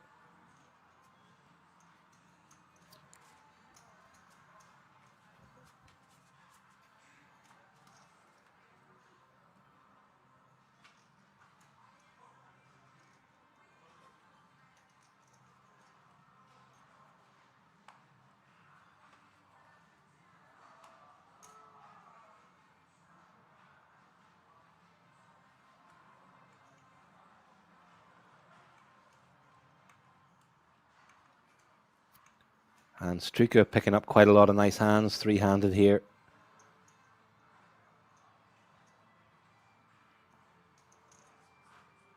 10-9 of hearts this time.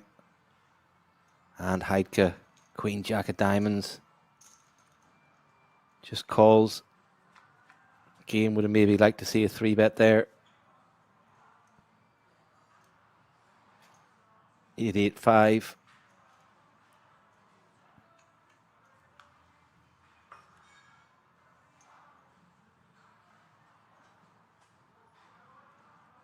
And Struker's going to rep this ace on the turn.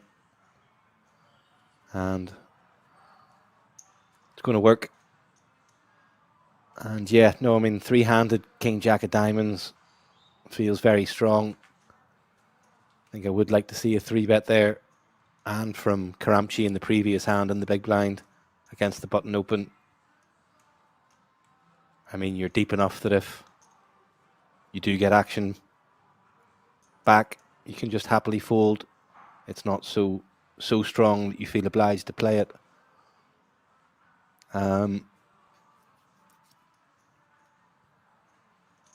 Ace-9 here for Struker in the cutoff. Sorry, on the button. Another nice hand.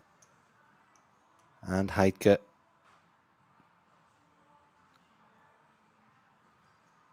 Flatting Ace-5 of diamonds. In the small blind, brings along Karamchi in the big with Jack-10. So our first family pot. And up and down for Karamchi.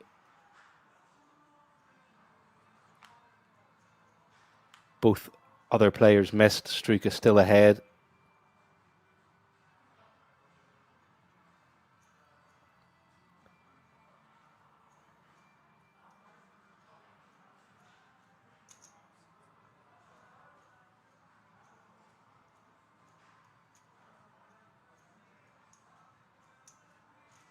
And Struker bets 1.2 million.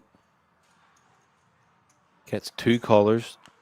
Heidke's Ace-5 seems pretty optimistic. And Struker probably will take this with it just being checked through on the river. Will probably be pretty surprised to see he's good.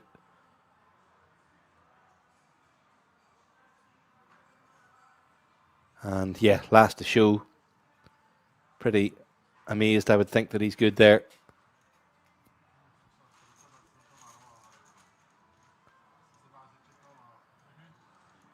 And Struker's aggression starting to be rewarded here, opening up a bit of a gap over the other two.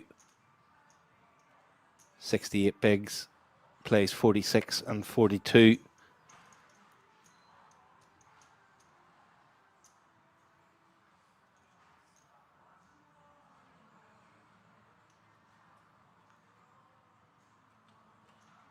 Struker with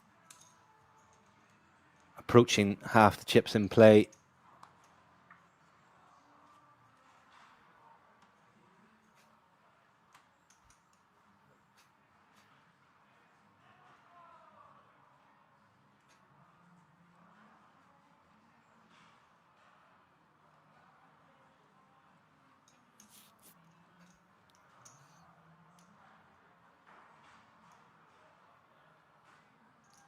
And Karamchi raises Queen-5 from the small blind. And Struker defends the 9-8.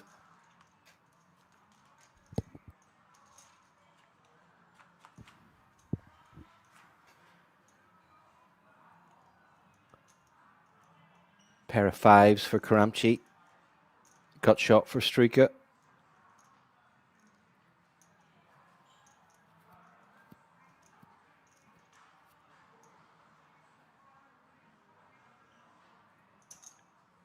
And Struker does want to see a turn.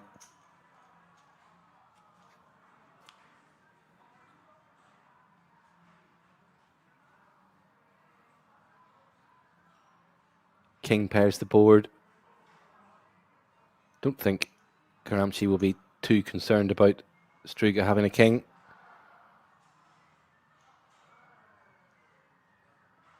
Comes in with very small bet, 25%, 800 into 3.2. And that gives Struker the price to try to bink this river. but it's Karamchi who improves to kings and queens,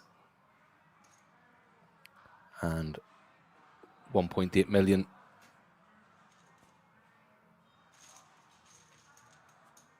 from Karamchi. Easy fold for Struika.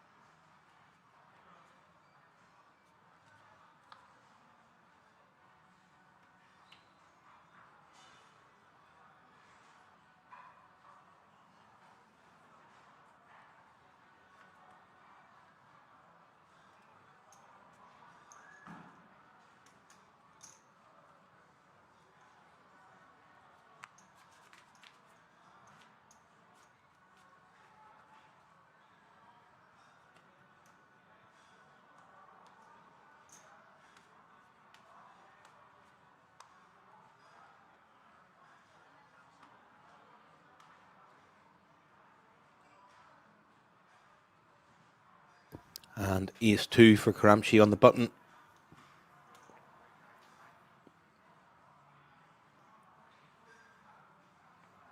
Makes it 900 to go. Blinds 200, 400 with a 400,000 big blind ante. And Heidke makes the call with 7-5.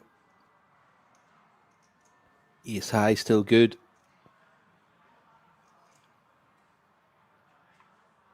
Quickly check through. Karamchi picks up a pair of twos on the turn.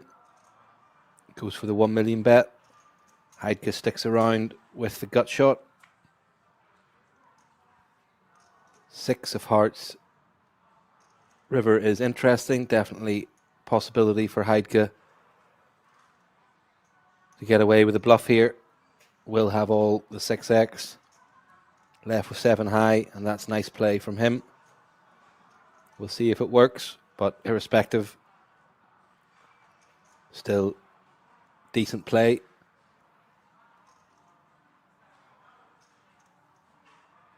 And gets Karamchi to fold the best hand. So some nice play from Heidke there.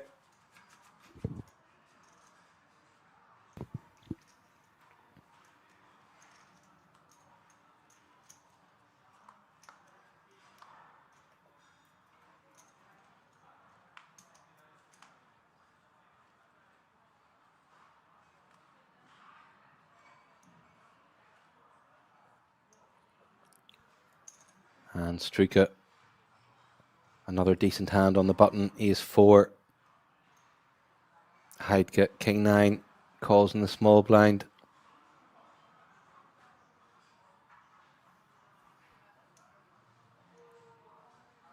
And Karamchi counting out the 3-bet chips with 8-6 off. I like this.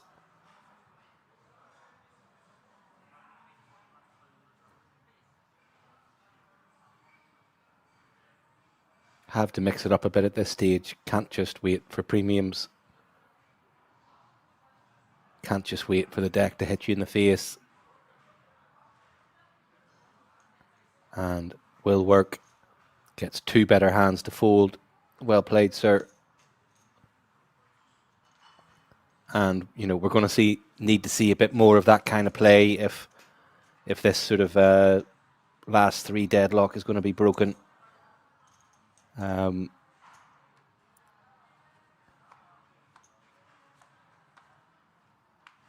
I say, it's going to be difficult for 2 people to have hands that they want to stick a lot of money in with.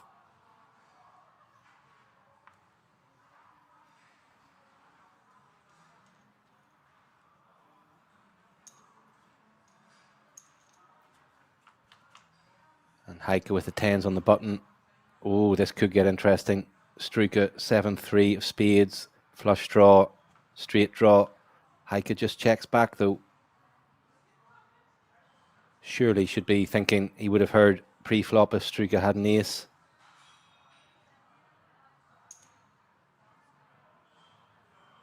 And 1.2 persuades Heidke to fold the best hand, which is 3rd pair, but I think a mistake there from Heidke not c-betting that flop. You know, 10 high, 2nd pair is going to be good a very large amount of the time. They're 3-handed.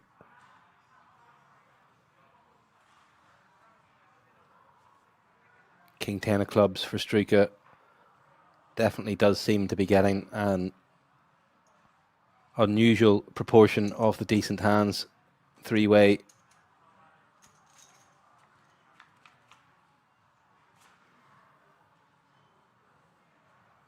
And King 9 diamond, King 9-2, all diamond flop. Top pair for Struika, 5 of diamonds for Heidke.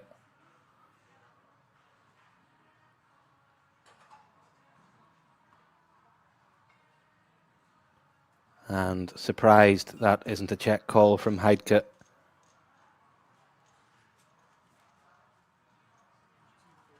obviously doesn't want to donate chips to Struika, doesn't want to get in big pots with Struika, with those two having a wee bit of a lead over Karamchi, but equally you can't just sort of lay down in heads-up pots against Struika unless you hit something. Struika will just be, be taken down almost every pot. So you have to sort of find a happy medium of not taking crazy risks, but fighting an appropriate amount for each pot,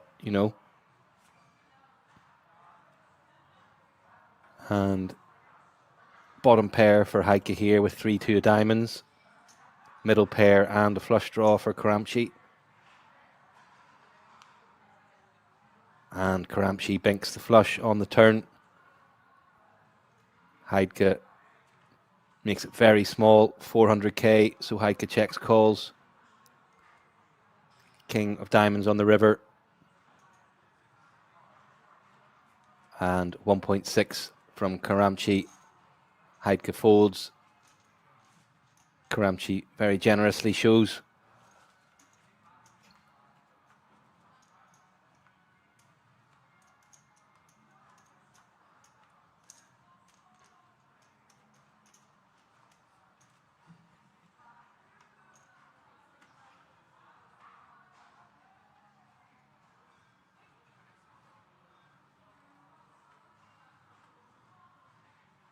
And Heidke opens Jack 4 of clubs from the button, King Queen for Karamchi in the small blind. Doesn't elect a 3-bet, just goes for the flat. And Struika with the ace. Ace 6 in the big blind.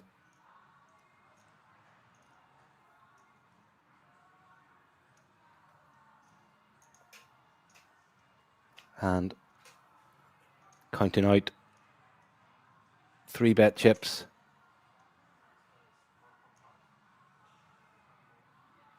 And makes it 4.5 million. And Karamchi quickly gets out of the way.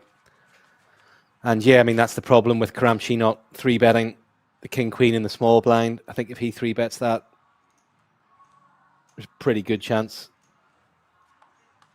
Peter just gets out of the way with the ace 6 in the big blind.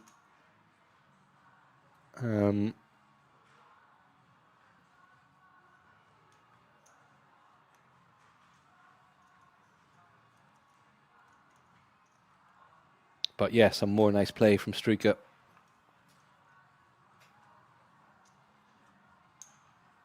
And decides to give Heidke a walk with Jack 3 on that hand.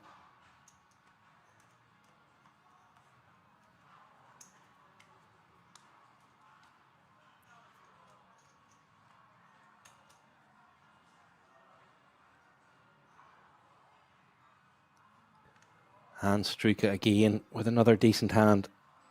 Very strong hand, 3-way on the button, ace 9.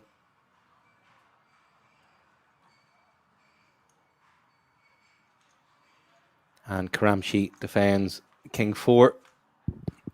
So off to the flop we go. And second pair for Karamchi.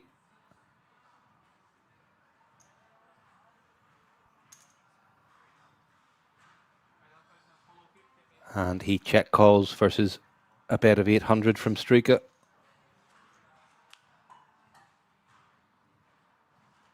And that looks a pretty decent card for Karamchi. Does bring in the diamond draw, but... And Struika does quickly fold to a lead for Karamchi. So that is break time. 3 players left, as we say, all very close there, as we can see. Struika, 14 big blind lead over Karamchi, who has an 11 big blind lead over Heidke. But all 3 players pretty deep.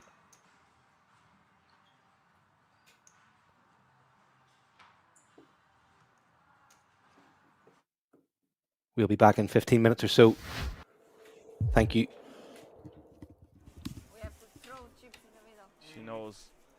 knows, She knows what she's up against. Mm. But what I always say about these heads-up battles, one double up and it changes things drastically. Suddenly you're looking at 8 million playing around 10-ish, so he's 14, so we'll be getting close to even chips. This is the thing, Dan. A lot can change at that point. 300. 7 doesn't change much. Bird says that it's that she should be calling with the 8s. It did seem like she folded very quickly. Yeah, didn't give it much deliberation. I agree, Bird. You know, there's a couple of things that she could have stopped and thought about there. You know, as I said, Omar is going to be leading that turn there pretty aggressively, especially with hands like that where it's a mandatory bet, given he unblocks hearts as well. So would have liked to see her think about it a little bit longer, yeah. And look at this, they both flop flushes. Wow. And heads up, Dan, I think this is a pretty unique situation here, so we'll see how this pans out.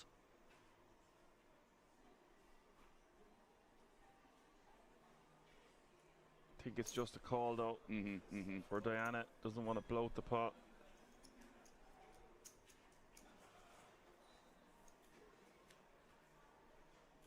Turn is the 10 of hearts. There's one thing I will say about this, Dan, that, you know, Omar is going to be more than aggressive with, like, you know, just the naked queen of clubs here, even the naked 10 of clubs, I would think, because 10x wouldn't have that much showdown value here. So if he has the ace of clubs, it's going to be very, very similar. He's going to find the bet line in these kind of monotone textures as well. So I would not be surprised if Diana ends up calling this down, but he's really putting the foot to the pedal here with the queen 8 of clubs. I was about to say he's betting 1 million. I would like to see him bet around 1 million. He's gone for that exact amount. It really does set up a nice river jam. It's quite polar indeed, mate, and that's why I'm thinking if he has the queen of clubs or the ace of clubs here, he's going to pick the exact same size. And so again, Omar just can't do any wrong here, man. He's just targeting that range. Of course, it's very unlucky for Diana to pick up a flush as well, or to have a flush heads up, especially when you have 3 clubs in your hand already. It's going to be very unlikely that he has any of them. But yeah, it's going to be a tough spot on the river here for Diana.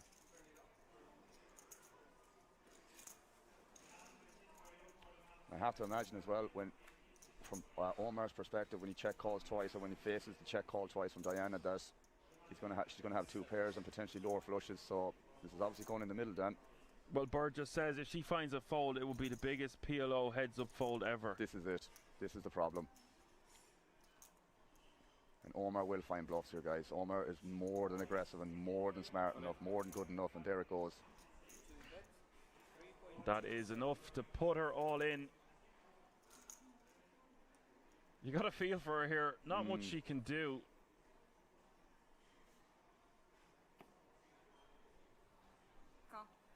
Wow, that's she does call it off, and that is it. Omar coming, yo. He has just defeated this entire table. Is now the World Series of Poker Europe PLO €550 buy-in champion. This was fast.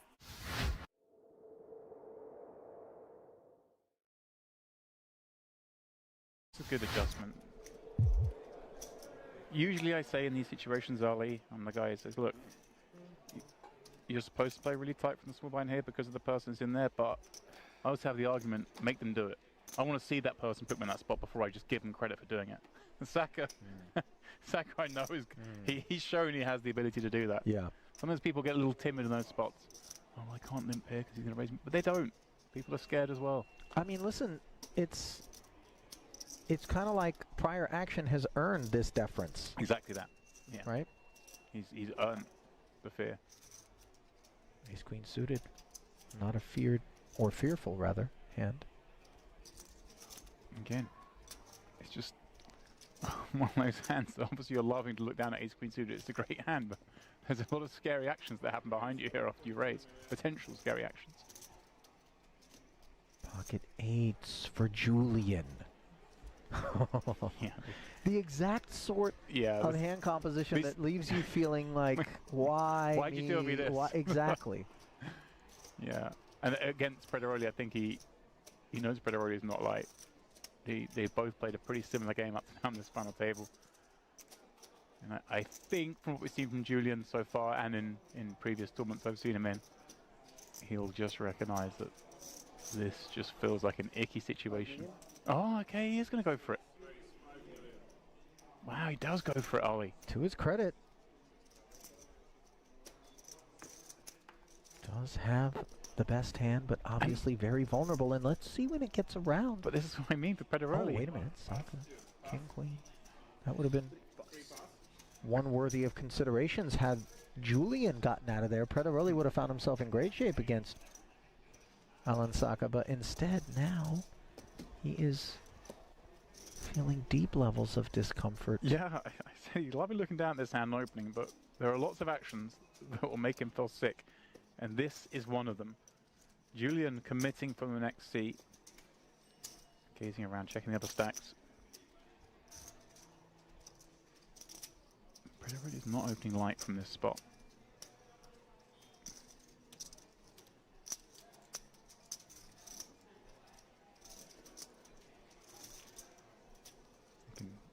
I mean, I'm kind of surprised he's done this with 8, Ollie.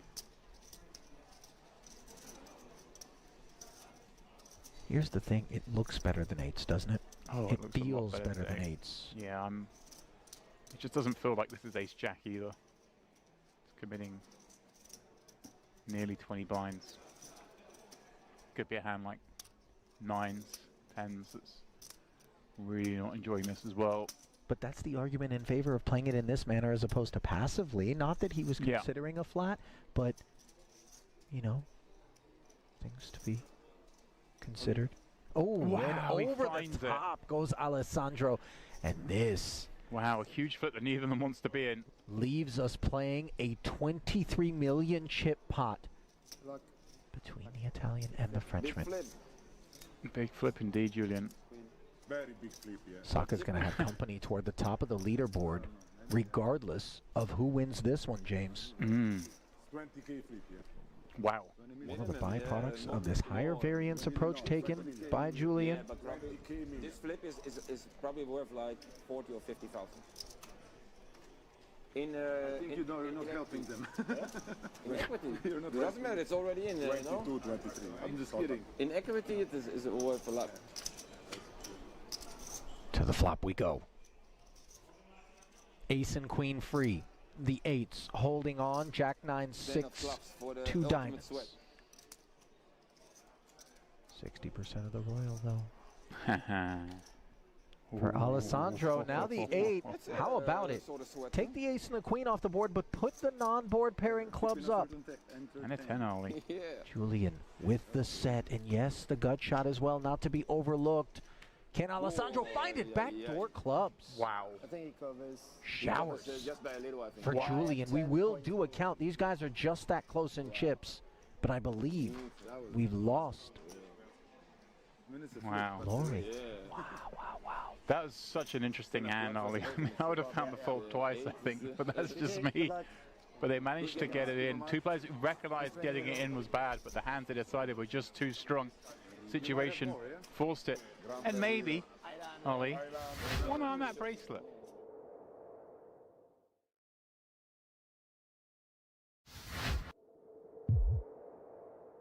Both these players, along with 12 others from this event, will be playing the WSOP Europe Main later during this series. The Italian came in with a 3-1 lead over Saka. He's been doing a good job holding his own.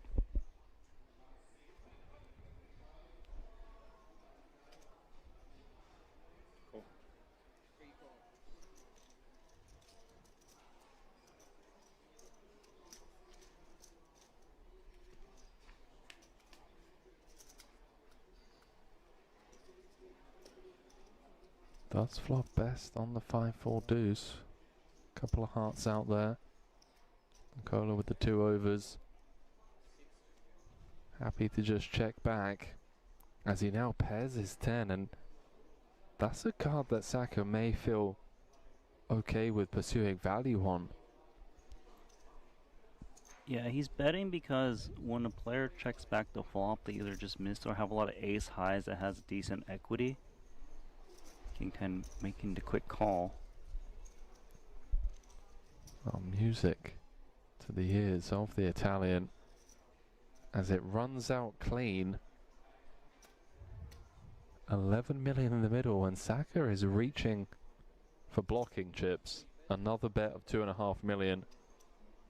I actually think that Di Nicola can come in for raise against the block bet on this board.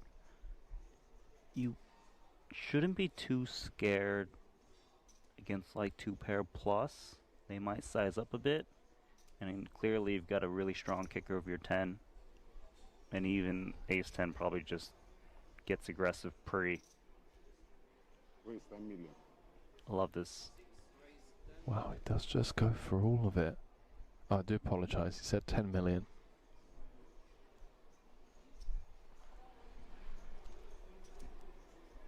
Action back on Saka. Has an interesting decision. Flop went check check. He probed turn for 2.5 million. Di Nicola called. Blocked river for the same price. Now getting raised.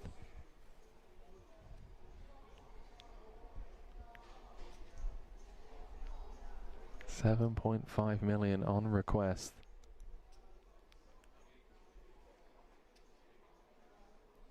Based on how fast these guys have been playing, this is the longest tank we've seen, and an understandable one at that. What hands would play this way? He knows that when he raised small, it induces raises a decent bit.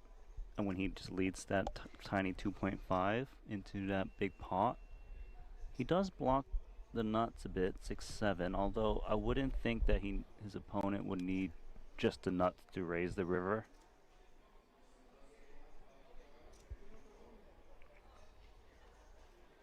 Saka's also thinking that a 5x shouldn't raise the river 8x since it'll be thin with the 10 out there. So just, is this a thin value raise, or is this just a bluff that he's just trying to pick off?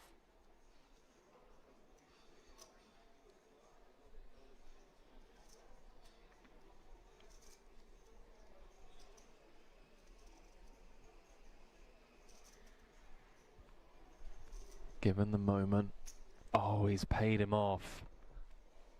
Di Nicola scooping a 31 million chip pot, and you have to ask yourself, Randy, was there a bit of leveling going on in Saka's mind where he's gone small on turn, gone small on river, and then just convinced himself that it was the small bet sizings that Nicola was pouncing on with air?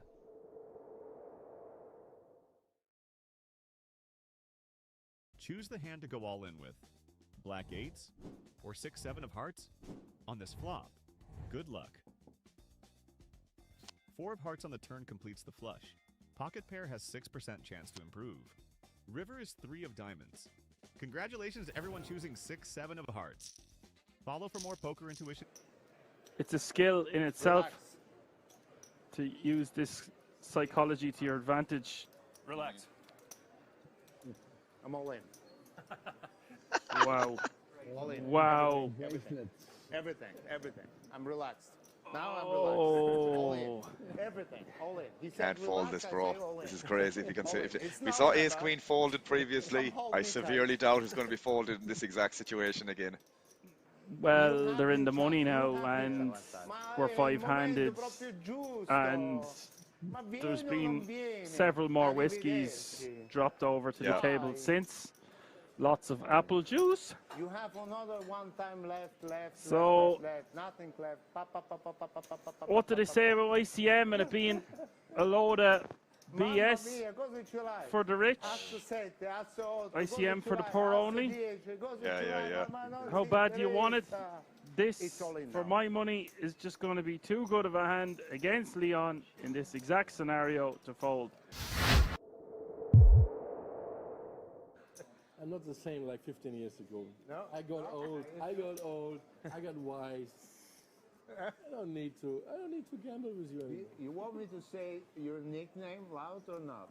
No. Okay. Oh, now we all want to know.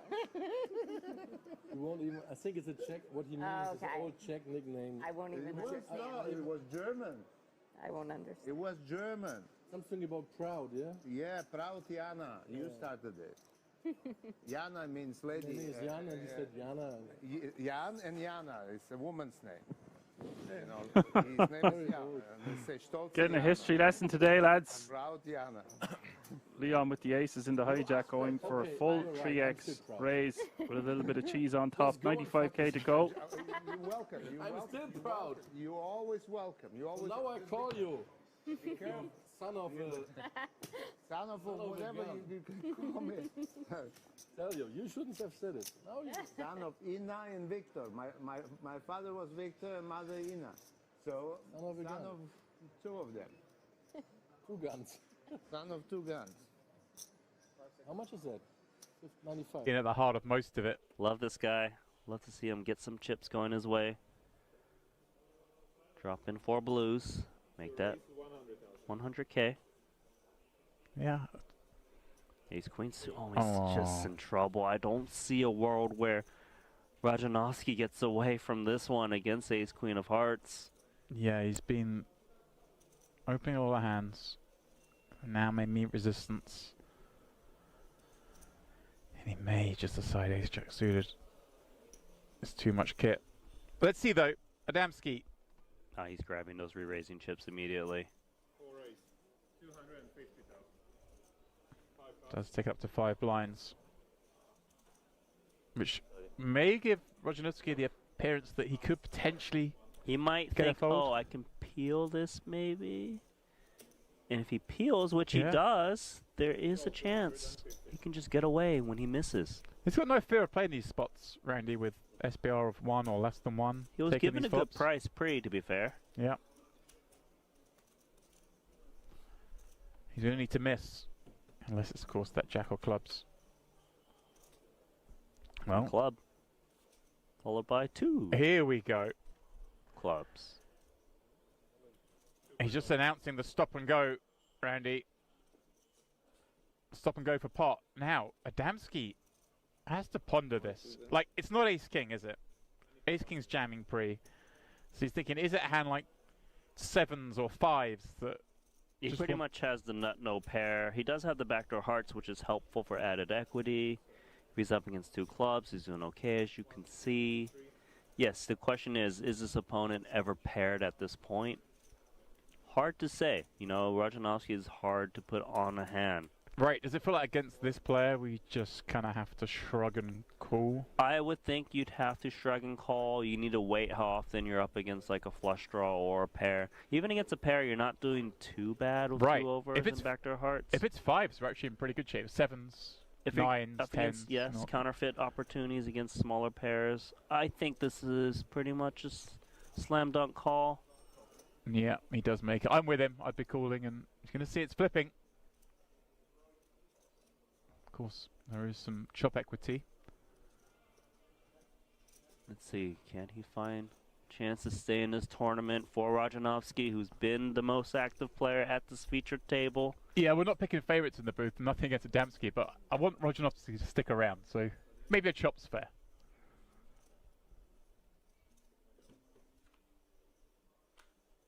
Is that fair? Because that is the nut flush. That'll do it. Double up via clubs.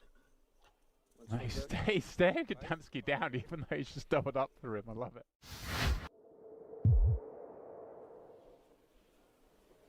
King 9. Ina, you push me away already.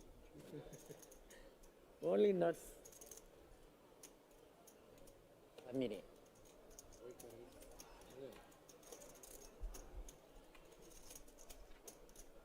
Joe back at it. This time with more chips, he leaves 600 back.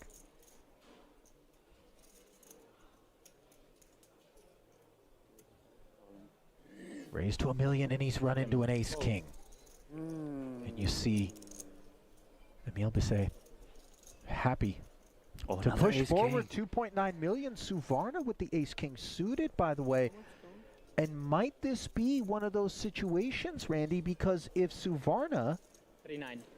No, 2-9. comes along, maybe, just maybe, Joe looks at this and thinks it's a bad spot, or there's no way he's got a shot at a triple up. The problem is that we're not in the money yet. So if we were, then he's got a lot of reason to fold, try to get a little pay jump. But he's put in like a lot of his stack, $1 million. Maybe if he made it like 600, had $1 million back. I don't. We'll see, but we know the ace king suited definitely is performing pretty well in this spot. Because let's just say Joe raises to $1 million and folds, leaves 3 big blinds, and Basset happens to bust out. There's still 2 from the money. It's going to be so hard for him to still creep in there with the remaining 8 if that was the case. I think he just got to flick it in and hope for the best. Yeah, and it's crossing his mind as he threw out all the time banks first. Hope is really all he's going to have here, but he knows he's dominated in one spot, almost certainly. The aces all block one another. The kings are blocking one another. His jack is the cleanest of cards available. The problem is he needs to hit it. The struggle is so real for him here, Randy.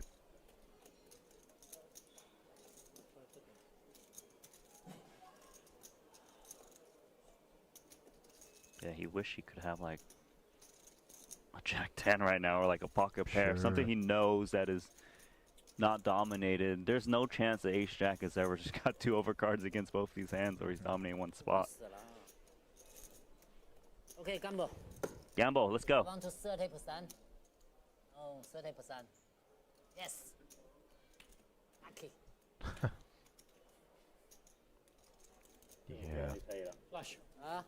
Last 600,000 comes forward, so the main pot will be between 3 players. 2.6 million on the side between Santosh and Basset. 先算放一个。不用，就发勾就行。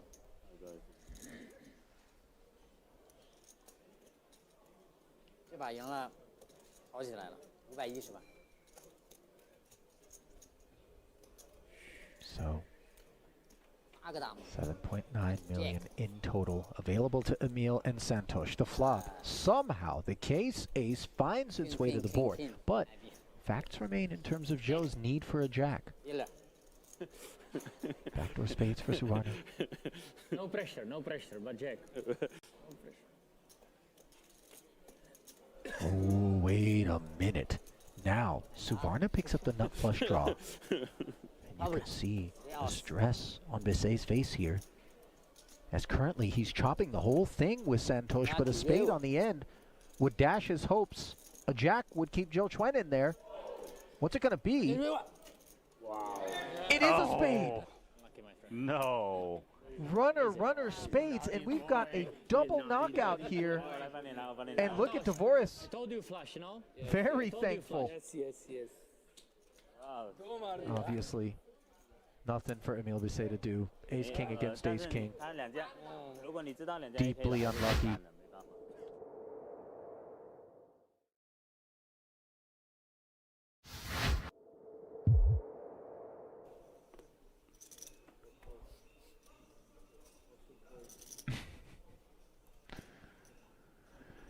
Ooh. Here we go. Blind on blind against the action man. What, 13, 14 blinds and a monster. This is a monster off of this stack of 13 blinds. I guess we could raise it up. I like a raise, but not all in, you know, say make it like 3 blinds or so. You want to charge the big blind to see free flops. He's actually pretty unlucky from Sochi's point of view that no one's open before him, because this would be a lovely spot to get a jam in. Over and open, but as it is, he plays the hand he's dealt. Oh, and he's gone for the... There is a chance that Rajanovsky says, well, I've got an ace, it's blind versus blind, let me just rip it in. He has gone all in. Trouble.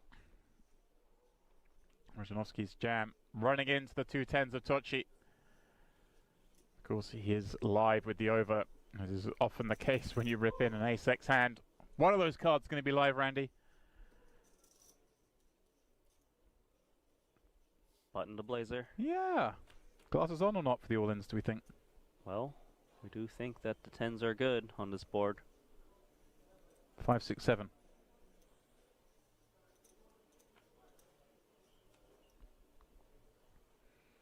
A heart, a very bad card from him to see, reducing his outs to just the black aces.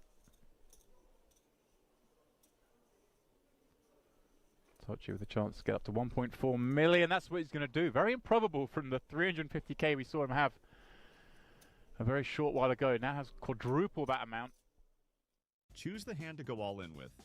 Black 8s or 6, 7 of hearts on this flop. Good luck. 4 of hearts on the turn completes the flush. Pocket pair has 6% chance to improve. River is 3 of diamonds. Congratulations to everyone choosing 6, 7 of hearts. Follow for more poker intuition tests and come try your... Hello and welcome back to our coverage of the final table of the German Clubs Championship of Poker here from King's Casino in Rozvadov, Czechia. Whenever we went on the break, there were 3 players left, all very evenly matched, very similar stacks, and deal discussions did take place during the break, and an agreement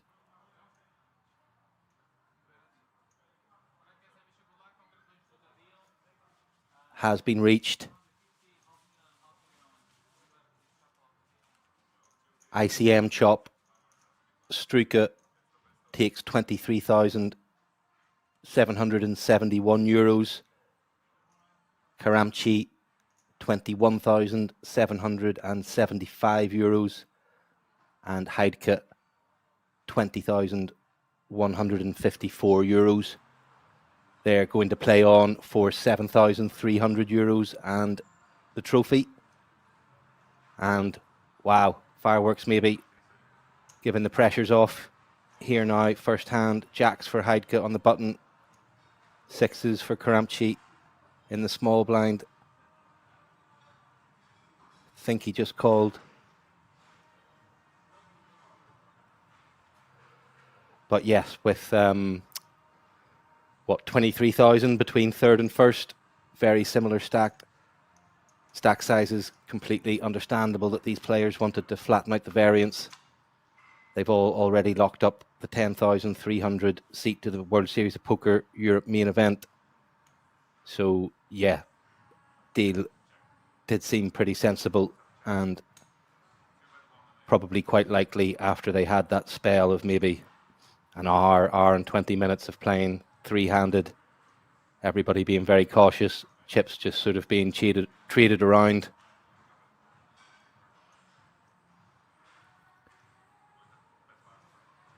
And on the ace-5-2 flop, action check to Heideke, bets 1 million with second pair. And Struka's going to go for the check raise with the gut shot. And I think we can rest assured none of this would have happened if a deal hadn't have taken place. Heidke makes the call.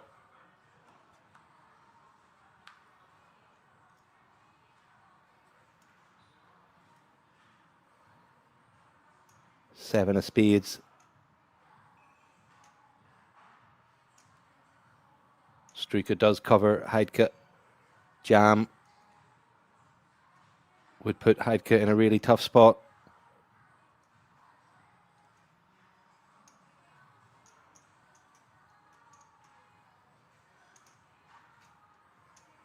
Thanks to all the viewers for sticking with us thus far. Evening to Boss Hog. Magic Pit. Marco will give you the details of the deal again after this hand. Struka's bet 6 million. On the turn, Heidke's called, and he's got there on the river. What a river for Struka. Heidke with only 10 bigs left behind. 24 million in the middle already. Surely he can't fold on this run out after calling on the flop and turn.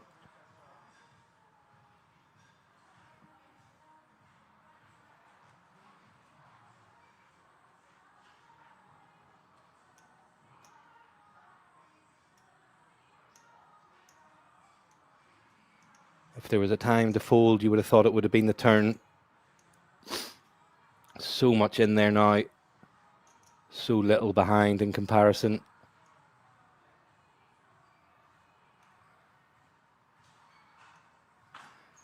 Is a terrible river in terms of like if 3-5, 3-2 was getting out of line. Maybe even ace-3. If, say, Heidke did have an ace. Gets there. But yeah, he's just put too much of his stack in there already. And sees the bad news. Unbelievable river for Struike.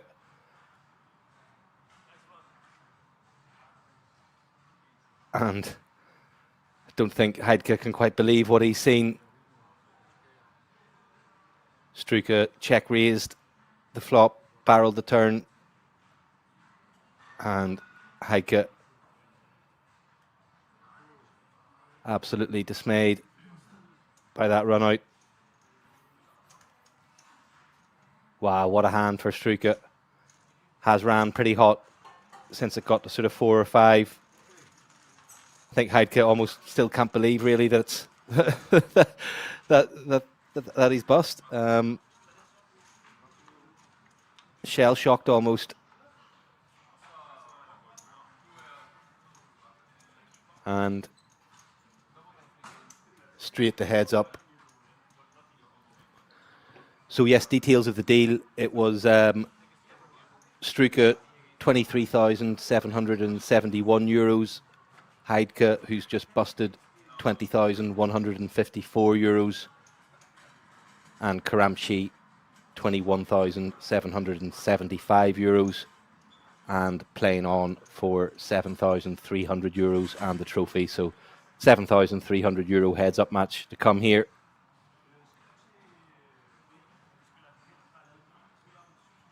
Struike will be tough to stop with that chip lead. Be interesting to see how Karamchi approaches heads up.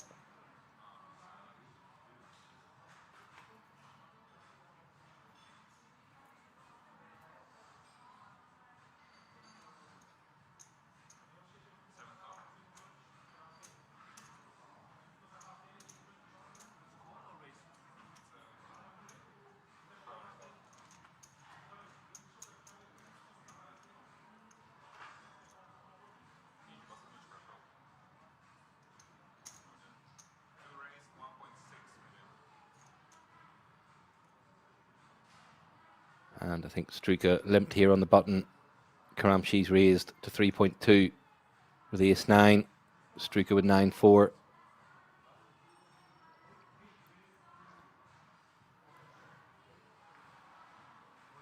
But yeah, what a hand for Struike, the hand before.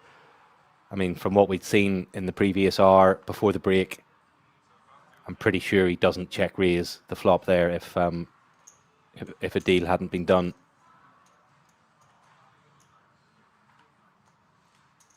Probably ditto barrel the turn, but went for it. Fortune favours the brave. River smacks him right in the face.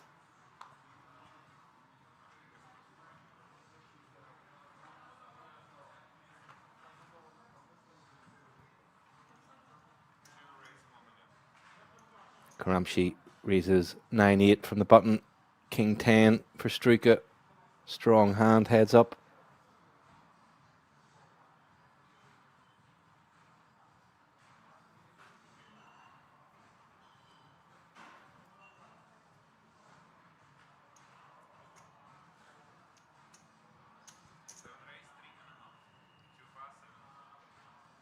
And goes for the 3-bet. And Karamchi with a quick fold.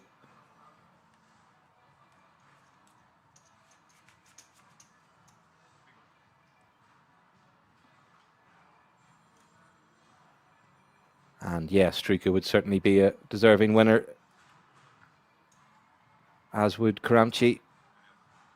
But yeah, Struike's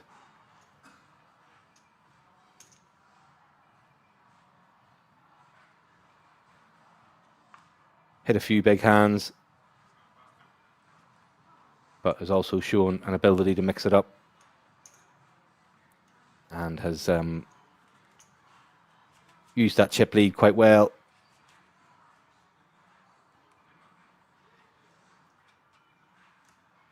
Certainly been playing to win.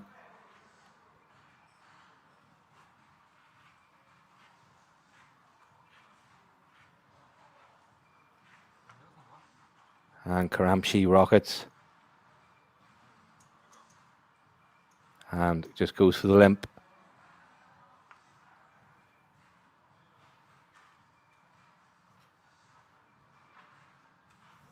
And is Streaker going to get out of line with Jack 2 of clubs?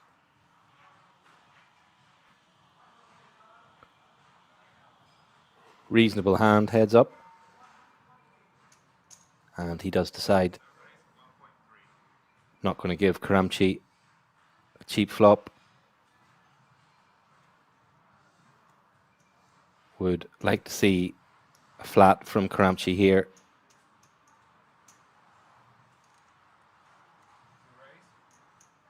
But looks like he's going to go for the 3-bet.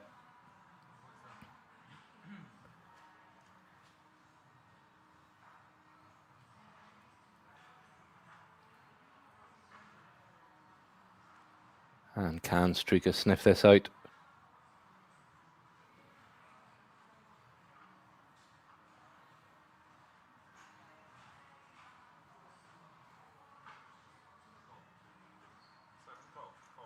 And he does want to see a flop.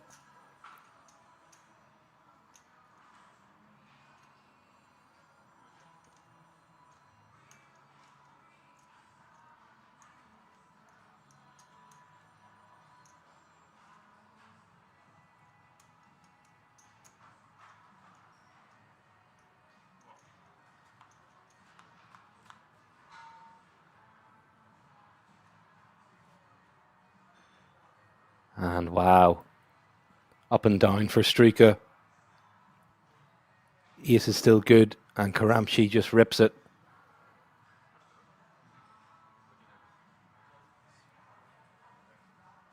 Double the pot.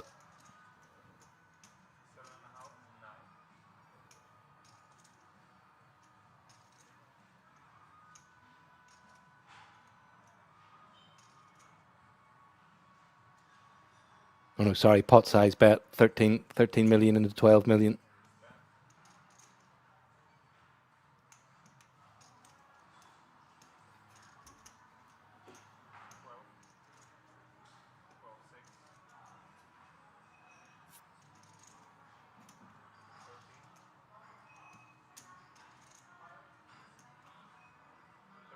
Sorry, my eye's playing tricks on me. 13 million into 10 million.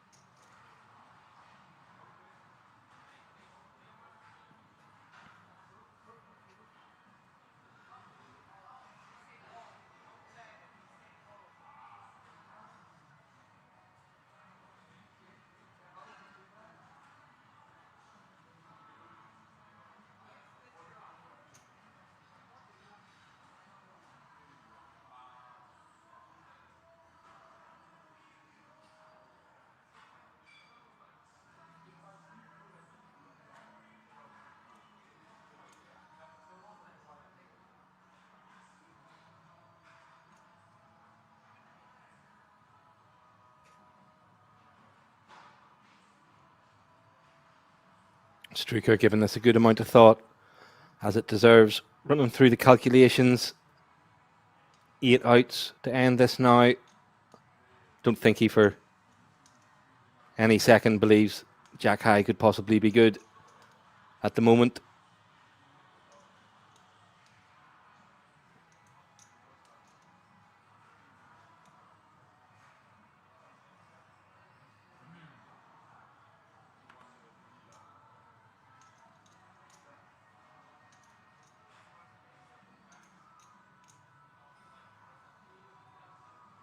Is an overbet price not quite right? He decides.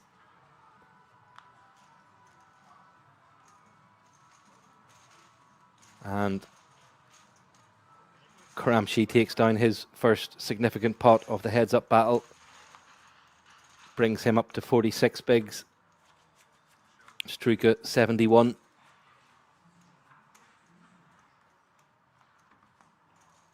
And that'll do his mood no harm at all.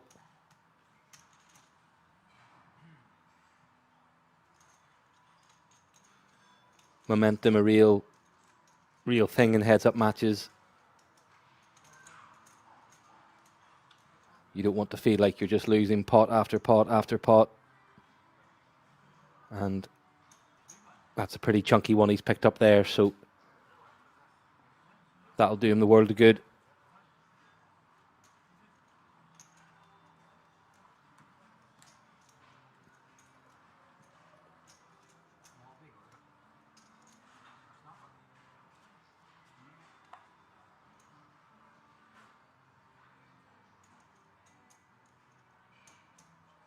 And Struika now with the rockets. Wow.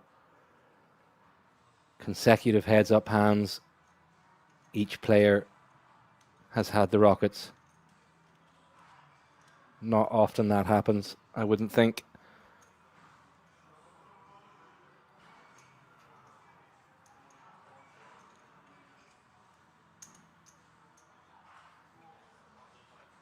And he makes it 1.5 to go. And Karamchi will defend the 10-5 of hearts. So off to a flop we go. And danger for Karamchi. Picks up second pair on 9-5-2.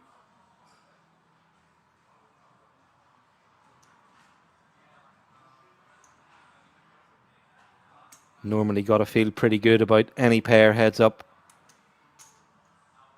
Especially on a pretty raggy board like that. And the 9 on the turn will only make him feel better about the 5.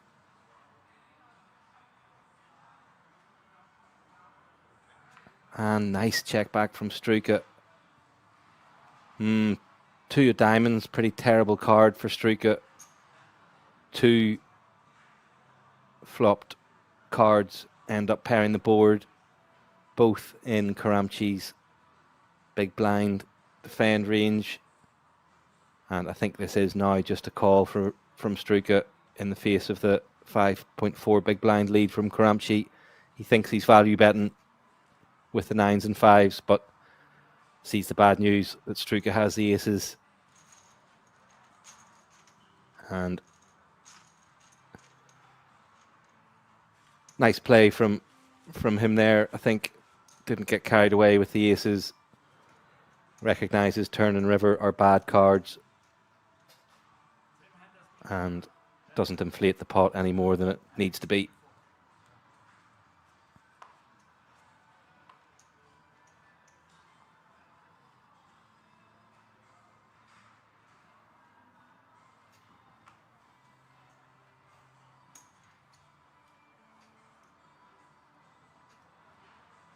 And Karamchi raises king 6 from the button. And Struika has him dominated again. King Jack. Makes it 6 million. And Karamchi quickly folds.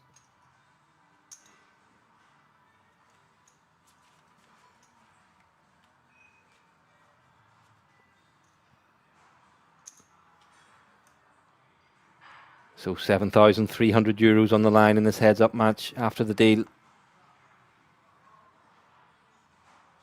If Struika wins, that'll take his payday above 30k. If it's Karamchi, that'll take him up towards 29.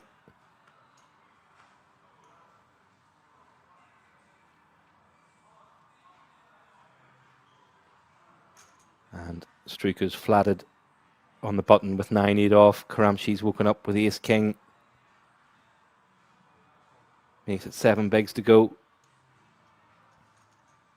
And Struika makes the call.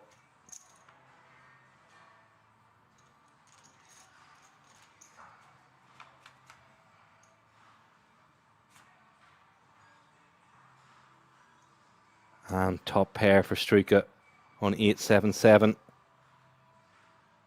quick lead from Karamchi.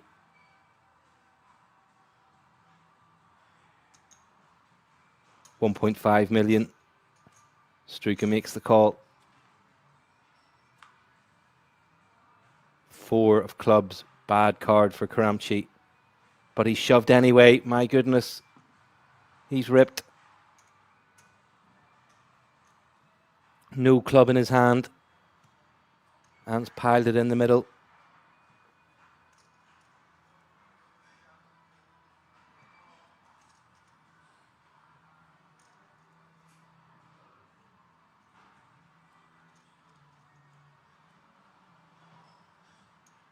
Pot size bet.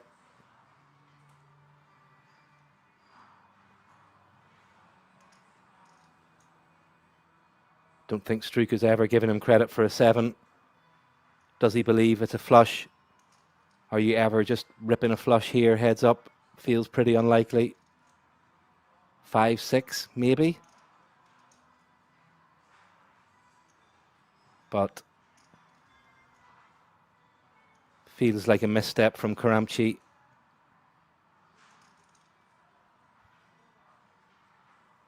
If he's got a club in his hand, I think it's a different story. Put Struika in the blender though.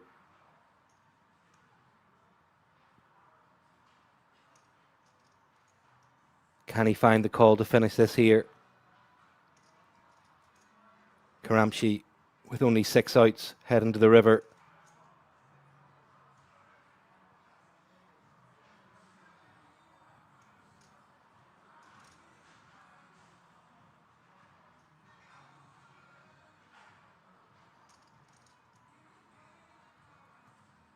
I think it's got to be a call here. I don't think you can ever give Karamchi credit for a 7 given the pre-flop action.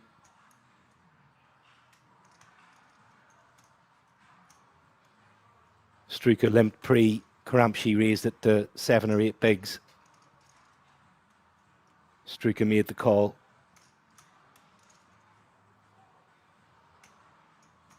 Struika does completely unblock the clubs.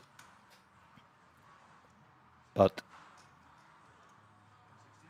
does a completed flush ever just rip for pot? Heads up.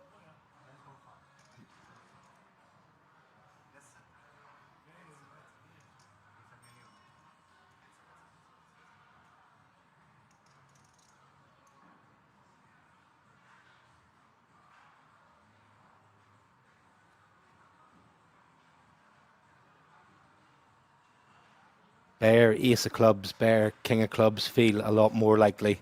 And Struika does find the call, and he'll be delighted to see that Karamchi doesn't have a club. Absolutely over the moon to see no black in Karamchi's hand. And a nod of resignation from Karamchi. Title on the line, €7,300. 6 outs for Karamchi. And it's the 4 of hearts. And there we go. Struika raises his arms in celebration. Big smile to somebody on the rail. Shakes the tournament director's hand. Over the moon. Hard to beat the feeling of winning a live multi-day poker tournament.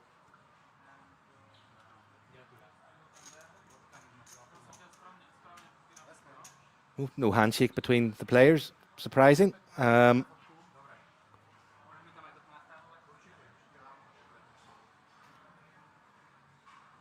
Thanks for joining us tonight, guys. Thanks, Kiwi. Thanks, everybody.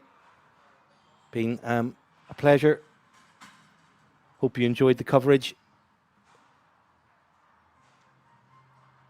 And the champ goes off to get a hug and a photo taken. Well played, sir. Had some, nice spots. Flopped a straight against top 2 pair. But, also played really, really well. Put the foot down when he had the chip lead. Went after the win. And he's got his just desserts. Deal was done 3-handed, which perhaps loosen things up a bit in that last wee stretch. Thanks very much to Bird for moderating tonight and all our moderators. Thanks for everybody for joining. Very much appreciated.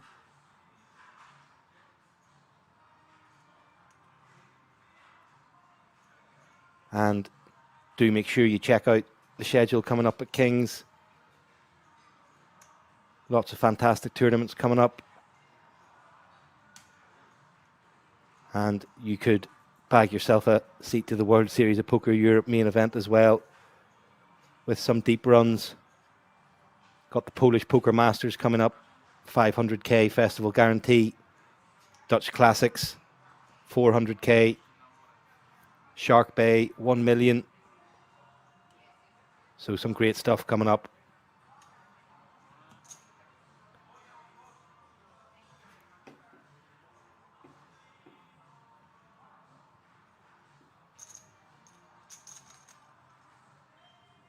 And Struka absolutely over the moon with that result, as you can see. Congratulations to him. Well played. My name's been Richard Hayes. Thanks for joining us, and we'll see you soon.